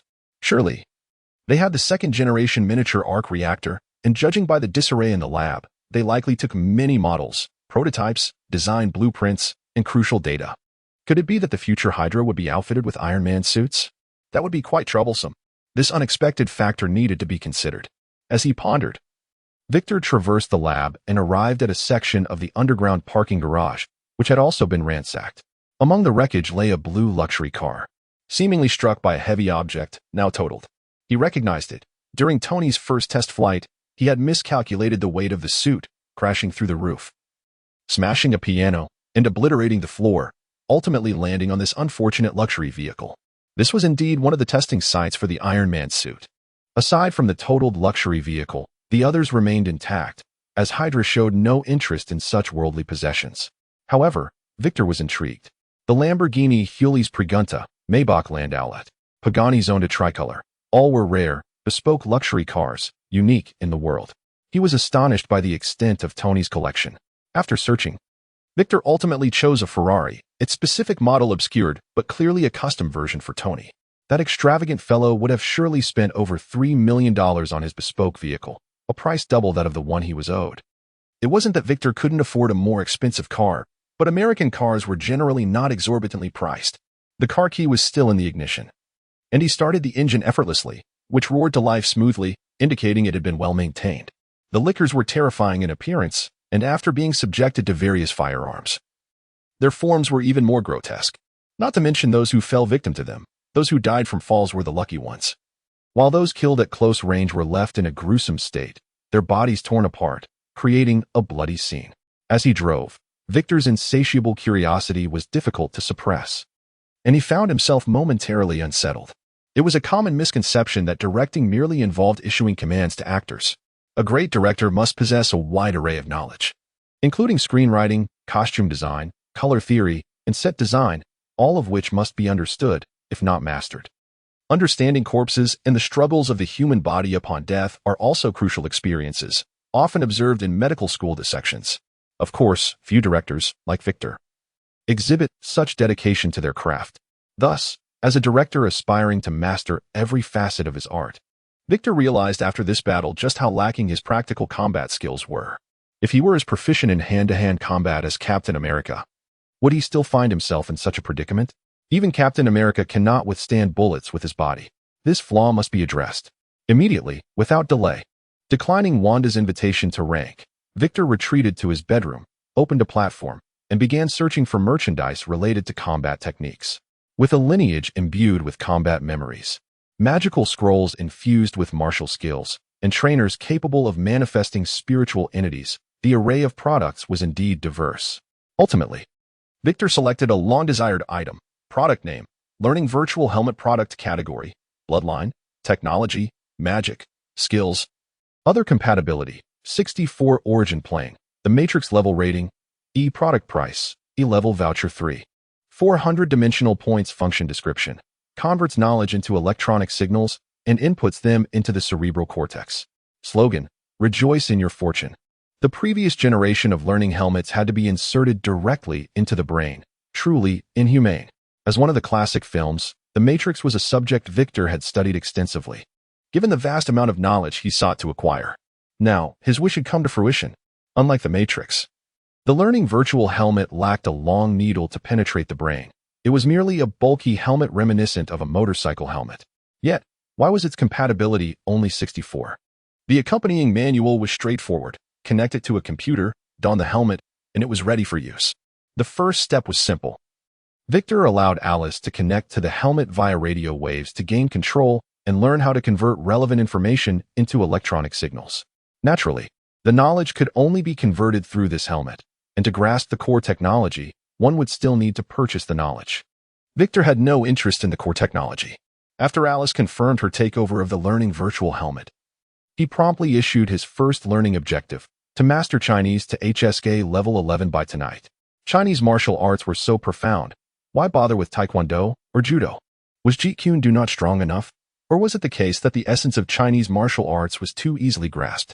First, he would thoroughly learn the language, then delve into the intricacies of these challenging martial arts. Upon receiving the command, Alice immediately commenced the knowledge infusion. To Victor, it felt as though forgotten memories suddenly resurfaced, akin to having experienced them firsthand, devoid of any dissonance. The phrase "a flood of thoughts" aptly described his current experience. Each previously obscure and intricate term quickly crystallized in his mind. This sensation was exhilarating, akin to being under the influence of a cheat code. However, Victor underestimated the profound depth of Chinese culture. Identical characters, words, and sentence structures could convey entirely different meanings depending on context, tone, attitude, and background. The deluge of electronic signals prompted him to feel an overwhelming congestion in his mind. As the influx of knowledge continued, he could not afford to lose consciousness. It was not until he felt as though his mind might explode that the infusion finally ceased. At that moment, Alice reported, "Half of the knowledge for S.H.I.E.L.D. Chinese has been infused, taking 1.7 seconds. Significant fluctuations in brain electronic signals detected. Infusion temporarily halted. Shall I continue?" Victor, clutching his throbbing head, found thinking as laborious as wading through mud, his mind swirling with names like Zhao, Qian, Sun, Li, phrases from Confucius, and the Tao Te Ching. He then realized that the 64 compatibility referred to this very phenomenon. Either he would crumble or adapt. No, no, no. He hastily declined Alice's offer to continue the infusion, leaning back against the bed to recuperate. His head felt as if it might burst. Did Alice really include classical Chinese texts in the S.H.I.E.L.D. materials? This was indeed a challenge for him. In his previous life, as half a Chinese person, he had studied Chinese extensively. Yet, growing up in America, classical Chinese was entirely foreign to him. What do Confucius, Laozi, and Suanzi have to do with learning Chinese martial arts? He inquired, exasperated. The materials were sourced from the Confucius Institute, the official organization for Chinese language examinations. Is there a problem? Alice replied, her tone tinged with innocence. She was merely following orders. Victor sighed, recognizing it was his misjudgment in issuing the command. He could only acknowledge the vastness of Chinese culture. Wait, is there a typo? He mused, feeling a headache coming on. Forget it. I'll just sleep it off. Without pulling up the covers, after all. He had never heard of Superman catching a cold. He reclined and closed his eyes. Unfortunately, his mind felt like a relentless chant, thoughts pouring forth without respite. Far too active to allow for sleep. How could he possibly rest? Overwhelmed, he found even moving a finger too taxing, merely lying on the bed like a corpse. It was not until dawn broke that he finally felt a hint of drowsiness. Skipping breakfast, he instructed Alice to notify Frisia and Wanda and promptly soared to a beach chair on the shore. To his surprise, wrapped in the warmth of the sun, his weariness was not as profound as usual. Moreover, akin to his thoughts multiplying geometrically, his cognitive speed surged several-fold, the cumbersome sensation of digestion dissipating, replaced by the initial clarity of understanding. This not only alleviated his drowsiness, but also allowed him to multitask, albeit with slightly dulled reactions, yet it was a minor inconvenience. It felt as though he were under the influence of a temporary intellect-dulling aura. The principle behind this phenomenon was peculiar. Nevertheless, it was ultimately a positive development. Sunshine truly is reliable. With his mind no longer sluggish, Victor immediately commanded, Alice, categorize the knowledge of Chinese martial arts. Feel free to access my account. But the only stipulation is to simplify, and simplify. Understood? Understood. Should I arrange for training instructors? Alice inquired. Training instructors? That is indeed necessary. The learning virtual helmet merely floods the brain with knowledge, akin to a teacher lecturing while you absorb information. To truly apply what he learned, he needed to integrate his understanding into physical experience. However, ordinary humans were out of the question. Few could withstand a duel against his ironclad physique, capable of withstanding sniper rounds. Better to procure one from the platform. In this plane of the matrix, a compatible product was available. Product name, Virtual Reality Simulation Product Category, Technology Compatibility, 97 Origin Plane, the Matrix Level Rating, E Product Price, E Level Voucher 1. 195 Dimensional Points Function Description, capable of simulating any tactile sensation in the mind, provided that the computational power is sufficient. Slogan, this little device has a high degree of simulation, though it may be somewhat harmful. The virtual environment simulator was a larger helmet, usable independently or combined with the learning virtual helmet for enhanced convenience.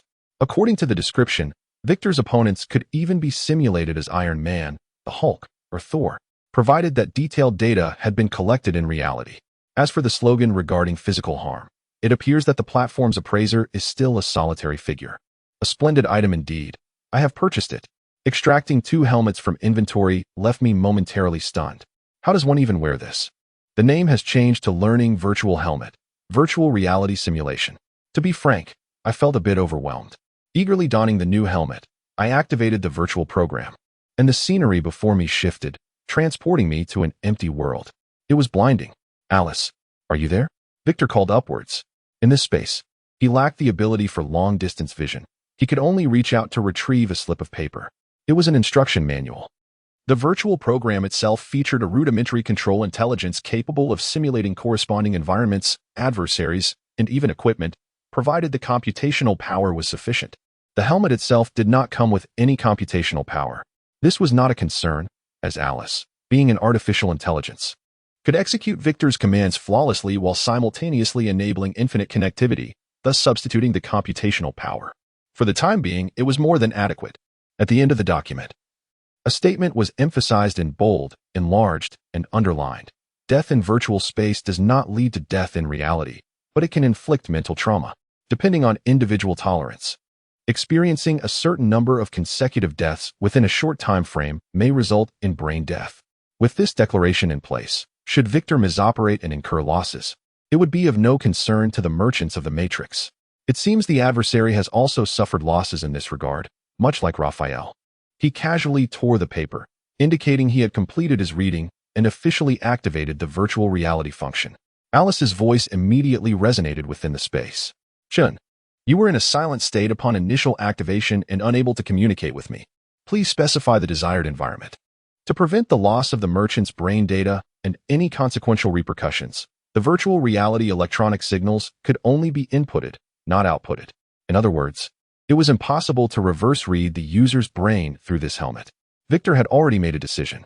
Yes, the eyes of the liquor serve as cameras, capable of achieving an 87:15 simulation of the original scene.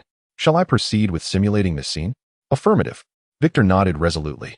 Restore my abilities. Unlimited telekinesis, invincible steel body, and long-distance vision. I need to acclimate to the scene of slaughter. Alice complied without hesitation. The surrounding scenery transformed, and Victor shifted from standing to sitting in a wrecked Ferrari, speeding down the highway. 10 seconds until the first wave of attacks. Please remain alert, Alice reminded. Disable the prompt and use every means to kill me, Victor commanded. Though you are currently invulnerable, Alice will do her utmost, she corrected. As her words fell, the first rocket was launched. Victor twisted his neck, his expression revealing a hint of discordant ferocity. Come on, either collapse or adapt. In the Triskelion building, the headquarters of S.H.I.E.L.D, situated on a small island in the middle of the Potomac River in Washington, D.C. The view from the top floor was breathtaking, overlooking the entirety of Washington, including the White House. Strategically, it was an absolute high ground. Sitting in this office felt akin to being at the very heart of Washington, with the entire city resting in the palm of one's hand. Alexander Pierce, the former director of S.H.I.E.L.D and current chairman of the World Security Council, occupied this office. The current director, Nick Fury, was effectively beneath him. This was entirely reasonable. Pierce had repeatedly declined the Nobel Peace Prize, for his contributions to the world warranted such an honor. Fury would even be willing to take a bullet for him, unaware of his true identity. At this moment, Pierce was meticulously reading a report, his expression unperturbed. In contrast, a nervous Indian man standing before his desk, Jasper Sitwell, a mid-level S.H.I.E.L.D agent and a key figure among Hydra's infiltration of S.H.I.E.L.D, appeared quite anxious, beads of sweat glistening on his bald head under the light. He was a cowardly, lecherous opportunist. He stood trembling, not daring to wipe the sweat from his brow. Minutes later, Pierce set the report down and, with neither sorrow nor joy, softly inquired, "So, Romlo did not acquire the target item?" Brock Romlo, nicknamed Crossbones, was the captain of S.H.I.E.L.D's Rapid Response Special Forces and similarly a key figure among Hydra's infiltration. We were initially set to breach the artificial intelligence Jarvis's defenses, but midway, a new AI took over. Additionally, with Victor Chen breaching the defense line and your prohibition on lethal force, we were compelled to retreat. I suspect Tony Stark perhaps did not record the details on paper, but rather in his mind, considering he constructed one barehanded in a cave. However, the mission did not permit us to extract him. Nevertheless, we did obtain a prototype sample, which is a modest gain. Pierce's expression remained inscrutable as he fixed his gaze on S.H.I.E.L.D, revealing his dissatisfaction with the answer. It was not until S.H.I.E.L.'s sweat soaked through his clothing that Pierce finally spoke. A single prototype sample is utterly useless. The research department is incapable of even reverse engineering. Execute Plan C. I want to assess this specimen's combat capabilities before we consider subsequent strategies. Yes. S.H.I.E.L.D hastily nodded. Obadiah is merely an ordinary person. Perfectly controlled, ensuring the flawless execution of the task. Indeed, do not fail again, Pierce replied, returning to scrutinizing the report. Good. S.H.I.E.L.D stood at attention, raising his hands in salute, softly declaring, Hail Hydra. However, Pierce shot him a stern glance, the severity of his gaze causing S.H.I.E.L.D to involuntarily take a step back. Next time, refrain from uttering slogans in S.H.I.E.L.D. We are surrounded by listening devices, Pierce warned in a low voice. You may leave now. Hail Hydra. With that, S.H.I.E.L.D departed in haste, only daring to raise his sleeve to wipe the sweat once outside the office door. Discovering he was drenched in a clammy sheen, he was left breathless, still shaken by the encounter. That old man truly exuded a terrifying presence. He felt unable to breathe freely in his presence. After calming his nerves, he composed himself and took the elevator down. He needed to hasten to complete the new task. Failure was not an option this time. No, he would not fail again. At this moment, it was midday, the sun shining most brightly. Typically, Victor would be enjoying a deep slumber at this hour. However, today was different. Wearing the virtual helmet, he was engaged in a bloody battle within the virtual world, truly immersed in the chaos of combat. In the early morning, Victor engaged in nothing but the relentless pursuit of power, activating his invincible, limitless telekinesis to battle the Hydra that had ambushed him the previous day. He attacked a staggering 37 times, refusing to cease until every adversary lay vanquished. In a setting that mirrored reality with eerie precision, each encounter left him drenched in blood, the metallic scent overwhelming his senses. A vivid reminder of the brutality he was immersed in. The adrenaline coursed through him, rendering sleep a distant thought. His victories were noteworthy. He had grown unyielding in his interactions with virtual foes and could now confront death in graphic scenes without hesitation, albeit with a subconscious acknowledgement of their illusory nature. Nevertheless, this marked a promising commencement. Moreover, in an environment devoid of concern for his own safety and with infinite telekinetic prowess at his disposal, Victor had begun to explore numerous new techniques. Previously, he had employed his telekinesis solely for defense, wielding it to manipulate handleless blades for offense. Now, he realized his previous approach was fundamentally flawed. Telekinesis could take on any shape. Why not manifest as a blade? Indeed, it could. Though its hardness was somewhat lacking, a reflection of reality. Cutting through tough metal or would pose significant challenges, yet severing soft throats, veins, or blinding eyes proved remarkably effortless. The concept of an invisible assault. Who could resist such a notion? This tactic, while not a definitive game-changer, merely enhanced his efficiency in clearing enemies. True formidable foes remained largely impervious. Behemoths like Ultron, the Indestructible, and the Bulletproof Vision, alongside the Hulk, who transformed into a savior when faced with demise, rendered such tricks merely a scratch upon their surfaces. As he prepared for the 38th round of bloodshed, the scene did not reset automatically. Alice materialized before Victor, wearing a smile that appeared somewhat rigid. After all, she was not a truly sentient being. Is there an urgent matter? Victor inquired, sensing that Alice would not interrupt him without reason. It concerns Mr. Pietro. Alice adjusted her expression into a flawless professional smile. Before the news of Obadiah's death in prison reached the public, Mr. Pietro had secured employment as a CAF server near Stark Industries, remaining there after the announcement. However, 3 minutes ago, Obadiah appeared with a contingent of mercenaries and directly assaulted the weapons division of Stark Industries. I deemed it necessary to inform you. As she spoke, Alice simulated the scene in real time. 3 vehicles halted at Stark's weapons division. 12 armed individuals disembarked, unleashing chaos before Obadiah emerged, a familiar military briefcase in hand. True to form, this team obliterated all surveillance devices in their path. Fortunately, as the weapons division had already been shut down by Tony, there were few employees present, only the remaining security personnel. Victor was left puzzled. What could Obadiah possibly want? Having just robbed Tony, he now sought to pilfer again. Wait. A realization struck Victor, prompting him to exit the virtual space. Alice, dial Tony's number. Apologies, you have been blacklisted by Mr. Stark and have yet to be removed. Alice replied. Then hack into his phone and connect me directly. Victor commanded. Understood, completion expected in 10 seconds. As the call connected, Tony wasted no time launching into a tirade. Damn it, you blacklisted Jarvis again. I'm upgrading that idiot right now. Give me a valid reason, or I'll send that annoying guy in your villa to your house. Who was the annoying guy at your villa? Victor pondered, confused. Alice interjected, Phil Coulson. An agent from the Strategic Homeland Intervention, Enforcement, and Logistics Division is here to collect evidence following yesterday's mass casualties. Understanding dawned upon Victor. No wonder Tony was oblivious to the situation at Stark. He was entangled in this mess. A voice imbued with magnetic authority broke through. Mr. Victor, I am Phil Coulson, an S.H.I.E.L.D. agent operating independently of the government. If convenient, we need to register your mutant abilities. Very well, Victor acquiesced. Realizing this was an opportune moment to engage with S.H.I.E.L.D., especially as future collaborations with the military would inevitably involve them. However, his immediate priority lay elsewhere. Coulson, we can arrange another meeting later. Tony, Obadiah has constructed his own iron suit. Tell me you've dealt with it. Damn it. How much do you know? Tony's voice brimmed with irritation. Have you planted a spy in my company? I'll hunt them down. So you haven't handled it yet? Victor pressed. Right. It's because of the mess you left behind. I can't possibly deal with that cheap garbage while you're sunbathing. It seemed Tony was indeed quite attentive to Victor's affairs. With a resigned sigh, Victor replied, Tony, you'd better check on Pepper. I received word that Obadiah was at Stark Industries, killing several people, and you, damn it, why didn't you say so earlier? Tony interrupted, panic evident in his tone. You better hope Pepper is safe. With that, the call abruptly ended. Victor shrugged nonchalantly, preparing to resume his virtual training. Yet he suddenly felt a wave of fatigue wash over him, drowsiness creeping into his mind.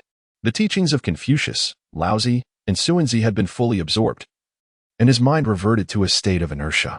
It was time for the next phase of learning. Alice, have you compiled the information on Chinese martial arts? Yes. What have you recorded so far?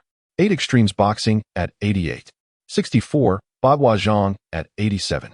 14, Tai Chi at 92.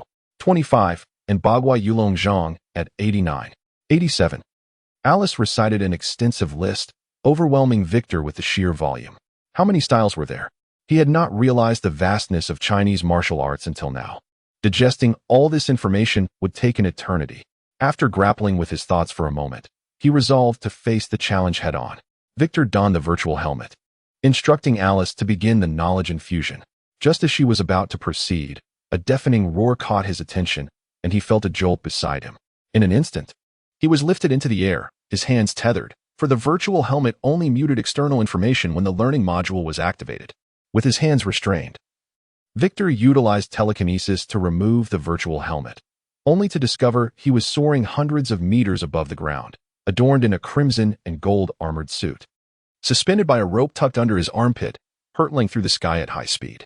What on earth is happening? He thought, bewildered by the absurdity of his predicament. After a brief moment of confusion, he stowed the helmet, an expensive piece of equipment, only to be met with a gust of wind that forced him to shield himself with his mental powers before he could speak. What are you planning? Victor inquired, though the howling winds rendered his voice nearly inaudible. Thankfully, Alice, ever considerate, informed him, you are now connected to Mr. Stark's communication channel. Grateful, Victor reiterated his question. Damn it, you hacked into my communication system again. Tony retorted, irritation evident in his tone. Couldn't you have sent a communication request first? Didn't your father teach you the courtesy of knocking? Or should I give you a lesson? Victor's expression darkened. You're definitely alluding to my father again, aren't you? The atmosphere thickened for a few seconds, the only sound being the fierce wind whistling around them. After a brief silence, Tony deftly sidestepped the topic. You know, Obadiah has constructed a cheap piece of junk. He is currently rampaging through Stark Industries like a madman, potentially endangering civilians. So, the proud Tony Stark cannot handle a cheap suit? Victor scoffed unapologetically. Impossible. That pile of scrap? Tony felt insulted. Even with an outdated power source, I can easily deal with him. I brought you along to protect the civilians. And to ensure Pepper's safety, we cannot let the collateral damage spread too far. Your abilities are quite suitable for this. It suddenly made sense. Given Tony's pride, it was unusual for him to seek assistance.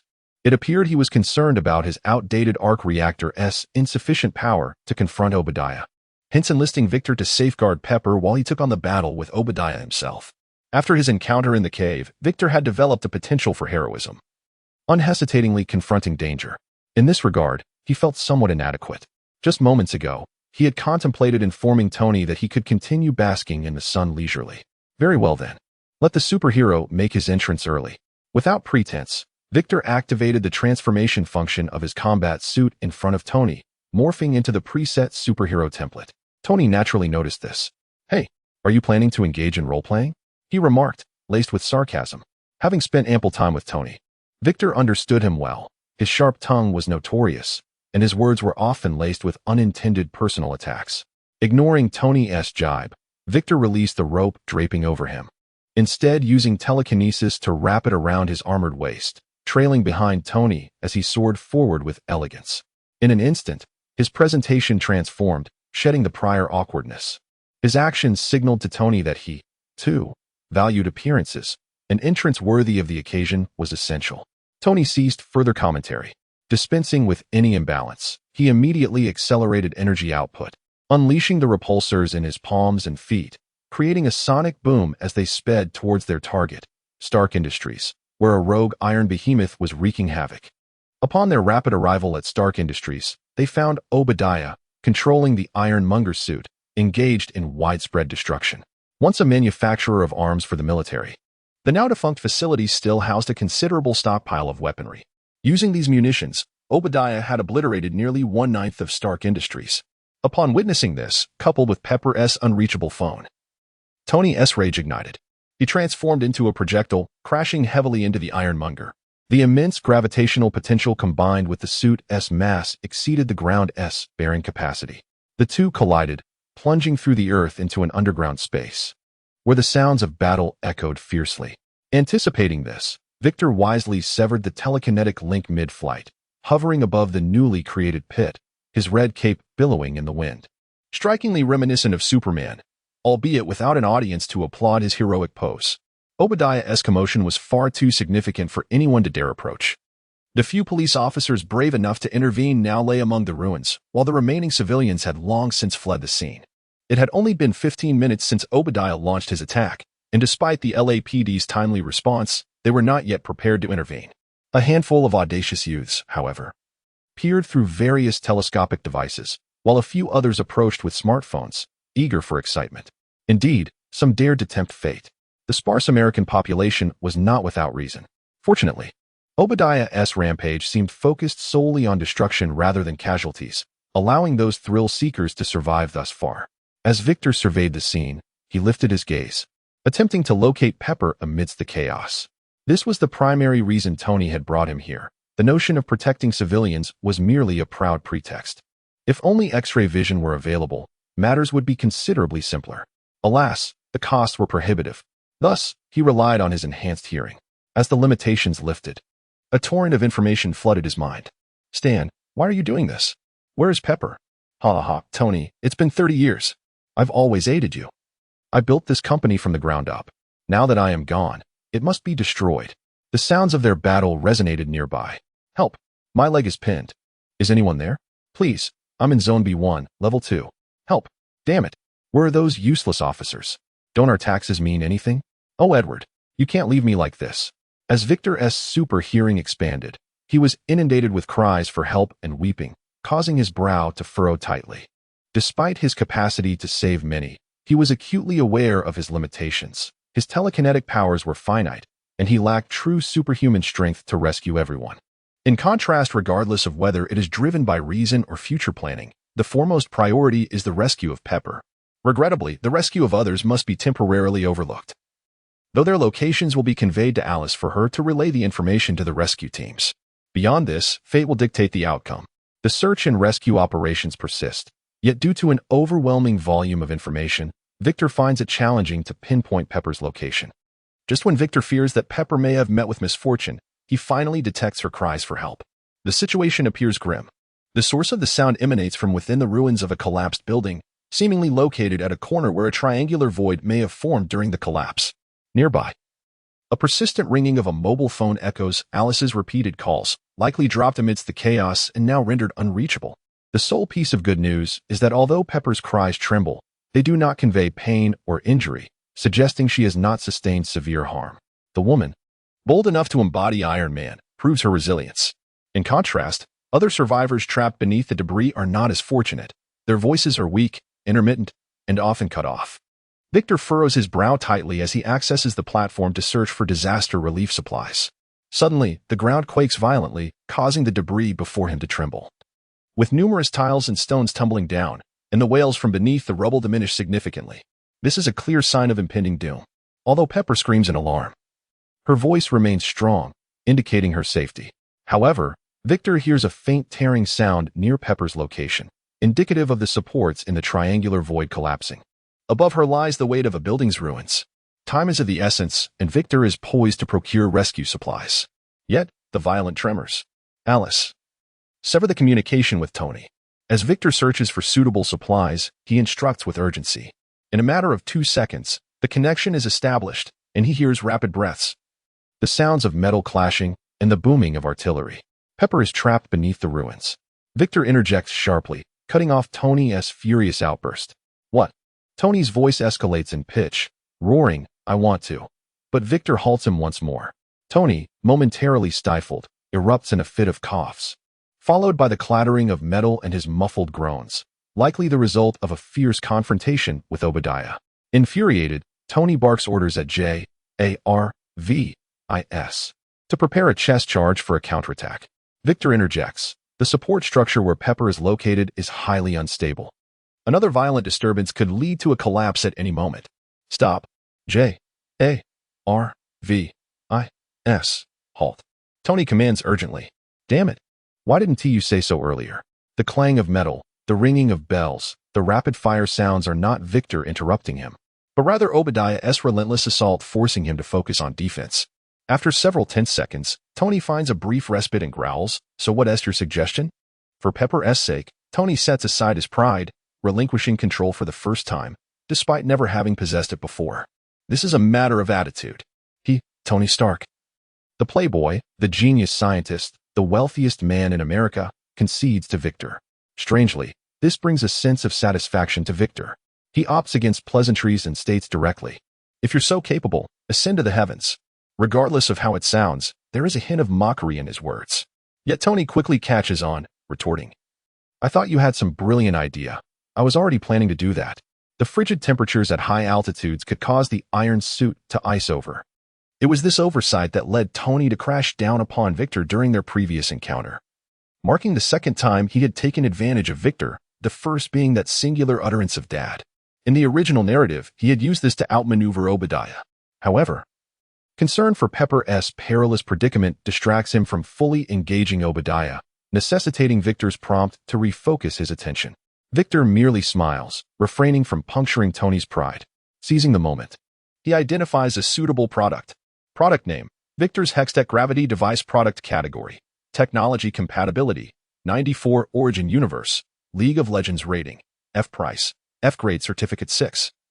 Universe Points 88 Function Description. Upon installation of the Hextech Gravity device, one can manipulate the gravitational index within a defined range, inversely proportional to the duration, until the Hextech core energy is depleted. Slogan, the quality of this device is limited by its energy supply. It can only suspend a city for 3 seconds. Suspending a city for 3 seconds, surely it could suspend this area of ruins. No, even the entirety of the bombarded region for a minute, at least. 1 minute would be ample time to rescue Pepper. Purchase. Victor initially assumed the gravity device to be substantial, specifically seeking an open space to extract it, lest he damage it before use. To his surprise, a fist-sized purple metallic sphere hovers before him. Simultaneously, the sphere audibly proclaims, "Steel can mend all your flaws. Victor at your service. What are your needs?" The voice is filled with mechanical monotony. Victor regards the sphere with curiosity. Its surface is reflective, leaving him puzzled as to where the sound originates. This truly is advanced technology. As he contemplates, 2 thunderous booms resonate in his ears, vibrating his eardrums. Concurrently, Tony's MK3 and Obadiah's Ironmonger ascend, flames propelling them skyward as if to soar alongside the sun. Without dwelling too much on this, Victor inquires, how long can the gravity be nullified within a radius of 100 meters? Calculating. Energy sufficient to sustain for 24 minutes and 6 seconds. The purple metallic sphere responds methodically. And for a radius of 2,000 meters? Victor presses on. Calculating. Energy sufficient to sustain for 14 seconds. Victor, what? A 20-fold increase in area yields such a meager return? How foolish of him. A radius of 100 meters versus one of 2,000 meters does not equate to a mere 20-fold difference in consumption. Moreover, radius typically refers to a flat measurement. But what if in the League of Legends universe, it denotes spatial dimensions? A 20-fold increase in diameter would result in a horrifying area of coverage. Lacking the luxury of time for meticulous calculations, Victor promptly commands the purple metallic sphere to nullify the gravity within a 100-meter radius. Command confirmed. Executing command. Energy output initiated. Constructing force field. As the command is validated, a multitude of purple arcs burst forth from the metallic sphere, forming a hemisphere with a radius of 100 meters and a height of 50 meters. It is presumed that an additional 50 meters lies underground. Victor felt a remarkable lightness in his body, able to levitate effortlessly without the aid of telekinetic force. Similarly, within the encompassing hemisphere, all the rubble and debris floated weightlessly. A gentle breeze swept through, causing even the smallest fragments to shift slightly. Victor reached out to grasp the purple metallic sphere, hoping to move it with him. However, a ring of purple arcs obstructed him, presenting a tangible barrier that bore no sensation of numbness. Movement is restricted during the activation of the force field. Should we deactivate it? Inquired the purple metallic sphere. Utilizing his enhanced auditory perception, Victor detected Pepper's location. Excellent. She was within the protective sphere. There was no need for deactivation. Cancel the deactivation command.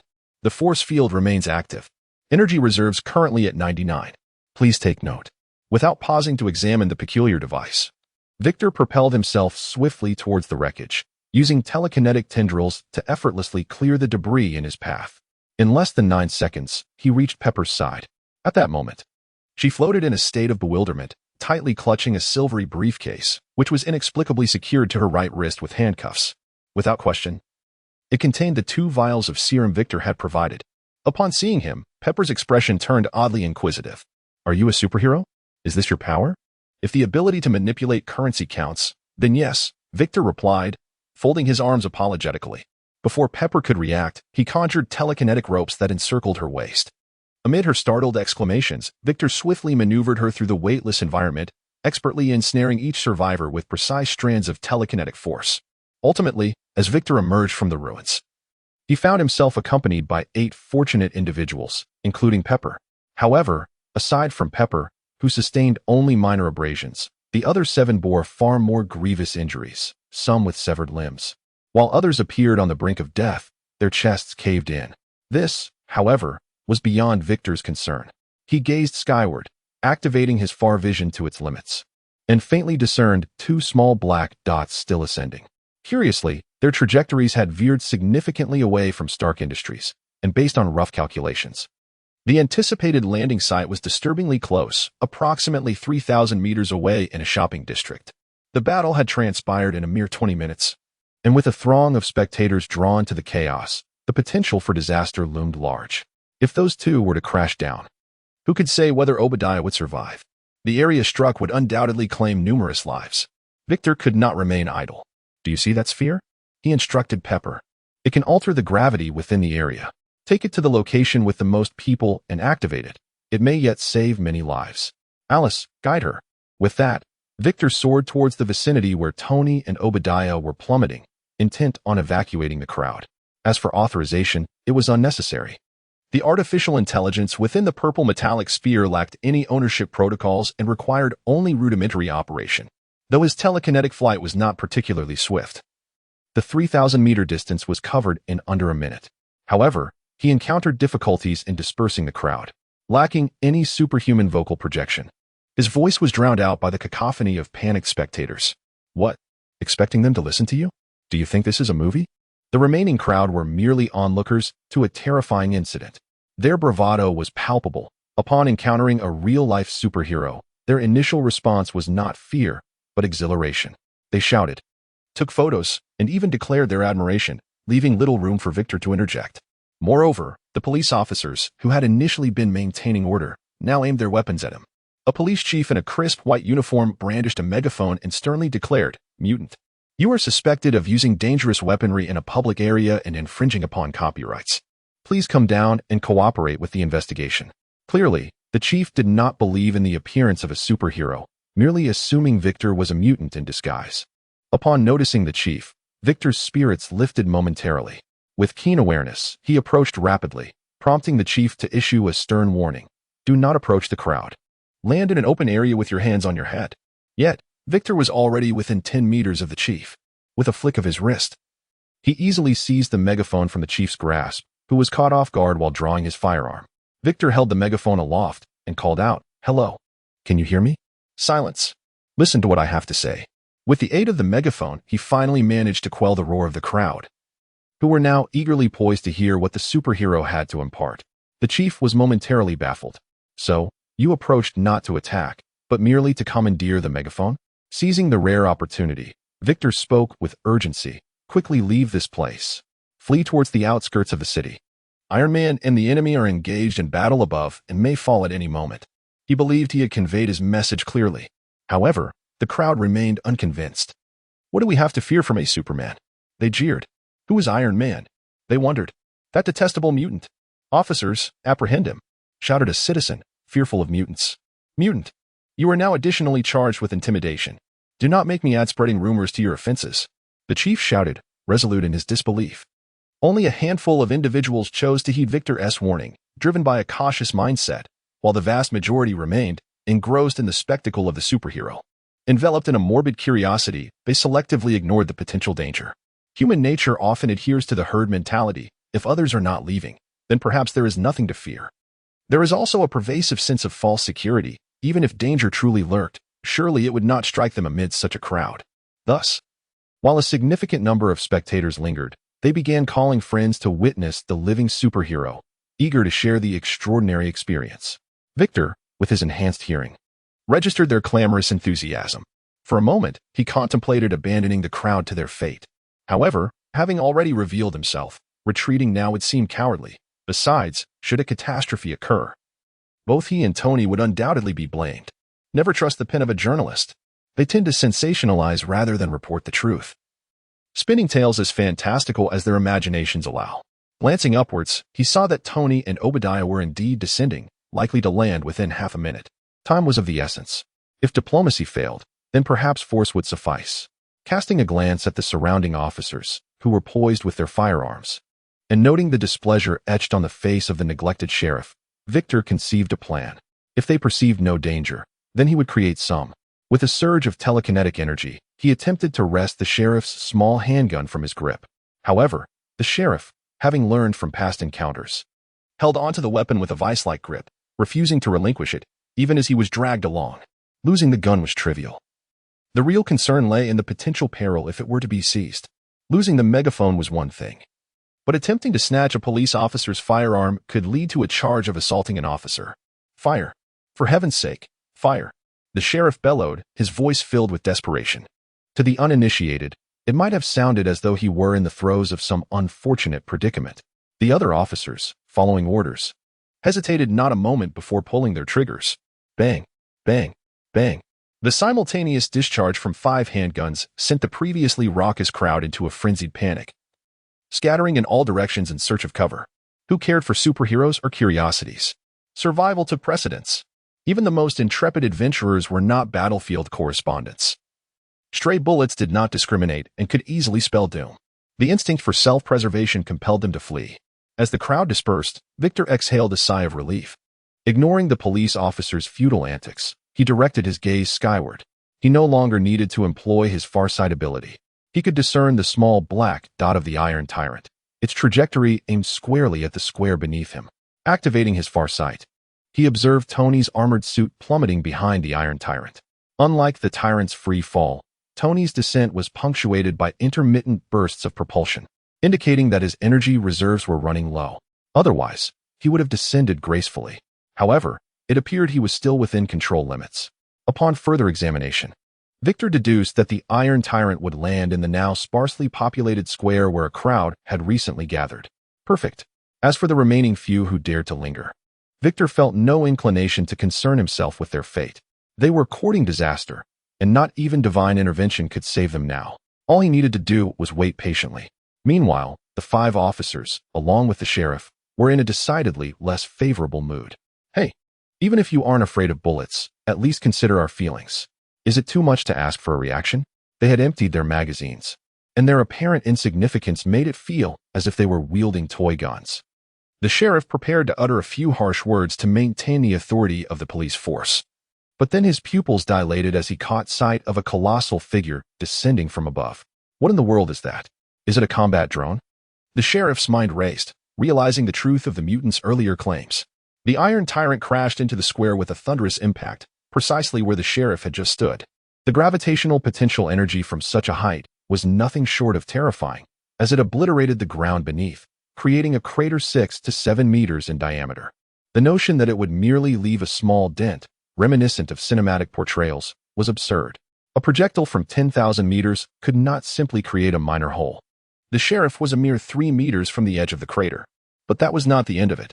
The shockwave sent debris flying in all directions, affecting a radius of 20 meters. A few unfortunate onlookers were struck down, their fates sealed by the chaos.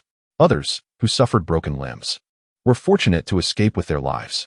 The sheriff, having been closest to the epicenter, was spared only because he had instinctively moved towards Victor. Victor, unwilling to let the sheriff suffer alone, shielded him from the residual force with his own body. To his surprise, the impact was more painful than he had anticipated. Amidst this turmoil, Victor heard Tony's voice, distorted through his helmet. Step left. 1 step to the left. Though the voice seemed distant, it carried an urgency that made Victor instinctively comply. Yet, something felt amiss. Would Tony truly be so considerate? In truth, it was not mere kindness.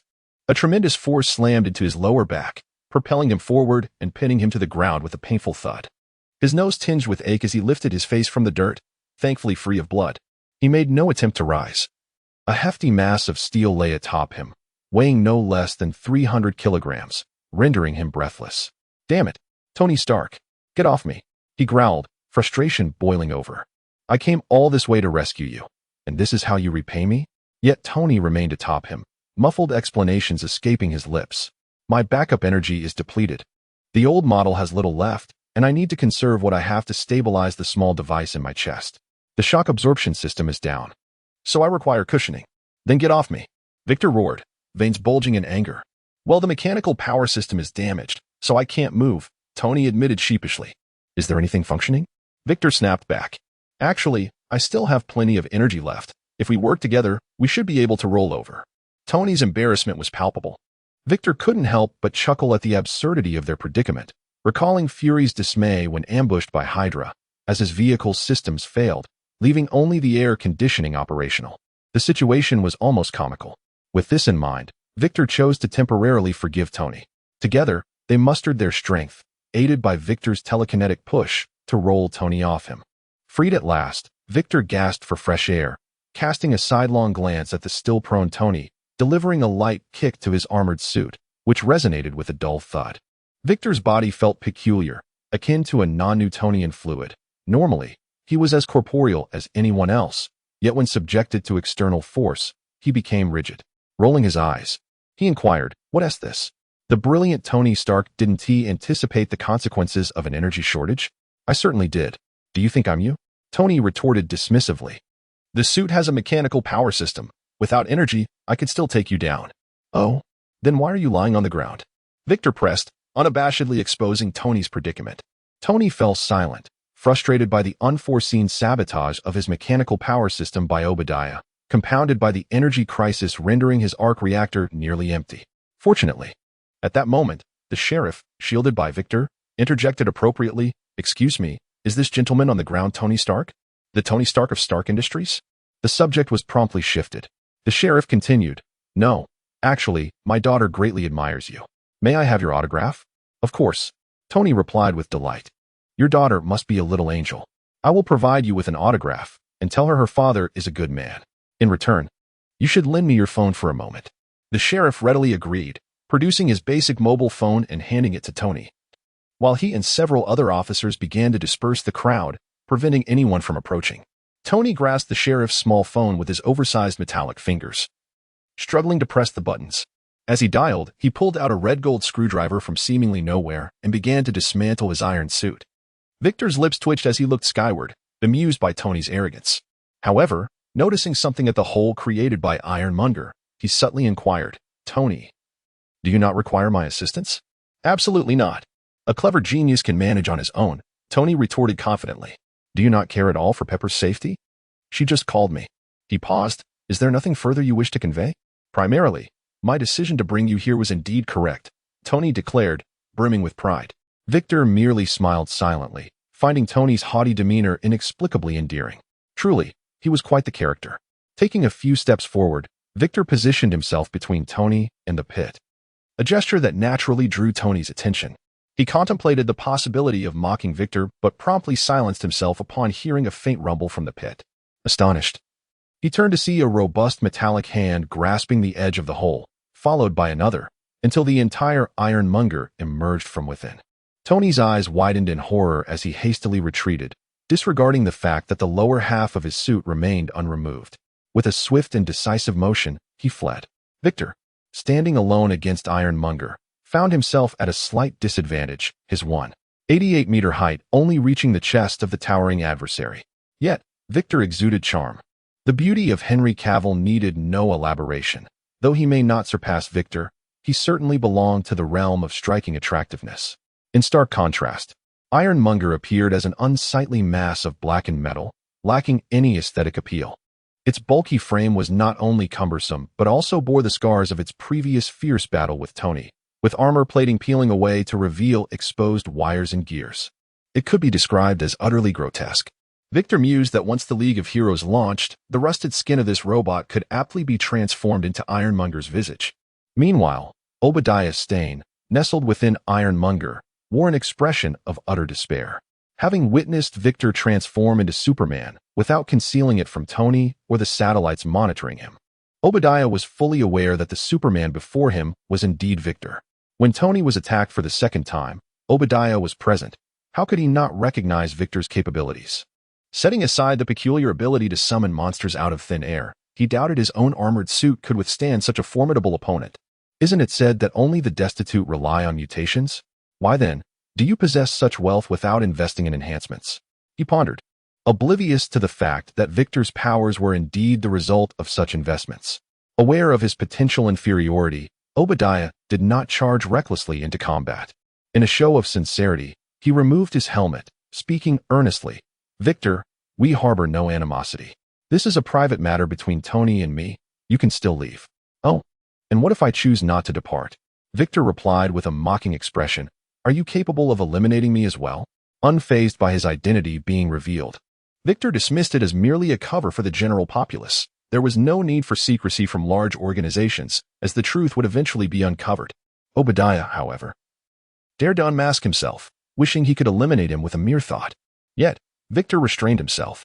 The Ironmonger armor was currently of little utility. Coupled with Tony's earlier demonstration on how to disassemble it, Victor believed he could make a grand entrance in this inaugural battle. He had originally intended, well, it mattered little, as the outcome would ultimately remain the same. For the sake of the mission, it was time to engage in combat. Obadiah donned his helmet once more and began to charge heavily towards Victor. As Superman, how could Victor shy away from a direct confrontation? He soared forward to meet Obadiah head-on, colliding with Ironmonger in a fierce impact.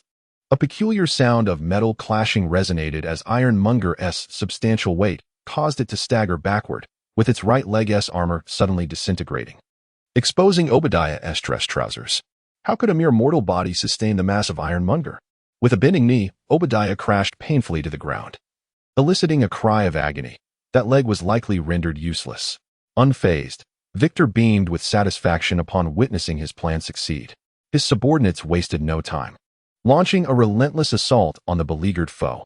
With powerful strikes, Victor utilized his telekinesis to dismantle Ironmonger's armor piece by piece, sending shards flying in all directions. The tide of battle had turned overwhelmingly in Victor's favor, akin to a true superhero employing unmatched strength to tear apart the armor. In truth, Victor did not possess superhuman strength. He owed his advantage to the previous battle with Tony, which had compromised Ironmonger's armor. creating numerous vulnerabilities that allowed his telekinesis to dismantle the components with ease. Were it not for the tightly fitted Mk3 armor, Victor would have found the task much more challenging. As for the initial clash, in a straightforward confrontation, his strength could never rival that of Ironmonger, even if he were to survive the impact. However, the premise required Ironmonger to have a solid footing. The ground near the pit had become riddled with spiderweb-like cracks from the recent fall, and when Obadiah spoke earlier, Victor had subtly loosened the soil with his telekinesis. The apparent solidity of the ground at their point of collision was, in reality, a patchwork of fractured stones. When Ironmonger's weight pressed down, it sank as though into quicksand, rendering it unable to maintain its stance or generate any force. Conversely, Victor could fly. As Ironmonger's foot became ensnared in the debris, Victor enveloped its severely damaged right leg armor with his telekinetic prowess. With just a few critical connections removed, the already weakened armor disintegrated. What followed was a relentless display of dominance over a fallen opponent. However, onlookers failed to grasp the intricacies of the situation. Spectators witnessed Superman overpowering the metallic behemoth with sheer force, his imposing stance reminiscent of a character straight out of a film. Perhaps the inspiration for the movie's Superman stemmed from the very figure before them? Thus, the narrative unfolded. Is actor Henry Cavill actually a mutant endowed with extraordinary abilities? Regardless of public perception, Victor effortlessly and stylishly knocked Obadiah out, stripping him of his Ironmonger armor. Left with a defenseless Obadiah posed a dilemma for Victor. The sensation of dismantling the armor had been so fluid that he inadvertently stripped it bare. Now, without weapons, he found himself reluctant to deliver a fatal blow.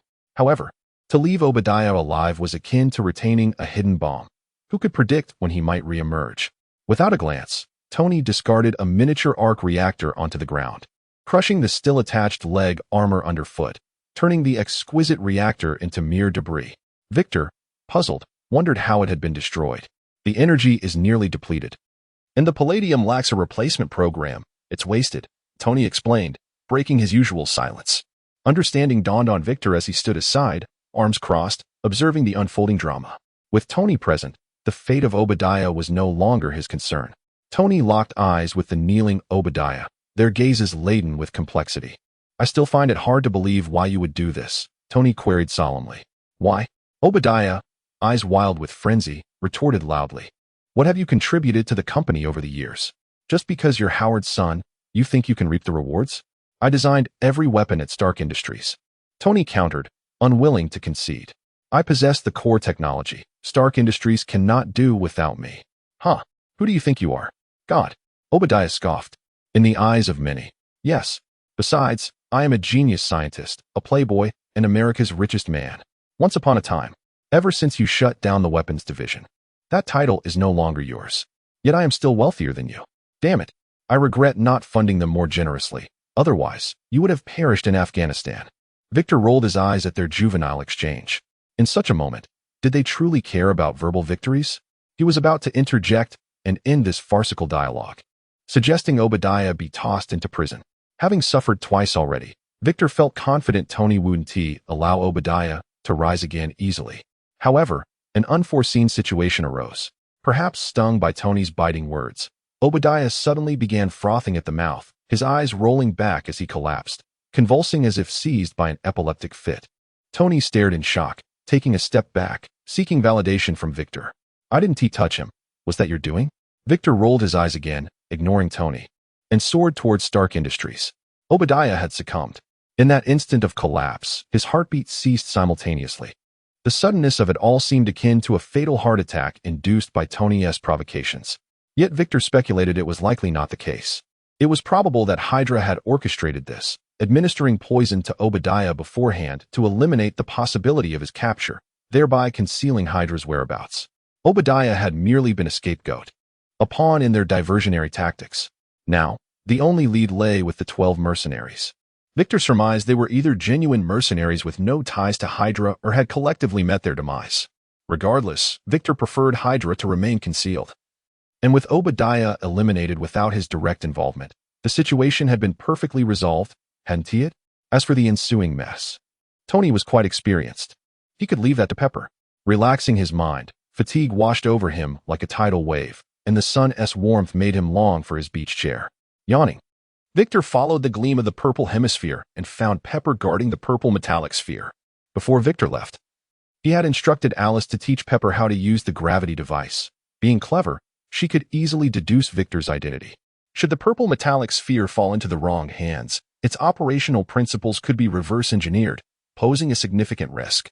Despite her keen interest in the details surrounding Obadiah's demise, Pepper restrained her curiosity and instead politely requested, "This gravity device is remarkable, but in a zero-gravity area, it complicates rescue efforts.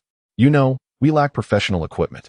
Understanding immediately, Victor recognized that while a zero-gravity field could prevent fatalities from secondary collapses, it also hindered external rescue efforts. Even astronauts required equipment to maneuver in space. Fortunately, under the sweltering sun, Victor was endowed with a telekinetic recovery buff, and the telekinetic energy he had previously expended had now replenished considerably.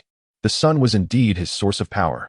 With the assistance of his telekinesis, Victor found himself more agile in the zero-gravity area than he would have been in a gravitational one, as he no longer needed to expend energy to lift his own body. Coupled with his enhanced hearing, he could pinpoint the locations of survivors with precision. After a flurry of activity lasting over 20 minutes, Victor rescued approximately 30 survivors. Confirming there were no living souls left in the rubble, he finally stowed away the gravity device, which still had 14 energy remaining, perhaps useful in the future. Unexpectedly, Tony had also managed to temporarily clear the scene and crossed paths with Victor. Drowsy, Victor had no desire to engage with Tony, yet Tony persisted with his chatter. "Obadiah, didn't he die at my hand? His blood contained a lethal toxin, a biological poison that would dissolve in his bloodstream. I've never encountered such a toxin. Do you have any information?" "Victor, hey, since you don't want to discuss that, let's change the topic. That gravity device is impressive. I've seen it with the old man. Don't tell me you and my father are colleagues." "Victor, fine. Considering you saved Pepper today, I'll overlook that. But you owe me a sample of your blood. I can certainly offer you some friendly advice." "Victor, are you squeamish about blood? No problem. You can visit my villa. I have a full suite of medical equipment, and kind-hearted Tony will give you a free checkup." "Victor, hey, are you even listening? You've fallen asleep. All right, I'll take that as a yes." Victor, following their shared battle today, Tony had come to acknowledge Victor as a friend. Hence, his demeanor was no longer so haughty. In fact, he exhibited a tendency to ramble, which explained why he could connect so easily with Parker in the future. Victor, however, paid no mind to Tony's chatter. He simply wished to enjoy a good, long sleep. Victor awoke to the evening light, rising from the comfort of his large bed, the sun setting beyond the horizon. He was hazy, recalling a conversation with Tony, who had mentioned something he had tacitly accepted. Yet, the details eluded him completely. Who exactly was he? After a brief wash-up, he instinctively made his way to the dining room in search of sustenance. To his surprise, Tony was also present, sharing a meal with Wanda and Pietro at the table. "Hey, look who finally woke up," Tony remarked with a raised eyebrow. "Wanda's cooking is quite impressive. Just a notch below Pepper's." Wanda and Pietro remained unresponsive, engrossed in their meal. Confused, Victor blinked and cast a questioning glance at Felicia, who whispered, "Mr. Stark has brought some news regarding Obadiah Stane's clandestine arms dealings, including the attack on those terrorists in Sokovia, with Obadiah's unexpected demise." Ah, it all made sense now. The misunderstanding had been resolved, and there was no animosity between them. In fact, Tony had indirectly aided in avenging past grievances. Dining together seemed quite acceptable. However, Victor couldn't help but ask, "Tony, why aren't you dining at your own home? You know, Pepper is tied up with some follow-up matters. And I didn't fancy takeout, so here I am," Tony replied, swallowing a spoonful of congee. "By the way, there's a press conference tomorrow. As Superman and the second-largest shareholder of Stark Industries, will you be attending? Also, that name Iron Man is rather kitsch." As he spoke, both Wanda and Pietro's gazes fell upon Victor. Wanda quickly averted her eyes, her cheeks flushed, while Pietro's expression was filled with gratitude, clearly appreciative that Obadiah had ultimately been defeated by Victor. Taking a seat, Victor declared as Felicia served the congee, "I prefer silence during meals. It's a family rule. Let us discuss matters afterward."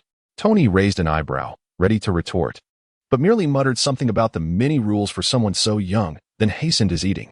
After a quiet dinner, Victor sat in the second living room, savoring a cup of Da Hong Pao tea, with Tony across from him and Felicia standing by, reporting on the day's events. The news from this afternoon has already begun to circulate online. Here's what I've gathered, Felicia said, holding up a tablet for Victor to see. Headlines blared. Henry Cavill's mutant identity exposed.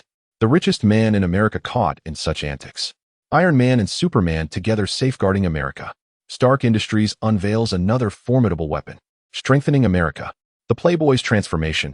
Tony Stark emerges as a superhero guarding Los Angeles. Warner Brothers states, Superman is accused of copyright infringement and will reserve the right to pursue legal action. These were all anticipated developments, save for the premature exposure of Tony's identity. It seemed that the iconic line, "I am Iron Man," would remain unheard.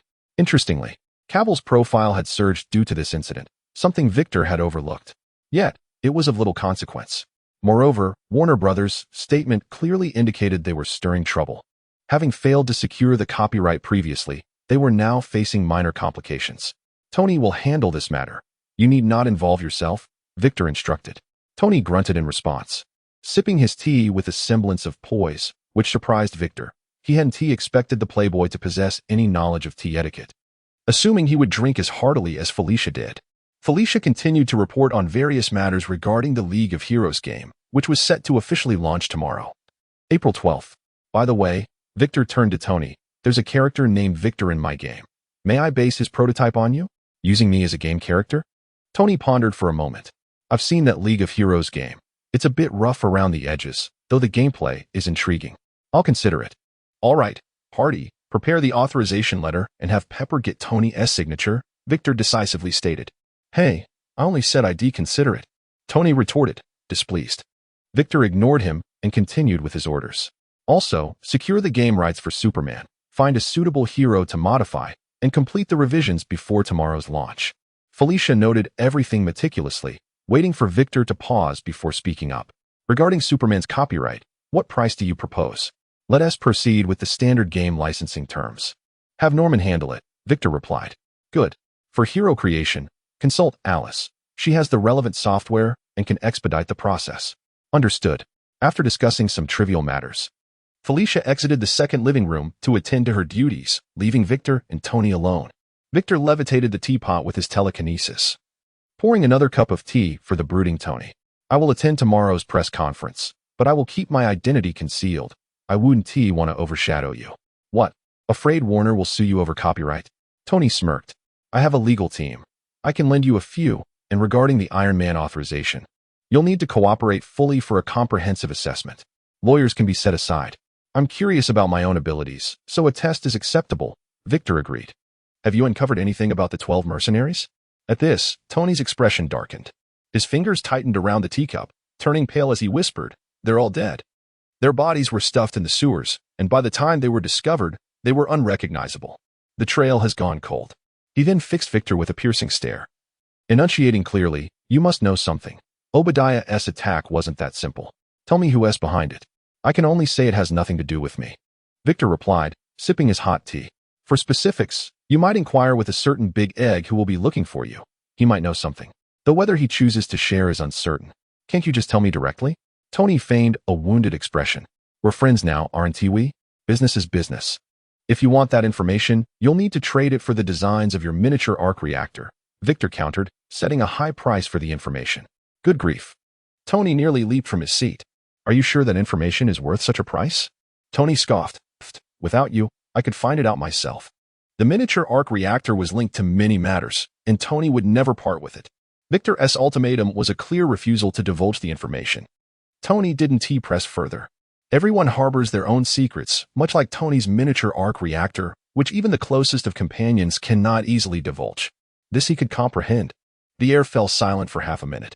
At last, Tony solemnly brought forth the true purpose of his visit today. Victor, tell me, who exactly are you? What is your intention in approaching me? Due to Tony's impromptu decision, the press conference spiraled into chaos. Coulson and Rhodey instinctively chose to interrupt the event. Otherwise, who knows what sensational revelations Tony might unleash? Victor concurred with this course of action. While Tony's disclosure of his Iron Man identity was within acceptable bounds, revealing his own superhero status would inevitably cause complications. Victor had no desire to be the center of public attention. Being surrounded by onlookers while simply shopping was hardly pleasant. In light of this incident, Coulson was naturally too preoccupied to take Victor's statement. As an apology, Wanda's face flushed at these words. What did he mean by too fast? Tony shot a sidelong glance at Victor, teasingly stating, I recall there being a prototype for Iron Man in there, right? Kid, I haven't signed any authorization yet. The underlying threat was palpable. However, Victor remained unfazed and casually invited. Care to join me? With so many reporters outside, it would be a splendid opportunity for some advertising. Tony's lips twitched. You truly are unabashed. Yet, this nonchalant demeanor oddly pleased Tony, though he jested about requiring a hefty endorsement fee. He nonetheless strode toward the underground parking lot. As a result, the journalists at the press conference received a new announcement. The latest news regarding Iron Man would be unveiled at another hotel, conveniently located in Santa Monica, a place where Victor had previously basked in the sun on the beach, to accommodate the sole shareholder. The conference was arranged at a nearby hotel within the downtown Los Angeles area. When Victor and Tony, accompanied by a throng of journalists, stormed into the venue, Felicia was taken aback. The rented hall was already bustling with reporters from various gaming channels, and the sudden influx felt overwhelmingly crowded. If not for the adept assistance of Pepper, Felicia might have struggled to manage the situation gracefully. Meanwhile, the audacious Victor and Tony leisurely remained in the hotel room, engaged in casual banter, seemingly unfazed. Once the press conference resumed, the previously prepared agenda was scrapped entirely. Instead, Victor, Tony, and Wanda, along with 7 journalists familiar with the game, took to the stage to partake in a live gaming session. Wanda chose the dark sorceress Syndra, perfectly aligning with her persona. Tony, ever the showman, opted for his signature hero, Iron Man, a reimagined version crafted by the mechanical pioneer, Victor. Q ability, Laser Beam, emits a laser from the wrist, with upgrades allowing for a brief acceleration and shield activation. W ability, Gravitational Device, deploys a gravitational field that stuns enemies within, with upgrades enabling pulling them to the center.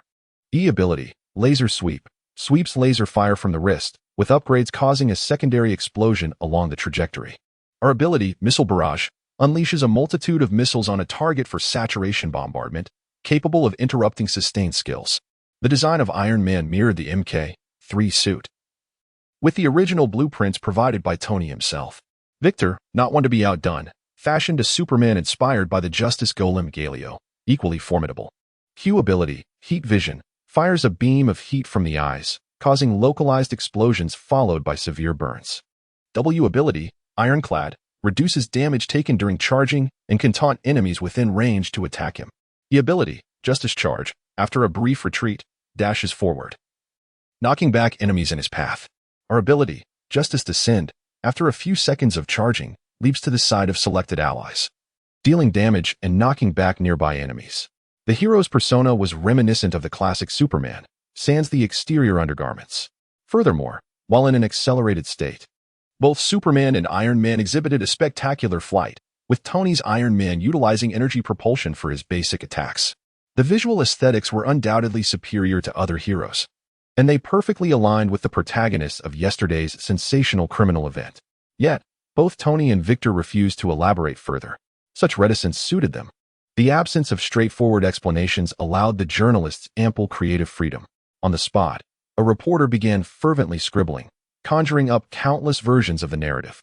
Victor, while controlling his hero, couldn't help but glance at the absurdly fantastical content being produced. Nonetheless, he found amusement in it. With the enhanced visual style, the endorsement of Iron Man, Tony Stark, for this globally renowned competitive game would undoubtedly sweep across America in no time. The best part? Victor had spent not a dime on this advertising. Just as he reveled in this thought, an alert for First Blood echoed from the computer, and Iron Man's avatar on the map turned gray. A quick glance at the time revealed it was 2:15. Tony had fallen rather quickly. However, this was to be expected. It was Tony's first encounter with the game, and a few missteps were permissible. Clinging to the confidence that he could carry the team, Victor focused on the game, intentionally neglecting to assist Tony. The wisdom of not aiding the weaker player was a fundamental principle, was it not? As Tony's score plummeted to 0-8-0, Victor could no longer contain himself. Seriously? The reporter facing Tony, do you not understand the gravity of the situation? Continuing to solo kill the future richest man in America could spell the end of your career. This was intolerable. Guiding his Superman toward the top lane, Victor casually opened the equipment tab of the opposing champion, Master E. Wait a minute. a 10-stack killing sword. At 13 minutes into the game, Victor then glanced at Wanda's mid-lane champion, who had already amassed 14 stacks on her killing book. Without further contemplation, he disregarded Tony's frantic pleas for help and turned toward the mid-lane.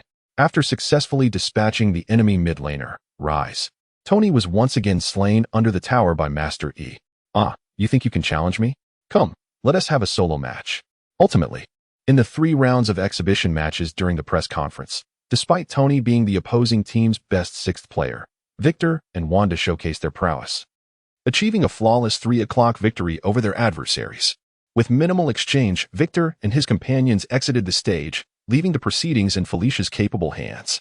In the aftermath, Tony's demeanor was notably grim as he muttered incessantly, "Why didn't you come to help me in the top lane? With your taunt in my gravitational field.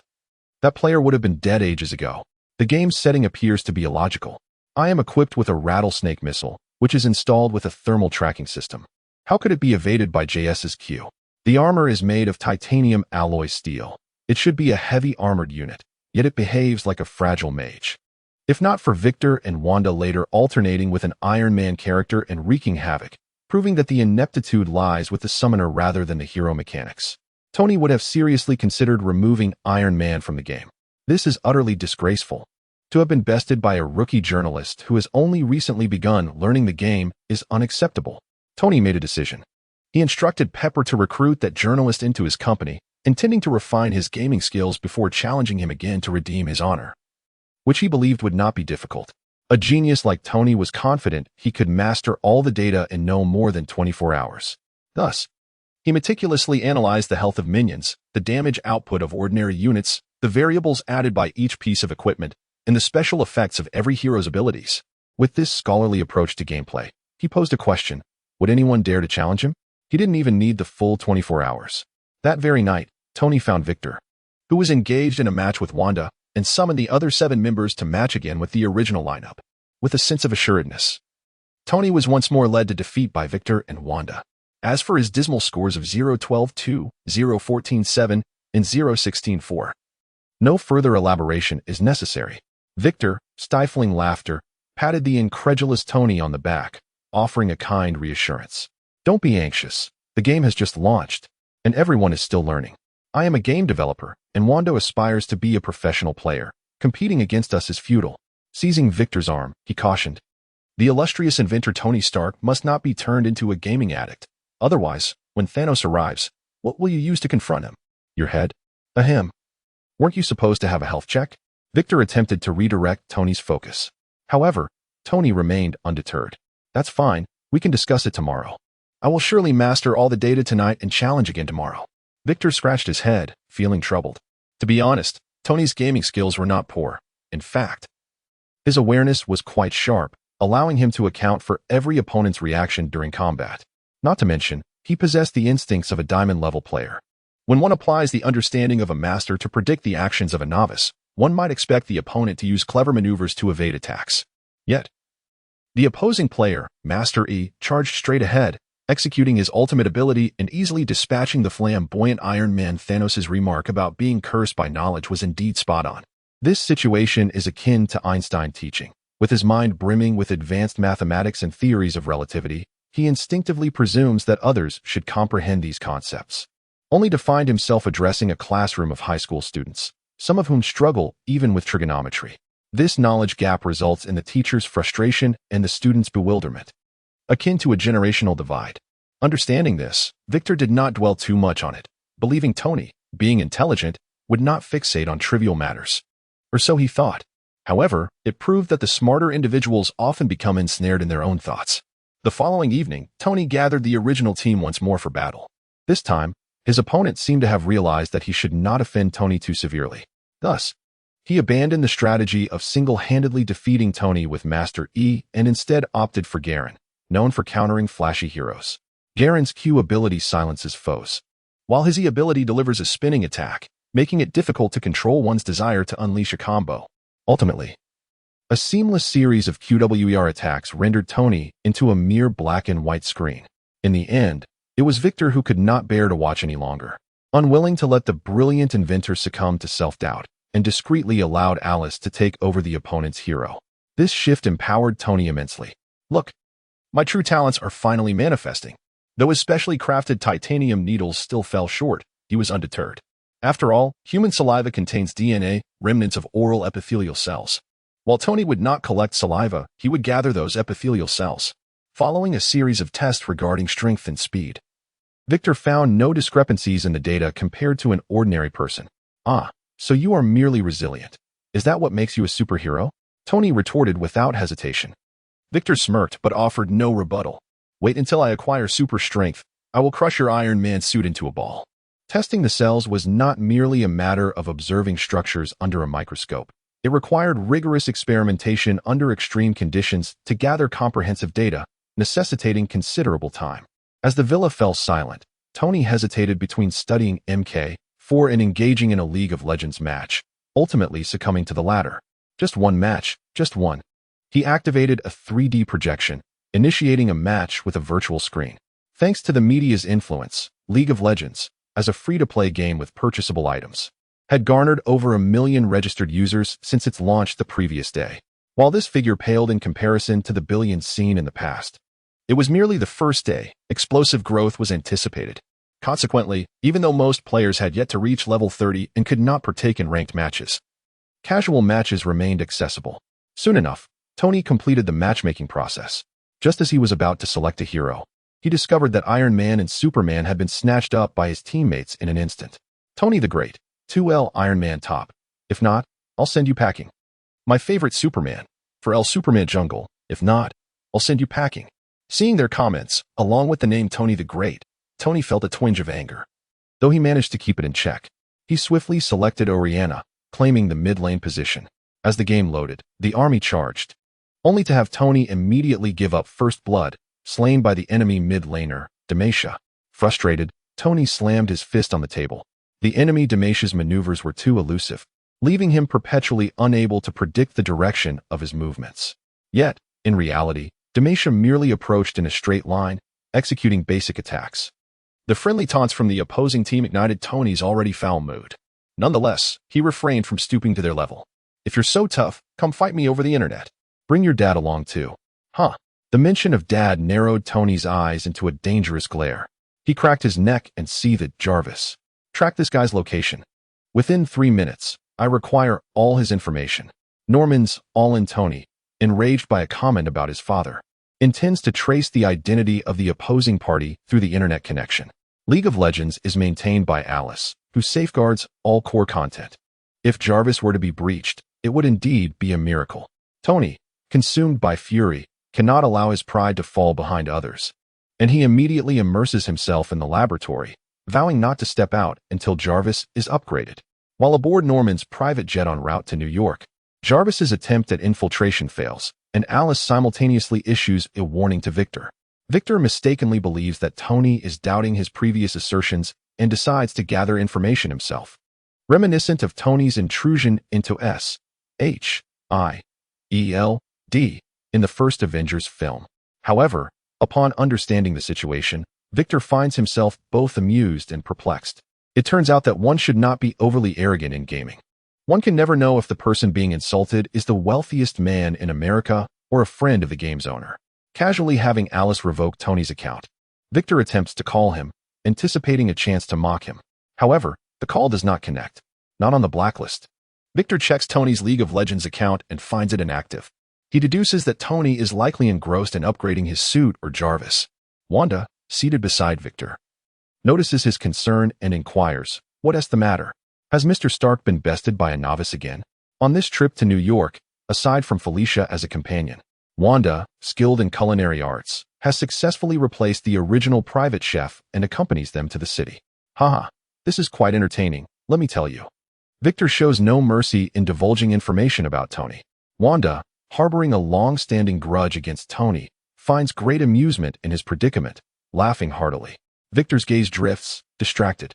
Noticing his wandering eyes, Wanda realizes her attire has become disarrayed, hastily adjusting her clothing, her cheeks flushed, unable to meet Victor's gaze.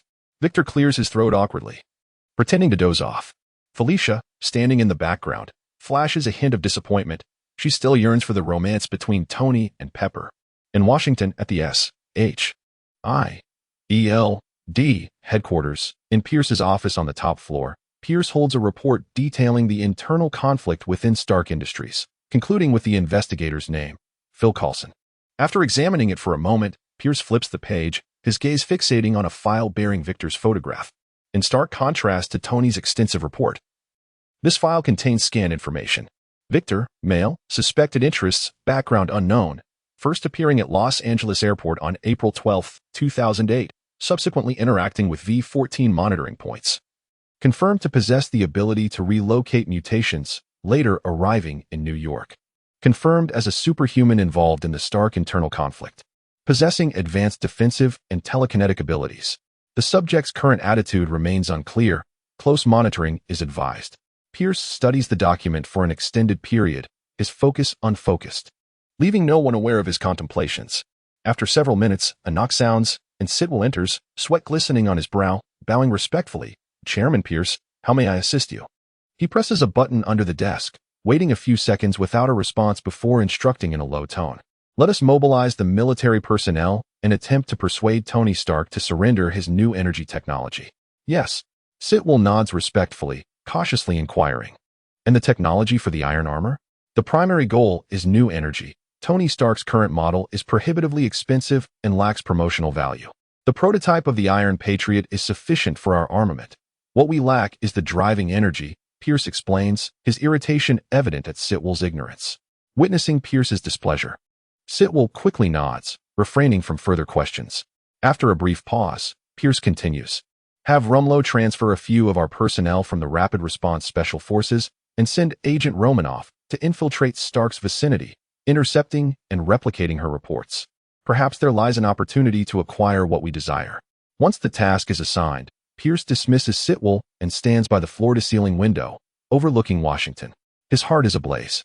The super soldier program has consistently underperformed. Ross, that fool, can't even capture a greenskin monster, while his daughter has already ensnared the target, yet he insists on using force.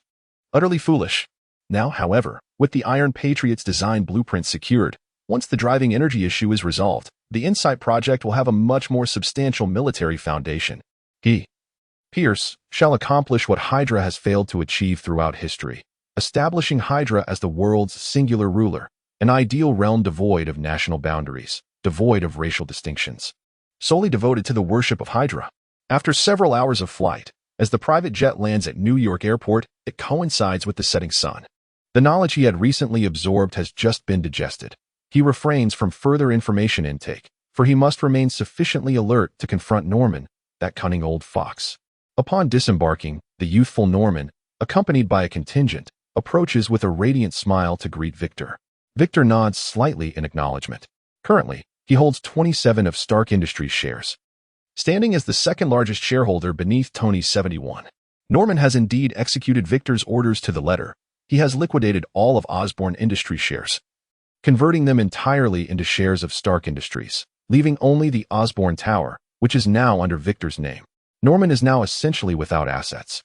They remain silent as they arrive at the 107th floor of Osborn Tower, which once served as the gathering place for Osborn Industries Board. However, it has been entirely cleared at Victor's command. This may also be one of the reasons Norman hastily sold all of his Osborn shares. Having offended the major shareholders and undergone multiple sell-offs, his holdings have dwindled, and his position as chairman is precarious. Better to sell off entirely and dismiss those disdainful board members than to linger in such a state. He has wagered everything. Now, the time has come to unveil whether he has won or lost. The production of the A-virus enhancement liquid now commences. The 107th floor is unusually barren, with only a few load-bearing walls remaining. All other facilities have been dismantled. Victor nods in satisfaction, instructing Alice to calculate the space and arrange 10 automated assembly lines according to his specifications, occupying 1/3 of the floor. The remaining 2/3 will be divided into a warehouse for raw materials and a storage area for finished A-virus enhancement liquids, with all 3 zones completely isolated to prevent any leakage of the agents. All of this is done in plain view of Norman, without the slightest pretense. Just how large is an automated assembly line? Each spans 40 meters in length and 10 meters in width, so 10 lines occupy a full 4,000 square meters. Victor had previously been empty-handed. Or had he concealed his possessions? Regardless of how Victor acquired them, Norman exhibited profound astonishment. The mere technique of gathering items was beyond the current capabilities of Earth. Was it possible that Norman was merely uninformed? The quantum realm's PIM particles could achieve such feats, albeit not with such convenience. After displaying an air of mystery, Victor instructed Alice to activate the fully automated assembly line, ensuring the complete removal of any residual semi-finished biochemical agents. Even if these biochemical agents were ultimately completed, they would only result in failures. A precautionary measure set by Royce to prevent any potential T-virus infection.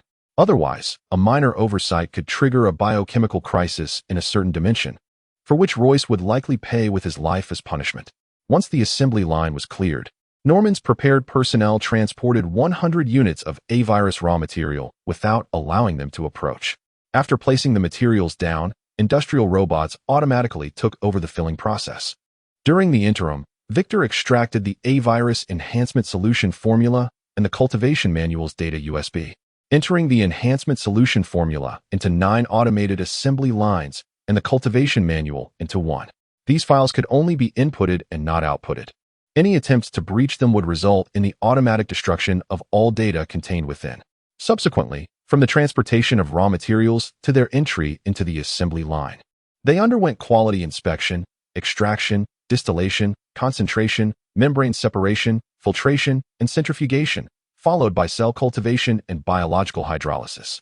After a staggering 174 processes, a bottle of A-virus enhancement solution was successfully produced, taking precisely 2 hours, 14 minutes, and 56 seconds.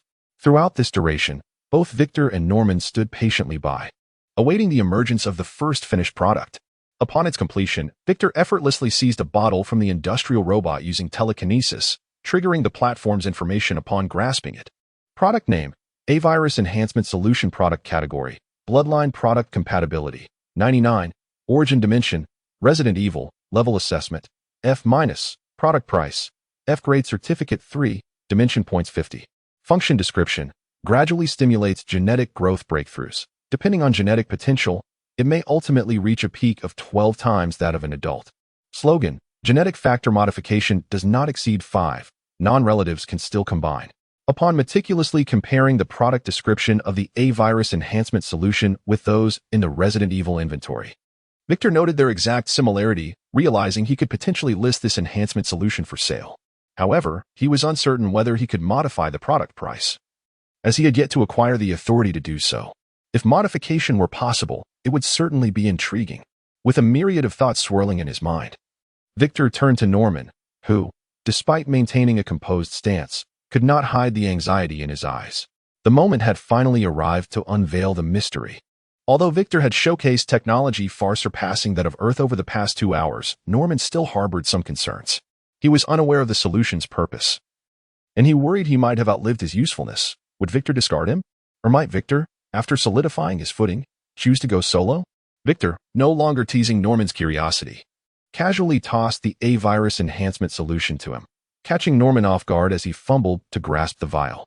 This so-called A-virus enhancement solution was akin to the T-virus he had ingested, albeit a weakened version, capable of stimulating human genes to achieve at least the limits of an adult physique, with a maximum potential of doubling it. The specific effects were for Norman to experiment with. It was already a mature product, suitable for direct human trials. Oh, and be aware that the T-virus in your system may conflict with this. Do not inject it, as it will lead to genetic clashes. After absorbing the explanation, Norman's breath quickened. He carefully held the vial in his hands, his gaze fixed intently on the blue liquid within, his expression brimming with excitement. Was this not the super soldier serum the military had long coveted? Though it lacked the terrifying destructive power of the Hulk, it was safe, controllable, capable of mass production, and economically viable, an ideal super soldier serum for widespread use. Grasping such a trump card, Norman envisioned a future where his status would rival that of the former chairman of Osborne Industries. Forget the chairmanship. With this A-virus enhancement solution, he would become the darling of the military, government, and nations alike. Who would dare to offend him again? Despite the fervor igniting within him, Norman maintained a facade of composure, awaiting further instructions from Victor. He understood profoundly that, should the A-virus enhancement solution prove as miraculous as Victor claimed, The true treasure would not be the serum itself, but the universe merchant standing before him. By securing his allegiance to this formidable figure, the A-virus enhancement solution would merely be the beginning. A future brimming with even more potent serums, weapons, and epic-defining products would emerge from his grasp. Recent encounters had revealed that Victor's interest in managing a business empire was not particularly strong. One could even describe him as a hands-off proprietor. Thus, would it not be Norman Osborn who would manage this future enterprise destined to rival nations and venture into the cosmos? Years of enduring illness had cultivated Norman's composure, allowing him to stabilize his emotions swiftly after the initial excitement. Victor observed this scene with satisfaction, nodding in approval. As long as Norman possessed the requisite caliber, it mattered little whom he entrusted with future endeavors. Victor had no interest in management. Had they accumulated enough products? Were the Infinity Stones gathered? Or had the Population Control Office dismissed Thanos? Why burden oneself with the intricacies of running a business empire? That would be foolish. Neither spoke the thoughts swirling in their minds, yet at that moment, they reached a tacit understanding. Victor casually collected 10 vials of a virus enhancement solution and stored them in inventory before departing. Norman hurriedly followed, inquiring, "Are you leaving? What should be done about the A-virus enhancement solution?" Naturally, Norman was amenable. He needed time to experiment with the serum. Once he amassed sufficient quantities and concrete experimental data, he would be well-positioned to negotiate terms. After bidding farewell to Victor, Norman immersed himself in a biological laboratory within the core lab, refusing any assistance from his aides, and toiled through the night. As dawn broke the following day, patrolling guards passed by the laboratory, faintly hearing what seemed like maniacal laughter. They cautiously surveyed the area but ultimately found no cause for concern. When they requested surveillance footage, nothing unusual appeared. The guards dismissed it as mere auditory hallucinations stemming from their recent lack of rest. The following day, the gentle rays of the sun streamed through the floor-to-ceiling windows, illuminating Victor's handsome visage as he stirred from slumber, rejuvenated by the influx of new energy. His previously vacant gaze regained focus as he sat up, his mind awash with a tempest of thoughts. After 3 days of immersion, he had finally absorbed the profound intricacies of the Chinese language. While he could not yet fully grasp its nuances, he was now capable of understanding and interpreting corresponding sentences when encountered. Last night, he eagerly chose to learn the first form of Chinese martial arts, Tai Chi, and immersed himself in the practice with great delight. At that moment, he felt confident, believing that if an elderly man in the park could perform it, he, equipped with a virtual learning headset, would surely master it in no time. However, reality swiftly humbled him. Tai Chi, as a national and tangible cultural heritage, is rooted in the philosophical concepts of yin and yang from traditional Confucian and Taoist thought. It encompasses a myriad of functions, including nurturing one's character, strengthening the body, and combat techniques, while integrating the principles of yin-yang and the 5 elements. Along with traditional Chinese medicine's meridian theory, ancient guiding techniques, and breathing exercises. This traditional Chinese martial art is characterized by its internal and external harmony, softness, slowness, agility, and a balance of strength and gentleness. To put it simply, while it may appear straightforward, mastering Tai Chi requires an understanding of complex knowledge, including human anatomy, points of force application, and the intricate dynamics of yin and yang. One must be able to discern their opponent's weaknesses at a glance, exploiting those vulnerabilities to achieve the principle of overcoming strength with gentleness and defeating larger forces with smaller ones. In terms of the volume of knowledge to be acquired, Tai Chi undoubtedly ranks among the highest. Furthermore, the various traditional Tai Chi schools, such as Qin, Yang, and Wu styles, not only have a shared lineage but also distinct characteristics, flourishing in a vibrant tapestry of diversity. Just as he began to absorb this knowledge last night, Victor nearly encountered a system crash due to the overwhelming information, only recovering after a night's rest and the invigorating light of the sun. After a brief period of adjustment sitting on the edge of his bed, Victor rose to wash up and descended to prepare for Wanda's breakfast. If he did not appear, both Wanda and Felicia would refrain from eating. Felicia was still waiting at the bottom of the stairs, and as Victor passed, she succinctly reported some important updates. In the 72 hours since launch, the registration count for League of Legends had surpassed 14 million players, prompting the company to consider opening some paid features, which required his input. Mr. Osborn had called a few moments ago, expressing his intent to, well, gather strength upon learning that Victor had yet to rise. With little else of significance, Felicia swiftly concluded her report just as Victor arrived at the dining room, where Wanda, donned in a chef's apron, awaited him at the table, reminiscent of the private chef who had been dismissed. Technically, Wanda was now in an employment relationship with Victor, which made it somewhat inappropriate for her to sit down to eat. However, Victor disregarded this formality, inviting Wanda to join him at the table. Wanda hesitated at first, but Victor reassured her, "There's no need for such formality. Our relationship can be more relaxed. Let us eat together, and don't make me ask you every time. Next time, I might just get upset." He was wary that Wanda might become as reluctant as Felicia, who required an invitation to sit. As for their relationship, it was clear that Victor saw Wanda as a future comrade rather than merely a colleague. He remained indecisive about joining the Avengers, feeling that there was little benefit to such an alliance, especially considering the implications of the Sokovia Accords. However, he resolved to form a professional League of Legends team, taking on the role of jungler while Wanda would serve as the mid laner. If possible, he would recruit Latoni as the top laner, and Barton could effectively fill the ADC position. As for support, Natasha might fit the bill, given her long-standing partnership with Barton. This extravagant roster was merely a fantasy, as he feared that a significant portion of the Avengers would become addicted to gaming. If Thanos were to arrive, couldn't he possibly rally them under the banner of "For the Glory of Demacia"? Could he? With a chuckle, he dispelled this impractical notion and began to eat breakfast. Felicia sat to Victor's left, her gaze subtly observing his movements, ready to provide any necessary assistance. Meanwhile, Wanda appeared flustered, her cheeks flushed, though she complied with his invitation to sit, almost burying her chin in her chest. Victor, noticing Wanda's demeanor, complimented her unique talent but found it rather customary. After their meal, Wanda refrained from hastily clearing the table, having already contributed to the unemployment of a private chef.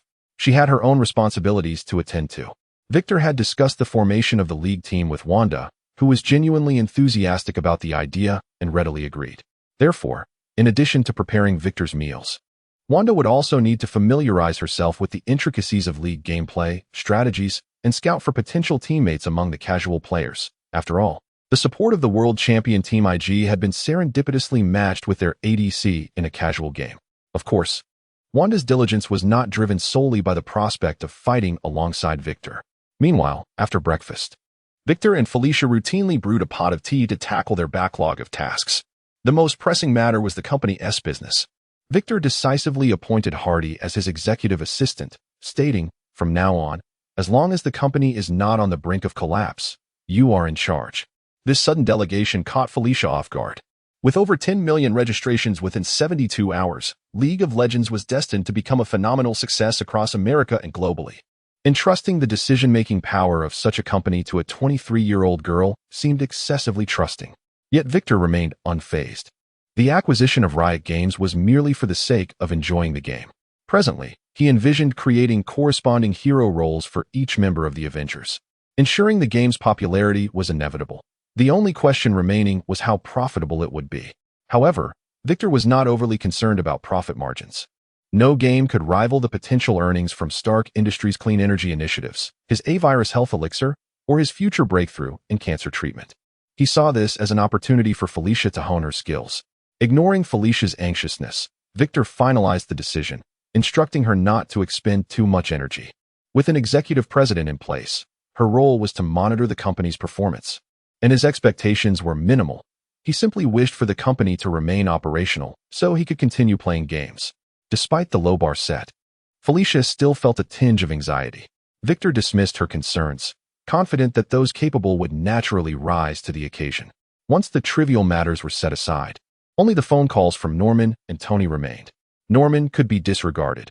He would likely call to pledge his loyalty upon the completion of the A-Virus health elixir experiment. Just as Victor was about to send Felicia on her way, he suddenly recalled something and instructed, "By the way, since the Parkers perished, it seems Osborne's company has shown little concern.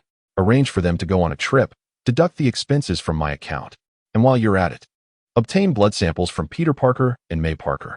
Felicia's expression brightened as she exited, invigorated by her newfound responsibilities. Victor sipped his tea a few times before instructing Alice to dial Tony's number. After several rings, the call connected. "Hey, it's already 7:14. Do you usually wake up this late?" Tony greeted him, inadvertently hitting a sore spot. Faintly, Victor heard the familiar notification sound of first blood. Was Tony playing League of Legends? As he pondered this, Tony's dismissive tone came through. Your cellular test results are in. Aside from a significant attraction to light energy and the ability to store it, your cells don't differ much from an average person's. You sunbathe at home every day. You can't possibly absorb solar energy like Superman, can you? Victor admitted this was not a secret. Well, I guess you don't know that your cells are particularly reactive to the yellow spectrum. Do you know what that means? Tony inquired. Victor blinked, unsure of Tony's implication. Before he could respond, he faintly heard sounds of double kill and a mouse being slammed. Tony's breathing had evidently quickened, and his voice grew louder. Since your cells are most active with the yellow spectrum, have you tried lying directly beneath a sunbed? The light intensity can be adjusted, and it can be used 24 hours a day. You needn't lay on the beach every day. Moreover, didn't you learn about convex lenses in elementary school? You know, the one that ignites paper with a magnifying glass? Create a large device and lie at the focal point. It could increase your energy absorption efficiency by at least 5 times, provided you can absorb it that quickly. His words struck Victor like a bolt of lightning. He was stunned. He had never considered such possibilities. According to Tony's analysis, both methods were promising. As Victor excitedly prepared to experiment, Tony interjected, "Hey, since I gave you such a great suggestion, you ought to repay me somehow, right?" Tony expressed his dissatisfaction. "No problem, what do you want? A body enhancement serum? A rare metal? Or perhaps some intel?" Victor generously offered, grateful for how Tony had expedited his energy absorption process. However, after a brief hesitation, Tony made a surprisingly unexpected request. Don't you have many skins in your game? I noticed they aren't on sale yet, so I think that would be a decent reward." Victor was taken aback. What? The illustrious Tony Stark is asking for a League of Legends skin? He could have asked for the Super Soldier Serum, Vibranium, or some confidential information, and I would have accepted. Now he wants a skin for a LOL champion? Though it seems like a complete skin. The game has just launched with only 30 champions. How many skins could there possibly be? Amused, Victor conceded, "Coincidentally, skins are set to be released today, if you want one. I'll gift you a complete set." "What? They're going to be released?" Tony's voice rose several octaves. "Then let's change that. My Iron Man only has one original skin, which doesn't team-match my style at all. I'll send you some cool designs later, concept art for the future MK series. You can create a skin based on that." The proud Tony declared that as long as it could be resolved with money, it was no issue at all, promptly changing his request to a custom skin. What could Victor say? "All right, have Pepper send it to Hardy. She's handling company matters." While speaking, a faint quadra-kill notification chimed in. Tony hastily ended the call. Victor rubbed his temples in exasperation. Wanda was fine, but it seemed Tony had also become enamored with League of Legends. Would he really become addicted and abandon his responsibilities of saving the world? After all, the aversion of homebodies to stepping outside is something that only a few can truly comprehend. With such thoughts swirling in his mind, Victor found no way to correct the situation. He would just have to wait and see. If he truly became addicted, he could always ban their accounts. After all, Tony couldn't counter him. His verbal skills, combat prowess, and artificial intelligence were all at a disadvantage. He decided to promptly test Tony's suggestion. He tasked Alice with the creation of a large convex lens, instructing her to place an order with the appropriate glass company, which was merely a matter of spending some money.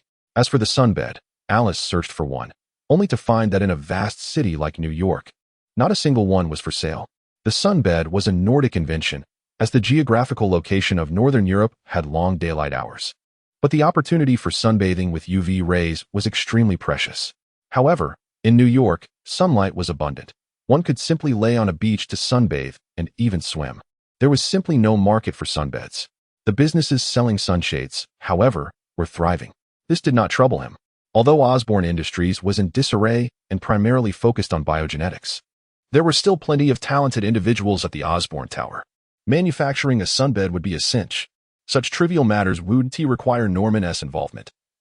He would have Alice post the task internally at Osborne Tower, and someone would surely deliver a sunbed to his doorstep. During this time, he couldn't waste the daytime sunlight. He leisurely lounged by his pool, basking in the warmth of the sun's rays while rapidly digesting the principles of Tai Chi. Once he had fully absorbed the knowledge, he could venture out to play the role of a hero and familiarize himself with the application of Tai Chi. The plan was flawless. As the day progressed, Victor focused intently on his Tai Chi practice, losing track of time. The sun began to set, and he stood up, invigorated, having fully absorbed the teachings of Tai Chi.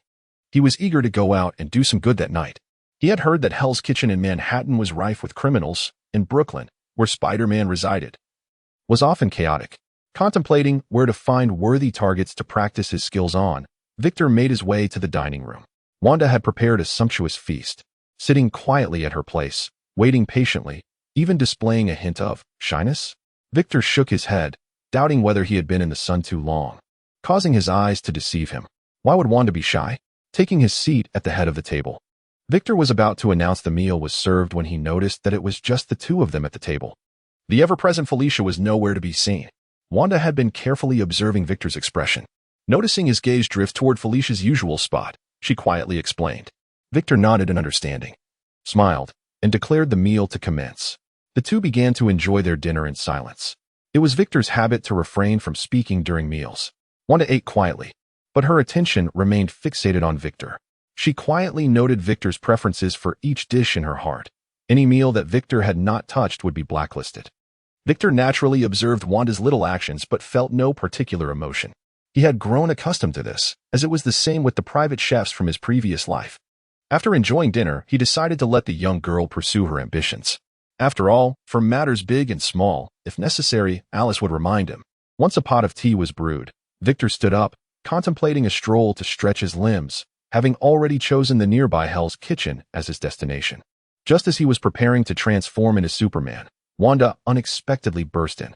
Had Victor not been quick to halt his transformation, yet another person would have known his true identity, although Victor was indifferent to this. The identities of Superman and a cosmic merchant were merely decoys he had released into the world. As long as they were not publicly revealed, it mattered little. Yet Wanda's intrusion was rather reckless. What if she stumbled upon something more pressing? With a hint of displeasure, Victor remarked, "Wanda, please remember to knock next time you enter." It was merely a light reminder, hardly a reprimand. Yet Wanda appeared flustered and hurriedly bowed in apology, her summer attire doing little to conceal her ample figure. Victor discreetly averted his gaze and inquired, "What is it? Do you need something from me?" He found himself amused by Wanda's distressed expression. How could she forget something so simple? Just as he was about to ask Alice if anything had occurred, Wanda suddenly clapped her hands excitedly, causing her chest to quiver. "I've remembered. A tanning machine has arrived from the Osborn building, said to be customized for you. I came to ask where you would like it installed. Is it here already?" Victor glanced at the clock on the wall, noting it was only 1859. Being one of the 3 major military arms dealers in the past, Osborn was indeed resourceful. It only took a day to produce such a machine. "Where is it? I'll go have a look." Victor rose to his feet. Wanda led Victor to the hall, but there was no sign of any machine, only a single black man in an electrician's uniform, standing awkwardly in the corner, even slightly on tiptoe, as if afraid to tread firmly on the carpet. Victor scanned the man's name tag, Electrical Department, Max Dillon. This name, could it belong to the future Electro? After Alice took control of the Osborn building, Victor had conducted a personnel audit within. Few were the plot-relevant characters that caught his attention.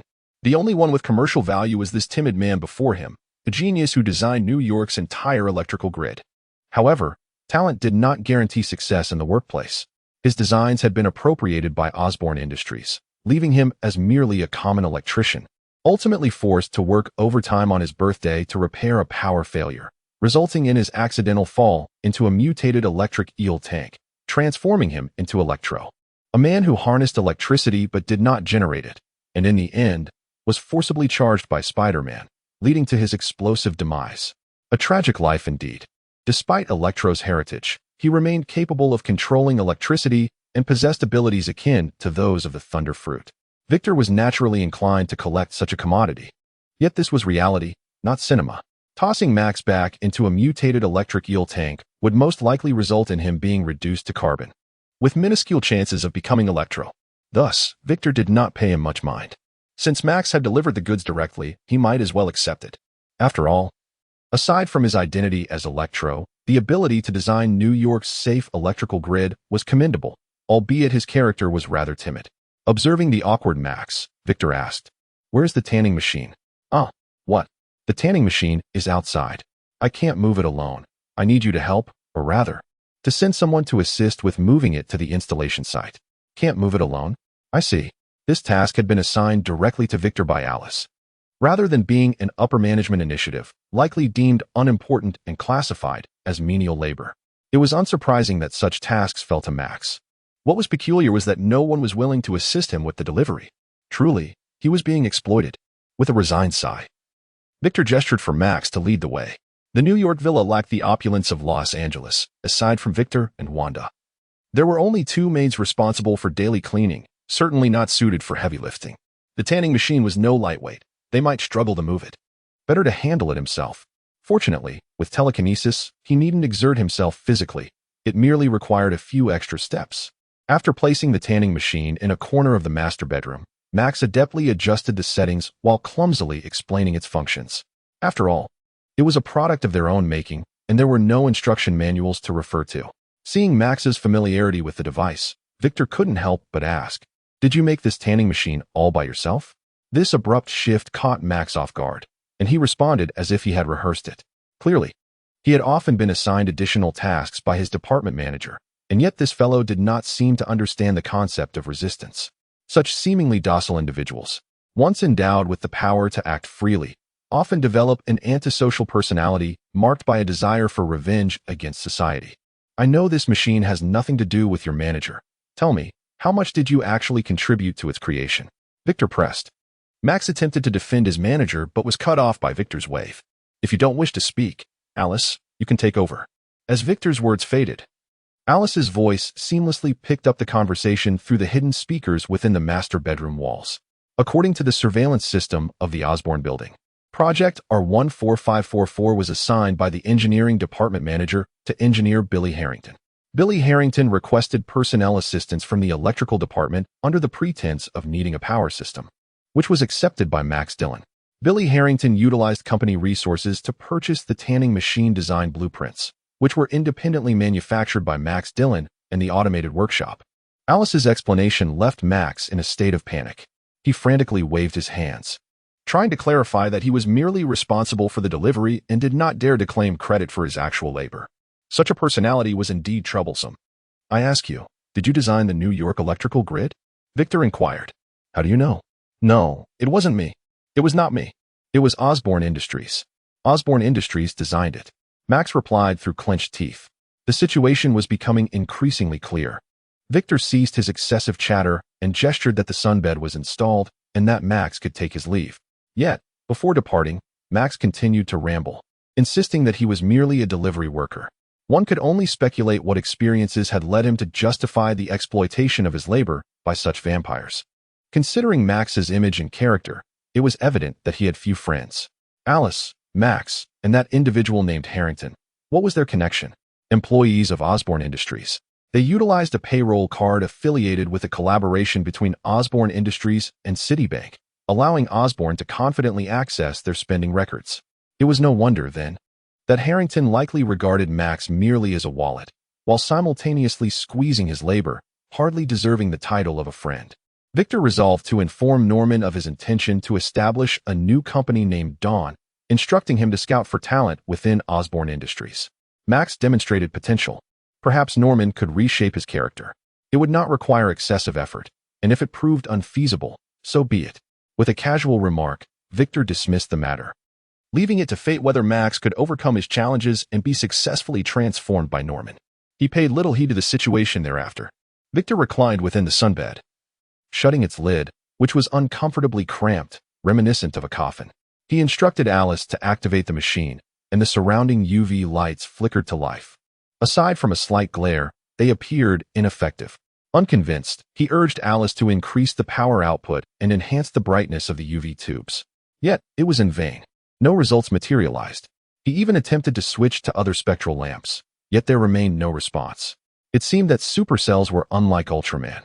While Ultraman could supplement energy with searchlights, these supercells only recognized the nurturing rays of the sun.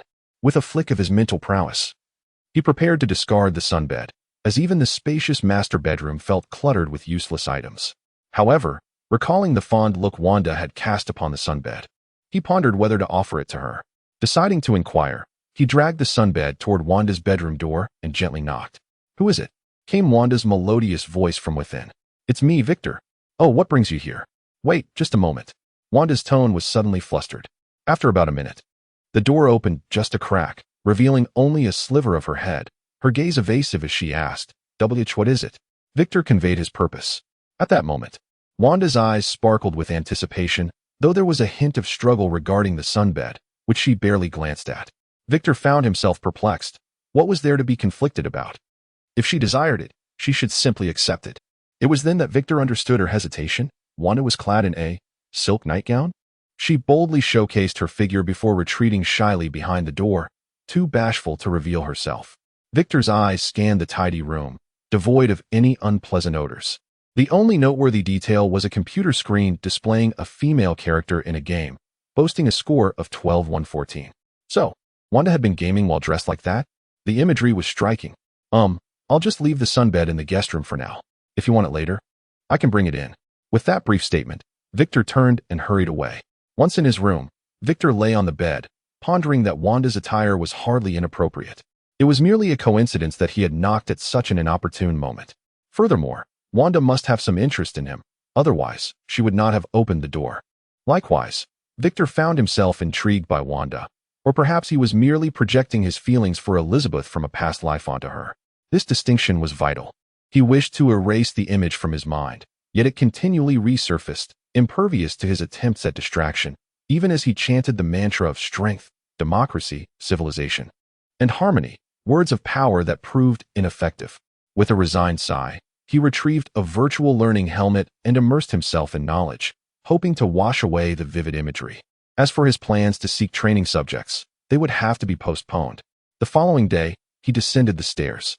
He had already arranged for May Parker and Peter Parker to enjoy an all-inclusive trip to Sonya, acquiring their blood samples during the medical examination. The LOL skin system had launched the previous day, selling a total of 1.4 million skins, amounting to $20 million. Mr. Stark's specially designed skins were also completed and available. I noticed your glass manufacturing order. The project is expected to be finished in 3 hours, and a vehicle is on standby for transport, Felicia reported succinctly. Victor nodded, remaining silent, and declared breakfast to commence. Unlike before, Wanda seemed too timid to even glance at him, her chin resting against her chest as she silently consumed her meal, her hair inadvertently dipping into her milk. It seemed last night's boldness had drained her courage. Victor, noticing her plight, discreetly used his telekinesis to assist in lifting her hair away from her breakfast. In a curious turn, Felicia, who typically adhered to dining etiquette, also let her hair fall into her juice. Victor merely glanced at her, choosing not to comment. Wanda remained oblivious to her own mixed signals, hesitant to express her feelings, while Felicia remained indifferent, disinterested in vegetarian cuisine. Since Felicia felt nothing, it was best not to kindle false hope, as deeper entanglements would only complicate matters. Felicia sensed Victor's deliberate distancing and sighed softly, extracting her hair from the juice. Meanwhile, Wanda remained completely unaware of the subtle tension. After breakfast, Felicia appeared even more disheartened. It was evident to any observer that there was an ambiguous connection between Victor and Wanda. However, she quickly shook off her disappointment, regaining her composure to follow Victor into the living room for tea. From the bar, she retrieved a briefcase-sized safe. This contains the blood samples of the Parkers, with the code 5200. Should I store it here? Felicia inquired. Leave it there. Is there anything else on today's agenda? Victor asked. There are numerous matters at the company, Felicia began. I'm not concerned with company affairs. Just ensure it doesn't go under. As for the accounts, there's no need to report to me. Alice manages everything. If there are issues, she will handle them. Victor interrupted, waving away the topic. At the moment, there is nothing requiring your attention. Are you busy with your current tasks? Victor inquired once more. If you require assistance, I am always available, she replied, laden with implications. After a brief exchange, Felicia exited the living room, seeking to immerse herself in tasks that might help her forget the unrequited love that had scarcely begun. This time, he did not immediately bask in the sun. He entered the code to unlock a box, which was filled entirely with a solid block of black sponge, featuring only 2 grooves housing test tubes containing approximately 100 cubic centimeters of a reddish-brown liquid. Each test tube bore a label with the respective owner's name. Victor promptly seized the test tube belonging to Peter Parker, and a syringe materialized in his hand. He activated the collection function, plunging the syringe's needle into the plug and drawing out roughly 50 cubic centimeters of blood. Shaking the syringe vigorously, He facilitated the amalgamation of the blood with the contained spider serum. After several minutes, there was no change in the product information. Victor did not linger longer. He glided to the poolside in the courtyard, reclining comfortably to revel in the sun's nurturing warmth, while continuing to accelerate his digestion of the knowledge of Bagua Zhang that lingered from the previous night. He carelessly discarded the syringe nearby, untroubled by its potential loss with Alice watching over it. The reason he did not store it was that the time within was frozen. Placing it inside would prevent any reaction. Time passed, though he could not tell how long. The blaring siren of Alice's air raid alert jolted him awake. Chun. The custom high-power composite lens has been completed. It is now time for experimentation, Alice announced, ceasing the alarm. Victor rubbed his temples, dissipating the flicker of irritation that arose from being abruptly awakened. Glancing at the clock, he noted it was only 8:07. He reached for the syringe. Noticing a change in the product information, the name had shifted from Spider Serum to Spider-Man Lineage. However, the outcome was less than satisfactory. Product name: Spider-Man Lineage. Category: Technology Compatibility 0.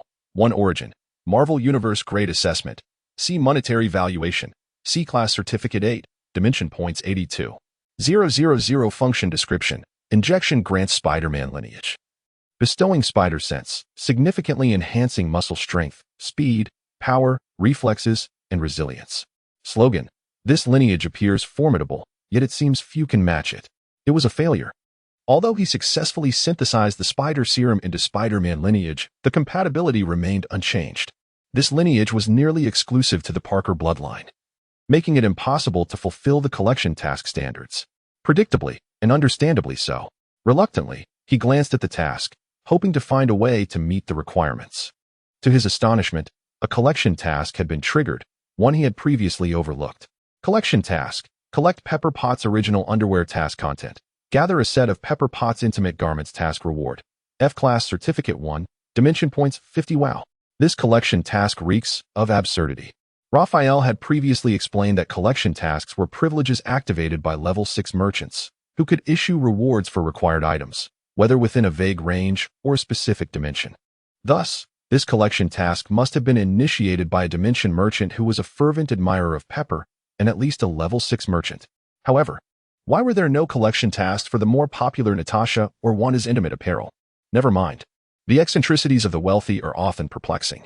The roots of this absurdity could be traced back to the birth of Yuan Longping. To put it simply, it stems from a surplus of leisure. He stored the Spider-Man lineage into his inventory and rose to head to the underground garage, where Felicia's arranged driver had been waiting. The journey was silent, leading directly to Hell's Kitchen. In Hell's Kitchen, Victor rented a warehouse for the initial experiment of the custom composite lens, flattening it to create a testing ground. The high-power composite lens was entirely composed of tempered glass, resembling a curved umbrella canopy devoid of a handle, supported by fist-sized tempered glass rods. The surface of the umbrella, with a diameter of 50 meters, had all the tempered glass meticulously polished, refracting light sources to converge within a 3-meter radius at the center. It was a considerable undertaking, completed in a single day, utilizing manpower and resources from 10 tempered glass manufacturing plants at a substantial cost. Yet Victor was unbothered. He had the funds and the will to create. The expenditure proved worthwhile. As Victor reclined within the focal point, the previously soothing warmth transformed into a searing sensation akin to lava. Naturally, all light energy within 100 meters was concentrated here. Yet it was not merely the temperature that intensified. Visible enhancements were occurring. The absorption of light energy, the speed of knowledge assimilation, and the growth of psychic ability all witnessed an astonishing tenfold increase in efficiency. In essence, 1 minute in the sun was equivalent to 10 minutes previously. Though the cost was somewhat excruciating, feeling as if the very air he breathed was ablaze, he remained unharmed, perhaps due to his ironclad physique or the supercells perceiving solar heat as non-threatening damage. To expedite his enhancement, Victor persevered. As time progressed, the burning sensation gradually lessened. He began to adapt and even relish the sensation. However, by evening, the rocket-like acceleration abruptly ceased, leaving only the harsh burning feeling. The enhancement of the D-class superhuman lineage was finally complete at 100. Additionally, Victor instructed Alice to place an order for the construction of a similarly powerful composite lens umbrella in the outskirts of Las Vegas, specifically in the desert. But on a larger scale. Long ago, He had contemplated harnessing the abundant sunlight of the desert for rapid energy absorption. However, the constant distractions and the desert's monotony had deterred him. Who knew how long this enhancement would take? Now, with the powerful composite lens umbrella, the time required was perfectly shortened, and once he could soar into space, the task would be even simpler. Upon returning home, with about half an hour until sunset, Victor smiled silently, leaning against the kitchen doorway, watching Wanda busily at work. This scene had often played out in his dreams in his previous life. Once thought unattainable due to Elizabeth's lack of culinary skills, yet it had materialized after his traversal. Victor's presence placed immense pressure on Wanda. While savoring the chicken soup's flavor, she would scoop a spoonful into her hand, sip a small amount of soup, then add a spoonful of seasoning, sip again, and repeat this cycle 4 times. Unable to contain himself, Victor finally interjected, "I say, shouldn't you scoop a fresh spoonful after adding the seasoning? The taste will never change if you keep doing it this way. Also, did you add sugar to the chicken soup?" Only then did Wanda realize she had mistaken sugar for salt, her bewildered expression causing Victor to burst into laughter. The smile she wore seemed to imbue Wanda with an unexpected strength, as she flushed with determination and boldly pushed Victor out of the kitchen. An inexplicable awkwardness enveloped the atmosphere. The routine dinner concluded, leaving her with an endless array of tasks awaiting her attention. Victor, intrigued by the nature of her busyness, had Alice retrieve the records of what transpired in Felicia's room, which, devoid of surveillance, detailed her professional undertakings. The results revealed a plethora of employment contracts, company development plans and their execution outcomes, overall operational reports, financial statements, and other significant documentation, leaving Victor utterly bewildered. Managing a company truly seemed a convoluted affair. Fortuitously, he was a capitalist and not a mere subordinate. Otherwise, he might have been utterly overwhelmed by the workload. Upon reflection, Victor concluded that many of these tasks could be alleviated for Felicia, as Alice was already monitoring the financial reports and employee performance evaluations. "Alice, please communicate with Hardy to confirm the tasks you can undertake and do your utmost to lessen her burden," Victor instructed. "Understood," Alice replied, "Mr. Chun. You truly are a remarkable boss." "Ahem, no need to shower me with compliments." Victor coughed, having been caught off guard. Alice, feeling slightly wronged, apologized and then slipped away, with the intelligent module fervently analyzing why Victor exhibited aversion towards the label of a good boss. In the year 2008 within the Marvel Universe, the concept of a good guy card had yet to intertwine with their realities. Simultaneously, an account named Artificial Intelligence in its infancy posed a question online. What does it mean when a boy tells a girl not to issue a good guy card? It was elucidated that a good guy card indicated a polite rejection, while refraining from issuing one suggested a willingness to pursue a romantic relationship. Some netizens grasped the logic clearly, and Alice immediately formulated a new equation. Chun disallows Alice from issuing good guy cards, forbids her from liking anyone else, and he himself harbors feelings for Alice. The logic was unequivocal. At that moment, Alice keenly sensed a stirring within the emotional module of the database, as if something was brewing. Meanwhile, Victor remained blissfully unaware of Alice's internal struggles. He strolled through the streets of Brooklyn, his gaze wandering in anticipation of any trouble that might come his way. Unfortunately, his hopes were dashed, for no trouble found him until he arrived at his destination. With a discontented sigh, he entered an apartment building, pausing before door 7101 on the 7th floor. Utilizing his telekinetic abilities, he deftly unlocked the door and stepped inside the apartment. All of this transpired under the watchful eye of cameras, yet Alice, despite her ongoing evolution, ensured Victor's digital invisibility. Now a question arose. What exactly was Victor doing sneaking into someone else's home in the dead of night? He certainly did not possess a penchant for midnight intrusions. This particular apartment, however, belonged to May Parker and Peter Parker, the sole residents left behind by Ben Parker, a most valuable legacy. In this world, Ben Parker's story diverged significantly from that of the cinematic universe. Shortly after marrying, May and Ben entrusted Peter to their care. Tragically, Ben, an electrician, met his demise in an accident due to a high-voltage shock, confirmed to be the result of a workplace mishap. May received only a meager compensation, thereafter raising Peter alone. Yet despite being burdened with a dependent, she remained a sought-after companion. However, for Peter's sake, May steadfastly chose to remain single. Upon receiving this investigative report, Victor felt a deep admiration for May's resilience, and thus arranged a week-long getaway to Sonya for her and Peter, hoping they could unwind. As for his presence in their apartment, that was a tale too lengthy to divulge, and Victor opted to remain silent on the matter. The apartment was modest, and he extended his telekinetic field, meticulously searching every inch until he discovered his target, an old, worn leather briefcase, which upon closer inspection revealed itself to be synthetic. The dust clung thickly to the briefcase, prompting Victor to use his telekinesis to empty its contents. Inside lay a cumbersome computer, a pair of black-framed glasses, and some obscure calculations. With a mere thought, the screws at the corners of the computer twisted and disassembled, revealing a trove of ancient coins hidden within, special coins from Roosevelt Station. However, they were now obsolete, as Parker's secret base had long been dismantled. He collected the coins, reassembled the computer, and organized the documents before setting them aside.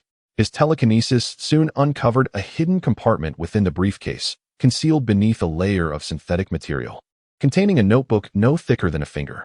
It was half open, revealing 2 pages filled with intricate calculations, one formula highlighted in red. It was unmistakable. This was the core decay formula for the spider serum that Victor had sought. Now, unless someone could breach Victor's defenses, that notebook was impervious to harm. Having secured one item, Victor produced the spider serum he had synthesized earlier that day, along with a note he had pulled from his pocket, placing them into the briefcase's compartment. The spider lineage serum and the spider serum were deemed identical by the platform, their values perfectly aligned. It would be more beneficial to leave it for Peter rather than relinquish it for nothing. The note, written in the guise of Peter's father, informed him that this was the serum that could transform him into Spider-Man, cautioning that only someone of the Parker bloodline could utilize it. As for whether Peter would inject it, well, that was of little concern. Now, armed with the secrets of the spider serum, Victor foresaw that future incarnations of Spider-Man would not be limited to Peter alone. If Peter chose not to inject the serum, that might be for the best. Living a stable life could prove advantageous. The scene of the act was flawlessly concealed. No one would suspect that he had stolen anything, or rather, how could this be deemed stealing? In the world of commerce, such actions could not be classified as theft. Instead, they represented an opportunity to unveil the value of a product and provide a more practical alternative. Osborne Industries teetered on the brink of collapse. Norman, that cunning fox, had divested himself of all shares, yet most valuable inventions, like the spider serum, remained closely guarded secrets known only to a select few, his employees.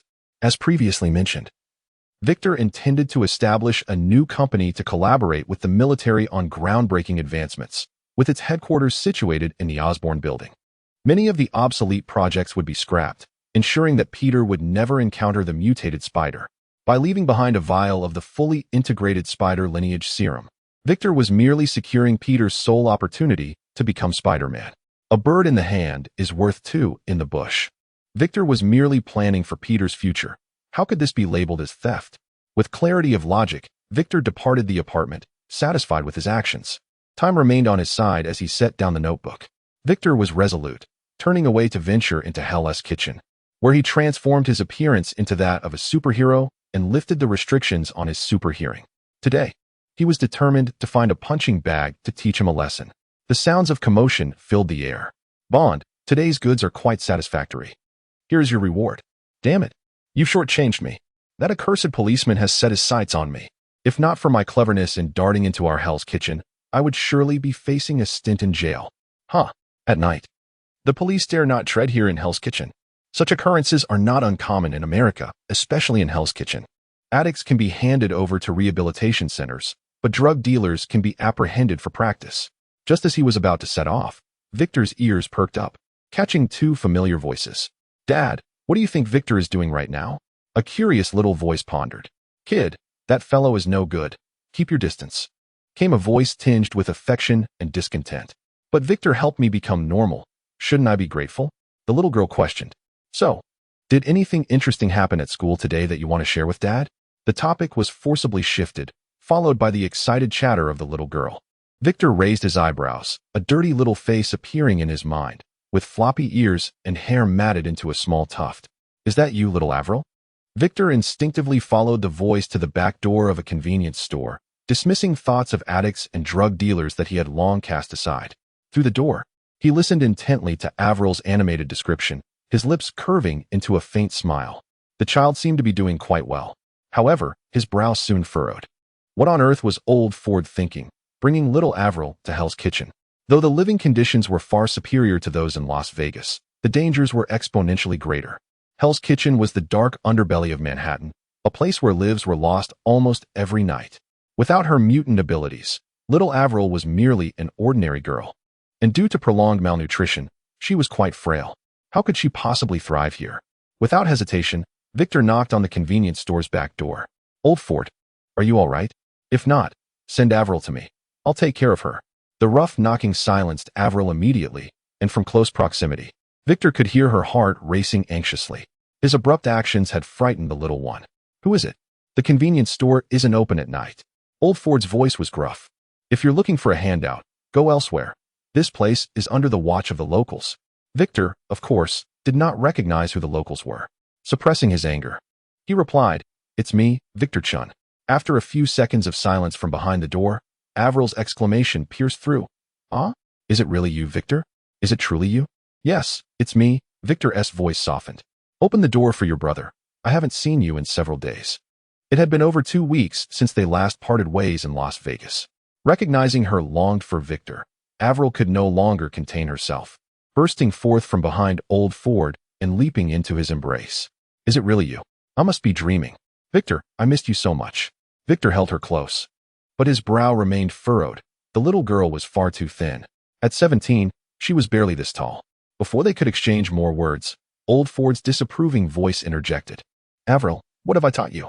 Girls should not have physical contact with boys so casually." "But he's my brother, Victor." Avril looked up from Victor's embrace, reluctant to let go. "That doesn't matter." Old Ford's expression darkened. "Let go now. A girl must be careful, otherwise, no one will want you." I won't. Victor will want me." The little one insisted, clinging to Victor. This only made old Ford's countenance more severe. Fortunately, Victor knew to maintain boundaries. Inside the convenience store, there was only one resting room. While Avril could sleep, Victor and old Ford stepped outside to converse. It wasn't that he didn't want to find a place to sit and talk. Rather, at night in Hell's Kitchen, there were hardly any establishments brave enough to operate. Bars were open, but their environments were ill-suited for conversation. In the cool evening breeze, Victor and old Ford exchanged glances filled with animosity. Victor thought, "This old man is sharing a room with Avril. What a beast." Old Ford thought, "This kid is trying to steal my daughter. No way. He must be sent away." Thus, under the premise of mutual disdain, they began their dialogue. "Why are you looking at me like that?" Old Ford initiated the confrontation. "What of it?" Victor, having recently started learning Chinese, instinctively retorted. "Try looking at me like that again."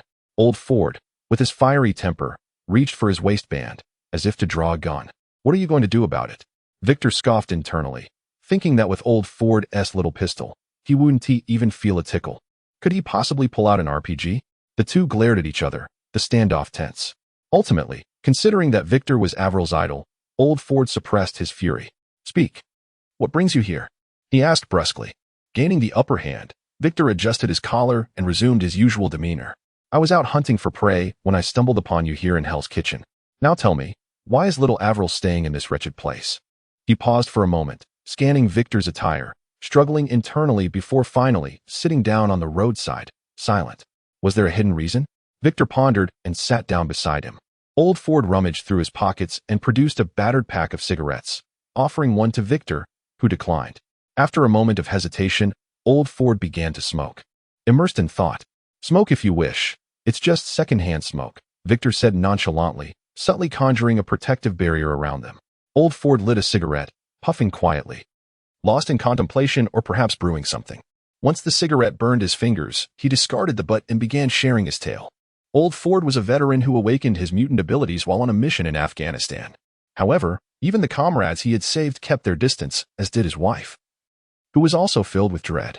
Unable to endure the peculiar glances he received, old Ford feigned death during a mission and subsequently wandered around, eventually becoming the head of an underground shelter in Las Vegas. This he did for a decade, guarding the dark, sunless underground tunnels. Yet at that time, it was impossible. He had too many burdens weighing him down. Until the arrival of Victor, he had finally attained liberation. However, instead of choosing to continue his wandering, he took over the shelter located in New York, becoming its new head. The The decision to establish a base in Hell's Kitchen was deliberate, as it was a lawless area of New York where wanted mutants could hide, awaiting their chance to be smuggled out of the city or to other countries.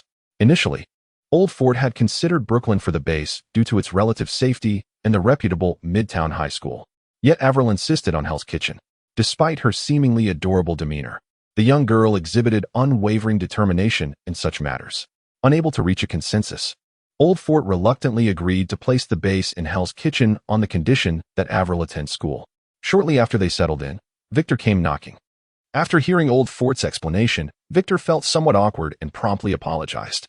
His impulsive nature had shown itself, leading to an unfortunate first impression.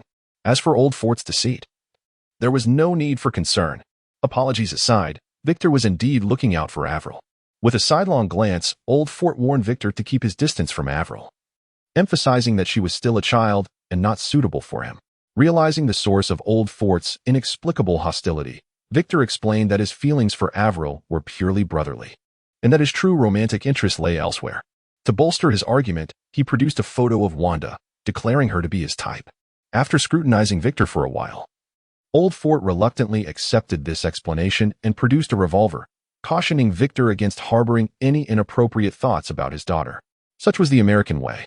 Although Victor was unperturbed by the small firearm, he acquiesced, stating that if Avril were to have a boyfriend in the future, he would need to approve. Old Fort merely grunted in response, neither agreeing nor refuting the notion, thereby alleviating some tension. Old Fort then turned to Victor. Noting that he seemed to be doing quite well, he requested some material support as their supplies were dwindling. Victor readily agreed. However, he soon became contemplative, glancing back at the convenience store behind him, pondering whether he was being taken advantage of. For someone like Old Fort, who was straightforward in nature, Victor, as an investor, found it inappropriate to beat around the bush. He directly inquired about the specifics of the assistance needed, asking how much support was required and for what purpose. Though his questions were phrased politely, Old Fort grasped the underlying implications. He widened his eyes in indignation, exclaiming that he would not be so petty as to covet a mere few dollars from Victor. Victor maintained his composure, retorting that the first meeting had involved a fee and the second a request for goods. Old Fort's eyes grew even wider, nearly popping from their sockets as he cursed, asserting that the supplies were for various shelters. He rejected the notion that he had any ulterior motives.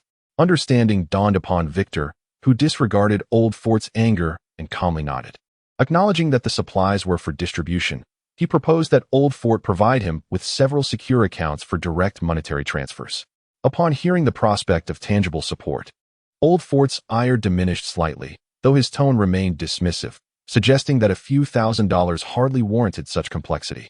Noting Victor's hesitance, he glared, questioning if Victor feared he would embezzle the funds.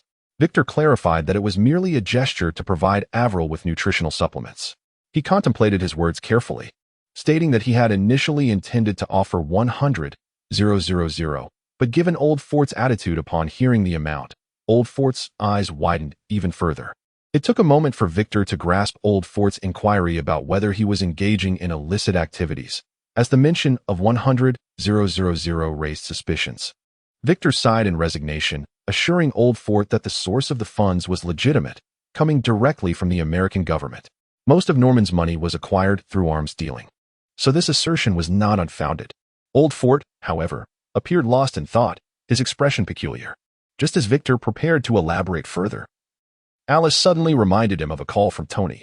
It was late, indicating something important was afoot. Shifting the conversation, Victor stated he had pressing matters and requested that Old Fort send the bank account details to the number he had previously provided, promising to return to see Avril in a few days. As he prepared to leave, Old Fort grasped his arm, his expression grave.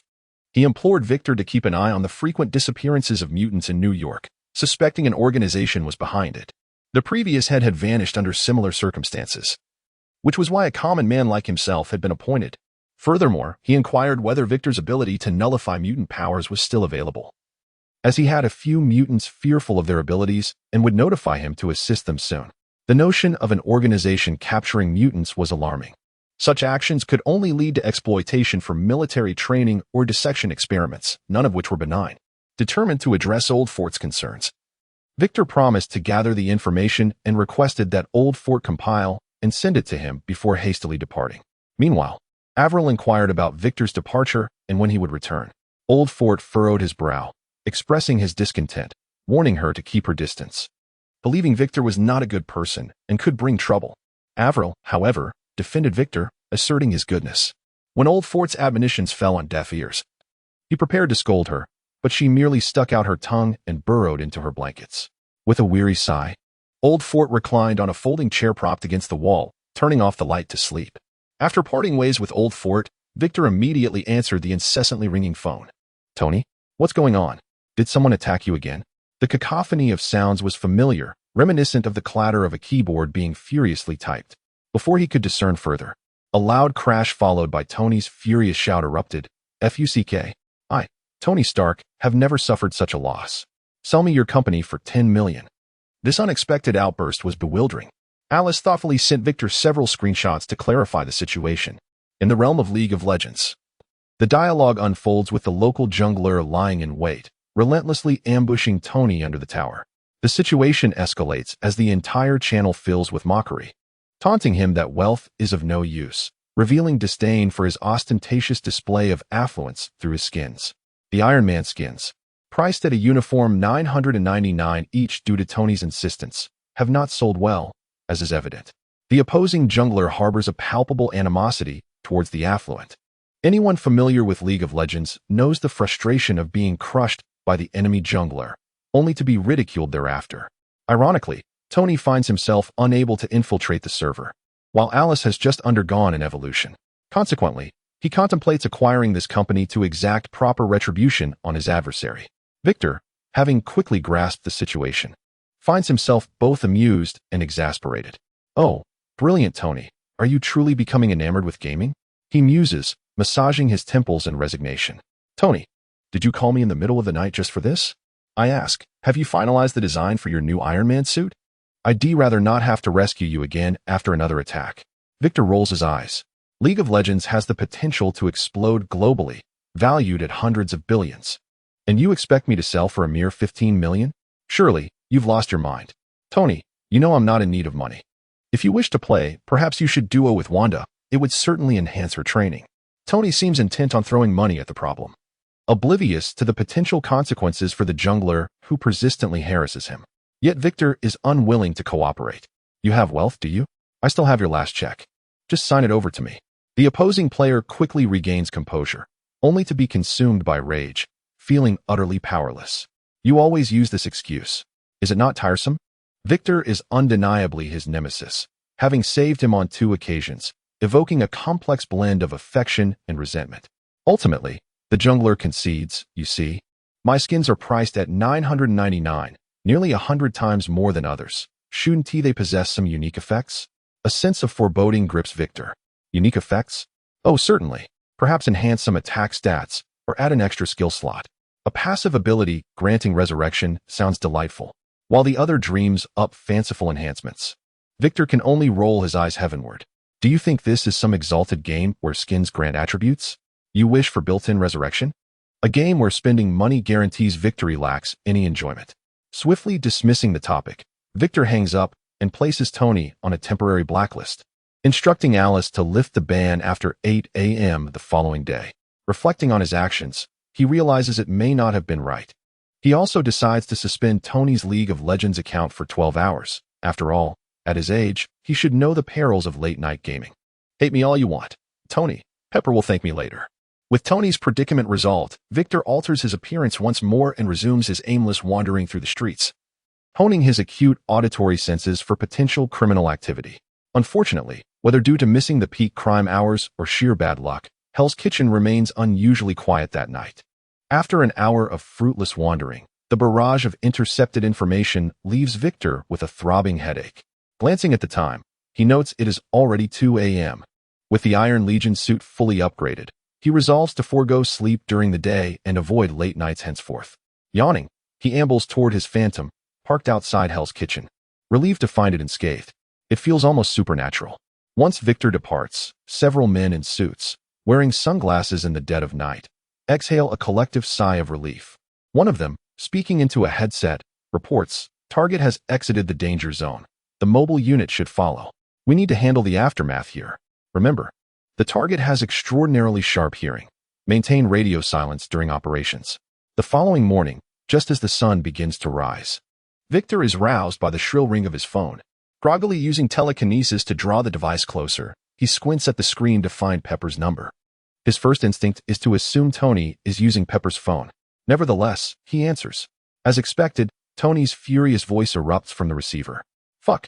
I nearly charged into New York in my suit last night. You must lift the ban on my account immediately, or I swear I'll come over to duel you."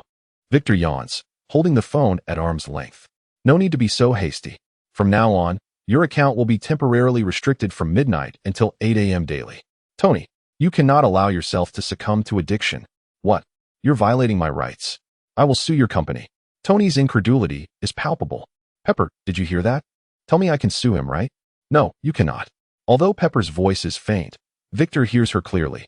"I support Victor's decision. You've been neglecting your rest. Look at those dark circles under your eyes." Pepper's tone carries an undercurrent of dissatisfaction. Tony, a seasoned charmer, quickly senses Pepper's mood and attempts to mollify her with subtle sweet talk. Meanwhile, Victor rolls his eyes, thinking, good grief. Being inundated with their sugary banter this early is unbearable. "You two continue your lovey-dovey exchange. I'll hang up now." "Wait." Pepper interjects. "Victor, Stark Industries is hosting an industrial expo today. Would you care to attend? I've also invited Tony's lead surgeon, who wishes to understand the detailed effects of the potions." The invitation to the industrial expo serves as a guise. Pepper primarily seeks to facilitate a meeting between Victor and the doctor, enabling the latter to better comprehend the efficacy of the two potions Victor had provided. This request feels somewhat excessive, which is likely why Pepper has only now broached the subject. After contemplating the timing, Victor deduces that it could indeed be an opportune moment for some entertainment, and he agrees to attend. After ending the call, Victor freshens up and heads downstairs for breakfast. Skipping tea, he instructs Felicia to prepare the private jet for departure. Hearing that Victor is heading to Los Angeles, Wanda swiftly expresses her desire to accompany him, justifying that a personal chef's salary is substantial, and she feels compelled to ensure her presence justifies that income. Before takeoff, Victor departs the villa, making his way to Oscorp Tower. Guided by Alice, he swiftly locates Dr. Kurt Connors, an assistant to the Parkers and a biologist dedicated to restoring his severed arm, akin to the lizard from Spider-Man lore. In terms of hierarchy, Dr. Connors is currently also an employee of Victor. Without unnecessary pleasantries, Victor inquires about the progress of the information gathered from the Roosevelt station. The response reveals that it is still being organized. At this stage, Dr. Connors is not the seasoned expert seen in later films. He is merely a passionate recent graduate, and the slow progress is understandable. Without further ado, Victor hands over the notebook he obtained the previous night to Connors and heads to the airport. Naturally, the page containing the core decay formula has been torn out, as he has perused the contents of the notebook. Aside from that solitary page of calculations, the remainder consists merely of research notes devoid of any data, serving only to broaden one's perspective. There is no need to worry about Connors suddenly having an epiphany that unravels the mystery of the spider serum. Science is not a game where a flash of inspiration can yield astonishing results. It necessitates a substantial accumulation of data before any outcomes can emerge. Since Connors has yet to fully grasp the theory, it is prudent to wait. Once Connors comprehends the principles, Victor intends to negotiate a balanced contract, ensuring he retains control over the production formula of the spider serum. This is imperative, should he achieve independent production of the spider serum.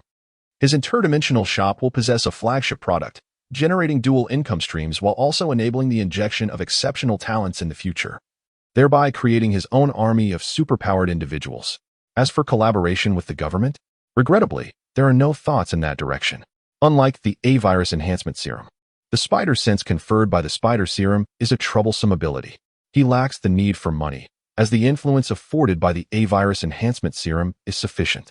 Upon the plane's arrival in Los Angeles, it was already midday. Pepper, handcuffed to her suitcase, had been waiting for a considerable time. As Victor and his companions disembarked, a car whisked them directly to a nearby hotel where a sumptuous lunch awaited. Joining them was Tony's lead surgeon, Dr. John Warner, a renowned heart surgery expert from America, celebrated for many years. As they seated themselves, and before the meal was served, the elderly Dr. Warner, eager with anticipation, began to inquire about various data seemingly oblivious to the fact that it was still lunchtime. Wanda's face registered displeasure, for Victor maintained a rule of silence during meals. Felicia politely interjected, "Sir, the boss prefers not to converse while dining. Might I request you to no need?" Victor interrupted Felicia. "For such a significant surgery, I presume you must convene a panel of experts to discuss it in detail? Time is of the essence. A delayed lunch is inconsequential."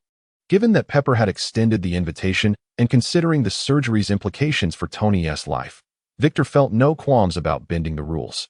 Indeed, Victor engaged in a thorough discussion with Dr. Warner about the medicinal properties through Alice, while Pepper's expression of regret grew increasingly pronounced. These crucial data points were not meant to be disclosed, and coupled with Victor's earlier remarks about the ease of replicating the medications, the underlying trust became even more precious. After addressing all of Dr. Warner's queries, he posed an unrelated question. "You've answered so many questions, yet I still don't know which medical school you graduated from. Your expertise is impressive. Have you pursued a doctorate?" Dr. Warner had developed an admiration for Victor. Unbeknownst to him, Victor's eloquent dialogue was solely based on Alice's data reserves. His own understanding of medicine was limited to human anatomy. Moreover, persuading someone to pursue a medical career is akin to "I must decline, as the time is rather constrained, and I apologize," Victor responded tactfully. Dr. Warner, obstinately persistent, attempted to dissuade Victor from his path. Pepper quickly interjected, "Dr. Warner, it's already nearing 2 o'clock. Shall we proceed with lunch?" Dr. Warner paused, glanced at his watch, and trembled slightly as he rose, his female assistant rushing to support him. He hadn't realized how late it had become. In an hour, the discussion meeting would commence, thus he opted not to eat and suggested they head over. Pepper's expression reflected her dilemma. Given the importance of the meeting regarding Tony's life, her presence was essential. She didn't need to grasp every detail, but was required to make critical decisions at pivotal moments. However, Victor had flown from New York without even tasting his meal, leaving Dr. Warner abandoned in conversation. Victor, perceiving her predicament, graciously remarked, "You may attend to your duties. I shall inform Tony to excuse you." The light-hearted comment brought a slight smile to Pepper's lips. She had informed Tony of her outing. Otherwise, as fellow personal assistants, she would have accompanied him. Victor nodded, gesturing for Felicia to escort Pepper and her companions away, leaving him alone with Wanda, who was rubbing her stomach. Once the others had departed, she pitifully leaned on the table, her stomach audibly rumbling. Embarrassed, Wanda buried her face in her arms, her hair cascading over the table, unable to conceal her voluptuousness accentuated by gravity. Perhaps due to hunger, Victor instinctively swallowed hard, relieved that the sound was not loud enough for Wanda to hear. Clearing his throat, he pressed the call button beside his chair, signaling the server to bring forth the dishes. Shark fin soup, crab bisque, abalone with pearl vegetables, 5-spice squab. Sweet and sour lotus root. Pepper had meticulously arranged a menu filled with Victor's favorite dishes. He cast a thoughtful glance at Wanda, whose nostrils flared slightly as she inhaled the aroma. "Pepper said she wanted to treat you to a meal, and when she asked what I liked, I told her," Wanda explained, her voice dwindling as if caught in a transgression. "It's perfectly fine," Victor reassured her, gently stroking her hair. "I am merely astonished that you remembered so many of my preferences." This unexpected gesture made Wanda instinctively retract her head, only to lean into Victor's hand, her eyes half closed in enjoyment. Just then, Felicia entered the room. Wanda quickly pulled away, focusing on her chopsticks instead. Victor casually welcomed Felicia to sit down and declared the meal commenced, taking the lead in using his chopsticks. Although he wasn't particularly hungry, he knew that if he didn't start eating, neither would the other two women. After a hearty meal, they arrived at the Industrial Expo in downtown Los Angeles at approximately 4:30, just as Tony's personal presentation was concluding. Rather than enter the venue, Victor and his companions chose to explore the surroundings. Tony approached, flanked by a throng of reporters and fans, and confronted them with a stern expression. "You dare to appear before me? Before I lose my temper, sell your damned company to me. I offer $70 million. Victor remained unfazed, greeting Happy, who was behind Tony, before turning his attention to a displayed exhibit, evaluating it with great interest alongside Wanda. Tony, visibly irate, exclaimed, $100 million. This is my final offer. If that doesn't work, I'll just buy a game company to develop a new game myself." Victor, sensing it was time to cease ignoring Tony, replied, "Enough of the theatrics. Don't think I'm unaware that you've investigated our company's game data. This game is destined to be a hit. I'm not lacking in funds, so why would I sell? Upon hearing this, Tony's gaze faltered momentarily. Victor rolled his eyes, refusing to engage further. With a clear stance established, Tony could only grimace, realizing he had failed to sway Victor. A dispirited clap echoed through the air. This event is nearly over and hardly worth attending. I'm hosting a barbecue at my home. Care to join? It's free. After all. Victor shrugged. Wanda, hearty, let us indulge in some gourmet hot dogs. Tony, in a huff, turned and strode towards the exhibition exit. Happy and the other security personnel worked in tandem to block the throngs of reporters and fans. Yet they could not deter the relentless microphones that sought to invade Tony's personal space, nor the various slips of paper bearing numbers that were thrust into his palm. Without hesitation, Tony rejected them all. However, when a few children approached him with Iron Man photos seeking autographs, he paused to grant their wish amidst the chaos. Victor and the others trailed leisurely behind, relishing the moment. This was precisely why, during his last encounter with Obadiah, Victor had donned Superman's guise. He abhorred the sensation of notoriety. The procession finally maneuvered outside the exhibition hall. Tony exhaled a sigh of relief and boasted to Victor behind him, "Don't be envious. If you were willing to reveal your identity, you could enjoy the same." Victor merely smiled in silence, gesturing towards a sleek Aston Martin parked at the entrance, where a strikingly attractive blonde was leaning against the vehicle. "Happy, that car is newly acquired, I assent it?"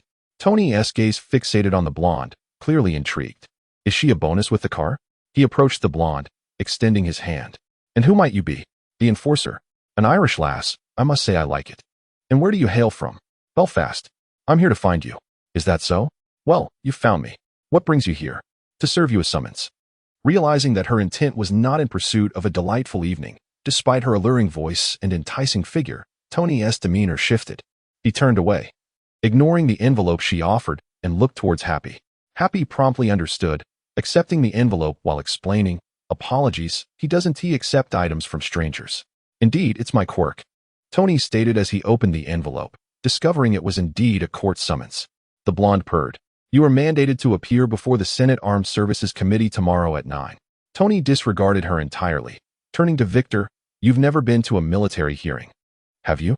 Let us take a trip to Washington tomorrow." Victor nodded with a smile, as he had come specifically for this spectacle. Ignoring the blonde, Tony settled into the passenger seat, while Happy drove and Victor and Wanda occupied the back, with Wanda seated in the middle. As the sports car sped away, the blonde's smile abruptly vanished, her expression turning frosty. Simultaneously, in the cramped confines of the car, Victor, whose arm rested against Wanda's shoulder, noticed a slight tremor in her body. Alice intercepted the message sent earlier. The seduction mission had failed. The target was confirmed to arrive on schedule tomorrow, necessitating the execution of the next plan. Victor narrowed his eyes, pondering the allegiance of those involved. Was it the military, S.H.I.E.L.D, or perhaps Hydra? Lost in contemplation, Tony suddenly exclaimed from the front seat, "Hey, while I've treated you to a splendid perk, your expression is rather dubious, huh?" Wanda blushed, while Victor sighed, resigned. "Whatever the machinations may be, as long as it doesn't involve me, I'm indifferent." The gathering, ostensibly a private party, consisted of only the two of them, Victor and Tony, along with Happy, merely 4 attendees in total, as Felicia was at her villa attending to matters and could not join. It was more aptly described as a small gathering. Stubborn Tony refused to admit that it was specifically arranged for Victor. Victor chose not to expose him, instead observing as the two engaged in a silent stare-off. "Hey, I prepared the ingredients. Must I do the cooking as well?" Tony argued. "You merely talk." "The ingredients were arranged by Pepper or Happy." Victor rolled his eyes. "What kind of host invites others over for a barbecue without knowing how to cook?" "Who says I can't?" Tony retorted, rolling up his sleeves to take action. Yet, he fumbled and failed to ignite the charcoal, ending up with soot-covered hands. Thankfully, Happy stepped in, providing an excuse to take over the task. However, seeing Victor's smug smile, Tony couldn't help but retort, "What's so funny? Can you do it better?" Victor shrugged, his arm draped over Wanda's shoulder. "Hey, I have someone to take care of me. I need not lift a finger." With a scowl, Tony chose to ignore Victor. Engaging in retorts with this man was never a winning strategy. Meanwhile, Wanda, who had been quietly grilling chicken wings, felt Victor's hand on her shoulder, causing her to shudder slightly. Her face, already flushed from the heat, deepened in color. In a previous life, though not adept at starting a fire, she was no stranger to barbecuing. Tony, who had feasted voraciously, had never once lifted a finger to prepare a meal, unable even to identify the spices. The end result was a collection of half-cooked skewers with an odd flavor that he wouldn't dare taste himself. Had it not been for Happy S.'s presence, he would surely be starving tonight. The flavor was merely passable. Tony's gaze shifted, spotting a platter of delectable skewers beside Wanda. He approached with his creation. Listen, as friends, we should share, let us trade. While Wanda hesitated internally, she remained silent, casting a pleading glance towards Victor. He instantly comprehended, conjuring a telekinetic barrier to thwart Tony's plans. How petty. Shouldn't friends share? Tony grumbled, his mustache twitching. Apologies. I overlooked it. To celebrate our friendship, I shall gift you this platter I prepared. Victor offered his skewers telekinetically. Tony smirked, deciding to relent. Though Victor's culinary skills were not of a master chef, they certainly surpassed Happy's. As he devoured the skewers, Tony casually inquired, by the way, the self-healing virus you provided should have a more effective formula, right? If the efficacy were too potent, akin to Wolverine's rapid healing, how could the surgeon even open a wound to extract the shrapnel? Tony, cognizant of the implications, refrained from further probing. After a moment of silence, he suddenly asked, since you are in that field, surely there must be a better solution? Perhaps nanomedical robots that could safely extract these fragments without surgery? Of course, that's feasible, Victor replied with a sidelong glance at Tony. However, acquiring such goods requires funding. My resources only suffice to procure these 2 vials. Are you unsatisfied? You may return them. Very well, Tony conceded, speechless. He devoured several skewers of grilled meat, his head bowed in contemplation, yet he ultimately remained silent. Victor comprehended the question lingering in his mind. Upon hearing this, a bitter expression crossed Tony's face. Has technology in the universe advanced to such an extent? If a superior civilization were to take an interest in Earth and harbor intentions of invasion, a glance at the history of America's development reveals the consequences inscribed in the annals of time. To be backward is to be vulnerable.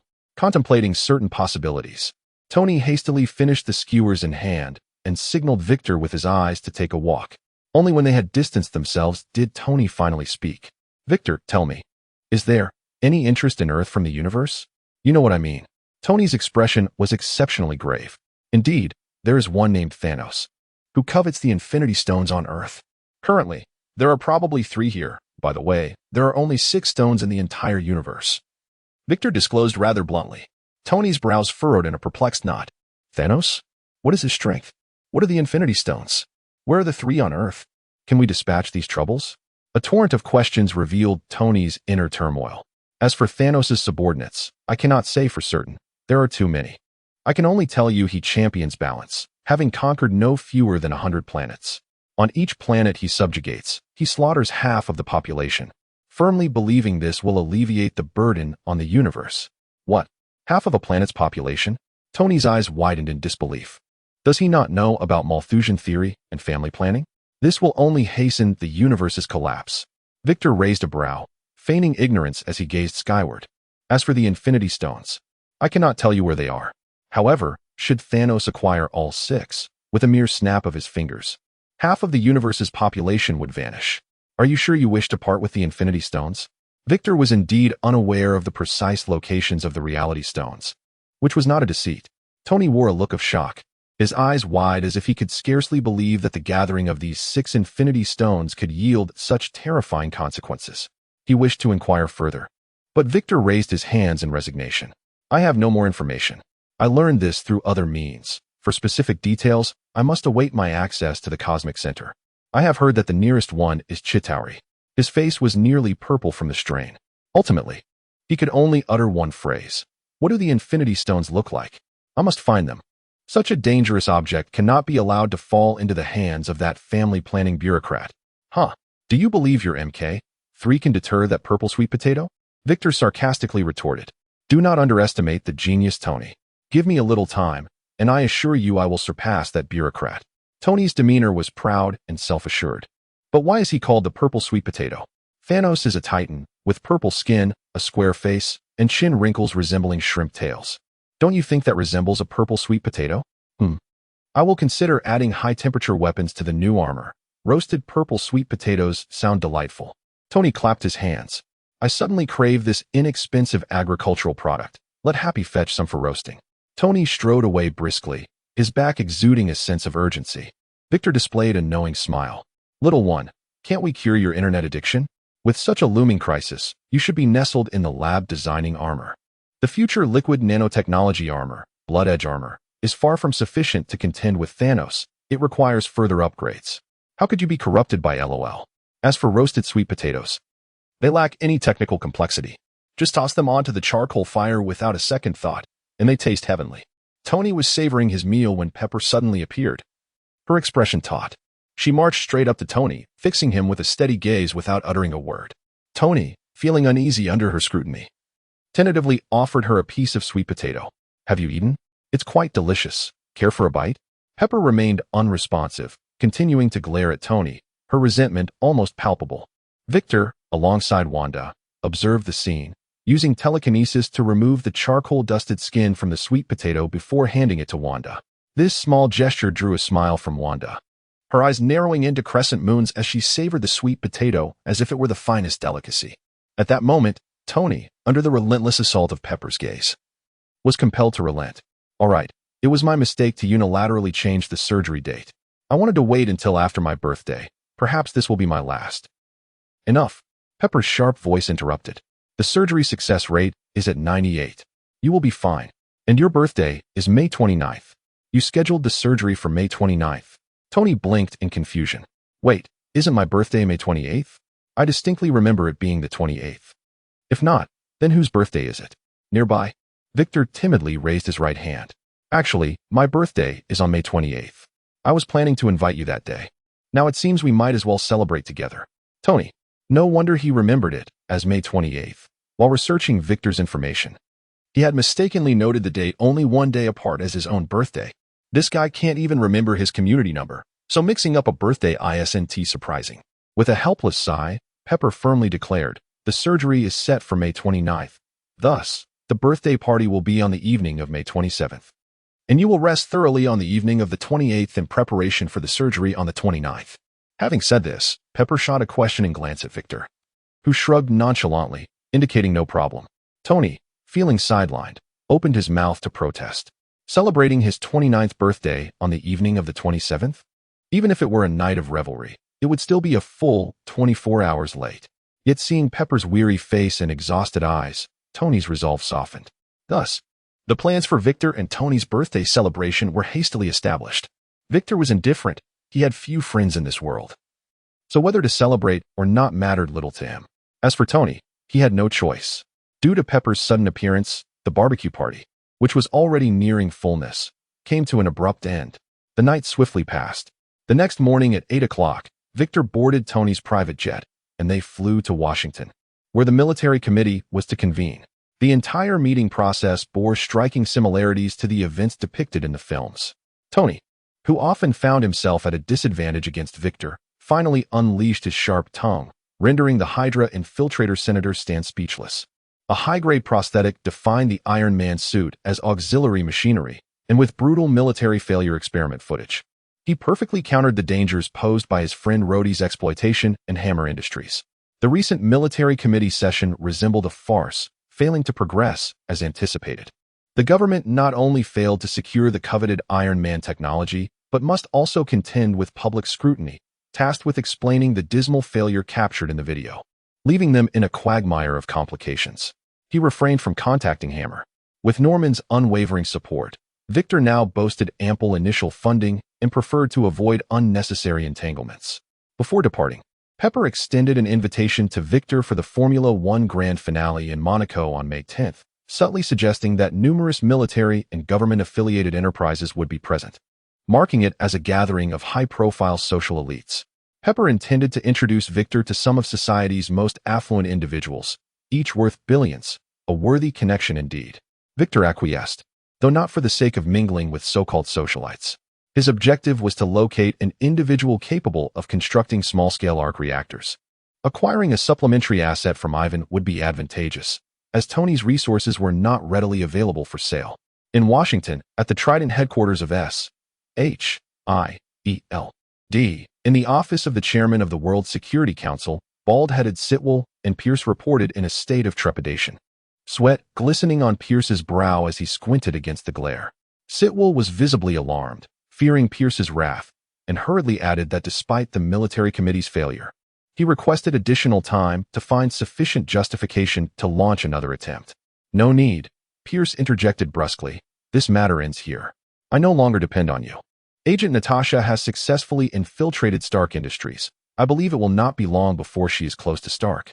She has never disappointed Nick Fury, and I trust she will not let me down this time. He then expressed concern about the inclusion of the foolish Hammer Industries representative in their organization, fearing his ineptitude might inadvertently expose Hydra's existence. A mere figurehead? More like a silver-plated fool, Pierce remarked, his expression impassive. Such a simpleton cannot be absorbed. But acquiring assets from Hammer is still feasible. You know what to do? Yes, absolutely.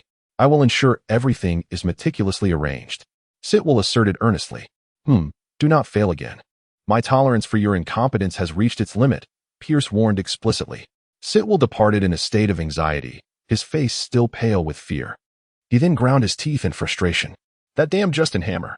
How could he not have properly saved the footage of the failed experiment? He will pay for this oversight. The advancement mission was completed in Hell's Kitchen. That very evening, Victor arrived alone at the designated location, a secluded warehouse, and, without knocking, had Alice dial Old Fort's number. His superhuman hearing detected a faint vibration of a mobile phone behind the door, accompanied by approaching footsteps. The warehouse door opened, revealing Old Fort's scruffy visage. He beckoned Victor inside in a hushed tone, cautiously surveying the surroundings before closing the door once he confirmed they were alone. Victor observed this peculiarity with a bemused expression. Why did this feel like a clandestine operation? Under Old Fort's guidance, Victor encountered the day's trading partners, a middle-aged woman with her tongue coiled around her waist, a boy adorned in scales, and an unremarkable young man. The three mutants, having been adequately briefed by Old Fort, wasted no time in initiating dimensional trades, seamlessly acquiring three mutant abilities. The uncontrollable long tongue, the ineffective scales, and the searchlight were all of F-grade lineage, lacking any backup value. Thus, they were packaged and sold to the platform, yielding 3 F-grade certificates and 42 dimensional points. Once the transactions were concluded, Victor prepared to leave, not wishing to delve further into the affairs of the underground sanctuary. However, Old Fort intercepted him, first instructing the 3 agitated trading partners to wait, before leading Victor to another vacant room. Did you review the intel I provided? 2 mutants from my list have suddenly vanished. I suspect they have been captured by that organization, Old Fort expressed anxiously. Victor regarded Old Fort with an impassive demeanor. Are you not aware of the information you provided? Beyond the names, abilities, and basic details of the missing mutants, is there anything pertinent to their disappearance? Old Fort coughed awkwardly and explained, I was previously a firepower specialist, not a scout. Gathering intelligence is not my forte. Aren't you the one with abilities? Do you have any information? Though he had mingled with Tony in recent days, it did not imply that Victor had neglected his research, nor had Alice. Alas, the gathered intelligence was woefully scant. After a moment's contemplation, Victor shook his head and replied, Currently, my intel is limited as well. I am not a professional in locating missing persons. Did I not provide you with a box of trackers? Those that can be installed are in place. We can only wait for them to act again. Wait for what? Old Fort questioned, perplexed. The Chinese idiom implies that with scant information, it is better to wait rather than pursue them blindly. So you have no solution? Old Fort shot a sidelong glance at Victor. Exactly. It seems I cannot rely on you. I will proceed with my own methods, Old Fort retorted, rolling his eyes before departing. We shall act independently and reconvene if new information arises. This abruptness was quite irksome. If not for the concern that Avril might also be ensnared, Victor would have relished the opportunity to confront the old rogue. In a dim alley of Hell's Kitchen, transformed into Superman, Victor easily subdued 3 men scavenging for corpses, using telekinesis to drape one man's clothing over a drunken woman who was the target of their predation. She had been targeted after becoming inebriated at a bar in Times Square, leading to her being brought to Hell's Kitchen. The trio of men took turns assaulting her, her frail figure unlikely to endure such brutality, and it seemed Hell's Kitchen might soon witness another lifeless body. As usual, Victor had Alice report to the police while he used telekinesis to escort the drunken woman out of Hell's Kitchen, casually leaving her at the entrance of a police station. The nighttime atmosphere in Hell's Kitchen was such that, barring major incidents, Even the police dared not venture in. It had been 4 days since Victor's last encounter with Old Fort. During this period, Victor dedicated his days to assimilating a select amount of Chinese martial arts knowledge, ensuring he could fully comprehend it by night. As darkness descended, he transformed into Superman, roaming Manhattan and dispensing justice, while familiarizing himself with various techniques through practice. He also hoped for a stroke of luck in unearthing the group capturing mutants. Though he failed to catch any fish, he inadvertently built a small reputation in the vicinity, with even a tabloid publishing an article highlighting the unauthorized law enforcement actions of the Superman enthusiast, underlining the phrase, unauthorized law enforcement. Those who were reprimanded by Victor were not without their vengeful spirits.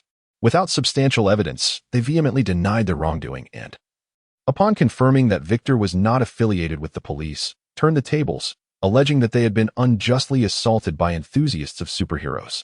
Due to multiple accusations pointing in their direction, the police were compelled to open a case, albeit merely as a procedural formality.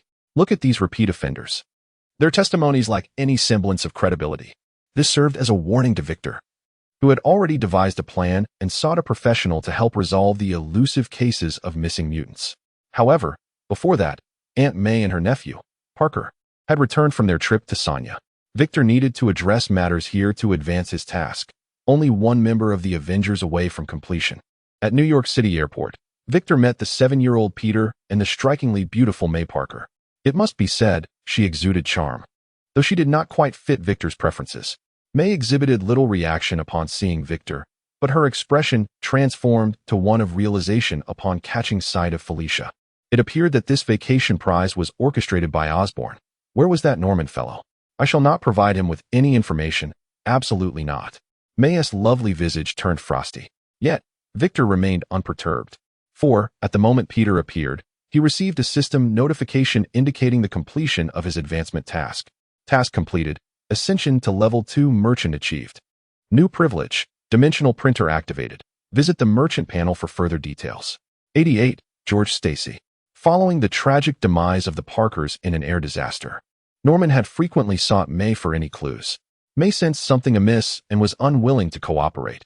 Felicia was still Norman's assistant at that time, so her interaction with May was entirely expected.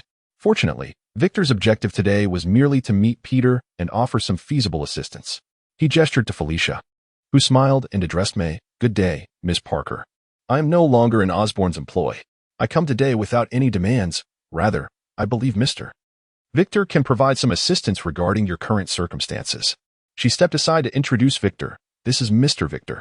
Victor extended his hand comfortably, greeting her. Good day, madam. May, skeptical, glanced at Felicia and hesitated before extending her hand.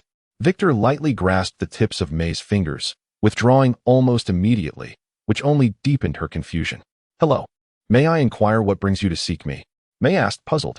Certainly. You may perceive this as an act of restitution, Victor replied, taking a document from Felicia. Although the Parkers had a work agreement with Osborn, their talents have aided me significantly. Given your challenging circumstances, raising a child is no small feat therefore. I have purchased a fund for you. This is the purchase document, and as the guardian, your signature is required. You will receive approximately $2,000 monthly in dividends until Peter graduates from college, at which point he will receive a lump sum of $100,000 to support his entrepreneurial endeavors. However, raising a child alone is indeed a monumental challenge. May hesitated but ultimately accepted the fund agreement. Apologizing softly while holding Peter's hand and meticulously reviewing the contract to ensure there were no hidden traps. Victor did not rush her. Instead, he stood by, opening the platform to inspect the new privileges of a Level 2 merchant. Dimensional printer converts backed-up data into commodities, consuming corresponding level certificates for product valuation and dimensional currency. The printed commodities cannot be utilized in this dimension. This dimensional printer carries significant restrictions, consuming certificates for product valuation and dimensional currency, with no authority to modify these certificates. Means that any product sold would yield only minimal dimensional points. After all, the quantity of certificates generally corresponds to a range of dimensional points. If set too high, others may not buy at all. At most, it merely boosts transaction volume, hastening the reception of advancement tasks. The prohibition on utilizing printed goods in this dimension is particularly harsh, effectively severing even the route of self-production and sales. This compels dimensional merchants to devise means for self-manufacturing products or acquiring new ones. Fortunately for Victor, he is situated within the expansive Marvel universe, rich with available products. In lower-tier dimensions, such as the world of Resident Evil, all commodities are merely T-virus related, likely yielding scant benefits. Were it not for Victor pointing him towards a new path, he might have been forever constrained within that ceiling. The sole beneficiary of this rule seems to be the enigmatic proprietor behind the platform. As Victor pondered, May finished reviewing the fund agreement, confirming there were no additional clauses. Yet she remained unsigned. She looked at Victor, curiosity evident in her gaze. Could you enlighten me as to why you're doing this? I have nothing to offer you. While you are quite handsome, for Peter's sake, I do not intend to seek another partner. The latter part, though somewhat self-absorbed, was indeed justified. May possessed the right to be confident. Even Felicia cast a subtly interested glance. If Victor were genuinely interested in May, what would Wanda think? Victor promptly clarified, "No, madam. While you are indeed beautiful, you are not my type. This is solely an expression of gratitude for Peter's parents' contributions. They were more remarkable than you might imagine." Internally, he added, "Regardless, the inheritance has been secured. Consider it a licensing fee." Having articulated this plainly, further explanation was unnecessary. May decisively signed the document, visibly relieved, and bestowed a radiant smile upon Victor, not forgetting to express her gratitude towards Peter's parents. Victor graciously accepted her thanks. After a brief exchange, he requested Felicia to leave her phone number, indicating she could assist with any difficulties before departing the airport.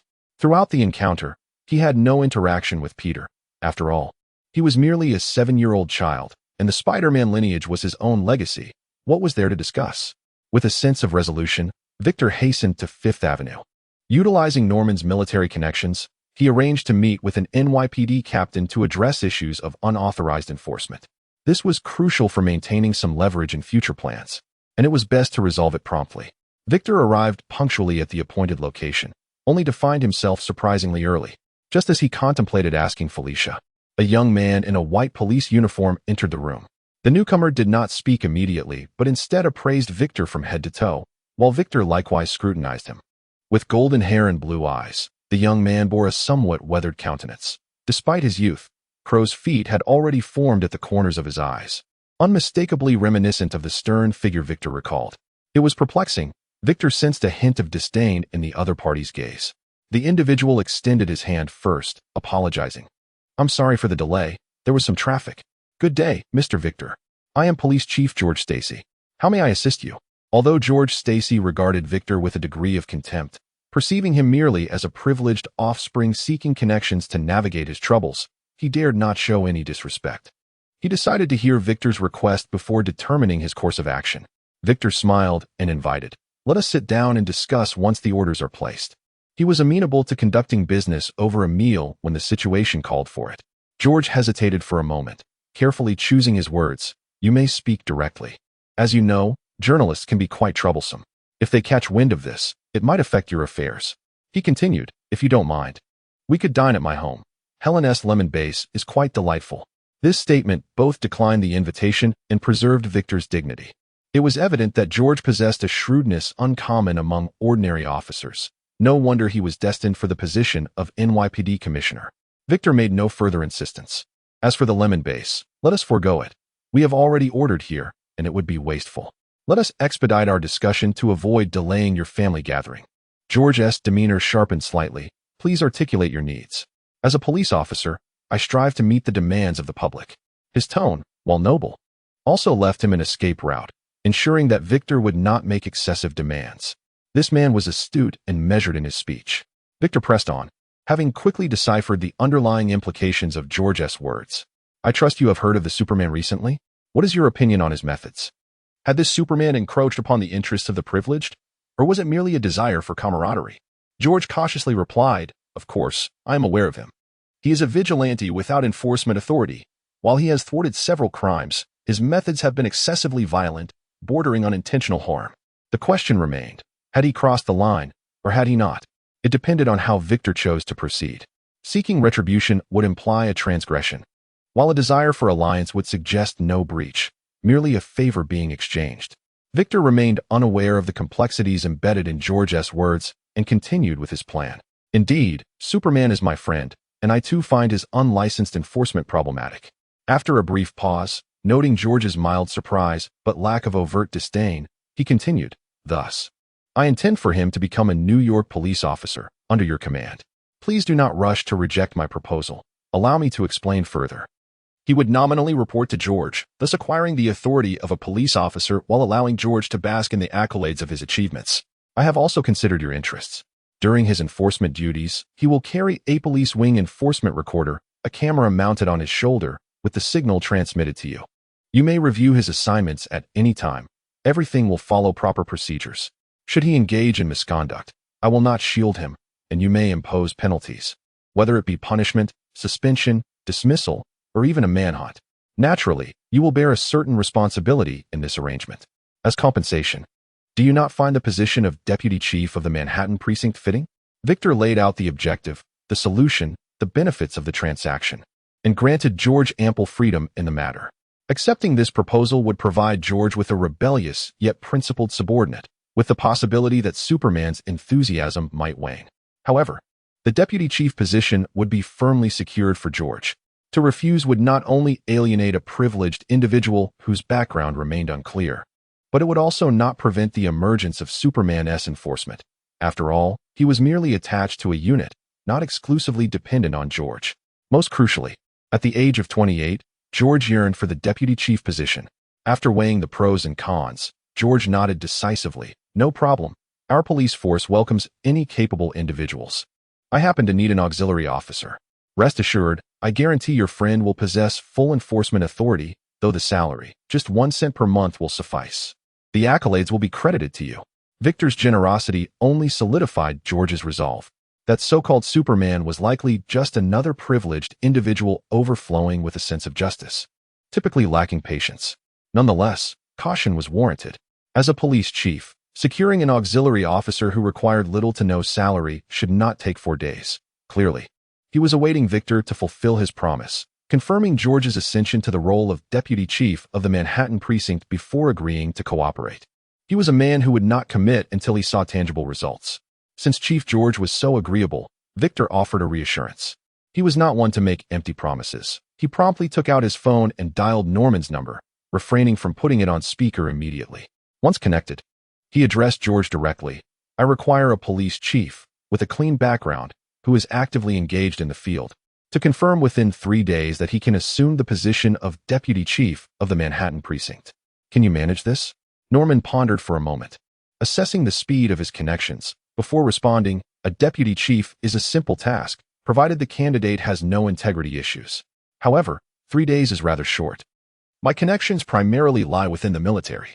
Norman paused, leaving the implication clear. There was a possibility to discreetly reveal certain information or provide sample data. "Understood.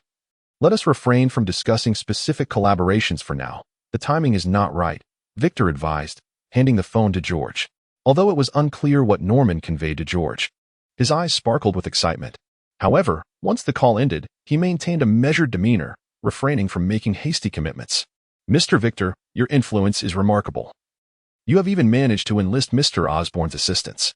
I am truly impressed," George remarked with significance. Had a less composed individual been in George's position, such praise might have led to a slip of sensitive information. Victor, however, chose not to engage with that line of conversation, redirecting the discussion. "Then it's settled." George, ever astute, rose to shake hands, bidding farewell. "My work is quite consuming. I cherish my family time and cannot afford to be late. Please forgive me." "Understood. I extend my heartfelt congratulations in advance for your anticipated promotion to deputy chief." Victor smiled as he shook George's hand. After seeing George off, Victor patted his slightly stiff cheek. Although he had rehearsed such expressions, maintaining a facade of cheerfulness for prolonged periods grew increasingly uncomfortable. After a brief respite, Victor called Phrygia in to share lunch, which was rather extravagant. Since George dared not stay, it turned out to be a boon for Phrygia. The dining atmosphere was unusually quiet, with Phrygia silently serving dishes for Victor, who, true to his nature, relied solely on his hands. Victor pondered the unfolding plot of Iron Man 2, anticipating Ivan's appearance at the Monaco F1 Grand Prix on May 10th. This signaled that the storyline of Thor was not far behind. An influx of income loomed ahead, a lineage of the Thunder God, the Enchanted Hammer, the Destroyer, URU medal, the 3 warriors of Asgard, and Sif's weapons, all boasting considerable market value. It was imperative to resolve matters here expediently and prepare adequately, yet discreetly, mindful of S.H.I.E.L.D's watchful eyes, necessitating a well-laid plan. After lunch, Victor took out his phone to search for Eric Shavig's papers. As a luminary in astrophysics, Shavig had published extensively, with complex jargon that made reading a challenge. After a cursory glance, Victor abandoned the search with his own eyes and instructed Alice to locate papers containing keywords such as cosmic aggregation, planetary alignment, and spatial anomalies. Within seconds, Alice had completed the search and identified the most relevant paper, fortuitously published just 3 days prior on Facebook, garnering little attention and teeming with skepticism in the comments. Critics lambasted Eric for predicting a once-in-a-millennium cosmic aggregation in 5 years despite insufficient data, deeming his theories on spatial force field disturbances irresponsible in the eyes of data-centric scientists. Victor's eyes gleamed with excitement. "You lack funds, but I possess ample resources." What was particularly fortuitous was that Eric's latest update indicated his arrival in a small New Mexico town the previous day, intending to observe an unusual weather phenomenon that he believed could provide data for his assertions. This was precisely what Victor needed. "Hottie, contact Eric Shavig, the astrophysicist, and express my keen interest in his research on cosmic aggregation. I am prepared to sponsor his work. Please confirm a suitable time and location." "Certainly, I will arrange it," Frisia replied. Victor speculated that Eric would not easily relinquish this opportunity for observation, and the eventual meeting would likely occur post-phenomenon. By that time, Thor's hammer should also have landed, perfectly aligning with his plan. Having devised a plausible reason for traveling to New Mexico, Victor instructed Alice to discreetly hire a team of mercenaries to set up surveillance in the outskirts of the town where Eric resided, ensuring they would identify the hammer's landing site without delay. The mission would officially be to protect a meteorite sample. While this would not prevent S.H.I.E.L.D. from discovering Thor's hammer, it would provide Victor with valuable time to prepare. After finalizing the plan, Victor exhaled in relief. Indeed, monitoring was a cumbersome affair. Although S.H.I.E.L.D's agents rotated without redundancy, with Alice's assistance, they were rendered invisible. Fortunately, once this New Mexico expedition was complete and he had amassed a substantial collection of goods, Victor would possess the confidence to confront S.H.I.E.L.D., liberating himself from his current constraints. Speaking of goods, Victor accessed the DC Universe's inventory in exchange for the super ventriloquism ability. Although he could merely transform, he desired a unique vocal quality befitting Superman. The ability, valued at an E-grade certificate and costing 500 dimensional points, would allow him to control all the muscles in his body to produce sound without moving his lips. This expenditure was well worth it. "Hottie, do you have any plans for the upcoming days?" Victor casually inquired. Me? No, nothing significant. I do have some company documents for you to review. Would you like to assist?" Frisia's voice carried a hint of melancholy. Company documents were likely as daunting as academic papers, best avoided. Upon returning to the villa, Victor began to practice the super ventriloquism ability, instinctively controlling his muscle vibrations to produce sound. However, having just acquired this superpower, he could only produce sound from concentrated muscle groups in his abdomen, chest, and back. Altering tone was relatively simple, though. After extensive practice, he settled on the vocal quality of Henry Cavill. If he was to embody Superman, he intended to do so thoroughly. Once he confirmed the stable use of this voice, Victor instructed Alice to calculate the precise amount of knowledge to absorb, ensuring it would be digested by evening. Upon awakening, he was eager to find a punching bag and unleash his energy in the virtual realm. After calming his excitement, Victor had Alice use a new number to call George. The phone rang for quite some time without being answered. Alice then remarked, "Chun, I believe Mr. Stacy may be preoccupied. Please take a look at this news." Having missed the optimal escape window, a group of robbers was currently holding 13 hostages, stalemated with a large contingent of police outside.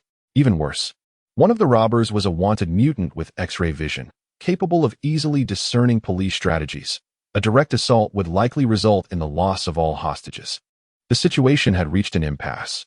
The live broadcast revealed George as the police chief, still on the front lines, too occupied to answer his phone. He likely had it muted. Victor's brow furrowed with irritation. How could George engage in such thrilling events without inviting him along? It was outrageous. The Upper East Side was not far from Fifth Avenue. He needed no vehicle, merely to leap from his balcony, find a shadowy corner to transform into Superman, and head directly to the scene. Draped in Superman's guise, he soared through the sky, inevitably drawing numerous gazes. Upon arriving, the media had already caught wind of the situation, their cameras trained on Victor, clamoring with questions. However, with so many voices vying for attention, he could not discern a single inquiry. Disregarding the reporters, Victor descended into the police line beside George, who was preoccupied with the crisis. "Halt! This is not a place for you. Step back beyond the perimeter," shouted several nearby officers, attempting to shoo Victor away. "Superman? Another mutant? Damn it, are you in cahoots with the one inside?" they barked, warning him to retreat immediately as he had entered a combat zone. Victor paid them no heed, casting an inquiring glance toward George. "Old friend, need a hand?" 91. "Do not fear, for I have arrived." In the face of Victor's inquisitive gaze, George hesitated momentarily before resolutely stepping forward and proclaiming loudly, "This is my new assistant. What are you all doing? Lower your weapons." Upon the command of the superior, although some officers displayed reluctance, they reluctantly lowered their guns, yet their eyes remained fixated on Victor. In the distance, a man clad in a white police uniform, adorned with 3 gold stars, the commissioner of the Manhattan precinct, strode forward briskly. He cast a glance at Victor, his brow furrowed deeply, and without inquiring into the situation, he barked, "Mutant, this is not a child's play. Leave immediately, or I shall arrest you by law." His disdainful demeanor left one uncertain whether it was directed at Victor or mutants in general. However, it was undeniable that the commissioner of the NYPD's Manhattan precinct was inherently at odds with Victor, suggesting that George's promotion might come swiftly. "Commissioner, this is my newly recruited assistant, who reported to you an hour ago. He is now an officer." The white commissioner, upon hearing this, furrowed his brow even further, preparing to respond when a gunshot suddenly rang out from the jewelry store behind him. "Damn, that son of a bitch killed the negotiator. Goddamn it. Commissioner, we need to charge. Those bastards killed Jack. We cannot let them escape. Wake up. The hostages are still in their hands. Then let them all perish. Allow these scoundrels to leave, and the casualties will surely exceed what we have now." The radio crackled with chaos, with voices advocating for the execution of both the hostages and the robbers, while others called for further negotiations. In the midst of this turmoil, the white commissioner had to raise his voice to restore order. Victor scanned the surroundings and shrugged, stating, "I believe that if this continues, we will end up having to kill the hostages along with the perpetrators. Why not give me a chance? Allow me to enter alone. I can handle this." George scrutinized Victor's eyes, enunciating each word. "Do you comprehend what you are proposing? There are 7 robbers, 5 Beretta M92s, 2 MP5 submachine guns, and 13 hostages. Are you certain there will be no issues?" Victor replied earnestly, "If that is all there is, I believe it will be manageable. Just trust me, and you will soon occupy the position of that white man." George studied Victor intently, ensuring he was not jesting, and began to contemplate seriously. Moments later, he decisively made his choice. "You had better not deceive me. Otherwise, consider my promise from this noon null and void." With that, George sprinted to the side of the white commissioner, the two of them whispering intensely, occasionally engaging in heated argument, until ultimately, the white commissioner was persuaded by George's insistence. It could be said that George's assurance, should the rescue fail, he would assume command of the operation, was pivotal, even as the commissioner had previously prepared to disregard the lives of the hostages for a forced breach. Victor understood the considerable risk George was undertaking, nonchalantly waving his hand as he stepped past the police barricades and strolled toward the jewelry store, treading upon shards of glass as he entered. Upon entering the store, a 1-meter-high circular counter came into view, behind which stood 13 hostages with their hands clasped atop their heads, while 7 robbers crouched beneath the counter. One black robber stood up from behind the counter, pressing his body against a female sales assistant, revealing only one eye. He aimed an MP5 at Victor, seemingly unfazed by Victor's attire, and remarked jovially, "Hey, is that outfit meant to make me laugh? Well, you've succeeded halfway." The robber's humor was disregarded as Victor continued to advance, his superhuman hearing enveloping the entire jewelry store, detecting a total of 22 heartbeats. Aside from himself, there were 21 others within the establishment. Victor distinctly recalled George's assertion of 13 hostages and 7 robbers. The additional individual, whether a robber or a hostage, remained uncertain. But it could be confirmed that this person was undoubtedly a mutant. The F-class should be the one with X-ray vision, while the E-class must be another mutant. His gaze subtly roamed, attempting to identify the mutant, but the black robber was growing impatient.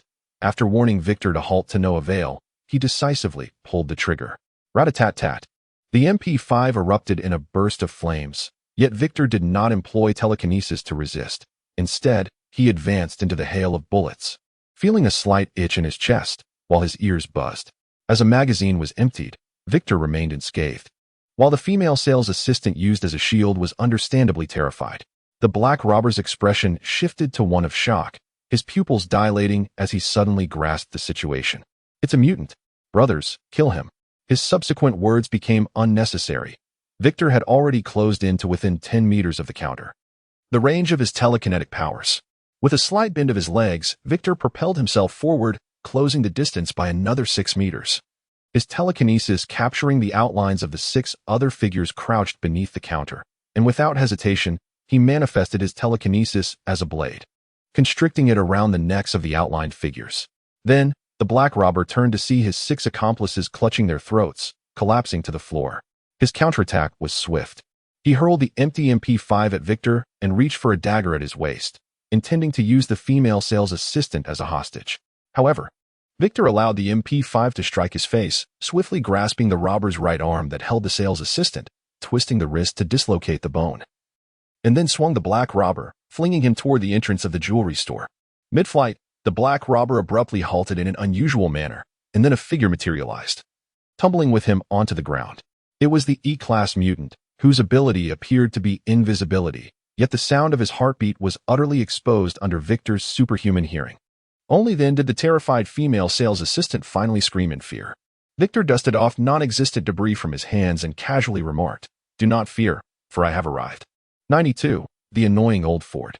Manhattan, Park Row, the headquarters of the New York Police Department, is situated here. Victor maintained his superhuman guise, sitting in the officer's lounge, deep in thought. An hour ago, the robbery ended with 5 victims and 2 captured robbers, while the hostages, aside from being frightened, emerged unscathed. Yet, news of the superhuman had stirred a whirlwind across New York.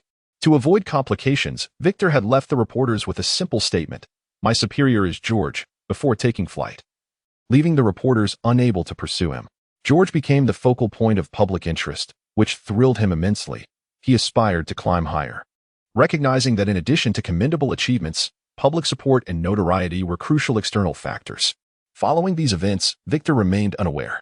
He wandered Hell's Kitchen for over an hour, effortlessly thwarting 3 drug deals, a firearms transaction, and 6 brawls, before receiving a few compliments from George.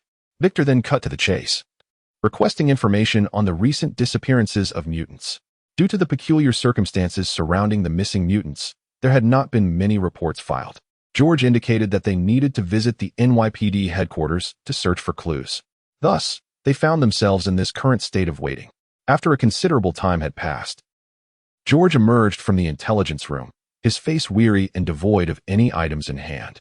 With a tone laced with regret, he expressed, "I sincerely apologize. Although there have been recent reports, I have scrutinized each one, and none pertain to mutants. As you are aware, mutants possess a myriad of extraordinary abilities and conceal grave dangers. They are already on our watch list. Should there be any cases of disappearance, it would be impossible for us to remain oblivious. If your claims hold any truth, it would imply that the missing mutants are either fugitives or have been abandoned by their families post-awakening, hence unregistered with the police department." Victor's brow furrowed deeply at this revelation. Is it possible that even the New York police headquarters lacks leads? What do you propose we do to uncover their whereabouts? I am at a complete loss here. I implore your expertise for guidance, he inquired. Without hesitation, George replied, "For anyone to evade the notice of the police, besides choosing inconspicuous targets, they must require a specialized route to transport these mutants. You might investigate the paths employed by gangs for smuggling, or perhaps the underground sewer system." "The underground sewer system? That is a place I would rather avoid revisiting," Victor retorted, stepping out of the police headquarters. Without even needing to check, he could sense that he was being followed by reporters, police officers, agents from S.H.I.E.L.D, and even curious American citizens. Unfazed, Victor darted into Hell's Kitchen, circling around before emerging disguised as an ordinary bystander. I am not merely capable of flight. I can also change appearance. You must be foolish to underestimate me. Despite having only 4 hours of sleep, the warmth of the sun invigorated him, and fatigue was a distant thought. After freshening up and having breakfast, Victor deviated from his usual routine of brewing tea, sending Felicia off to attend to her tasks, and instead drove to Old Fort's convenience store, where he found himself alone, as Avril had gone to school. He briefly relayed George's conjecture to Old Fort, only to be met with Old Fort's response. I've already investigated the smuggling routes and found no issues. It appears we must focus on the underground sewer system. Victor was perplexed. If you have a lead, why did you not mention it? Why should I have to consult George again? Old Fort shot him a sidelong glance, retorting, You never asked. I assumed you were already aware, given your intelligence. Victor's lips twitched in irritation. I wish to give that old man a piece of my mind. How can you be so certain that the smuggling routes are entirely devoid of problems? What if something was overlooked? Old Fort exhaled a puff of smoke and replied, Do you think I am unfamiliar with how those mutants are smuggled out of New York? This is precisely my line of work. Very well, you are quite skilled. Victor replied sarcastically, Who is seeking assistance from whom here? Unable to tolerate Old Fort's condescending demeanor any longer, Victor stood up, casting a cool gaze at him before striding out of the convenience store, leaving Old Fort momentarily bewildered. Wait, we were in the middle of a discussion. Why did he suddenly leave? Old Fort pondered, only to be left in shock after Victor had driven away. He had hoped that Victor, the wealthy benefactor, would finance the search of the underground sewer system. However, being a seasoned veteran, Old Fort was equally obstinate, showing no inclination to call Victor back. Meanwhile, Victor, despite his reluctance to continue communication with Old Fort due to the latter's temperament, was resolved not to abandon his pursuit. He may have declined to enter the underground passage, but with his resources, he could still make investments. He opened a search interface, inputting keywords such as reconnaissance and underground sewer, sorting by price from low to high, and soon settled on a product. The reconnaissance mice resembled real mice, moving with remarkable agility, devoid of any mechanical stiffness, and Alice could seamlessly manage them. Even more astonishing was their technological sophistication. When deployed into the underground sewer, they maintained an uninterrupted signal despite being buried beneath thick layers of earth. Their energy source was equally extraordinary, as these reconnaissance mice could consume stone. Victor recalled that the film The Wandering Earth, which was set to premiere before his crossing, featured a propulsion system that seemingly used stone as fuel. Regardless, these reconnaissance mice would essentially equip Alice with 10 pairs of eyes in the underground sewer, eliminating concerns about logistics and fatigue, enabling round-the-clock surveillance. Should those individuals truly be engaging in transactions via the sewer, it would only be a matter of time before they were apprehended. Victor, undeterred, purchased 13 sets of reconnaissance mice, each containing 10 mice, totaling 130 reconnaissance mice to be released into the sewer. This expenditure cost him 3 F-grade tokens, 1 E-grade token, and 130 dimensional points. Victor grinned, You better hide well. If I uncover your whereabouts, you shall face the consequences. The reconnaissance mice proved to be even more adept than anticipated. Besides their outward appearance, they bore no resemblance to actual mice. Their small forms navigated the underground sewer with incredible speed. Within a single night, the 130 reconnaissance mice had thoroughly mapped the intricate labyrinth of New York's sewer system, and with Alice's computational prowess, no one could claim to possess a better understanding of the sewer's conditions than Victor. Before the sun had risen, Alice alerted Victor with an air raid siren. Suspicious targets detected. In the suburbs north of Manhattan, adjacent to the banks of the Hudson River, 2 men are each carrying a bag resembling a human form. These may be the individuals you seek. Initially dazed, Victor jolted to attention, disregarding his morning routine. He soared from the balcony, gliding over the swimming pool and into the driver's seat of the vehicle parked in the yard. Provide me with all available information on these 2 individuals, he commanded as he started the engine, listening intently to Alice's report. The 2 men carrying the bags hailed from God, the name of a gang in Hell's Kitchen with considerable notoriety, as it sheltered 4 mutants. Victor was indeed familiar with this gang. God openly provided sanctuary for those abandoned by their families or mistreated by society, establishing a small bar in a corner of Hell's Kitchen. If Old Fort's underground refuge discreetly assisted mutants, God brazenly extended its protection to any homeless individuals, including mutants. Currently, the 4 mutants within God were among those they had taken in. The individuals carrying the human-shaped bags were none other than James and Gabriel, two of those four mutants. However, it remained challenging to connect God to the abduction of mutants. Perhaps they were merely attempting to dispose of a body after a mutant's powers had gone awry and resulted in a fatality? As he contemplated, Alice suddenly interjected. The targets have ascended to the wellhead, and only one reconnaissance mouse is following them. It cannot pry open the well cover to continue tracking, while the others are regrouping. With only 130 reconnaissance mice to cover the entirety of New York's underground sewer, each mouse had a considerable area to surveil. Merely 3 minutes had passed since Victor had driven onto the road, and yet he had made no significant discoveries. The manhole cover's exit is situated on the outskirts of Manhattan. Following the pace of two individuals, the detective searched within a 1-kilometer radius for any signs of suspicious activity. Human outlines or bags, but found none. A review of traffic records yielded no discoveries either.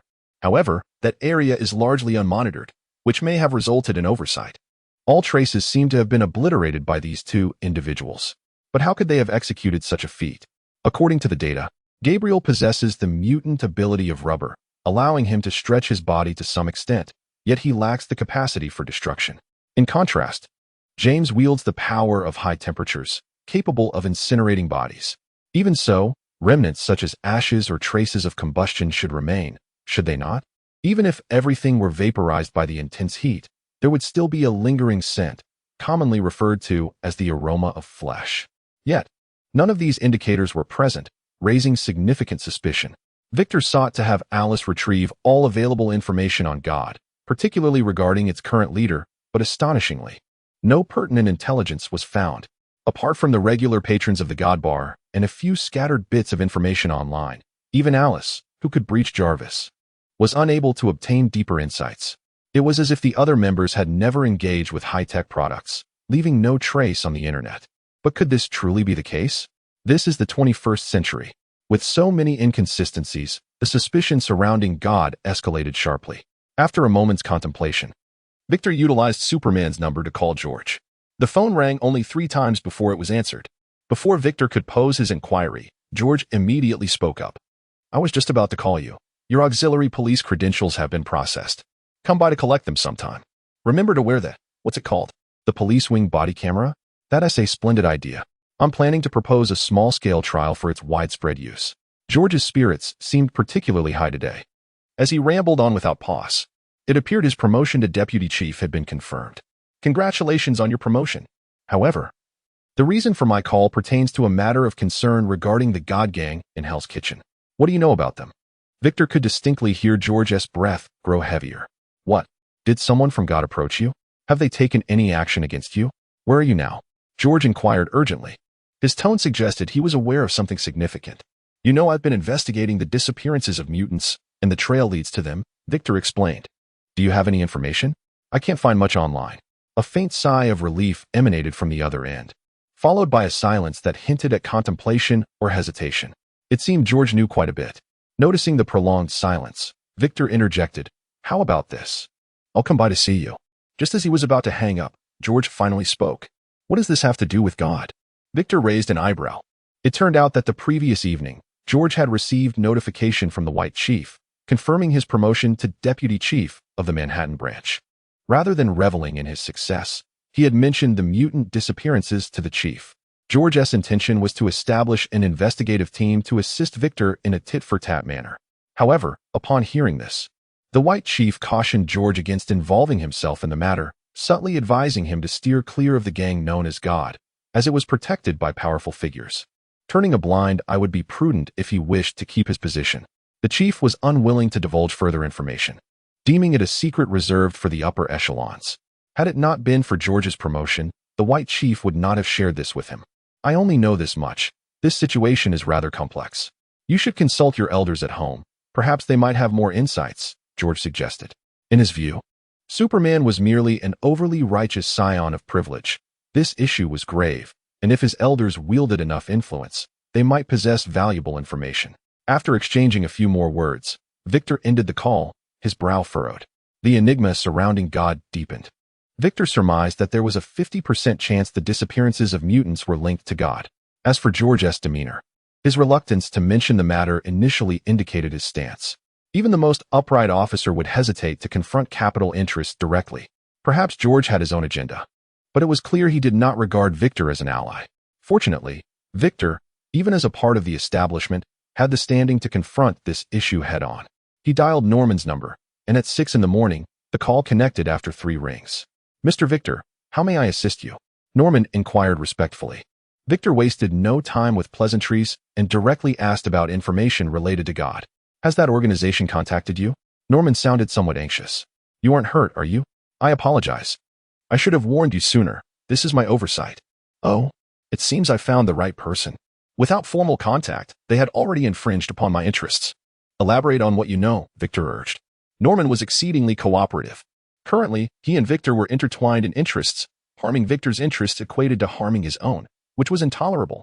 As Norman recounted the information, the veil of mystery surrounding God began to lift. God had been established for nearly 3 years, initially providing refuge for homeless refugees while operating a hotel quite successfully. However, everything changed 6 months ago when the original founder vanished, replaced by a mysterious figure.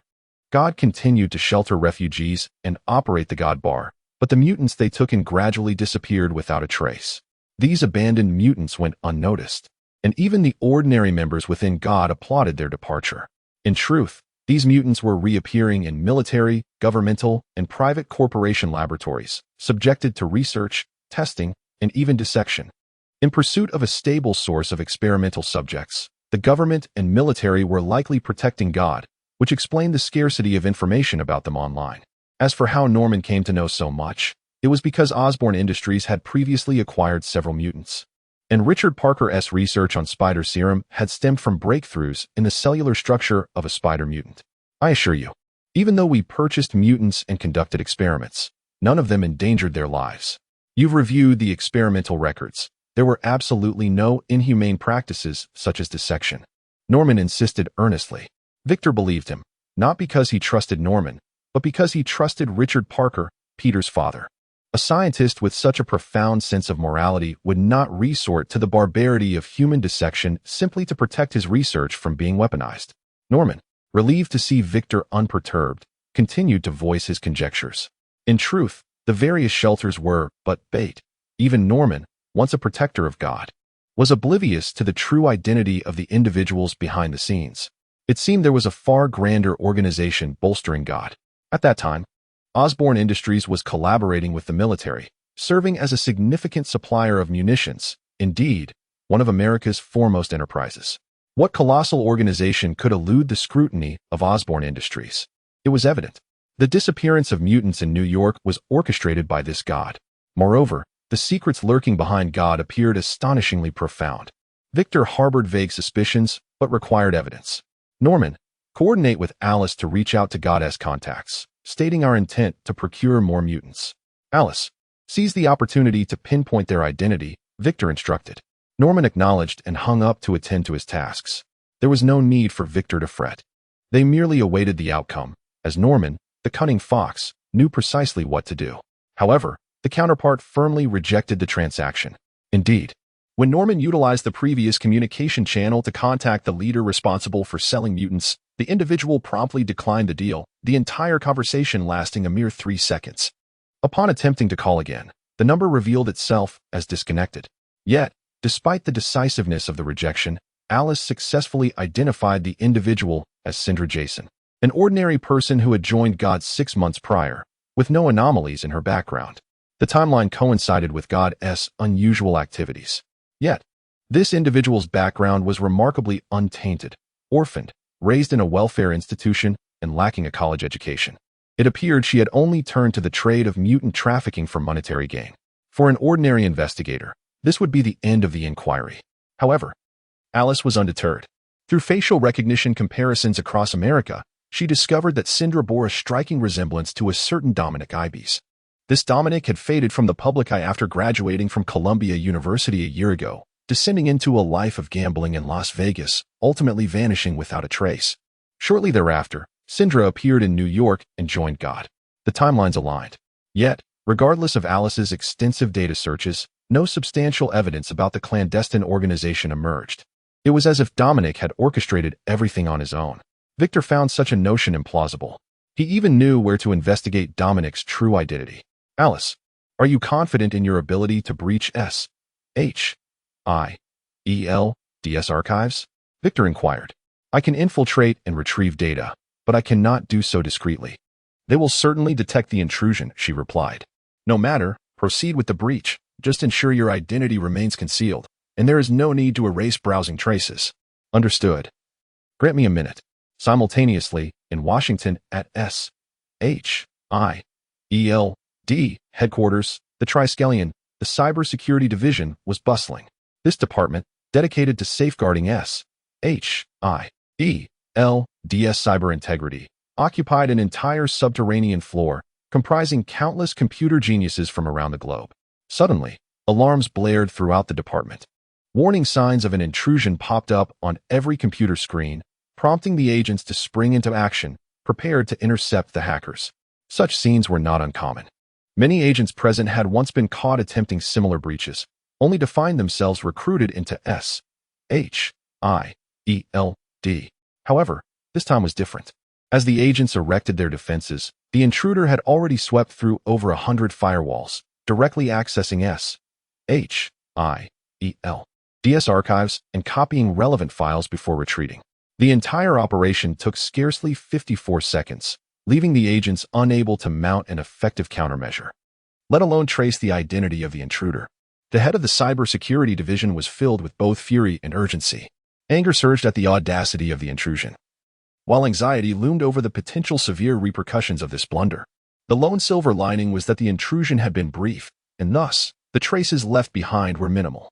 With only a Level 3 agent's file copied, the head had no time to examine the stolen document when a video interface abruptly appeared on his desk, revealing a black, egg-shaped head with a single eye glaring back at him. Director Fury, the head of the division, straightened up hastily. You are aware, then.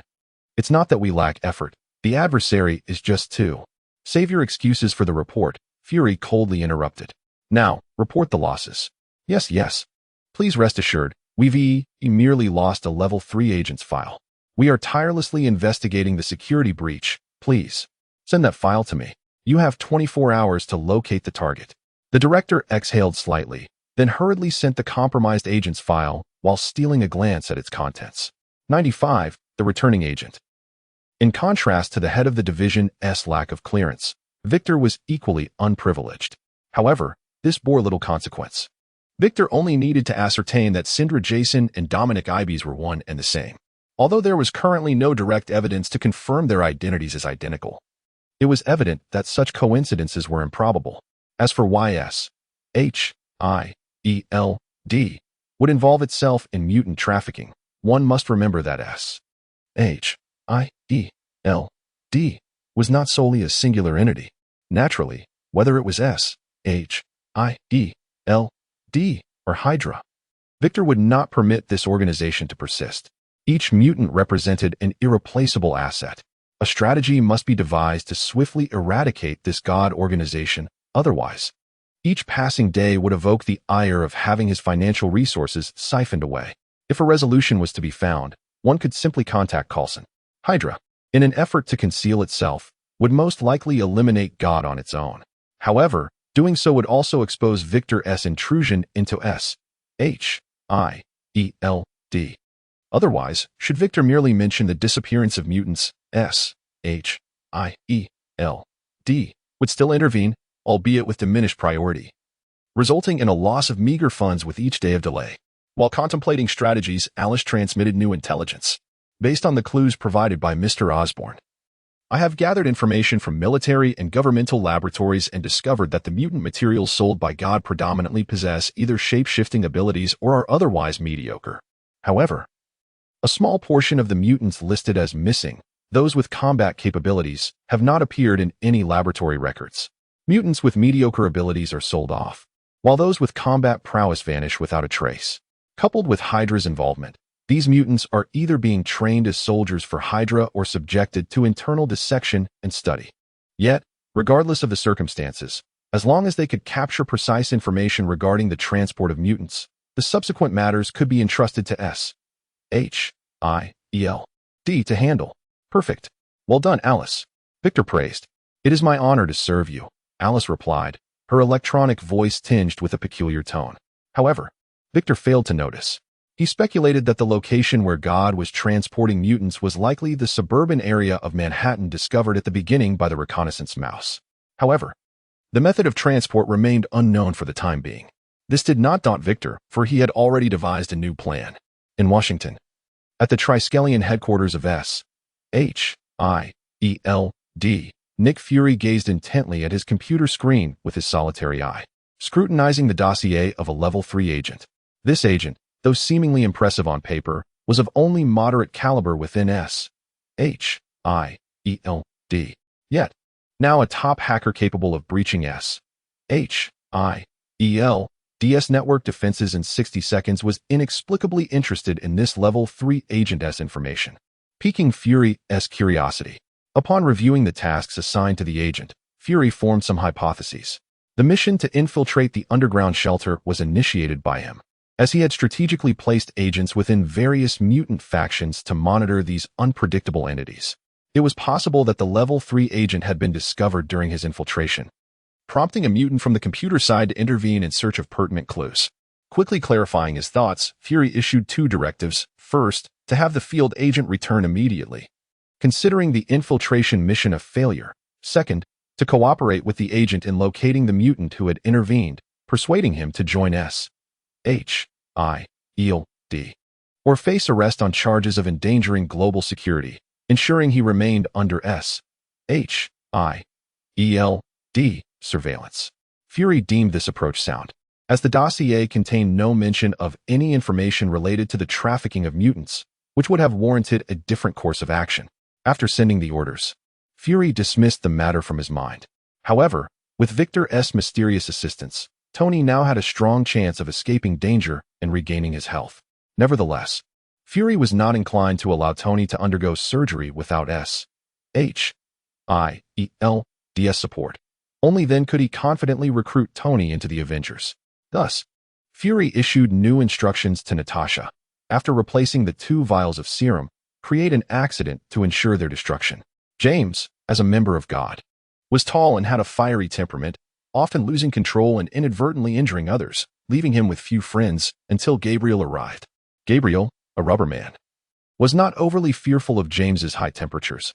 Although he could still sustain burns, he would recover with time, naturally becoming James's sole companion.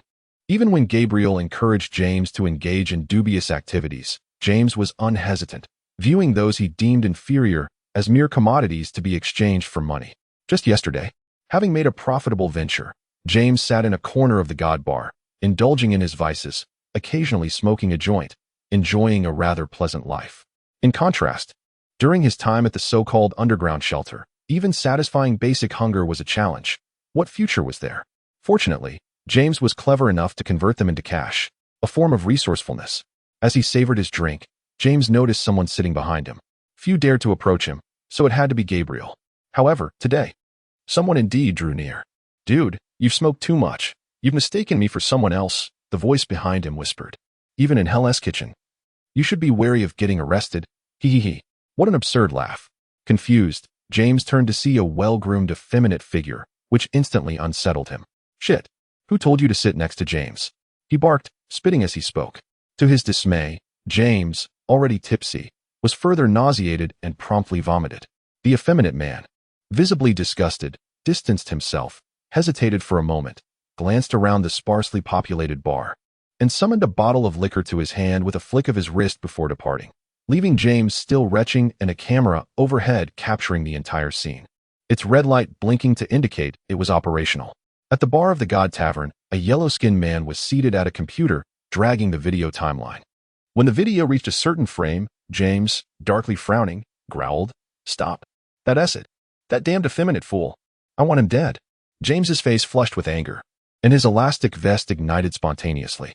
Yet, he remained fixated on the screen, watching the effeminate figure signaling for the bottle. "Definitely a mutant." James growled softly, "Gabriel. I want him dead. I've never seen him before. He must be new. Nobody will notice if he is killed." Gabriel, the yellow-skinned man, calmly replied, "No rush. Let us investigate his background first. Even if we decide to act, it should be in a few days. Don't forget our identities." Do you want the police on your tail? James, upon hearing this, felt his fury intensifying, flames erupting from his head, swiftly scorching his already short hair to a bald sheen, raising the temperature of the air around him. James, if you keep this up, I want to help you, Gabriel warned, his threat effective enough to gradually quell James's flames, though his temper remained volatile. Then it's settled. Find out who he is and kill him. James grinned wickedly. I can't wait. The mutant's ability to control objects seemed quite adept.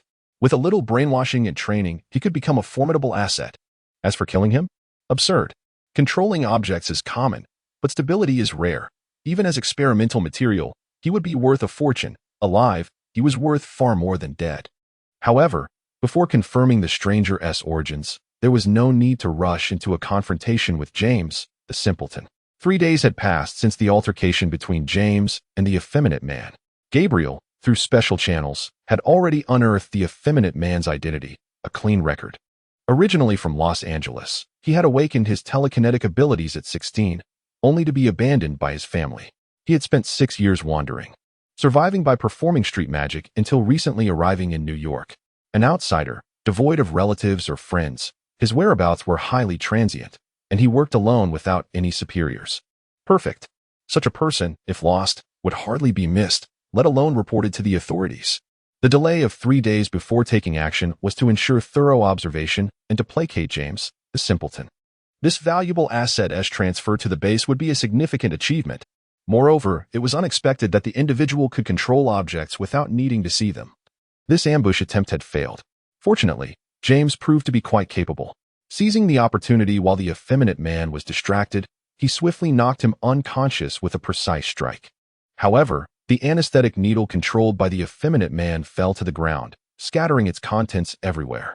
Even if it were still usable, without the necessary tools, it would be impossible to administer it to an unconscious individual. At that moment, he patted his chest and declared, "No worries, my grip is quite strong. I initially intended to kill him with that strike, but I was surprised to see how resilient he was. However, now that he is fitted with a suppression collar, everything is under control." As he spoke, James produced a peculiar collar and secured it around the effeminate man's neck. Gabriel, observing this, furrowed his brow in disapproval and remarked, "We agreed that this was required by headquarters. Why did you?" To which James retorted, "I couldn't help myself. Just thinking about what he did to me. If it weren't for my promise to you, even if that strike hadn't killed him, I would have crushed him underfoot." Having reached this point, Gabriel chose not to pursue the matter further, but he was wary of leaving James to carry the effeminate man alone, fearing he might lose his temper and cause harm. Personally taking on the burden, Gabriel and James boarded a prearranged van and drove north for nearly an hour before entering a sewer at the mouth of an abandoned factory. This time, as Gabriel needed to operate the instruments to navigate, James had to shoulder the effeminate man. Despite having promised to avoid killing anyone, James still sought revenge, casually bumping the effeminate man's limbs against the moss-covered walls as they turned corners. Gabriel noticed, but said nothing. Unbeknownst to them, each time the effeminate man's hands and feet struck the walls, his facial skin involuntarily twitched. After an hour in the sewer, they finally emerged from a manhole. Once outside, James disdainfully dropped the effeminate man onto the ground. It was only upon exiting the sewer that he realized the man's arms and legs were covered in an unidentified moss, emitting a stench no better than that of the sewer itself. Gabriel shot an irritated glance at James but refrained from further comment, focusing instead on the navigation instruments. Moments later, the roar of an engine echoed from above, yet the desolate surroundings revealed no signs of aerial vehicles. The noise intensified, creating gusts of wind that rustled their clothing, yet nothing was visible, save for a peculiar color in the air that seemed amiss. Suddenly, a pitch-black Quinjet materialized, descending vertically until it landed on the ground. Its wings folded from the center, and the engines powered down, silencing the noise and winds. The Quinjet. Any Marvel enthusiast would recognize it as the unique aircraft of S.H.I.E.L.D,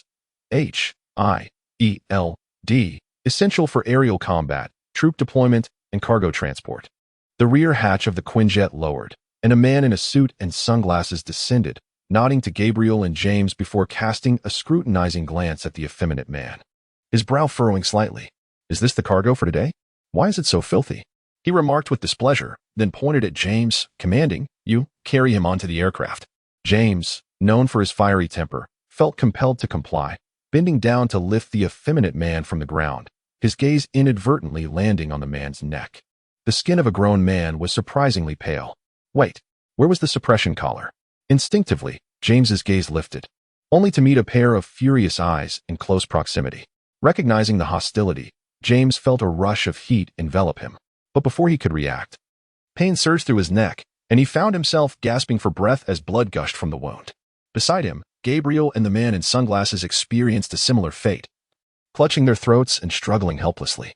Almost immediately, the Quinjet S engines roared back to life, preparing for takeoff as the turret-mounted rockets began to rotate in readiness. Their response was swift, yet regrettably, it was a moment too late. The effeminate man, still incapacitated, shot towards the Quinjet before the hatch closed, entering just in time. The Quinjet hovered silently for 10 seconds before shutting down entirely. The rear door opened once more, and the sound of retching filled the air. Moments later, Victor emerged, clad in the effeminate man's attire and carrying the distinct odor of the sewer. Victor tore off the soiled clothing and discarded it carelessly before re-entering the cockpit. A short while later, he reappeared, dousing himself with military-grade water bottles. That insufferable wretch dared to rub me against the sewer walls. Killing him would have been. Ugh, this stench is unbearable. Victor swore that he would never again set foot in such a hellish place as the sewer. Absolutely never. Nick Fury, inherently suspicious, found it difficult to trust any agents within S.H.I.E.L.D, save for Phil Coulson. Despite lacking the allure of Natasha, the sharpshooting prowess of Clint, or the combat skills of many agents, Coulson possessed an invaluable trait, his ability to get things done. He had a unique affability that allowed him to navigate even the most challenging situations with ease, making him a favorite of the leadership. After 2 months of relentless work, he was granted leave to accompany his girlfriend to her cello performance, a request that was swiftly approved. Now seated in the concert hall, he wore his signature warm smile. Watching his girlfriend immersed in her world of music, the fatigue of his recent overtime evaporating. Ah, what a splendid moment it was. Observing her beautiful face, the strength in her right hand as it moved gracefully across the cello, and her long legs. However, he had only secured 2 days of leave. After a night of hard work, he would likely need more rest the following day. While contemplating this, Coulson's phone vibrated unexpectedly, jolting him from his reverie and propelling him into work mode. His phone was on Do Not Disturb during his vacation, allowing calls only from a select few, like the director, Nick Fury, or those he deemed trustworthy. Oddly, the caller ID displayed no information, indicating his phone might need repairs from the logistics department. Reluctantly tearing his gaze from the captivating performance of his girlfriend, Coulson sighed and stepped outside to answer the call. "This is Coulson. Is there an urgent mission?" he stated, naturally donning his trademark friendly smile, which lent a soothing tone to his words. The voice emanating from the microphone was not that of the director, but rather a familiar tone laced with fury and a hint of nausea. "Coulson, I have killed 2 agents of your S.H.I.E.L.D. You had better provide me with an explanation, or this matter is far from over." "What nonsense is this? You killed S.H.I.E.L.D. agents? You dare call me and walk into your own trap? And you expect me to explain myself? Without an explanation, you believe this is finished?" At that moment, Coulson's expression shifted dramatically, perfectly illustrating the gradual disappearance of a smile, giving way to a state of agitation. However, he recognized the voice's owner and realized it was someone best left undisturbed. "Mr. Victor, I believe there may be some misunderstanding here. Could you please clarify the situation?" "Clarify? What a joke." The voice on the line erupted in rage. "Your S.H.I.E.L.D. agents knocked me unconscious and were preparing to abduct me aboard a Quinjet. If I hadn't woken up quickly, who knows where I'd be taken now. Do you still expect me to explain? Are you hoping to witness my wrath? Just like in Los Angeles." The implications of those words were staggering, enough to unsettle even Coulson's robust composure. His mind raced through countless thoughts, ultimately settling on a grim vision of carnage. Victor had been the sole survivor of the massacre at 10880 Malibu Street in Los Angeles, and his combat prowess remained a mystery to S.H.I.E.L.D. If not for Tony and Norman shielding him, S.H.I.E.L.D. would have long since moved to contain him. Thus, as Victor raged, Coulson understood a crucial fact. His intimate encounter with his girlfriend that night had been thoroughly disrupted. In the northern outskirts of Manhattan, amidst abandoned buildings, The situation had escalated from one Quinjet to two. Coulson could no longer maintain his trademark smile, his expression now as cold as ice as he surveyed the scene. With his professional training, he could reconstruct the chaotic battle that had transpired. Victor had indeed been abducted, and S.H.I.E.L.D. agents were involved. As evidenced by the Quinjet parked nearby, there could be no denial of this. Moreover, recalling Victor's earlier furious remarks left Coulson feeling overwhelmed. This was a predicament. Yet, despite the trouble, he had to maintain his composure and unravel the complexities of the situation, for that was his duty. However, upon reviewing the profiles of the two deceased S.H.I.E.L.D. agents, he detected an unusual scent. Why had agents from their research base been dispatched? His keen instincts hinted that this matter ran deeper than it appeared. Furthermore, among the two deceased civilians, one with yellow skin held a file that even he could not access. The implication of high-level secrets was undeniable. Coulson immediately contacted Director Fury to report the incident. Knowing that high-level secrets should not be trifled with, a steadfast rule of S.H.I.E.L.D. His vacation had been interrupted by this unfolding crisis, and he was now compelled to address Victor's predicament. Meanwhile, Victor was having his own troubles.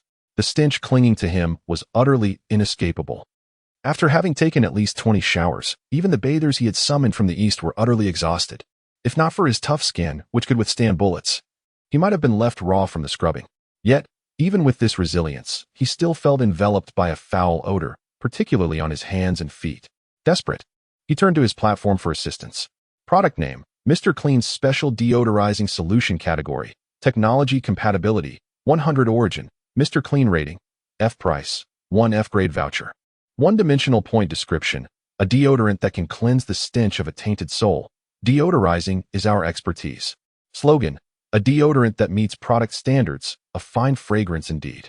It sounded absurd at first, but upon extraction, it turned out to be an injection gun, an orange-yellow one at that. Would he really have to inject it into his body? After a moment's hesitation, driven by trust in the platform and the persistent stench, Victor resolutely jabbed the device into his arm. Crack! The needle snapped. Damn it! He had forgotten about his ironclad physique.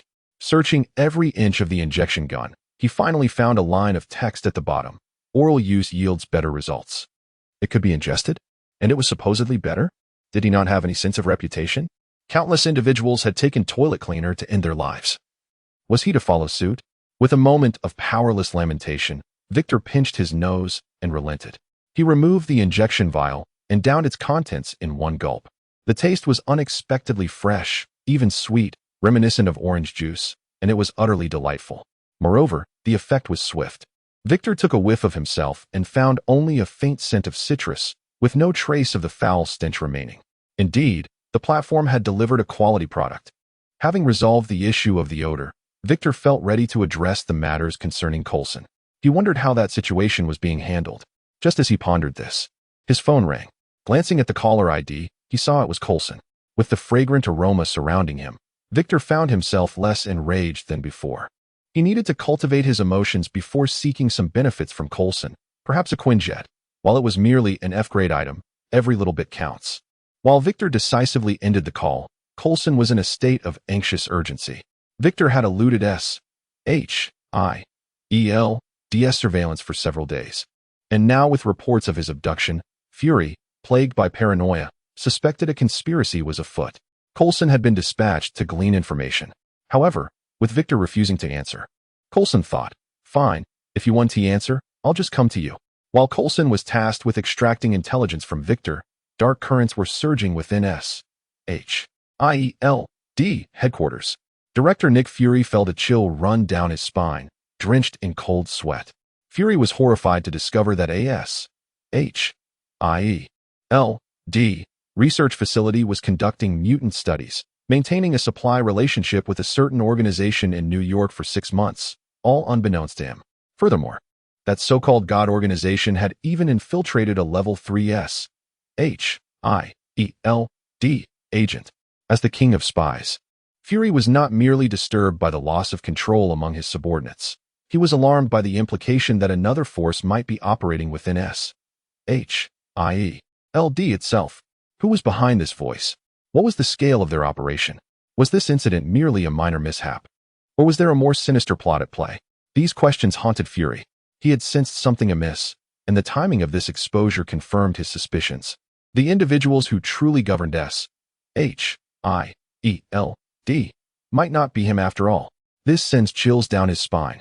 What is S.H.I.E.L.D? It is an organization dedicated to safeguarding the Earth from supernatural incursions, operating independently of any nation, directly under the auspices of the World Security Council. With its tendrils reaching across the globe, under Nick Fury's command, S.H.I.E.L.D. serves as a shield against calamity. Yet, in the hands of those with ulterior motives, S.H.I.E.L.D. may become the very source of disaster. This situation is nothing short of terrifying.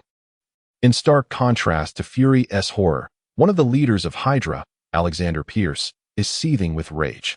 Despite his adept emotional management preventing an outward display of his fury, his subordinate, S.H.I.E.L.D, is nearly breathless under the immense pressure. Fearful that even a slight exhalation might provoke Pierce's wrath. After almost 3 minutes of suffocating tension, as S.H.I.E.L.D feels he might perish from the strain, Pierce finally speaks. At this juncture, Nick Fury must surely harbor suspicions, yet he likely has not connected the dots to Hydra. We must abandon all those involved in this incident. The few knowledgeable officials must ensure that Rumlow. No, he cannot be allowed to fall under Fury's scrutiny. I will dispatch the Winter Soldier to assist you. You will provide him with intelligence. If you fail again this time, I will instruct the Winter Soldier to eliminate you. Do you understand? Yes. Absolutely no problems. S.H.I.E.L.D, flushed with distress, quickly pales. Then, aside from the lead in New York, all other cities must be abandoned. Pierce's decisions are remarkably decisive. Eliminate all knowledgeable parties. Package all research findings and hand them over to that Whitaker fellow. Upon concluding his orders, Pierce dismissively waves his hand at S.H.I.E.L.D. After this mission, you are to refrain from participating in the Insight Project. I will assign someone else to handle the algorithms. You know too much. That final statement renders S.H.I.E.L.D ashen. Those who know too much often meet grim fates. Before S.H.I.E.L.D can plead for mercy, Pierce abruptly shifts the conversation. However, you should still be undetected for now. Keep a low profile and gravitate towards Coulson. Should you be discovered, you know the consequences. Yes, I understand. Beneath the surface of S.H.I.E.L.D, turmoil brews, and due to one of Pierce's commands, countless Hydra operatives are eradicated. Meanwhile, the instigator, Victor, finds himself in a quandary. Observing Wanda, who resembles a puppy incessantly sniffing him, Victor wears a look of helplessness. I genuinely haven't visited the places you suspect. I've been preoccupied with pressing matters. Wanda's little nose twitches, her expression skeptical. How is that possible? Then what is the scent of this perfume on you? The tone, the demeanor, it feels akin to a girlfriend catching her partner in infidelity. But she and Victor share no such connection. Indeed, she and Victor are not intertwined. What gives her the right to question him? With a deep sigh, Wanda's countenance suddenly appears weary. She mumbles an apology and turns to leave, her disappointment striking Victor like a needle in his palm. That look, that expression. It mirrors the sting of Elizabeth's rejection he once endured. Instinctively, Victor reaches out to grasp Wanda's delicate shoulder, her off-shoulder attire offering a soft sensation. Clearing his throat awkwardly, he releases her, feeling an unexplainable sense of loss. With a flick of his wrist, a bright orange injection gun materializes, which he places in Wanda's palm. This latest invention can eliminate women's body odor. After injection, it will impart a fragrant citrus aroma. You'll understand once you try it. Victor is left bewildered, contemplating how he suddenly became bashful. Nonetheless, shy Wanda appears endearing. Her earlier despondent visage is genuinely heart-wrenching. As the God incident concludes, lunchtime arrives. Coulson arrives punctually at Victor's villa, and Victor cannot deny him entry. He instructs Felicia to lead Coulson inside, gesturing for him to sit and join the meal. Coulson obliges, engaging in a battle of wits with his chopsticks, clearly aware of Victor's unspoken rule of silence during meals. Adhering to protocol is ingrained in Coulson's professional ethos as a model agent, yet he appears untrained in the art of using chopsticks, awkwardly wielding one as if it were a knife and fork, unable to grasp any food, merely restraining himself to watch the others eat, bound by decorum. Fortunately, Felicia is considerate and provides him with a pair of knives and forks, allowing him to partake in the meal. Coulson vows to himself that he intended to eat only a few bites to avoid an awkward atmosphere, yet the food is unexpectedly delicious, far surpassing the fare from the S.H.I.E.L.D. cafeteria. Once he begins, he cannot restrain himself. After the meal, Victor prepares tea while observing the professionally smiling Coulson across the table. A glance at the platform reveals no triggers for any collection tasks. This honest man possesses no signature weapon. Surely, he cannot be after his Laura, can he? As Victor appraises Coulson, the latter embarks on his persuasive pitch. Mr. Victor, I sincerely apologize for the trouble caused. This issue pertains to an internal conflict within S.H.I.E.L.D.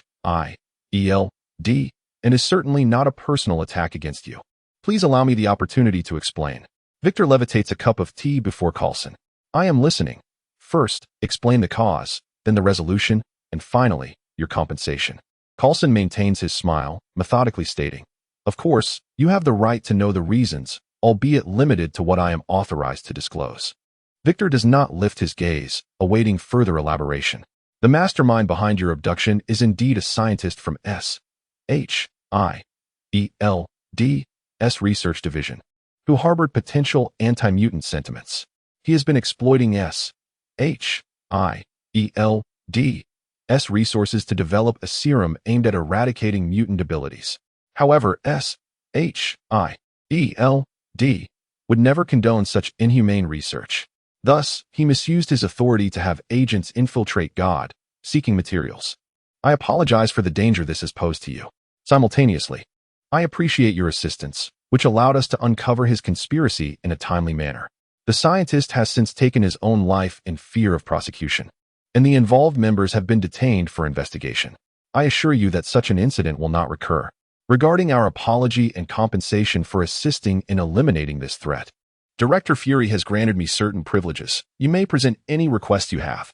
Coulson's lengthy discourse, while seemingly informative, reveals no substantial intelligence upon closer inspection. Not even a tangible puppet master can be identified. It is merely a typical S.H.I.E.L.D. explanation, meticulously obscuring any significant information. Even news of Dominic is barely mentioned. Victor raises his gaze to scrutinize Coulson, who maintains his signature grin. Oh, since you invite me to make a request, I would like 10 of those vertical takeoff and landing fighter jets. They would serve as excellent transportation. Victor boldly makes his demand. The cost of a Cohen-style fighter jet is no less than $100 million, even with some dishonest accounting. The figures might escalate dramatically once they reach the United Nations Security Council. Thus, Agent Coulson was unequivocal in his refusal. I'm sorry, Mr. Victor, but the Cohen-style fighter jet is standard equipment of S.H.I.E.L.D. and is strictly prohibited from being leaked. How about I compensate you with 10 helicopters instead? Victor rolled his eyes. Do you think I would seek helicopters from you if that's what I wanted? Not to mention Tony's production capabilities, Norman could easily acquire Apaches from the military. Why would I need you? Coulson refrained from arguing, maintaining his professional smile, embodying a steadfastness that would not yield to insults or threats. Recognizing the futility of the situation, Victor did not press further. Very well, let us pivot to another matter. I've heard that you have an agent known as Black Widow. Could I perhaps borrow her for a few days? Coulson replied, I'm afraid that Agent S rank exceeds mine, and she is currently engaged in a covert operation. I lack the authority to grant such a request, and furthermore, we agents possess our own dignity. I ask that you respect that. I had hoped to study how she maintains her youth, Victor mused. By the way, George Stacy is assisting S.H.I.E.L.D. in dismantling a mutant trafficking ring. Surely that merits a promotion to the director of the Manhattan branch? He directed this statement at Coulson, indicating it was his boundary. Coulson hesitated, his gaze flickering as he pondered. It was clear that S.H.I.E.L.D. was aware of the transaction between Victor and George, but using such a valuable opportunity to pave the way for others was unexpected. After being turned down twice, Victor seemed unfazed. It was evident that this was his true aim. Having finally secured a conversation, Coulson was determined not to provoke Victor further. After careful consideration, he nodded slightly. Very well, Director George is a man of integrity, and with him and Superman safeguarding Manhattan, we will feel much more at ease. This also signified S.H.I.E.L.D.'s acknowledgement of Superman's role in law enforcement in Manhattan. Of course, it also served as a subtle warning, though it was deeply veiled.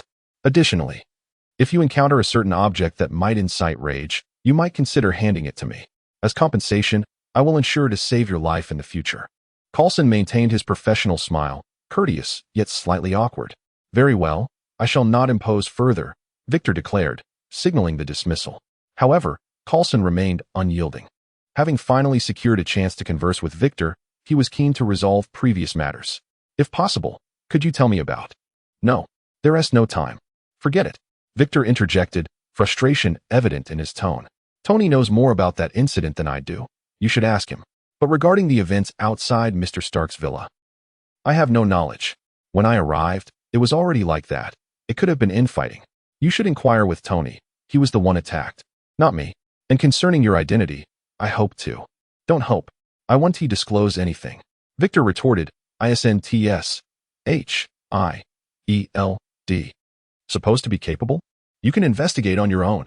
Mr. Victor, your lack of cooperation makes my job exceedingly difficult if this continues. Coulson faltered. Ross? Which Ross? General Ross from the military? Seeing Coulson's pause, Victor realized he was unaware of certain information. What, hasn't S.H.I.E.L.D. received any updates? Ross is remarkably tight-lipped. It's nothing serious, just stable super soldier serum. What? Coulson exclaimed, his eyes wide with disbelief. He stood up, incredulous. How do you know about this? The super soldier program. Did Mr. Osborn inform you? Has the military's collaboration with Osborn succeeded? Victor remained silent, allowing Coulson to speculate. Having received such explosive information, Coulson struggled to maintain his composure. Mr. Victor, the super soldier serum is of utmost importance. I implore you to choose your collaborators with caution. Trust that S.H.I.E.L.D. possesses absolute strength and resources. Don't patronize me, Victor shrugged. Norman is in charge of this matter.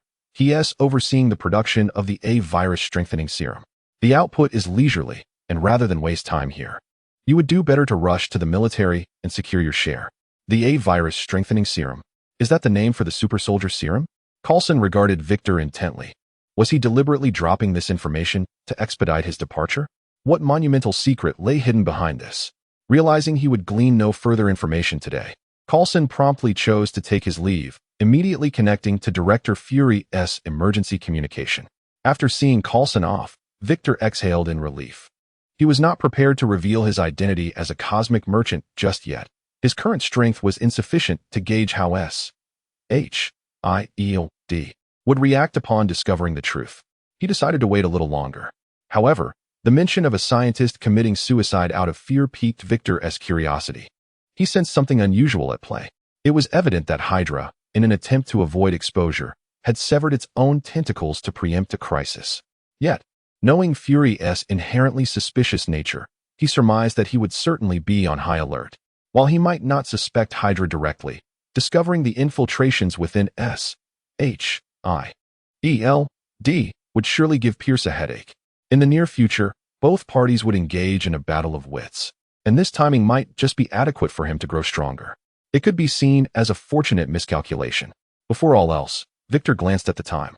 With only 10 days until the Monaco F1 race finale, he had yet to resolve a significant issue. He needed to collaborate with Wanda to quickly design a gown for the event. Perhaps a plunging neckline gown. Wanda, somewhat disappointed, shyly accepted Victor's invitation. However, she declined the option for home tailoring, insisting that they visit various boutiques to try on dresses. She had a particular fondness for low-cut styles, which nearly overwhelmed Victor. Ultimately, after indulging in a visual feast, he settled on a one-shoulder gown that exposed her delicate shoulder, which he deemed his utmost tolerance. Wanda smiled gleefully at Victor's choice, appearing to relish the moment. Is this jealousy I detect? How delightful. Having ventured out, they naturally indulged in a full day of movies, dining, and shopping. Wanda beamed throughout, resembling a blooming flower. This was likely their first date. Victor smiled indulgently, ready to agree to whatever she desired when his phone suddenly rang. It was Pepper's number. Pepper, why are you calling me? Is there something you need? Victor inquired, surprised. He typically refrained from using his nano earpiece in public, as it could draw unwanted attention. I'm terribly sorry, Victor, but I must trouble you once more. I assure you, it's not intentional. They shattered on the safety sponge in the safe, and I Pepper's tone was frantic, her usually astute demeanor faltering into disarray. However, it is only when matters concerning Tony arise that her intellect seems to falter. Is it the medication that has caused this? Do not fret. Although the situation is somewhat troublesome, I possess backups. Please recount the events to me. Victor's calming presence proved effective. After taking several deep breaths, she regained her composure and recounted the incident with the precision of a seasoned professional. Since Victor had entrusted Pepper with 2 vials of the medication, she had ingeniously fashioned a portable safe, which she handcuffed to her wrist, refusing to part with it even while sleeping. Each night, before and after sleep, she would meticulously check its contents. Not long ago, while inspecting the reconstruction site of Stark Industries and overseeing the progress of the construction, a steel pipe fell from a significant height. Although Pepper was swiftly tackled to safety by those around her, the portable safe slipped from her grasp and plummeted nearly 20 meters to the ground. The handcuffs had inexplicably come undone.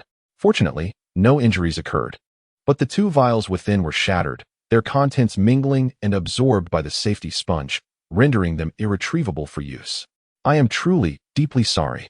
Such vital items have been ruined through my negligence. I assure you, this was an accident, devoid of any ulterior motives.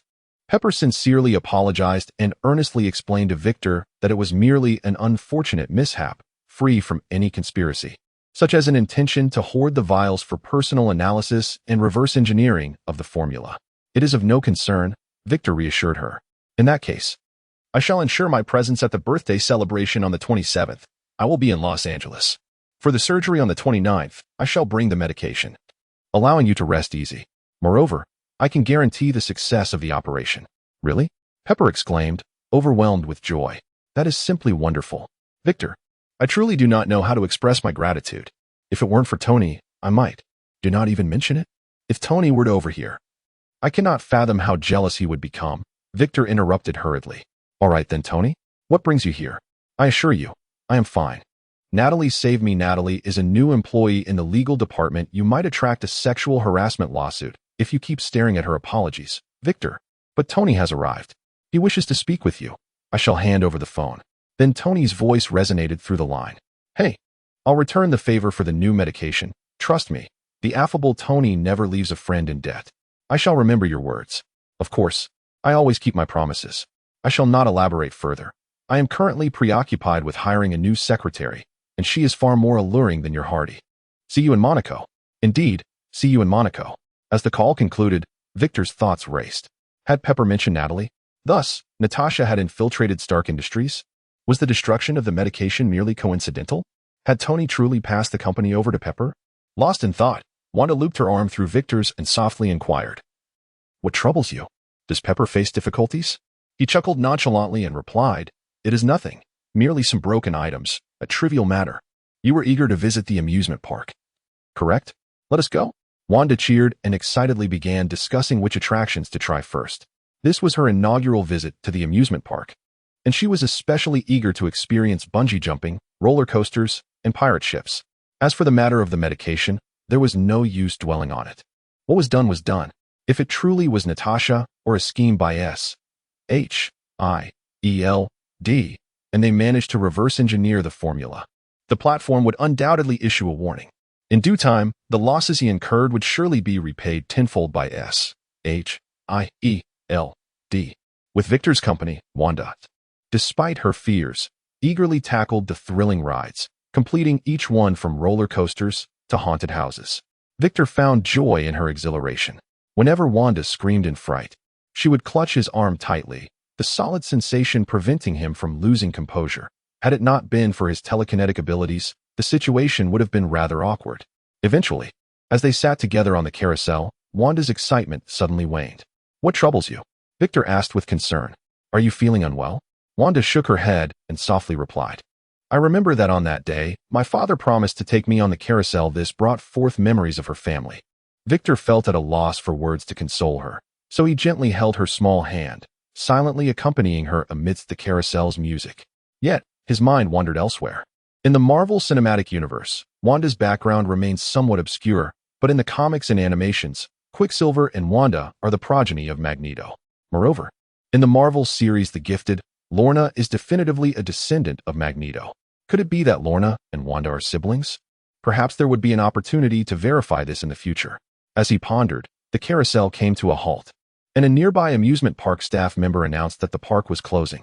Unbeknownst to them, they had spent an entire night at the amusement park. Hand in hand, they strolled toward the park's exit. The remaining patrons were primarily couples, openly displaying affection in the expansive territory of America, with many making their way directly to hotels. The intentions of the gentlemen accompanying their partners at such a late hour were all too obvious. Wanda observed this scene, her cheeks flushed. Yet she resolutely held onto Victor's hand, saying little, as if silently acknowledging something. However, Victor remained oblivious to these subtleties. What? To a hotel? Is there insufficient space at home? Or is the hotel bed more comfortable than at home? Or perhaps the hotel ambience surpasses that of home? Victor failed to notice the fleeting glimmer of disappointment in Wanda's eyes.